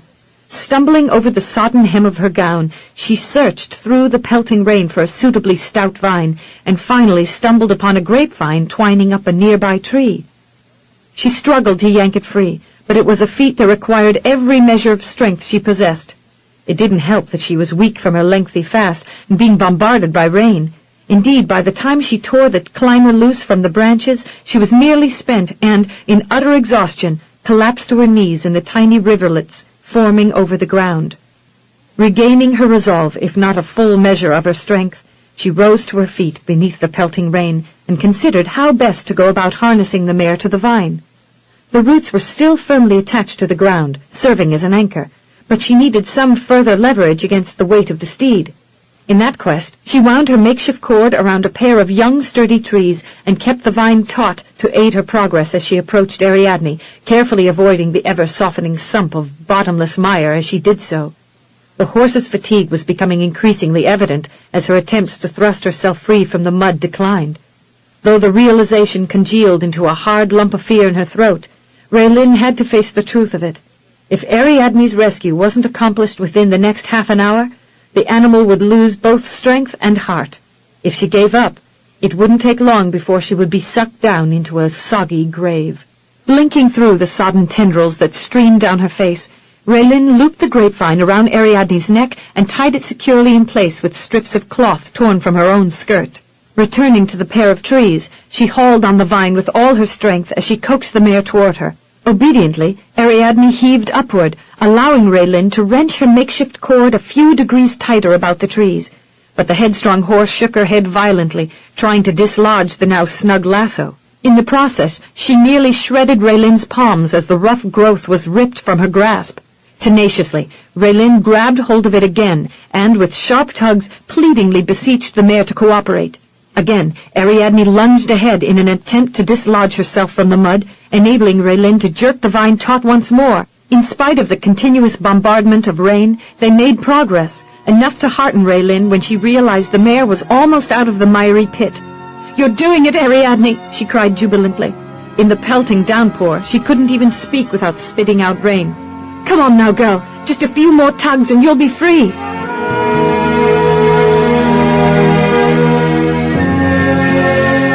This is the end of this cassette. This program is continued on side 1 of cassette number 6. This is cassette number 6.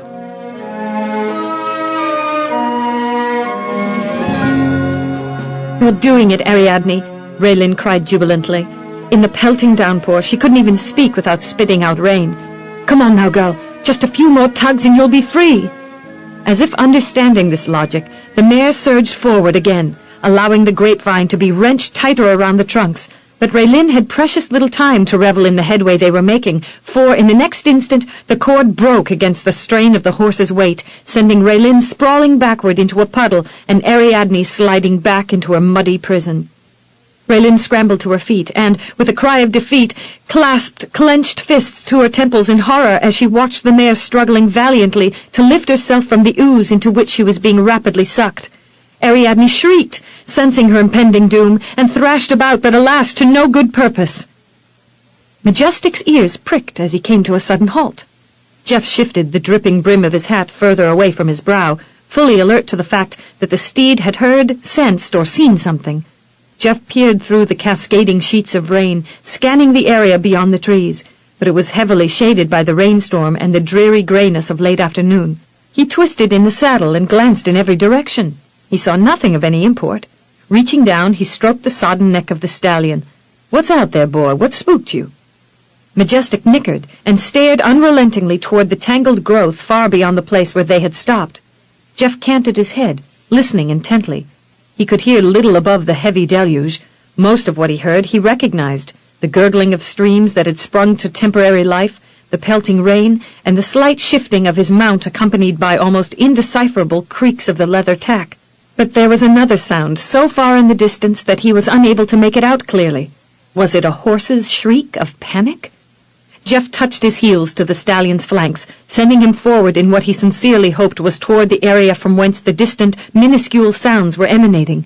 As he drew ever closer, the more certain Jeff became that what he was hearing were the shrill screams of a horse. If that were indeed true, then possibly he would discover the whereabouts of Ariadne, but he could only guess from the indistinct but hair-raising noises that the mare or some other horse was in grave peril. Following the anguished shrieks, Jeff reined Majestic through the trees, carefully avoiding the more treacherous open areas of the marsh. When he broke through a tangle of brush into a small clearing from whence the piercing whinnies were coming, he espied the mare immediately, belly deep in muck. At the moment, she was struggling frantically, trying to lunge upward at the end of a makeshift tether. His gaze followed the length of the vine stretched taut between the steed and a tree, and his breath left him in a rush as he saw the one responsible for this valiant, if futile, attempt at rescue. His wife was beside the tree, soaked to the very depth of her clothes, straining desperately in the pouring rain to pull the cord tighter around its trunk. "Raelynn!" Though the name seemed no more than a whisper in the pelting torrent, Raelynn's head snapped around. Now fully alert to her husband's presence, she lifted a hand to shield her eyes from the downpour. Even so, the moisture dribbling down from her sodden hair forced her repeatedly to blink in an effort to clear her vision. A strange blend of fear, shame, and relief swept her at the sight of Jeff. He sat like some dreadful, darkly armored warrior on the back of the tall steed. She opened her mouth to speak, but words failed her. She had left Oakley fearing he was a murderer. If true, then he could easily do away with her in the swamp, and no one would ever be the wiser. Shifting his hat forward over his brow again, Jeff pulled the collar of his slicker up close around his neck and swung down to the ground. Wasting no time on stern rebukes, he worked quickly to free the rope from his saddle and then tied a running noose at one end. This he tossed over the mare's head and dragged it snug before flinging another larger loop around behind her rump. Forming a makeshift harness, he drew the loose ends through the front noose and wrapped it about his saddle horn. Remounting, he reined Majestic over solid ground. Once the stallion felt the tug of the rope, he moved forward with powerful strides, digging his hooves into the sodden turf. Ariadne struggled in protest as the rope tightened around her rump, and for a moment it seemed as if their efforts would be of no benefit. Then, almost imperceptibly, the mare began to emerge from the quagmire. The instant her front hooves struck firm land, she whinnied in triumph and flagged her heavily muddied tail. Another strong tug from Majestic, and she was completely free. "Oh, thank heavens!" Raelynn exclaimed in overwhelming relief, erupting in hoarse sobs as she crumpled to her knees upon the sodden ground. Tears spilled forth freely, and she buried her face in her hands as she wept harshly, weeping as much for herself as the mare. As desperate as she had become, she'd have likely died trying to save the animal. A large hand dropped upon her shoulder, startling a fearful gasp from her. She looked up to find Jeff leaning over her. He was hardly more than an ominous gray shadow in the rain-shrouded gloom, but she thought his eyes glowed with a feral light. Not knowing what to expect, she shrank back and had some difficulty swallowing as she awaited her fate.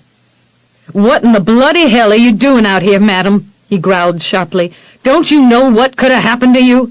Refusing to yield him an answer, Raelynn turned her face aside and hunched her shoulders against the deluge.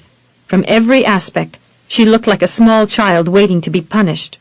Muttering an oath, Jeff scooped his wife up in his arms and carried her back to the stallion. There he stood her to her feet, and wrapped a blanket tightly about her. Once he lifted her to the back of the steed, he loosened the rope from around Ariadne's rump and tied the free end to a metal ring behind the cantle of his saddle. Swinging up behind Raelynn, he clamped a protective arm around her and reined the stallion through the dense trees as the mare dutifully followed at the other end of her tether. 13. The rain had seemingly spent its furor and dwindled to hardly much more than a drizzling mist. Hunched together against its persistent moisture, the couple rode in silence through the swamp. Jeff remained vigilant as he sought to avoid treacherous ground, but Raelynn was thoroughly spent, both physically and mentally. Though she tried to remain alert, her eyelids sagged beneath the weight of her fatigue, and her head bobbed forward often until a large hand swept upward and pressed it down gently upon a sturdy shoulder. Her brow found a warm, familiar niche against a corded throat to nestle, and with a sigh, she gave up her futile attempts to stay awake. If Jeff had wanted to kill her, she mused distantly, then surely he would have done so by now. Darkness encroached with the approach of evening in the thickening forest. Raelynn roused briefly to a vague awareness that the misting rain had ended. A cold, blustery wind had sprung up in its stead, and now seemed bent on chasing roiling clouds across the face of the moon. The frigid breezes penetrated to the depths of her wet garments, evoking shivers until her husband opened his slicker and pulled her snugly against his chest. Raelynn found no energy to resist, but leaned inertly against the solid bulwark. As she drifted off to sleep again, she wondered distantly if they would ever find a warm haven. It was much later when Raelynn struggled up from her day's trauma and realized that Jeff had halted the stallion. She peered obliquely over her shoulder, having no awareness of how far they had come, or, for that matter, just where they were presently. The hovering moon illumined the small clearing they had entered. Near the back of it, a log cabin was nestled underneath the lofty branches of several tall pines. Smoke curled invitingly from the stone chimney, and the soft glow of a lantern shone from the front windows. The ripple of a swiftly running stream drifted to them from somewhere nearby, seeming almost musical as its burbling melded with the harmonious tones of a softly hooting owl perched in a tree some distance away. "Who lives here?" she murmured thickly through her drowsiness. "A friend of mine who goes by the name of Red Pete," Jeff replied, sweeping his right leg over the stallion's rump and stepping down. He tied Majestic's reins to a hitching post, dropped the saddlebags over her shoulder, and peered up at her. His lips twitched vaguely with the arduous task of emulating a smile. "Red Pete was once an ordained minister, so you'd better behave yourself, madam. He's not above teaching us both a lesson or two." "Does he live here alone?" "He had a wife and son years ago, but they both died during an epidemic. After their deaths, he pretty much became a recluse." Jeff lifted his arms to sweep Raelynn down from the stallion, but she drew back, feeling suddenly wary. She met his gaze hesitantly and saw a handsome brow twist upward to a skeptical height. "If you mean to sit there all night, madam, you'd better take into consideration the fact that you'll do so entirely alone. As for myself, I mean to get into some dry clothes, have something to eat, and get some much-needed sleep." At the thought of food, Raelynn's demeanor changed to an expression of yearning as her eyes chased toward the cabin. It seemed as if she had gone without eating for at least the last month. Even if her stomach had ceased its growling, her mouth watered readily enough, reminding her that she was starving for something to eat. "Come along, Raelynn," Jeff commanded, slipping his hands about her narrow waist and whisking her to the ground. Her hollow cheeks evidenced her lengthy fast, and though she might well let pride and fear rule her head, he refused to let her be so foolish. "You must eat for the sake of our child." Raelynn's head snapped up in surprise, and she gaped up at him, astounded by his knowledge. "How did you know?" "Cora told me." "But how could she have known?" Raelynn whispered, no less amazed. "I've never said a word to anyone." "Aye, you were very private about it, not even telling me," Jeff muttered sourly. "Cora probably figured it out for herself. As for myself, madam, I must apologize. I was too taken with the idea of making love to you on a nightly basis to consider the fluxes you were missing." Tilting his head at a contemplative angle, he swept her with a careful perusal. "How far along are you?" Folding her arms across her midsection, Raelynn turned aside from his closely probing stare and answered in a muted tone, "A little over 2 months." "Obviously you didn't concern yourself about your condition when you lit out like a scared rabbit." Jeff jeered, lending her no pity. "But then this wasn't the first time you've cast me in the role of villain without giving me a chance to explain or to provide evidence of my innocence." His caustic tone brought a vivid hue to Raelynn's cheeks, and though she was weak and faint from hunger, she realized she had some small bit of mettle left. "What was I to think when I found you standing over a dead woman with a bloody knife in your hand and your clothes all stained with gore? If you'll remember, you threatened to throttle Nell if she ever came out to Oakley again." Jeff snarled with rage and frustration. "If you actually believe I'm capable of such a hideous crime, then, madam, you have little regard for me. But as you've done in the past, you've judged me guilty without giving me a fair hearing. No rightful magistrate would dare convict a felon without a fair trial." He snorted in contempt. "But if you were sitting behind a judge's bench, you'd have had me strung up by now." Jeff saw her lovely face contort with emotion as she struggled to find a sagacious reply, but he had heard enough of her logic. "I'm sure you wouldn't want to be temporarily ensconced with a murderer, my dear, so I'll leave you to find your own bed." Pivoting about face, he tied the mare to a hitching post, paused beside Majestic long enough to draw his long rifle from the saddle holster, and then strode to the cabin door, where he beat a fist upon the rough-hewn planks. No answer came, and he eased the portal open to peer inside. "Red?" he called out. "Are you there?" Silence followed his inquiry, prompting Jeff to step within and glance about. Finding no evidence of the man, he crossed to the door of the small bedroom at the back of the structure, but that, too, was empty. Save for himself, there was no one in the cabin. Returning to the main room, Jeff scanned the interior. What he saw gave him cause to believe that the place had been vacated as recently as the last hour, perhaps even in the last few moments. He was fully aware that Red Pete was liable to duck out the back when he saw visitors approaching, mostly to be on the safe side. But in this case, the old man had left a welcoming ambiance behind to greet his guests. In the crudely built stone hearth, a fire crackled cheerily beneath a large iron kettle brimming with steaming water.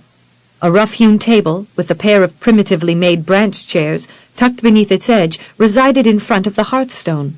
Sitting on the nearest corner of its surface, which constituted a well-worn slab of wood, was a chipped crockery bowl with a large ladle lying alongside it.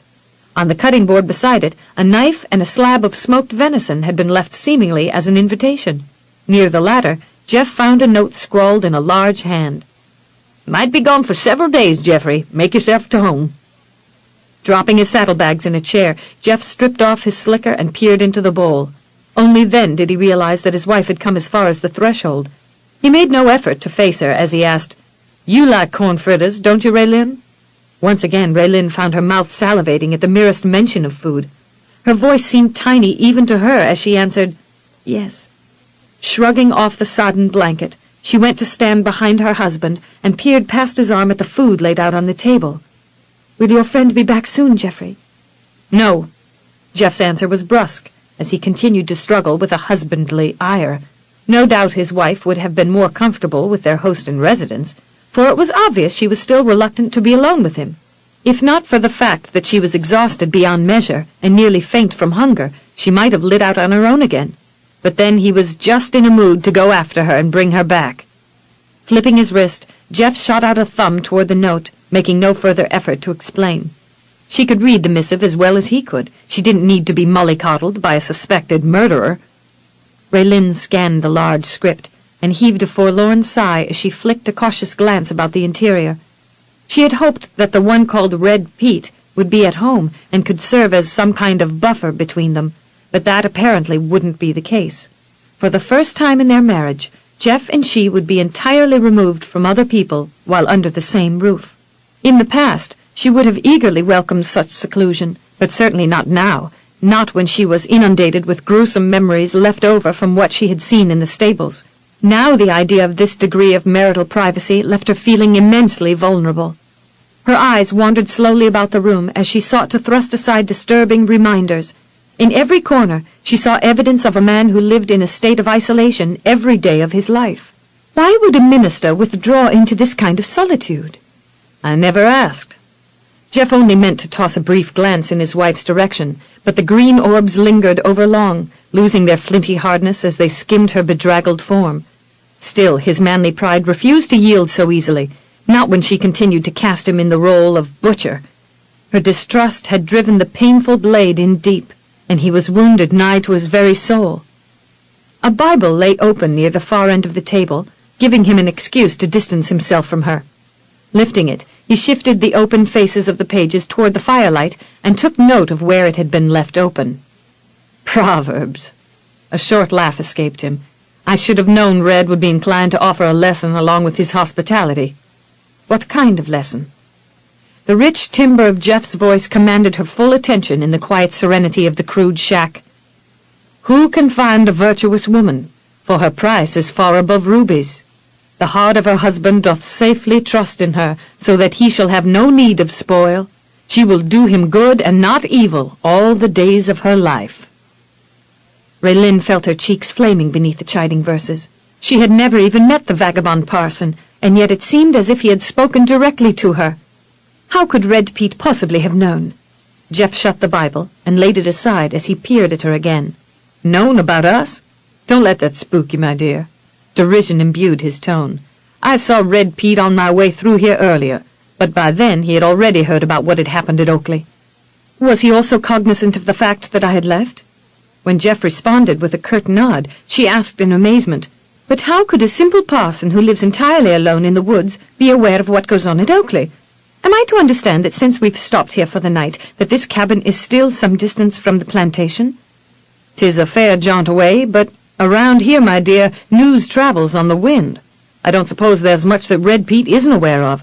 He certainly knew when to make himself scarce. He probably saw us coming and skedaddled out the back. Raelynn was astonished at such a notion. Why would your friend vacate his cottage and leave it for our use? Jeff elevated a dark brow as he settled a pointed stare upon her. Perhaps because he's a nice man. Or maybe he has enough sense not to put himself between a man and his wife when they need to work things out. Feeling very cold of a sudden, Raelynn wrapped her arms about her damply garbed form. The idea of working things out with Geoffrey Birmingham definitely stole away what little grit she had remaining. No, she murmured, lifting a dainty chin in the guise of a wounded martyr.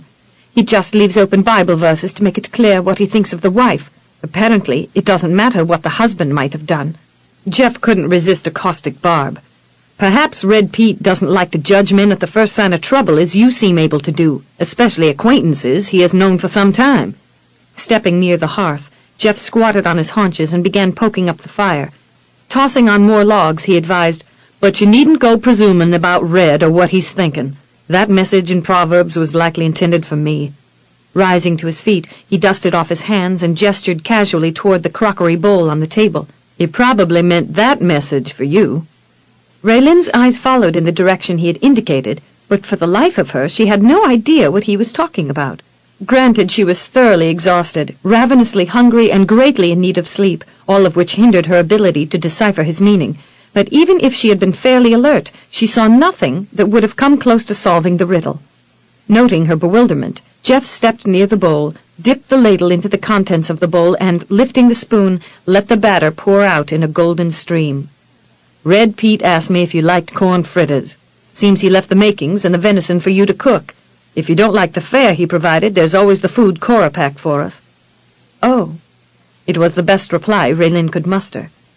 Turning aside, Jeff made every effort to smother the gallantry that seemed eager to escape when he considered the thoroughly exhausted condition of his wife. He lingered overlong at the task of shedding his jacket and shirt, and then hung them with unusual care over the backs of the two chairs. By the time he thought he could face his wife again without responding to her plight, she was swaying on her feet in a dazed stupor. He cursed softly under his breath, knowing the battle lost. At the moment she seemed ready to collapse into a crumpled heap where she stood. He took her gently by the arms, and was immediately struck by how slender and delicate she seemed within his grasp. Considering the fact that she had left Oakley directly from her bedroom without venturing down to the kitchen, he could only assume that she had had very little to eat since her departure. Vividly attesting to that supposition were her pale, hollowed-out cheeks. Beneath her eyes there were dark lavender shadows that made them appear sunken. In all, she was a rather pathetic sight, too pitiful for him to hold tenaciously to his anger. "Sit down, Raelynn," he bade, pressing her back into a chair and squatting before her. He cupped her chin within his hands as he studied her drawn features and drooping eyelids. "It shouldn't take me but a few moments to put the horses in the barn and give them some hay and grain. When I return, I'll see about taking care of our needs. Until then, don't move, do you understand?" Her smooth forehead crinkled slightly, as if he had asked a difficult task from her. "Yes." Jeff's pledge was confirmed by a swift return to the cabin. When he came back, he brought with him a half-barrel that he had found hanging beneath the eaves of the roof. Raelynn still sat where he had left her, her head bobbing forward spasmodically as she fought against the strengthening inducement of sleep. When he shoved aside the table and placed the wooden vat on the stone floor in front of the hearth, she started awake and blinked up at him, trying to focus her vision. "What are you going to do with that?" she asked laboriously, lamely indicating the tub. "That, my dear, is for your bath." Jeff wrapped a cloth pad around the handle of the large iron kettle, poured the steaming water into the barrel, and added 2 buckets of cooler water from the well outside before refilling and returning the kettle to the hook above the fire. From his saddlebag he produced a bar of soap and a towel. "It's always wise to be prepared for occurrences such as these," he crowed, briefly brandishing the items. His wit went unappreciated as his wife looked at him dully. When he stepped to her, her voice was equally devoid of sparkle. "Please, Geoffrey, I just want to go to sleep." "After you've bathed and dined, madam, and not a moment before." He hauled her to her feet, eliciting a weary groan from her, but she stood passively still as his lean fingers worked their way down the back of her torn, soppy, filthy gown. Once the fasteners were free, he slid it down her body, pulling away her shift and pantalettes along with it, and letting the garments collect in a heap around her ankles. Too groggy to feel anything but a desire to sleep, Raelynn made no effort to resist as he turned her around to face him. As he bent and stripped away her stockings, she was forced to brace a hand upon his bare shoulder. His bronze skin felt warm and full of life beneath her chilled fingers, very much like the man himself. Raelynn heard his breath catch and glanced down to find him staring at the ugly broken blisters marring her feet. In some chagrin, she curled her toes inwardly, wishing she could hide the blood-caked moss that had become adhered to her feet. "It's a wonder you can still walk," her husband muttered sharply. "The moss helped," she murmured dismally, and heaved a sigh, making no effort to cover herself as he straightened. She was so thoroughly exhausted she couldn't even manage a discomfited blush as he considered her taut breasts and the nipples that had darkened to a deep rosy blush since her pregnancy. Even when his gaze swept down to her stomach, she could only watch through a dazed stupor. The change in his wife's body was subtle, but definitely discernible if one cared to take note, Jeff reflected. He had just been too caught up in the pleasures of fulfilling his husbandly cravings to notice the signs. "Your bath is ready, Raelynn," he murmured softly, offering her a hand. Raylynn's knees felt too wobbly for her to even consider ignoring the proffered help. Submissively, she slipped thin fingers within his palm and leaned toward him as she lifted a foot to test the water. It was just hot enough to banish the chill, yet it also made her wince in sudden pain as her blisters started stinging. Still, even bone-tired, she was not oblivious to the benefits of a bath. She just hoped she wasn't so fatigued that she'd fall asleep trying to bathe herself. Stepping into the barrel, Raelynn crossed her ankles and sank into the liquid with a long, grateful sigh. For a moment, she sat with eyes closed, luxuriating in the soothing warmth of the water, until a splash startled her. The resulting spray of droplets made her blink as the bar of soap sank beneath the surface, bumping lightly against her stomach as it wove a zigzagged path toward the bottom of the oaken tub. Lifting her gaze through the dribbling moisture, she found her husband peering down at her, a dark brow elevated sharply. "Don't stay in there forever, madam. I'd like to eat and have a bath myself before we settle down for the night." "Could you hand me a pitcher of warm water, please?" she asked, her voice dull with fatigue. She squinted up at him as tiny runnels trickled through her lashes. "I have to wash my hair." Jeff watched her rub an eye with a fist, much like a child who found it hard to stay awake. "Are you in need of some assistance in shampooing your hair?" "Yes, I suppose I am, considering I'm having trouble keeping my eyes open," she answered in a tiny voice as violet lids lowered against an encroaching drowsiness. "Should I bathe you as well?" Her head dropped forward, and as her wet snarled hair fell around her face, a weary sigh slipped from her lips. "I'm too exhausted to care what you do." Jeff watched his young wife for a long moment.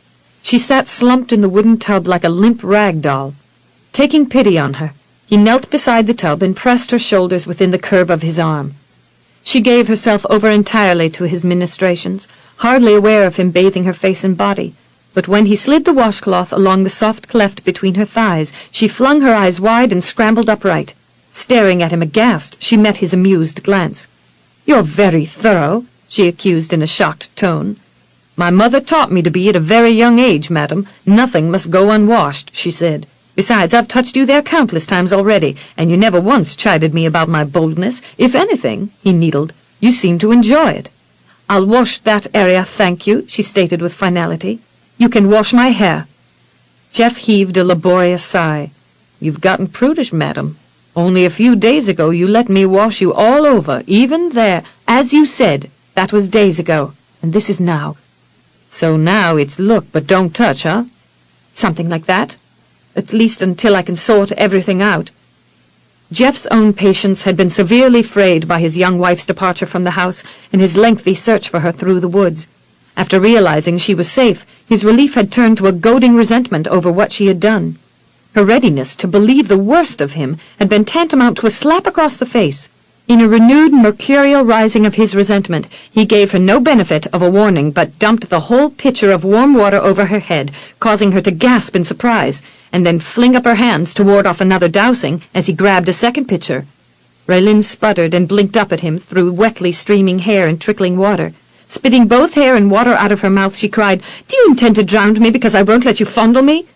"I intend to wash your hair, nothing more," Jeff declared succinctly. He rubbed the bar of soap around the crown of her head and began to work up a lather with lean, hard fingers. Raelynn squawked in protest. "Don't be so rough." "I'm sorry, madam," he apologized without a trace of compassion. "I didn't realize my own strength." She tossed him a mutinous glare. "I won't have a scalp left if you continue scrubbing it like that. At least your hair will be clean. That's more than I can say for it now. What did you do, fall into a slime pool?" He could guess that that was precisely the case, for she still had flecks of green algae clinging to most of the strands. "You've got enough trash and critters in your hair to feed a bird for a whole year." "Critters?"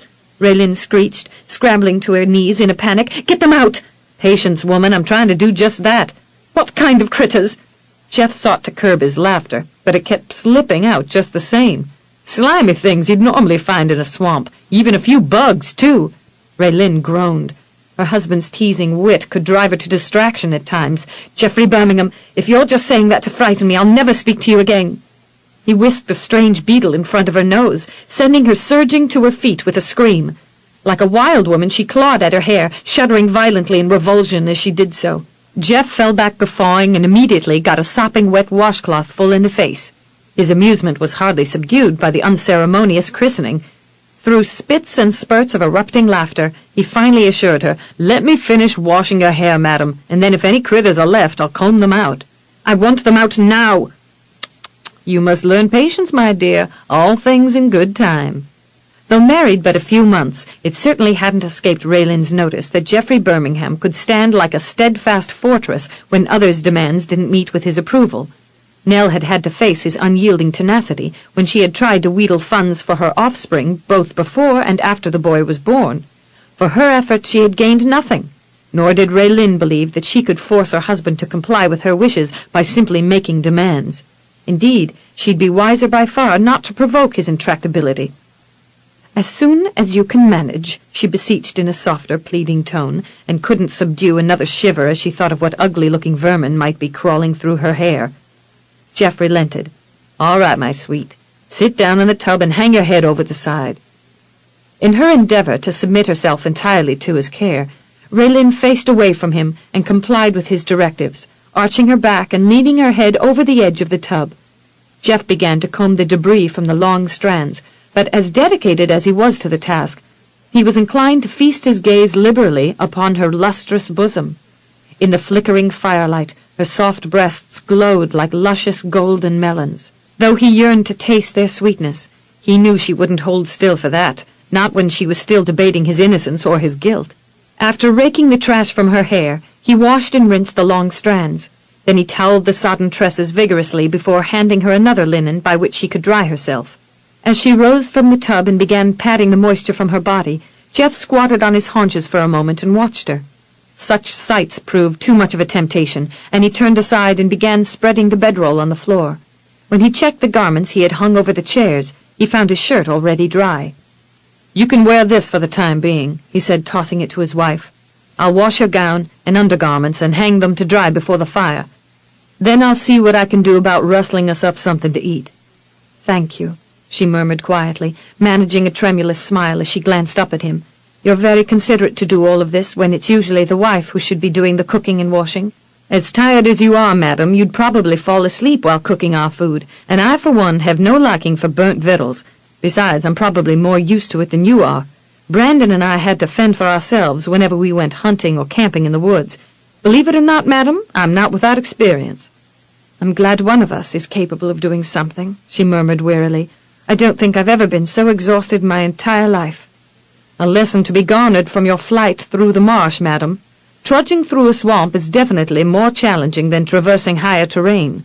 His eyes flicked down her naked body again as she slid her arms into the sleeves of his shirt. The garment all but swallowed her.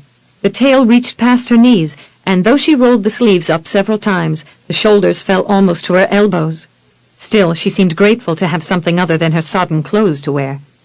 Jeff forced himself to look away from the winsome sight, and, in an effort to set his mind to something less frustrating, began washing his wife's clothes.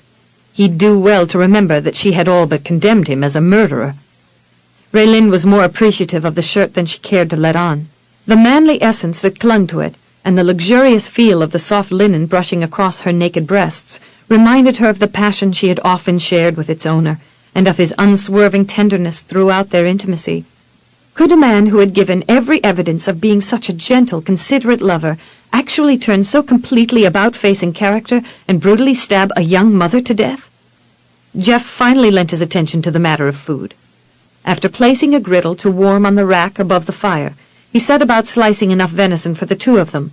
Soon he was ladling fritter batter into the thin layer of grease he had dribbled over the bottom of the skillet. "Red Pete doesn't venture off very far," he stated without warning. "We can count ourselves privileged he invited us to make use of his cabin. He wouldn't do that for just anybody. When Brandon and I used to come hunting in this area as boys, we'd share whatever game we managed to bag with the old man. Perhaps this is his way of reciprocating." An irresistible aroma drew Raelynn forward to the hearth, and she watched in rapt attention as bubbles began appearing first at the edges of the corn fritter batter and then in the center. She almost drooled in anticipation as she inhaled their delectable aroma. "I'm really starving, Geoffrey." "You must be," Jeff murmured, flipping a cake over. "You didn't take any food along with you." "I really didn't plan my departure very well," she confessed self-consciously. "I wanted to flee the house before you came upstairs." Jeff had already figured out that much for himself. "You must think me an ogre, madam." "For the most part, I have thought of you as my prince in shining armor, but there have been moments of uncertainty." He slid the turner beneath a fritter and lifted it onto a plate. "Here, this will tide you over until the rest are done," he said, passing it to her. "Let it cool a bit." The warning came too late, for Raelynn had already burned her fingers trying to pick the fritter up. She hurriedly blew on her seared digits as well as the food, and then bravely took a bite. She found the flavor well worth the pain she suffered trying to chew it before it had sufficiently cooled. Closing her eyes in pure bliss, she made small noises of appreciation and then greedily took another bite, savoring it to the same degree. Jeff cocked a brow above a lopsided grin as he peered askance at his young wife. "Guess Red Pete knew what he was doing when he made a fair-sized batch." "You have the next one," Raelynn invited generously. Still her eyes closely followed his progress as he broke off a portion and lifted it to his mouth. She licked her lips, relishing it for him, and was surprised when he reached out with a chuckle and popped it into her mouth. Giggling, she pressed her fingers to her lips and wiped away the spots of grease as she chewed. At length she swallowed and smilingly complained, "You're going to make me fat." "You were destined to face that fate ere I gave you the fritters, madam," he teased, stepping back from the heat of the fire. As she turned to face him, he reached down a hand and smoothed the shirt over her stomach. "Just wait a few months. You'll be waddling down the halls." Raylynn's eyes lifted to his smiling face before they slipped downward over the length of him. Although she had been aware of the fact that her husband was tall, she had never really gotten a clear sense of his height until now. Perhaps the fact that he seemed as tall as a giant had much to do with the fact that his shadow stretched out behind him to the far side of the room and halfway up the vaulted ceiling. Since they had been married in the heat of summer, she had never before had an occasion to observe him by the warm glow of a single hearth. His sun-bronzed skin seemed to glow with a radiance of its own as the bright flames heightened the muscular expanse of his shoulders, the hard contour of his male breasts, and the tautly fleshed ribs. As he loomed over her in all of his manly magnificence, it was somewhat like seeing a fabled god come to life. Raelynn stepped away, troubled by the feelings he awakened within her, even in the face of her suspicions. As he busied himself setting the food upon the table, she perused him with careful diligence, trying to discern some hint of the inner man. Although such manly perfection might well belong to a murderer, what of his character? Could a bright and noble temperament change with chameleon-like swiftness and, in a moment of rage, become something dark and tainted? Jeff scooped up the last of the fritters and venison onto a platter and placed it on the table, announcing as he did so, "Dinner is ready, madam." Raelynn stepped near. "Tell me what happened the other night," she pleaded in a whisper, finding it difficult to think of him as a depraved killer. "I mean, before I found you in the horse stall with Nell's body." Jeff arched a dark eyebrow reprovingly. "Have you finally decided to give me a fair hearing, madam? Would it assuage your fears now that we're alone if you could find something in my claims of innocence to which you could give credence?" Raelynn clasped a trembling hand to her forehead as she stated desperately, "I only know what I saw in the stable frightened me beyond anything I'd ever experienced, and that you were there, at the very core of that bloody scene." "Our food is now hot, madam, but that fact won't last if you insist upon hearing the facts," her husband stated bluntly, pulling a chair out from beneath the table for her. "And I, for one, am starved. If you aren't, then I've no doubt our child is." Slipping into the proffered seat, she watched him move around to the opposite side of the table. "Are you going to tell me, Geoffrey?" "Later, perhaps. Right now I don't want to ruin my appetite by remembering that gore. I'm sure you haven't yet considered the distress I suffered by being the one who discovered Nell. Believe it or not, madam, her murder bothered me too. I can't think back on it without wanting to retch." Raelynn understood completely and sought to find another topic. "Where are we going to sleep?" "We'll have to share my bedroll, unless you want to snuggle down in Red Pete's bed." "I'd rather not." She abhorred the idea of sleeping in a strange man's bed. "I don't suppose you'd consider—" "Not a chance. Red Pete swears there's no place in the Bible where it says that cleanliness is next to godliness. The tub I fetched for your bath had at least a week's worth of dust in it, and I'm not of a mind to bed down in another man's filth. I'm sorry, madam, but it looks as if you'll have to contend with my presence in the bedroll, or roll yourself up in a wet blanket." "You're not being very chivalrous," she complained mutedly. Jeff snorted in disgust. "I don't suppose the fact that I let you dismiss me from your bed after I risked my life to rescue you from Gustav could be considered gallant," he retorted. "But know this, I'm not of a mind to let it happen again.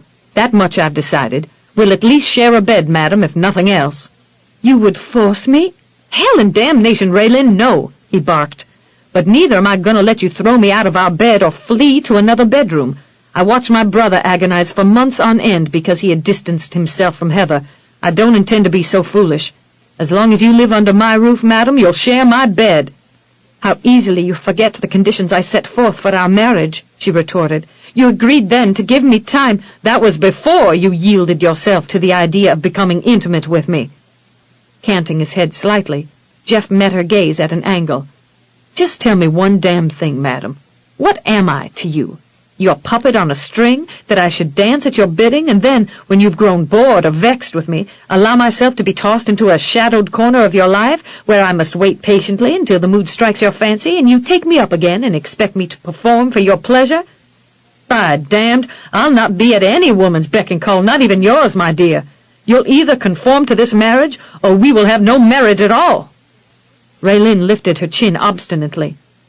"I failed to tell you, sir, that I was heading for Charleston when you found me." The green eyes chilled as they met hers squarely. "You were headed for certain disaster in a sinkhole, madam. You'd have killed not only the mare but yourself as well." "I shall yet go," she stubbornly declared. "It's too late to consider an annulment," he rejoined tersely. "You're pregnant with my child, and if you don't want him, or her, then I sure as hell do." Raelynn clasped a trembling hand to her throat and stared at him in open-mouthed astonishment. My baby will stay with me wherever I go, sir." "You forget, madam, You're pregnant with our baby, not just yours. We'll have another 7 months to settle our differences about where he shall live if you truly want to leave my house. Until then, I will urge you to consider his welfare. You're hardly able to make a living for yourself, much less support a child in a reasonable manner. I could work for Farrell Ives just as Nell did, she protested. I'm not without some skill in designing and making gowns. An icy hardness came into those luminous emerald orbs, making her draw back slightly. Perhaps, she thought wildly, this was what Nell had seen just before he had stabbed her, a coldness so intense she was sure it could slice through metal. If that is your wish, madam, I'll not keep you married to me against your will. Raelynn's jaw sagged another notch as she realized that she had been goaded into foolishly tweaking his temper. Indeed, she had cause now to think that this man, whom she had previously deemed so gentle and considerate, was definitely not the sort to antagonize. He had a mind and a will of his own and kowtowed to no one. The handsome face was stoic as the cool green eyes flicked over her. Until then, madam, you should try to eat something. Raelynn sought to swallow the hard lump that had welled up within her throat. When she had left Oakley untold hours ago, she had been confused and frightened by what she had seen in the stable. She was still confused and frightened, but now her fears were far more complicated. Strangely, at the heart of them, there seemed to be a niggling apprehension that Jeff could actually bring himself to set her aside in a legal separation. Perhaps he would be better off alienating himself from her, she thought grimly. Thus far he had been served a brimming platter of grief, all because of her, and she could only wonder what next would follow.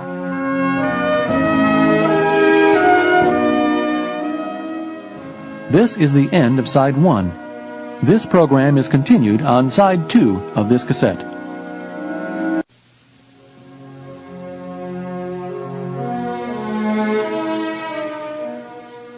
Perhaps Jeff would be better off alienating himself from her, Raelynn thought grimly.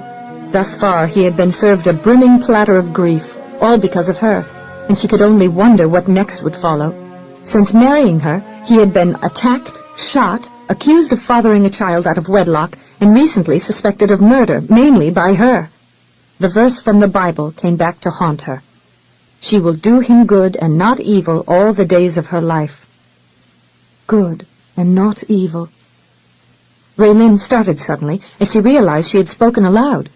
In some chagrin, she glanced up and found Jeff peering at her closely, as if trying to discern her thoughts. Her fingers trembled as she lifted a fork and broke apart a fritter. Dutifully, she began to eat, but the silence between them had become a ponderous weight upon her heart. She hardly tasted her food, and if she could ascertain anything from the rigid muscles tensing in her husband's lean cheeks, she seriously doubted that he did either. Time dragged sluggishly past as they finished the meal. In stoic silence, Jeff cleared the table, while Raelynn washed the tin plates and utensils in a wooden bucket.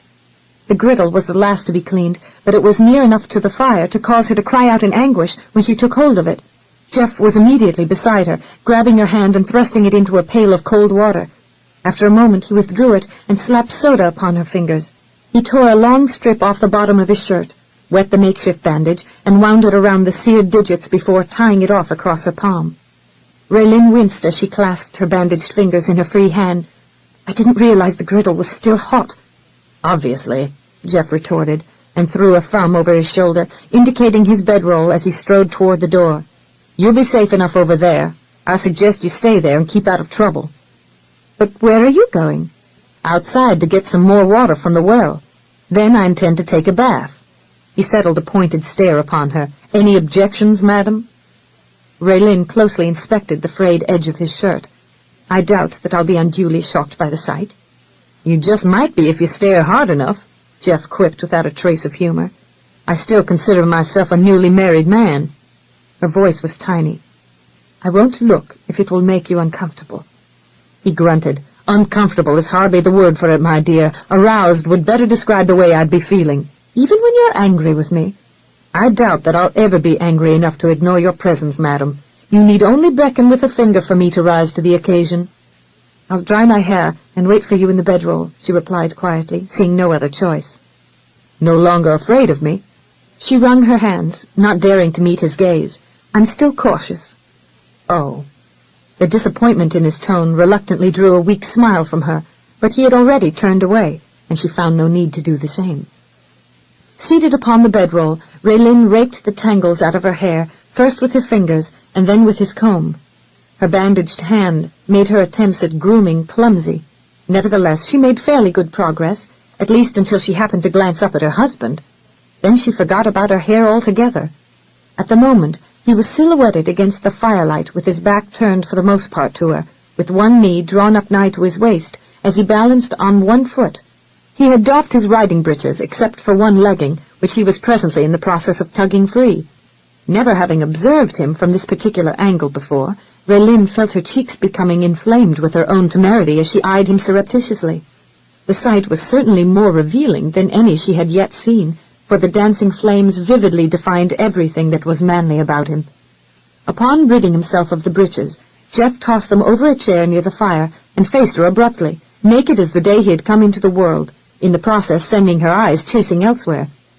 Unconcerned with his lack of attire and oblivious to her gaze returning to him, he rummaged through his saddlebags once again, this time withdrawing a razor and a small silvered glass. "You have a mirror?" Raelynn cried in growing excitement. One day, she told herself, she'd just have to take a good hard look at what he carried in those saddlebags of his. She just might be surprised at what she'd find.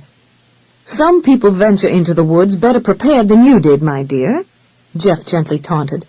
"You can have the mirror after I've finished shaving, unless you don't mind being scraped raw from my beard tonight.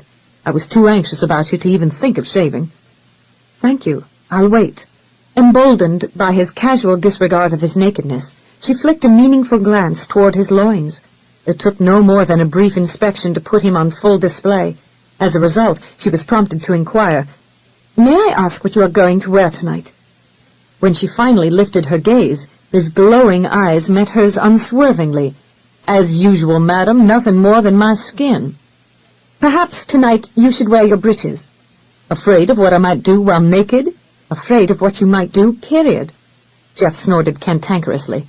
"Tie the tail of my shirt snugly between your thighs, madam. It's the best chastity belt you'll be able to get your hands on, here in this place, because I'm certainly not going to wear my breeches to bed just to suit you." "Geoffrey!" she cried as he started to turn away. Her husband threw up a hand impatiently. "Damn it, Raelynn! I'm not going to rape you, if indeed it can be called such a thing when it's between a husband and his wife. Now comb your hair and go to sleep. I won't bother you unless you invite my attentions." Irritated with his young wife, Jeff returned to the matter of shaving and bathing. The linen towels he had given Raelynn to use had been left before the hearth. The fire was hot enough to allow them to be used again in similar service when he finally stepped from the wooden tub. He approached her, rubbing his torso vigorously. "Are you sure Red Pete won't be back?" Raelynn asked, glancing toward the door worriedly. "He's as good as his word," Jeff assured her, sweeping the linen behind him and scrubbing it across his back. "We're quite alone." When Raelynn glanced back at him, immediately her gaze went chasing off again, but not before she had managed to store a mental image of the way her husband looked in the firelight, for it seemed as if water diamonds gleamed with a golden luster over his entire body. "Where did you spend last night?" Jeff asked, snuffing the lamp. In some chagrin, Raelynn admitted, "I spent it up a tree. And before you chide me for being so foolish, Geoffrey, be assured that I don't intend to ever do that again. I've never in my entire life suffered through a more miserable night." Intent upon straightening the blanket over the bedroll, he made no attempt to look up as he asked, "What chased you up there, a snake?" "How did you guess?" His broad shoulders lifted casually. "Just figures. There are plenty of them around here. It hasn't been cold enough yet to send them into hibernation." Raelynn turned her gaze apprehensively toward the door. "Please don't tell me that, Geoffrey. I hate snakes." "Most women do, but not all snakes are dangerous. At least you don't have anything to worry about in here." "How can you be so sure?" "Well, for one thing, they're more afraid of us than we are of them. Besides," he tossed her a grin, "snakes can't open doors." "No, but the wily serpents can slip through almost any crack when you're not looking." A soft chuckle briefly shook Jeff's shoulders. "Aye, they can at that. But if you're at all uneasy, stay close to me during the night. I promise to keep you safe in our lowly bed." "Now come, madam. I'm tired and so are you. We need our sleep more than anything." The wind chose that moment to rattle the door and pelt it with a sleeting rain, sending a chill shivering up Raelynn's spine. She was, in plain fact, beyond exhaustion. "Do you think it's going to storm again?" "Could be." "We won't be able to reach Oakley if it pours again like it did this afternoon." You needn't fret yourself overly much, madam. We'll be safe enough here until the weather clears. What if Red Pete comes back during the night? He won't. Are you certain? Aye, Raelynn. Now rest yourself. Jeff lay back upon the bedroll, and taking her into his arms, pulled her head down upon his shoulder. Whatever protest Raelynn might have made was lost in the overwhelming sense of relief and safety that quickly settled down within her as he covered her with the blanket. It was dry and warm, doing much to chase away her shivers as the two of them nestled closely together. Jeff smoothed the damp hair away from her face and placed a doting kiss upon her brow. It wasn't long before the weariness of the past 3 terrible days claimed her, and Raelynn knew nothing more. Nothing, except the dream that came to her in the wee hours. In it, she was a child again, no more than 3 or 4, playing in the garden beside her family's London estate. Everything seemed very large in her dream, but then perhaps that was because she was so very small. The garden was buttressed by a brick wall, through which a tall wrought-iron gate was the only passage. She could hear voices on the other side of the barrier, and then suddenly the gate stood open, revealing a young man who spoke to her with a thread of gentle humor in his tone. He handed her a flower, and she giggled as he swept her a courtly bow. A soft, gentle rain began to fall upon them, and though he strove to keep her dry, it washed away her dream. She tried desperately to hang on to it, but it slipped just like the silver droplets through her fingers. 14. Jeff lay awake, listening to the low, disconcerted murmurings that now and then escaped his wife's lips. Though he drew her close within his arms and tried to soothe her and gently shush her ravings, he couldn't seem to penetrate the barrier behind which her mind wandered. Every movement she made, every whimper or whispered word she uttered in her sleep, he was aware of it. Once, in rising fear, she even struggled against him and thrust her hands against his chest. Then, with a muted sob, she collapsed against him. Though she allowed him to draw her back within his encompassing arms, in a few moments he felt her stiffen again. Her head began to thrash against his shoulder, and when he tried to shush and soothe her, she gave a sudden wail and strained away from him as if he had become the devil himself. Jeff let her go immediately, and rose up on an elbow to study her in the lingering glow of the fire. She was still asleep, that much was evident, but when she began to mutter again, he realized she was locked in the same nightmarish torment that had sent her fleeing in such a panic from the stables. Nell, oh, no, please, not Geoffrey. Oh, please, don't let it be. Please, help me. There's so much blood. What am I to do? A feeling of dread swept over Jeff. It truly seemed his young wife had cast him as the villain in this dark, gruesome travesty. Yet, for the life of him, he could think of no way to assuage her fears and convince her of his innocence. Until the murderer was found and convicted, he was virtually helpless. Must he give her ease of his presence? Jeff mentally groaned. As much as he loathed the idea, perhaps it was the only thing he could do for her sake. Tormented as she was, she'd never return to that place of free abandon within his arms until he had slain the demons that haunted her and proven himself completely blameless in her sight. The constant patter of rain falling upon the roof finally ceased in the wee hours, and at length the wind eased its vicious lashing of the trees. Somewhere within close vicinity of the cabin, a fox yelped. Raelynn's eyes flew wide, and a faint, indistinct murmur slipped from her lips, but she was still caught up in the throes of some dreadful nightmare. Jeff reached out for her, and she moved closer, instinctively seeking his strength and protection. Grateful that she would allow him to comfort her, he drew her within his sheltering arms. After that, she seemed to sleep more easily, allowing him to doze for a time, at least until he heard the horses whinny. Jeff shook his wife awake. "Hurry, Raelynn, get dressed, someone's outside." Startled out of a sound sleep, she struggled to disengage herself from the blanket as Jeff leapt towards the chair where he had left her garments. He tossed them to her and wasted no time snatching on his riding breeches.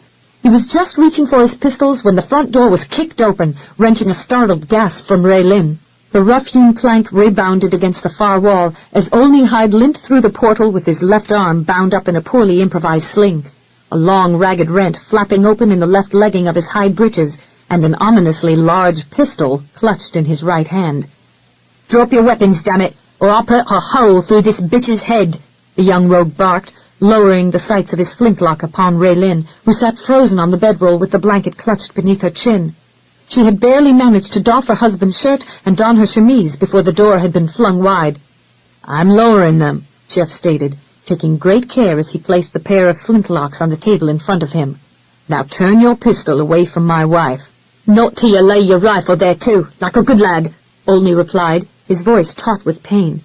He waited until Jeff had complied once again with his directive, and then thrust out his chin, indicating the lantern hanging from a peg.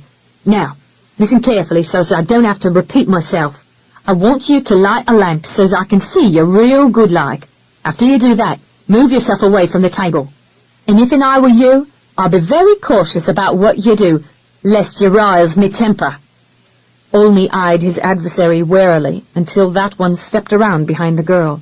Then he limped forward to the rough-hewn table, slid the matched pair of pistols into his belt, tucked his own in the crook of his useless arm, and then retreated slowly to the hearth, where he lifted the rifle and settled it into the vacant hooks jutting outward from the stone.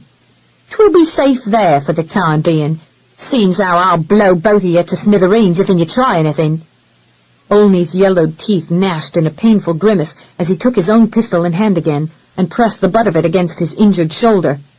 Lifting bleary eyes to meet Jeff's, he rasped through his agony. "That damn fool Mary yours scraped up against a tree whilst we was a-going at a run. Shaved me off in her back, just as clean as a woodcutter. Knocked me senseless, she did. When I come to, the ornery beast had taken off. Lucky for her she did, 'cause I was in a mood to cut her up in little pieces. She left me with my legs skint from knee to crotch and me arm hanging useless, just like Mr. Friedrich's, excepting you're going to set mine back the way it was, Mr. Birmingham." "Me?" Jeff scoffed. "I'm not skilled at working dislocated joints back into their sockets. You'll have to search out Dr. Clarence to have that properly done. Too far and too painful for me to let the arm remain as it is till I find him. If you don't mend it, I swears I'll part your wife's hair with a lead shot." The inducement was certainly enough to convince Jeff. "I'll do my best, Olney, but I must warn you that I have little experience or knowledge about such things." "Then you'd better do your very best, 'cause your wife's life will depend upon your fixing it. Do you understand me?" "But I told you—" "Well, I'm telling you, Mr. Birmingham," Olney railed back. "You set it right the first time, or by heavens, you'll be burying your wife." "All right," Jeff agreed worriedly. "I'll just have to take my time working it back into place." Olney took a gulp of air, as if relieved that he had crossed that hurdle, but he nearly writhed as a careless movement renewed his agony. Grimacing, he spoke through his pain. "I need something to deaden the pain. Got anything stronger than water around here?" "I haven't looked." "Well, look!" The rogue's bellow wrenched a start from Raelynn, who glanced in burgeoning alarm toward her husband. Nervously, she returned her attention to the other man. "I'll see what I can find, Olney, if you'll just let me get my gown on first."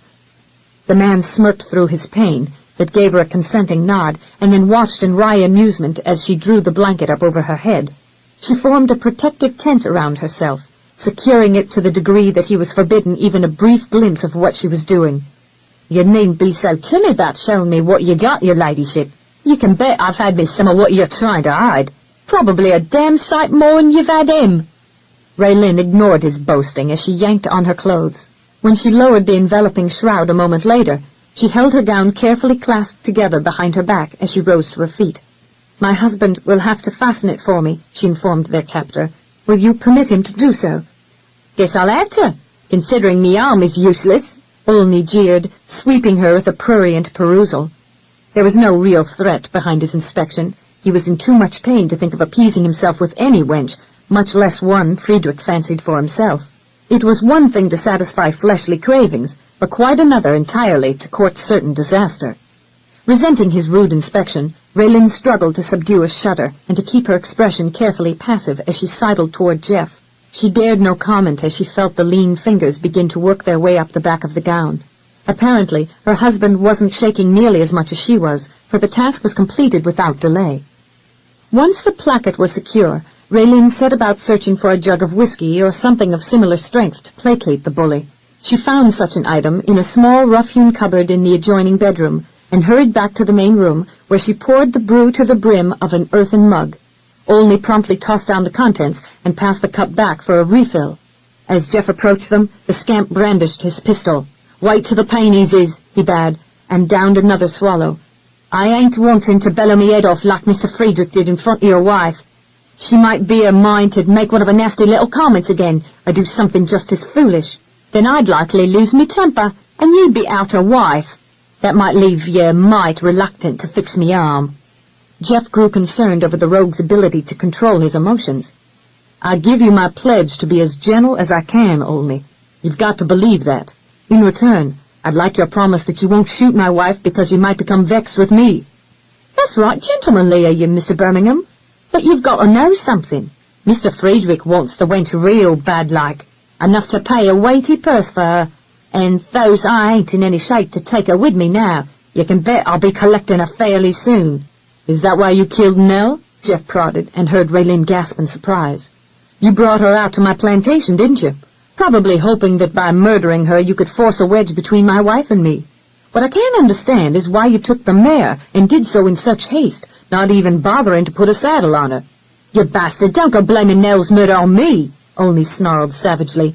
"I brought out the little hussy all right, to make trouble for you, so's I could get myself the $1,000 that Gusov promised Cooper Fry. But I didn't know you had it in you to kill the twit. She left me waiting in the stables with a kid while she went to your bedroom to speak with you, mainly to warn you that if you didn't own up to fathering her little bastard whelp, she'd be showing all your guests how much the babe looks like you.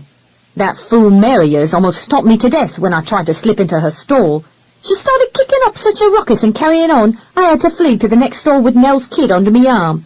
It got real quiet in the barn after your man put it in the paddock outside, though, and I figured I'd be safe in a stall whilst I waited for Nell. Then I seen you hauling Nell out with your hand clamped over her mouth, and your all high mighty self twisting her arm behind her back nigh to her shoulder. Good thing I scrambled up the wall and dropped into the next stall, 'cause you took her straight to the one where I'd left her kid. And of course you saw me kill it, too," Jeff jeered derisively. "That's what I did, all right," Olney acknowledged with a sneer. "I was peering through the slats, thinking you meant to rape the little bitch, but then I seen your knife, and I heard Nell's muffled scream when you thrust it into her gut." Raelynn gagged and clasped the shaking hand over her mouth, causing Olney to glance around. His lips curved in a taunting jeer before he faced Jeff again. "I don't recall what I did, maybe gasped or something, 'cause you came a-tearing out of the stall after me. Guess your long legs are good for something, 'cause you were a lot faster than I'd ever imagined. I was sure you'd be skewering me just like you did poor Nell. That's when I saw your mare in the paddock. Taking her seemed like me only chance to live.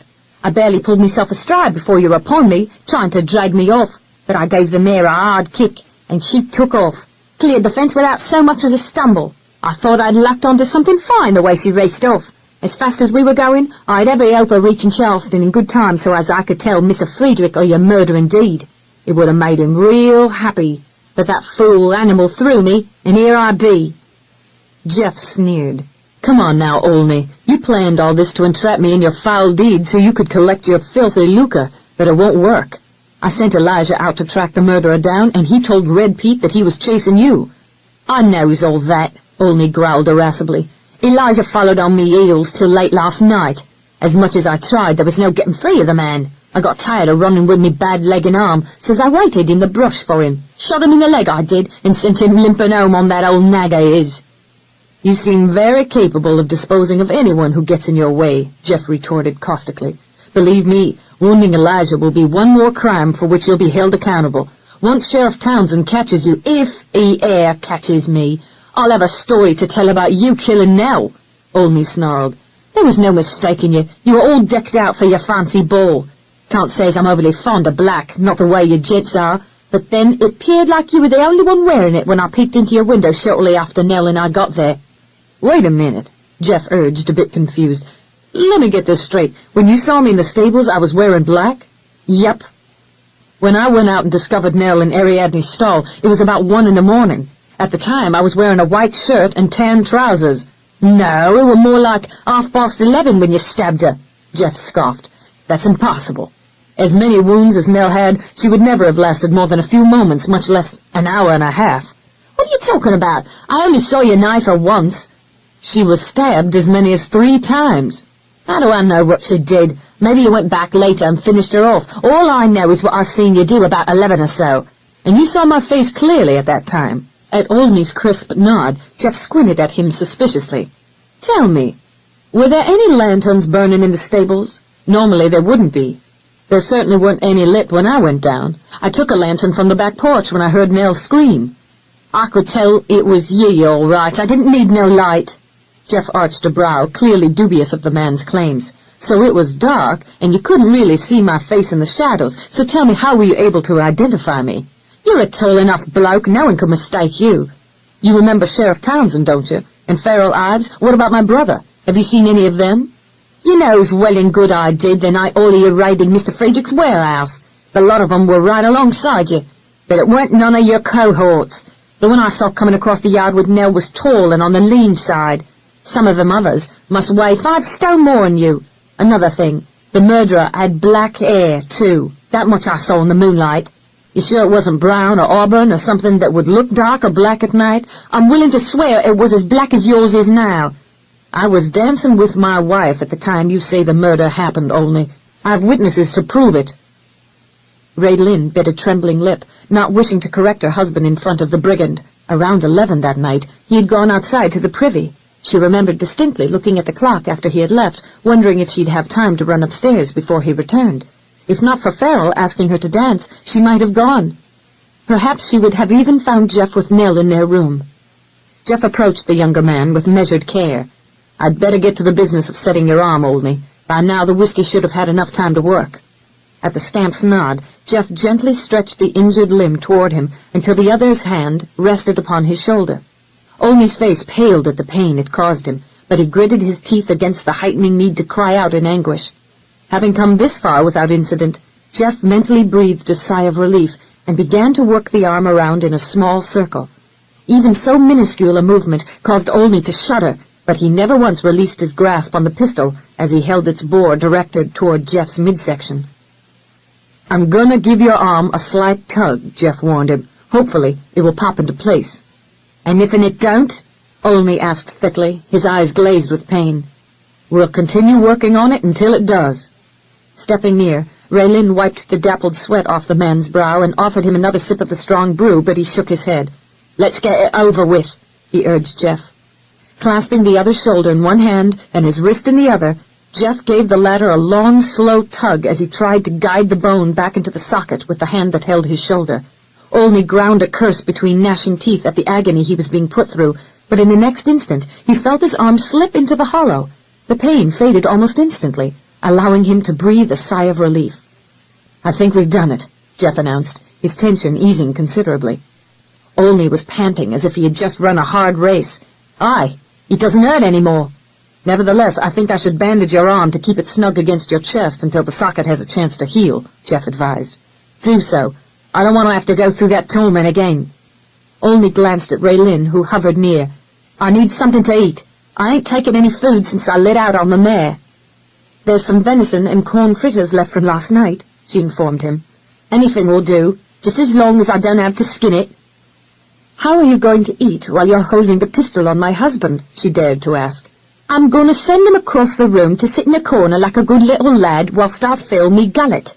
Any more idiotic questions, girlie? He queried sneeringly as he slanted a smirk toward her. Then he bellowed, Now get me some food. Miffed at his thunderous tones, Raelynn stalked past him and began slapping corn fritters and venison onto a tin plate. It would have pleased her immensely to add a mound of salt or red pepper to cause the brigand some grief, but she didn't dare, not when he was liable to start blazing away with the 3 pistols in his possession. After Jeff bandaged Olney's arm and tied it securely against his chest, he was banished to a far corner where he sat on his haunches while Olney supped. Though the young rogue seemed ravenously intent upon devouring the food Raelynn had brought him, the pistol lay within easy reach of his right hand. Jeff made no effort to rush his captor for possession of the weapon, for he suffered no uncertainty that if he tried anything, Olney would dispense with him forthwith, leaving Raelynn at his mercy. Emitting a loud belch, Olney got to his feet, patted his soft paunch, and settled a pointed stare upon Jeff. Now, I'm going to have to borrow that there stallion of yours, and I'll be needing you to saddle him for me. And you'd better mind your manners whilst you're doing it, 'cause I'm going to be keeping me pistol on your wife, you understand? Jeff responded with a singular nod, completely. Then get to your chores, boy. I ain't got all morning to dally. Olney chortled at his own humor and rudely prodded Raelynn with the pistol. Take your time following your man, girlie. I don't want to have to blow you to smithereens 'cause you got too close to him. Just remember, I'll be right behind you. And as little as you are, a shot from this here pistol would make a bloody mess coming out of your front side. Do you ken?" "I ken," she acknowledged, bestowing a glower upon him. He chortled in amusement. "You're just as ornery now as you were in Mr. Friedrich's warehouse. But that don't matter to me, girlie. I ain't got me heart on the idea of sporting with you, like the German. I enjoys the lustier ones myself." "That's understandable," Raelynn quipped loftily. The rascal's eyes narrowed. "What do you mean by that?" "Simply that you have the taste of a boor." Jeff waved a hand, warning his wife to hold her tongue, but Olney's ire had already been set on end. He let out a horrendous roar as he raised an arm, fully intending to backhand her with the weapon. Jeff bolted forward to halt the blow, but the miscreant whirled upon him with the pistol cocked and threatening. "No!" Raelynn screamed, grabbing Olney's elbow. "Don't shoot him, please, I promise, I'll be nice." Olney jerked his arm free of her grasp and eyed Jeff warily. His sullen expression made Raelynn tremble in trepidation, for she had no doubt that the brigand was capable of boring a hole through her husband just for the meanness of it. In a brief, sidelong glance, Olney met her pleading gaze and relented enough to lift the sights of the flintlock away from his adversary. "All right, girlie. You've saved your husband's skin this time, but I'm warning you. Any more backsass out of you, and you might as well start digging his grave. Understood?" Raelynn nodded contritely. "Understood." The ruffian turned a sardonic smirk upon Jeff. "She likes you might more than Mr. Friedrich, that's for sure. But then, I got to submit, Mr. Friedrich ain't the easiest thing on a woman's eyes." He gestured with the pistol. "Now, get yourself outside like a nice lad, and maybe I'll let you both go on living." Jeff picked up the lantern and led the short procession outside to the lean-to where they had stabled the horses. Totally mindful of the pistol Olney kept leveled on Raelynn, he was on his very best behavior as he saddled Majestic. He even helped the younger man to mount and stood beside his wife as the fellow rode away. But when Jeff dropped a hand upon Raylynn's shoulder in relief, she bolted away from him and ran back into the cabin. He stared after her a long moment, and then cocked a brow at Ariadne. "I don't know which one of you is more unpredictable," he muttered, causing the mare's ears to prick in alert attention. "Even as flighty as you are, I still think the lady has you beat. But then you may claim the upper hand when the two of us try to ride you bareback all the way home." When Jeff finally stepped through the front portal of the cabin, he realized his wife had already set up her defenses. She had placed herself at the far end of the table and was eyeing him warily. He had no need to ask what was bothering her. So, they were right back where they had started before they had settled into his bedroll. "You actually believed Olney when he said he saw me kill Nell?" "I still have questions that need answering," she stated bluntly. Such as where you went after you excused yourself about 11 or so the night of our ball. You said you were going out to the privy. Is that the only place you went? If it is, then it certainly took you long enough." Jeff blew his breath out in a long, laborious sigh. He had forgotten about that particular trip, but his wife obviously hadn't. "I'm sorry, it slipped my mind." "Deliberately slipped your mind?" she prodded. "If you're innocent of killing Nell, then why were you gone so long?" "Because, madam, after taking a pee, I stopped to talk with some of my friends who were waiting their turn. Hell and damnation, woman, perhaps I should have gone behind the nearest bush and then scurried back to you. Would that have made you feel more confident in my integrity?" He snorted disagreeably, and then snidely queried, "What are you going to do? Ask my friends if they actually saw me relieving myself so your qualms can be mollified? Don't be vulgar," she snapped. "Madam, you just don't know how vulgar I'd like to be right at this very moment. Have you once considered that Olney could be lying to save his own neck, or, quite possibly, to set us at odds with one another so he can collect the reward that Gustav promised Cooper Fry? Do you have so little regard for me that you'd willingly lend more credence to that rascal's claims of innocence than to mine? All I know is that I saw you standing over Nell with the—" Jeff flung up a hand to forestall her. "Spare me your repetitive declarations, my dear." His voice was snide. "I know well and good what you saw. I was there, remember? But only because I heard Nell's screams. Would you like to compare Olney's story to the real facts? Nell was stabbed 3 times, but he said she had only been stabbed once." Raelynn shrugged. Perhaps he just couldn't see well enough through the stall slats to really determine how many times she was stabbed. "Aye, but madam, if that was true, then how in the hell could Olney have been so unerring when he supposedly identified me? It was dark in the stables, he said. Have you ever been in the barn when there are no lanterns lit? Raelynn had no need to search her memory. No. Well, perhaps you should venture out there sometime along around 11 or so at night when there are none burning. Then you'd realize that even when there's a bright moon outside, you can only make out vague shapes inside and, with some difficulty, the difference between light and dark colors. But as I remember, there were clouds that night, so 'tis highly unlikely that Olney had the benefit of a moon by which to see. Olney said he saw you about 11, she stated, fighting an onrush of tears, and that's about the time you left the house. Nell couldn't have been stabbed that early, Jeff stated tersely. If she had been, she'd have bled to death in half an hour or less. I heard her screams about 1 in the morning, and that's when I went out and discovered her dying in Ariadne's stall. She was barely alive when I reached her, and she begged me to pull out the knife and to hold her as if I really cared for her. I did both, madam, allowing her blood to soak into my shirt, and for that I've been condemned as a villain by the very one who should believe in me. We're naught but strangers, Raelynn stated obstinately, and wrung her hands. Jeff sneered. Perhaps we are in your eyes, madam, but not in mine. From the first moment we wed, I've considered you as the other half of me, my wife, my soulmate, blood of my blood, heart of my heart. But it's evident you don't feel the same way about me. Even in your dreams I'm considered the guilty one. Therefore, I think it would be best if you do go to Charleston. Raylynn's head snapped up, and she stared at him in slack-jawed astonishment. Do you intend to seek a permanent separation? Only time will tell, madam. But separation is definitely in order, even if it's nothing more than you living in Charleston, while I remain at Oakley. 'Twould seem beneficial for your well-being if I take you home first, where you can rest for a day or two. During that time, I'll arrange for your stay in the city. I'm sure if you're talented as a couturier, Farrell Ives would be delighted to have you working in his shop. But if I may be so bold to suggest, I think you should let a room in Elizabeth's house, or if you prefer in Mrs. Brewster's. Both women could use the extra funds, which I'll naturally supply until that time you choose to distance yourself entirely from me. I must assure you at this time that I have a sincere interest in being a father to our child, but if you find that you're averse to that idea, then I'll relinquish all claims without contest, so you needn't be unduly distressed by my presence in our offspring's life. You'll let me go? Just like that? For the life of her, Raelynn just couldn't manage to swallow the thickness that had risen into her throat. She turned aside, blinking against the sudden blurring of her vision, and after a moment regained some semblance of composure. Perhaps it was just as well she separated herself from him. Disaster seemed to come upon them whenever they were together. Jeff released a pensive sigh.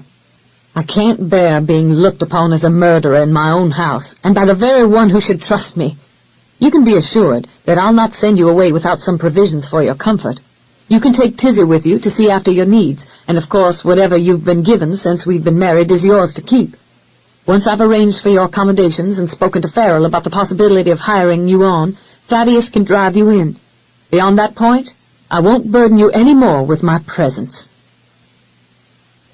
15. Farrell Ives leaned back in his chair and thoughtfully contemplated the glowing tip of the cheroot he normally allowed himself each morning before plunging into the maelstrom of designing fashions and appeasing ladies in their desire to dress well. Upon lifting his gaze, he squinted through the swirling smoke and fixed his gaze upon his early morning visitor, who perched nearby on an overstuffed arm of a leather settee, one of the many costly pieces furnishing his private apartment. It's bound to strike folks as damn peculiar, Geoffrey. You staying out at Oakley while your wife lives with Elizabeth here in Charleston and works for me during the day?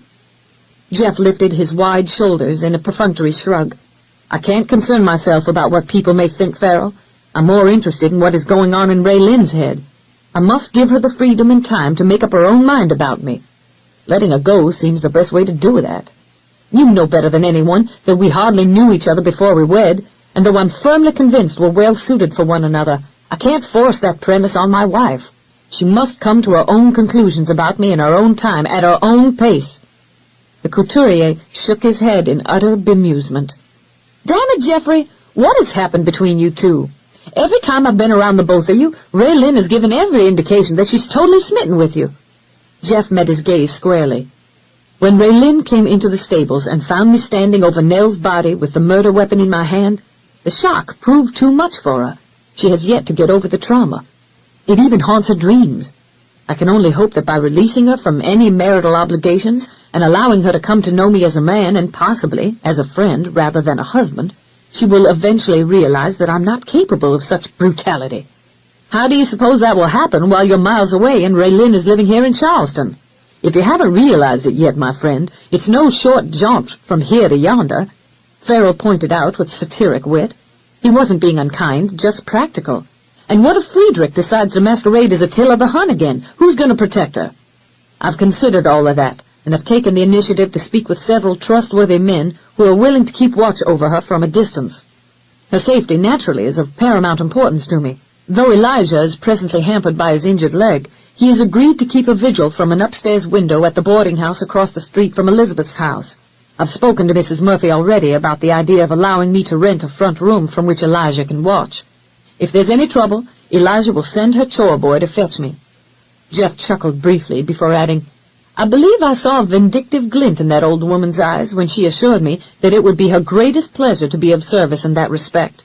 It seems that she has no love for Mr. Friedrich after some of his men wrecked the furniture in one of her guests' rooms.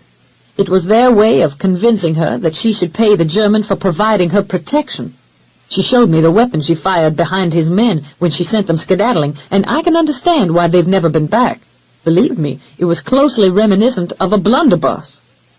That old woman has her fair share of Irish grit, that's for sure, Farrell stated with a deep chortle before growing serious again. But, Geoffrey, have you considered the length of time it would take for someone to ride all the way out to Oakley to fetch you? Why, your wife could be taken, stripped, and mounted before one of your men could reach you, and you know you'd never forgive yourself if Raelynn is ravished because you couldn't get to her in time. Actually, I won't be that far away. Unless I'm needed at Oakley, I'll be staying at a townhouse I'll be letting near my warehouse. I will endeavor, however, to keep that knowledge a secret from Raelynn, lest she arrive at the conclusion that I'm spying on her. Leaning forward in his chair, Farrell knocked the cigar ash into a glass receptacle residing on the table between them. You're certainly going out of your way to protect her after giving her leave to enjoy her freedom, Geoffrey. You know she could decide to dismiss you from her life entirely. I'm giving her every opportunity to do just that, Jeff admitted dismally. She's the one who'll have to decide what she really wants, her independence or marriage with me. It wouldn't surprise me if she decides to sail back to England, but then that's not a conjecture I enjoy pondering. The occasion called for stark frankness, and Farrell had never been a man to withhold a decisive punch. People will conclude the worst, Geoffrey, you know that. Aye, they'll think my wife left me because she believes I stabbed Nell to death.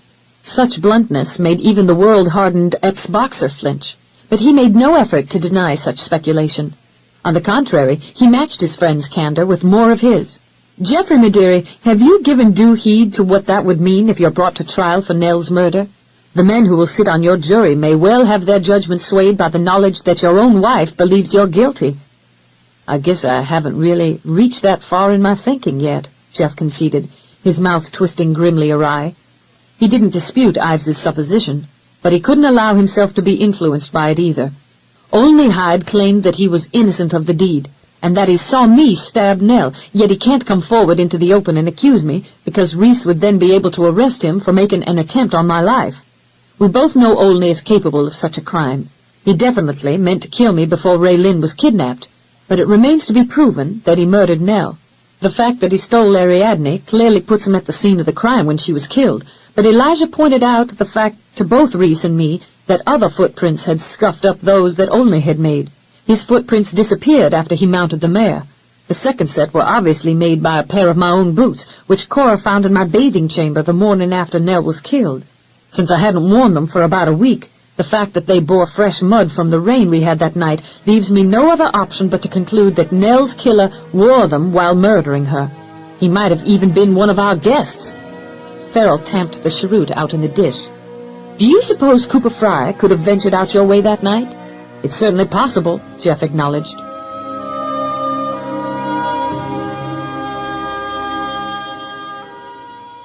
This is the end of this cassette. This program is continued on side 1 of cassette number 7.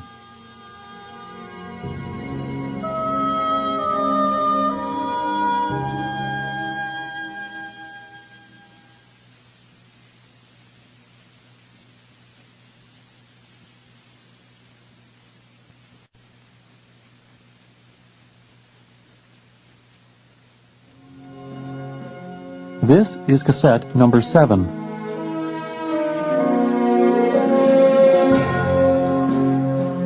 Farrell tamped the cheroot out in the dish. Do you suppose Cooper Fry could have ventured out your way that night? It's certainly possible, Jeff acknowledged. He has as much to gain as Olney if he's the one to bring about Raylynn's final capitulation to Friedrich. From what Olney said, Friedrich offered Fry $1,000 to bring about our permanent disunion. What better way to perform that deed than arranging for me to be hanged for a murder I didn't commit? But if my memory serves me well enough, I'd say Fry wouldn't be able to wear my boots for the same reason Olney couldn't. I believe both men have fairly large feet. Leaning back in his chair, Farrell made a steeple of his forefingers and pressed them to his lips as he eyed his friend's custom-made boots. I seem to recall that none of us could wear your shoes, Geoffrey, which might not sit well for you if the culprit isn't caught. Your feet were always too narrow for any of us to wedge our toes in, much less our feet. Well, that fact could certainly pin the blame on the murderer if we ever found him, Jeff countered. Farrell came out of his chair with a frustrated sigh and began to pace about his parlor. He paused to look at his guest as he considered an alternative to the plan Jeff had come up with. Have you asked Brandon if Raelynn could stay at Hearthaven until you've proven your innocence? She'd be a lot safer out there with them than living here in Charleston, even with you residing several blocks away.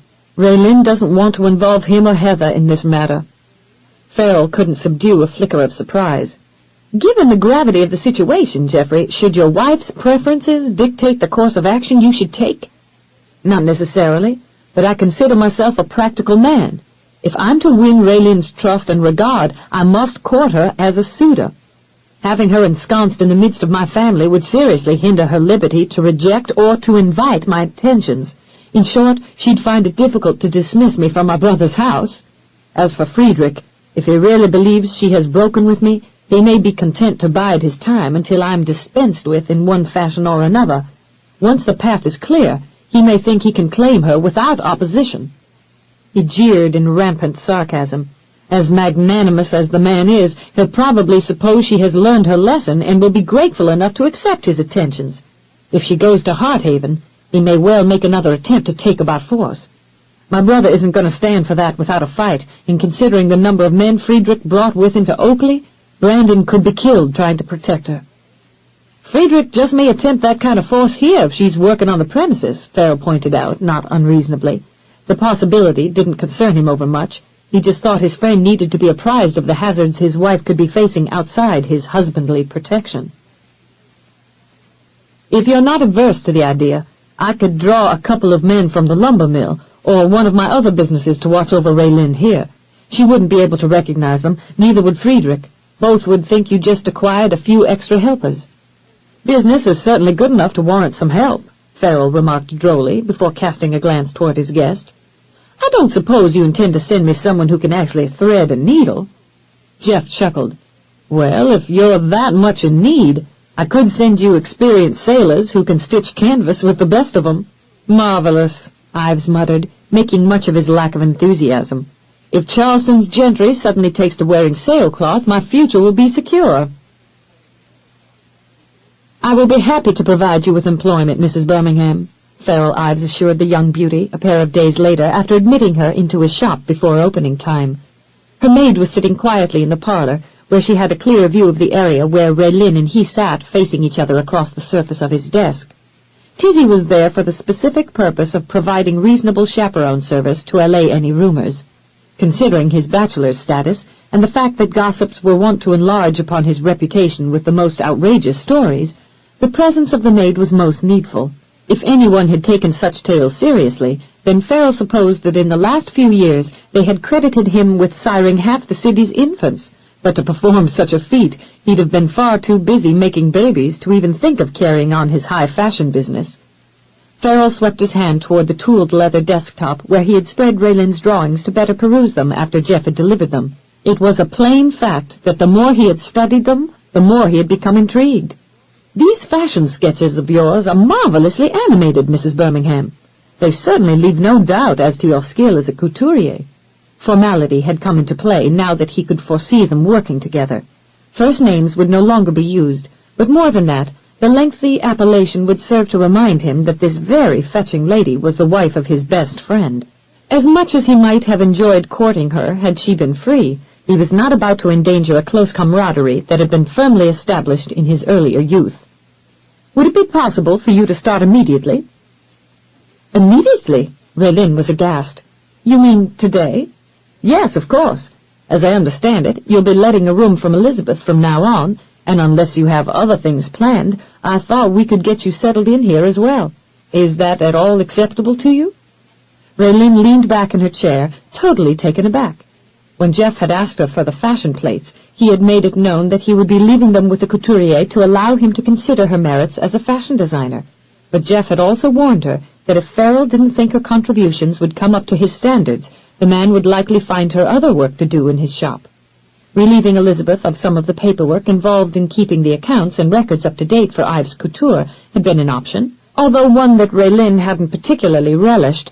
But having prepared herself for the worst, she had hardly expected the clothier to leap at a chance to hire her. "Why, yes, I suppose it is, Mr. Ives. I can't see any harm in getting started this morning. In fact, it really doesn't matter when I begin. I have nothing else to do."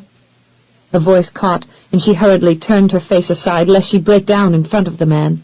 The fact that Jeff had handed her into the landau earlier that morning and, with a stoic frown, had watched them depart, had left her feeling much the way she had after each of her parents had died, as if her heart had been suddenly laden with heavy iron chains. "Is anything the matter?" Farrell queried. He had thought that she'd be overjoyed with how well he liked her drawings, yet he was now inclined to think the lady was on the verge of tears. "You seem distressed about something. Does the idea of working for me disturb you?" "No, of course not, Mr. Ives. I'm delighted that you like my sketches." Raelynn wrung her hands, wondering if she should be completely honest in her reasons for being in his shop. "You may think this strange, Mr. Ives, in view of the fact that I've made inquiries into the matter of my employment. But I wasn't at all averse to being Geoffrey's wife, or, for that matter, Oakley's mistress. If I seem at all distressed, then be assured that it has nothing to do with the reluctance to be working here. It's just that I realize that in the days and weeks to come I will be disassociating myself from what I've come to hold dear. I really had no wish to alienate myself from my husband, but when I'm repeatedly haunted by a grisly impression of him standing over Nell's body with a bloody knife in his hand, I have trouble sorting things out in my mind. I don't want to believe that Jeff is guilty of murder, yet I keep wondering, what if? Farrell was relieved to hear her speak with such open concern about her relationship with her husband. It gave him some hope that in due time the difficulty between the couple would be resolved in a satisfactory manner. "You needn't fret yourself unduly about the matter, Mrs. Birmingham. Your husband has the greatest concern for your well-being, and is allowing you this opportunity to come to terms with your fears. I've known Jeff for many years, and more than any of us, whether it's myself, Brandon, or Reese Townsend, Jeff has a sincere fondness for most people. He's that way about animals, too, oft-times to the sheriff's chagrin, but that's another story. I know what you saw in the stable shattered your trust in your husband, but if you'd given your mind leave to rest over the matter, I'm sure the true culprit will come to light in time, and you will be reassured that Jeff couldn't possibly have done such a deed. I should also like to add that if you think either Reese or I are prejudiced in our friendship with your husband, then may I enlighten you by telling you that I once threatened Emery Dalton with serious mayhem if I ever saw him mistreating Elizabeth again. Though I didn't kill him myself, I actually felt a great measure of relief as well as a deep sadness when I buried him several nights later. Jeff's friendship means a great deal to me, but if I really thought he had killed that little girl, I'd be the first one to accuse him, though it might well mean his hanging." "Am I being a disloyal wife because I can't settle the matter of his innocence in my mind?" Raelynn asked in a tiny voice. Because she feared his answer, she turned her face aside and pressed a knuckle to her quivering lips, not wishing to glimpse any hint of his condemnation. "Do you love Geoffrey?" Her head snapped around, and for a moment she stared at her new employer as if he had taken leave of his senses. Then she lowered her gaze to the sketches on the desk and tried to swallow, only then realizing just how dry her mouth had become. Finally, she bent her head forward in a disconcerted, jerky movement and uttered words that seemed distant even to her own ears. "Yes, I love him." Though she tried to blink away the moisture that rapidly filled her eyes, the tears began spilling freely down her cheeks. "I think I've loved him ever since he rescued me from that passing livery. He was so gallant, so noble, so incredibly wonderful. As she spoke, her head came up, and a surging joy began to well up within her, and to overflow in a suddenly radiant countenance. Though it was an emotion she had begun to suspect mere moments before she had gone out to the stables, her present acknowledgment was as much to herself as to the couturier. Her whisper was barely audible, yet full of feeling. I love him very, very much." Amazed to find himself affected by her declaration, Farrell cleared his throat in sudden discomfiture, and feeling a need to move on to a less emotional subject, got down to the business at hand as he rose to his feet. "If you don't mind, Mrs. Birmingham, we'll find a place for you to work on your sketches and designs in the main hall. In there you'll be readily accessible whenever Elizabeth or any of the seamstresses have a need to speak with you about your designs, or when our customers may wish to take a look at your drawings. I've settled on a few designs of my own for the spring season, but not anywhere near the amount I'll be needing to appease everyone who'll be looking for something original. I'm hoping with your assistance that I'll be able to placate all our clients." "I'll gladly give as much help as I'm capable of, sir." "And I will likely be demanding a lot from you," Farrell warned with a grin. "Many of my customers expect no less than my personal attention, and the more customers there are, the less time I have to spend designing new gowns. Hopefully, you'll fill in the gap." Thoughtfully, Farrell led her to the adjoining hall and scanned several possible areas where her desk could be placed. He went to stand in each location and, from there, considered the lighting, convenience, and the overall setting before finally selecting a place near the back of the corridor that permitted a view of a carefully tended garden, which, for his own relaxation, he took care of himself. Canting his head to peer at his newest employee over his shoulder, he gave her a grin. "Are you loath to being put on full display, Mrs. Birmingham?" Raelynn smiled hesitantly, not knowing what mischief he was about. "I suppose I wouldn't mind as long as I don't have to answer impertinent questions about why I'm here, if I'm truly estranged from my husband and if he's really the father of Nell's babe." A soft chuckle prefaced his remedy for that kind of situation. "I'll do my best to shush those nosy women with gushing compliments. You'd be amazed at how quickly some women will preen in pleasure when they're given a little manly attention." Raelynn had no difficulty imagining the transformation that could occur in a lady's disposition when the one doing the complimenting was Farrell Ives. If not for Geoffrey Birmingham, she might have been just as susceptible. "I suspect you've been blessed with the gift of blarney, Mr. Ives." His lips stretched into a wide grin beneath the neatly clipped brush adorning his upper lip. "Aye, my dear. My mother was as Irish as Dublin itself. I learned it well from her, God rest her soul." "You did it that, Mr. Ives," Raelynn readily agreed with a chuckle. Farrell stroked his beard musefully as he lent his attention this time to determining the best angle for situating her desk in the spot he had selected. He considered the closest brass chandelier of a pair that hung from the high ceiling, and decided that if her desk was placed slightly behind it, the fixture would cast more light on her work. She would also be framed by the expanse of windows overlooking the garden. "This is where I shall put you, Mrs. Birmingham," he announced, stepping into the spot to better mark it for her benefit. "A beautiful, well-garbed woman will gain the attention she rightly deserves here in this charming setting. You'll have the windows overlooking the garden to your back, which will offer natural light, while in front of the desk the chandelier will illumine your comely presence. None of our customers will be able to miss seeing you, and, of course, to get to you, they'll have to pass the tables where all of our most costly fabrics are displayed." "You have quite a devious mind, Mr. Ives," Raelynn averred in a voice imbued with amusement. "I'll have to take care to guard my purse strings, lest I fall in the same enticing trap you lay for your customers." Farrell gave her a devious grin as he whisked a finger slyly beneath his mustache and waggled his eyebrows. "My dear Mrs. Birmingham, you just don't know the half of it." He leaned toward her as if to share a tantalizing secret. "You see, you'll be the bait that lures the ladies into my trap, for you'll soon be wearing some of my most stunning creations, as Mrs. Dalton does now." Raelynn hated to dash the man's expectations, but she couldn't allow him to go to such expense and bother when in a month's time she'd likely be showing her pregnancy. A mischievous glow sparkled in her aqua eyes as she queried, "How are you at designing garments for expectant mothers, sir?" Farrell's bearded chin dropped significantly to convey his astonishment. Briefly his eyes flicked downward to what seemed to him a perfectly flat stomach before he remembered himself and, in some chagrin, cleared his throat. "I'm sorry, Mrs. Birmingham. I didn't realize. Geoffrey didn't inform me of your delicate condition." He cocked a curious brow as he eyed her closely. "I assume you've told him?" He's aware of my childbearing state, Raelynn stated carefully, and thought it only fair to give Farrell a chance to retract his offer. Under the circumstances, do you still wish to hire me on? I'll understand completely if you think your customers will be unduly shocked to find a woman in my condition working in your shop. Farrell grinned devilishly. Women in your condition, Mrs. Birmingham, will need beautiful clothes to mask some of their bulk.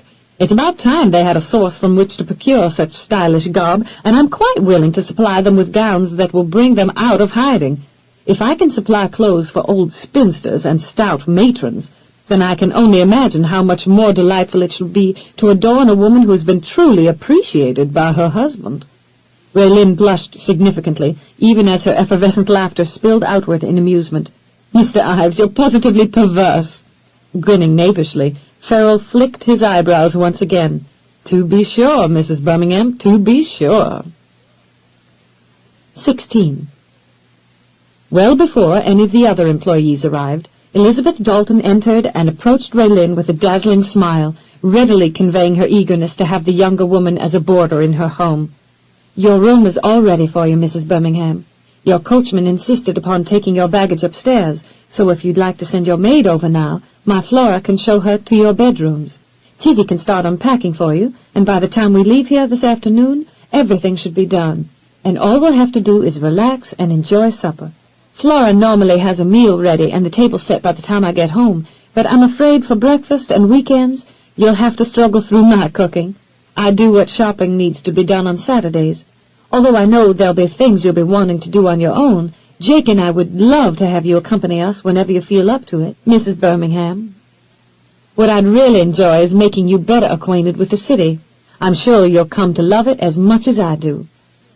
Please, Elizabeth, Raelynn begged, bestowing a gracious smile upon the woman. I'd be ever so much more comfortable if you wouldn't be so formal.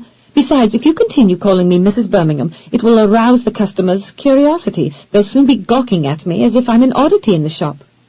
Elizabeth laughed as she reached out and clasped the other's hand. All right, Raelynn, you win. Of course, I should warn you that our casual address will likely cause Mr. Ives's brows to quirk at a higher level. But then, that's rather nice to see.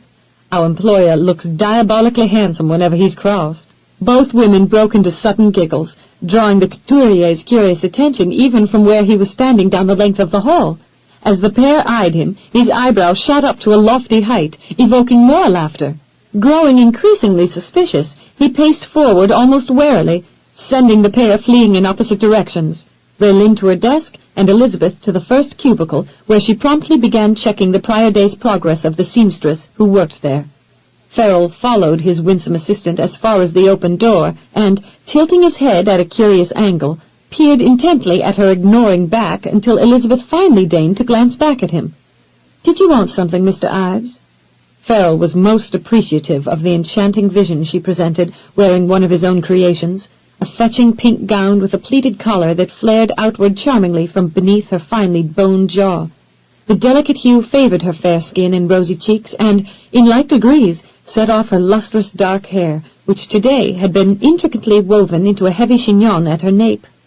Confronted by the sudden realization of how her beauty affected him, Farrell had to jar his memory to even recall what had caused him to follow her. "Yes, well, I was just wondering what you and Mrs. Birmingham found so amusing." "Oh, nothing, really." She wagged her head whimsically. "At least nothing you'd likely find entertaining, just private observations, the sort women are wont to share in secret." "Secret?" When his eyebrow jutted sharply upward again, Elizabeth found her composure seriously threatened. Little spurts of laughter seemed destined to escape, finally driving her to mumble a hurried excuse and brush past him in her haste to flee the room. As she disappeared through the back door leading out to the garden and the outdoor convenience concealed from view by a collection of topiary, Farrell gave up his quest to have his probing inquiries assuaged, at least by that winsome lady. Turning about on polished black heels, he fixed his cerulean blue gaze purposefully upon his newest employee, and raised a querying brow when she suddenly busied herself shuffling through her drawings. One glance in his direction sent her giggling toward the same door through which Elizabeth had recently escaped. Farrell set his jaw thoughtfully askew. Something was definitely going on between those two. He could feature a pair of virgins dissolving into instant sniggers at sight of a man, but these ladies were hardly that. So what in the devil had set off their twittering? Inquisitively, Farrell went to scan his long frame in the nearest floor-length silvered glass. He couldn't see that his cravat was askew, or, more disastrously, that his trousers were too snug. In spite of the present fashion rage of slender trousers and closely fitting breeches, he had always been averse to defining his private parts by overly tight garb. Indeed, advertising one's manly possessions had always seemed the depth of crassness to him. He had always considered subtlety in good taste. Cocking an eyebrow, he searched for some other flaw as he gave his image another critical inspection, but he could draw no firm conclusion from his appearance. Perhaps their amusement had nothing to do with him at all. Maybe they had just been exchanging humorous comments about men in general, and without cause he had let their amusement unsettle him. What male wouldn't feel pecked apart when two hens started clucking together? Musefully, he lifted his bearded chin, wondering how best to cope with two ladies who seemed in complete accord about heaven only knew what. Ignoring them might be the answer, but then he could hardly do that when he fully expected to garner valuable assistance from each. He might try chiding them for their undignified conduct, but that could backfire in his face. With their fine, beautiful noses lifted haughtily in the air, they'd resort to snubbing him, and then he'd be in more of a stew than he was now. Should he praise them, as he did all those addle-pated young fillies who thought they were the most fetching little things that this century had ever seen? He didn't know about Raelynn, but Elizabeth would definitely think he had taken leave of his senses, when in her case it would probably be the blooming truth. Best to go on as if nothing had happened, he decided. At least then he'd be able to keep his skin intact. "Has Mr. Ives explained why I'm here?" Raelynn asked Elizabeth hesitantly after they had returned from outdoors. "He has informed me of your situation, but he hasn't seen fit to talk to the other women about it. If that contents you, then I see no reason why they should know. You can be assured of Mr. Ives's discretion and, of course, my own." "You're very kind, Elizabeth." Gently smiling, the woman shook her head. "No, I'm merely a woman who has experienced some adversities of her own. Some night, perhaps, I'll tell you about them, but for the time being, let's have some tea. Then I'll introduce you to the other employees. I know they'll be curious, having seen you in here with Mr. Birmingham." The 5 remaining seamstresses were well versed in discretion, having worked for Farrell Ives for a couple of years or more. Outwardly, they betrayed only the slightest evidence of surprise at finding Geoffrey Birmingham's wife among the employees. In explaining the reasons for Raelynn's presence, Elizabeth chose to lighten the mood by relating an amusing exchange which had actually taken place. Once Mr. Ives learned of Mrs. Birmingham's enormous talent at designing ladies' fashions, he asked her husband if he could steal her away from him. She laughed with the other women at the absurdity of such a notion, and went on with her explanations. "In actuality, our business is flourishing, and Mr. Ives is hard-pressed to appease all of our clients. As you're well aware, some of them expect his personal attention, which leaves him less time to create.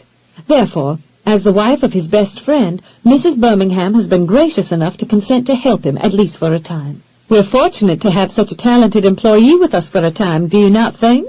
A combination of laughter and applause assured Raelynn that, at least outwardly, most of the seamstresses accepted the reasons that had supposedly brought her to the shop.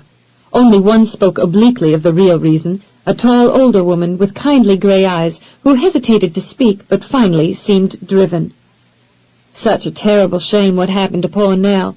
I knew her widowed mother when Nell wasn't no bigger than a wee mite.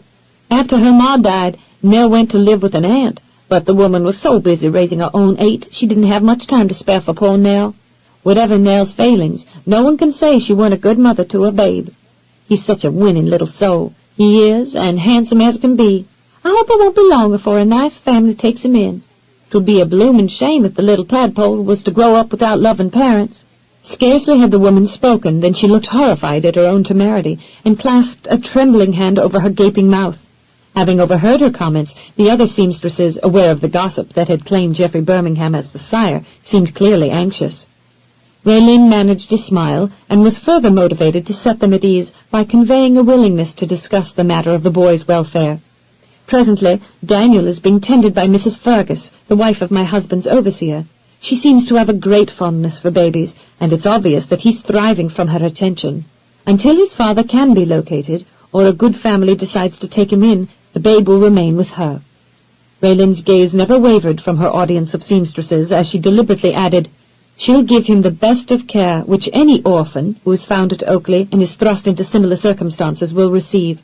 My husband has been very sympathetic to the child's needs in spite of the talk we both have heard, but he refuses to cast an orphan out because of such malicious rumors.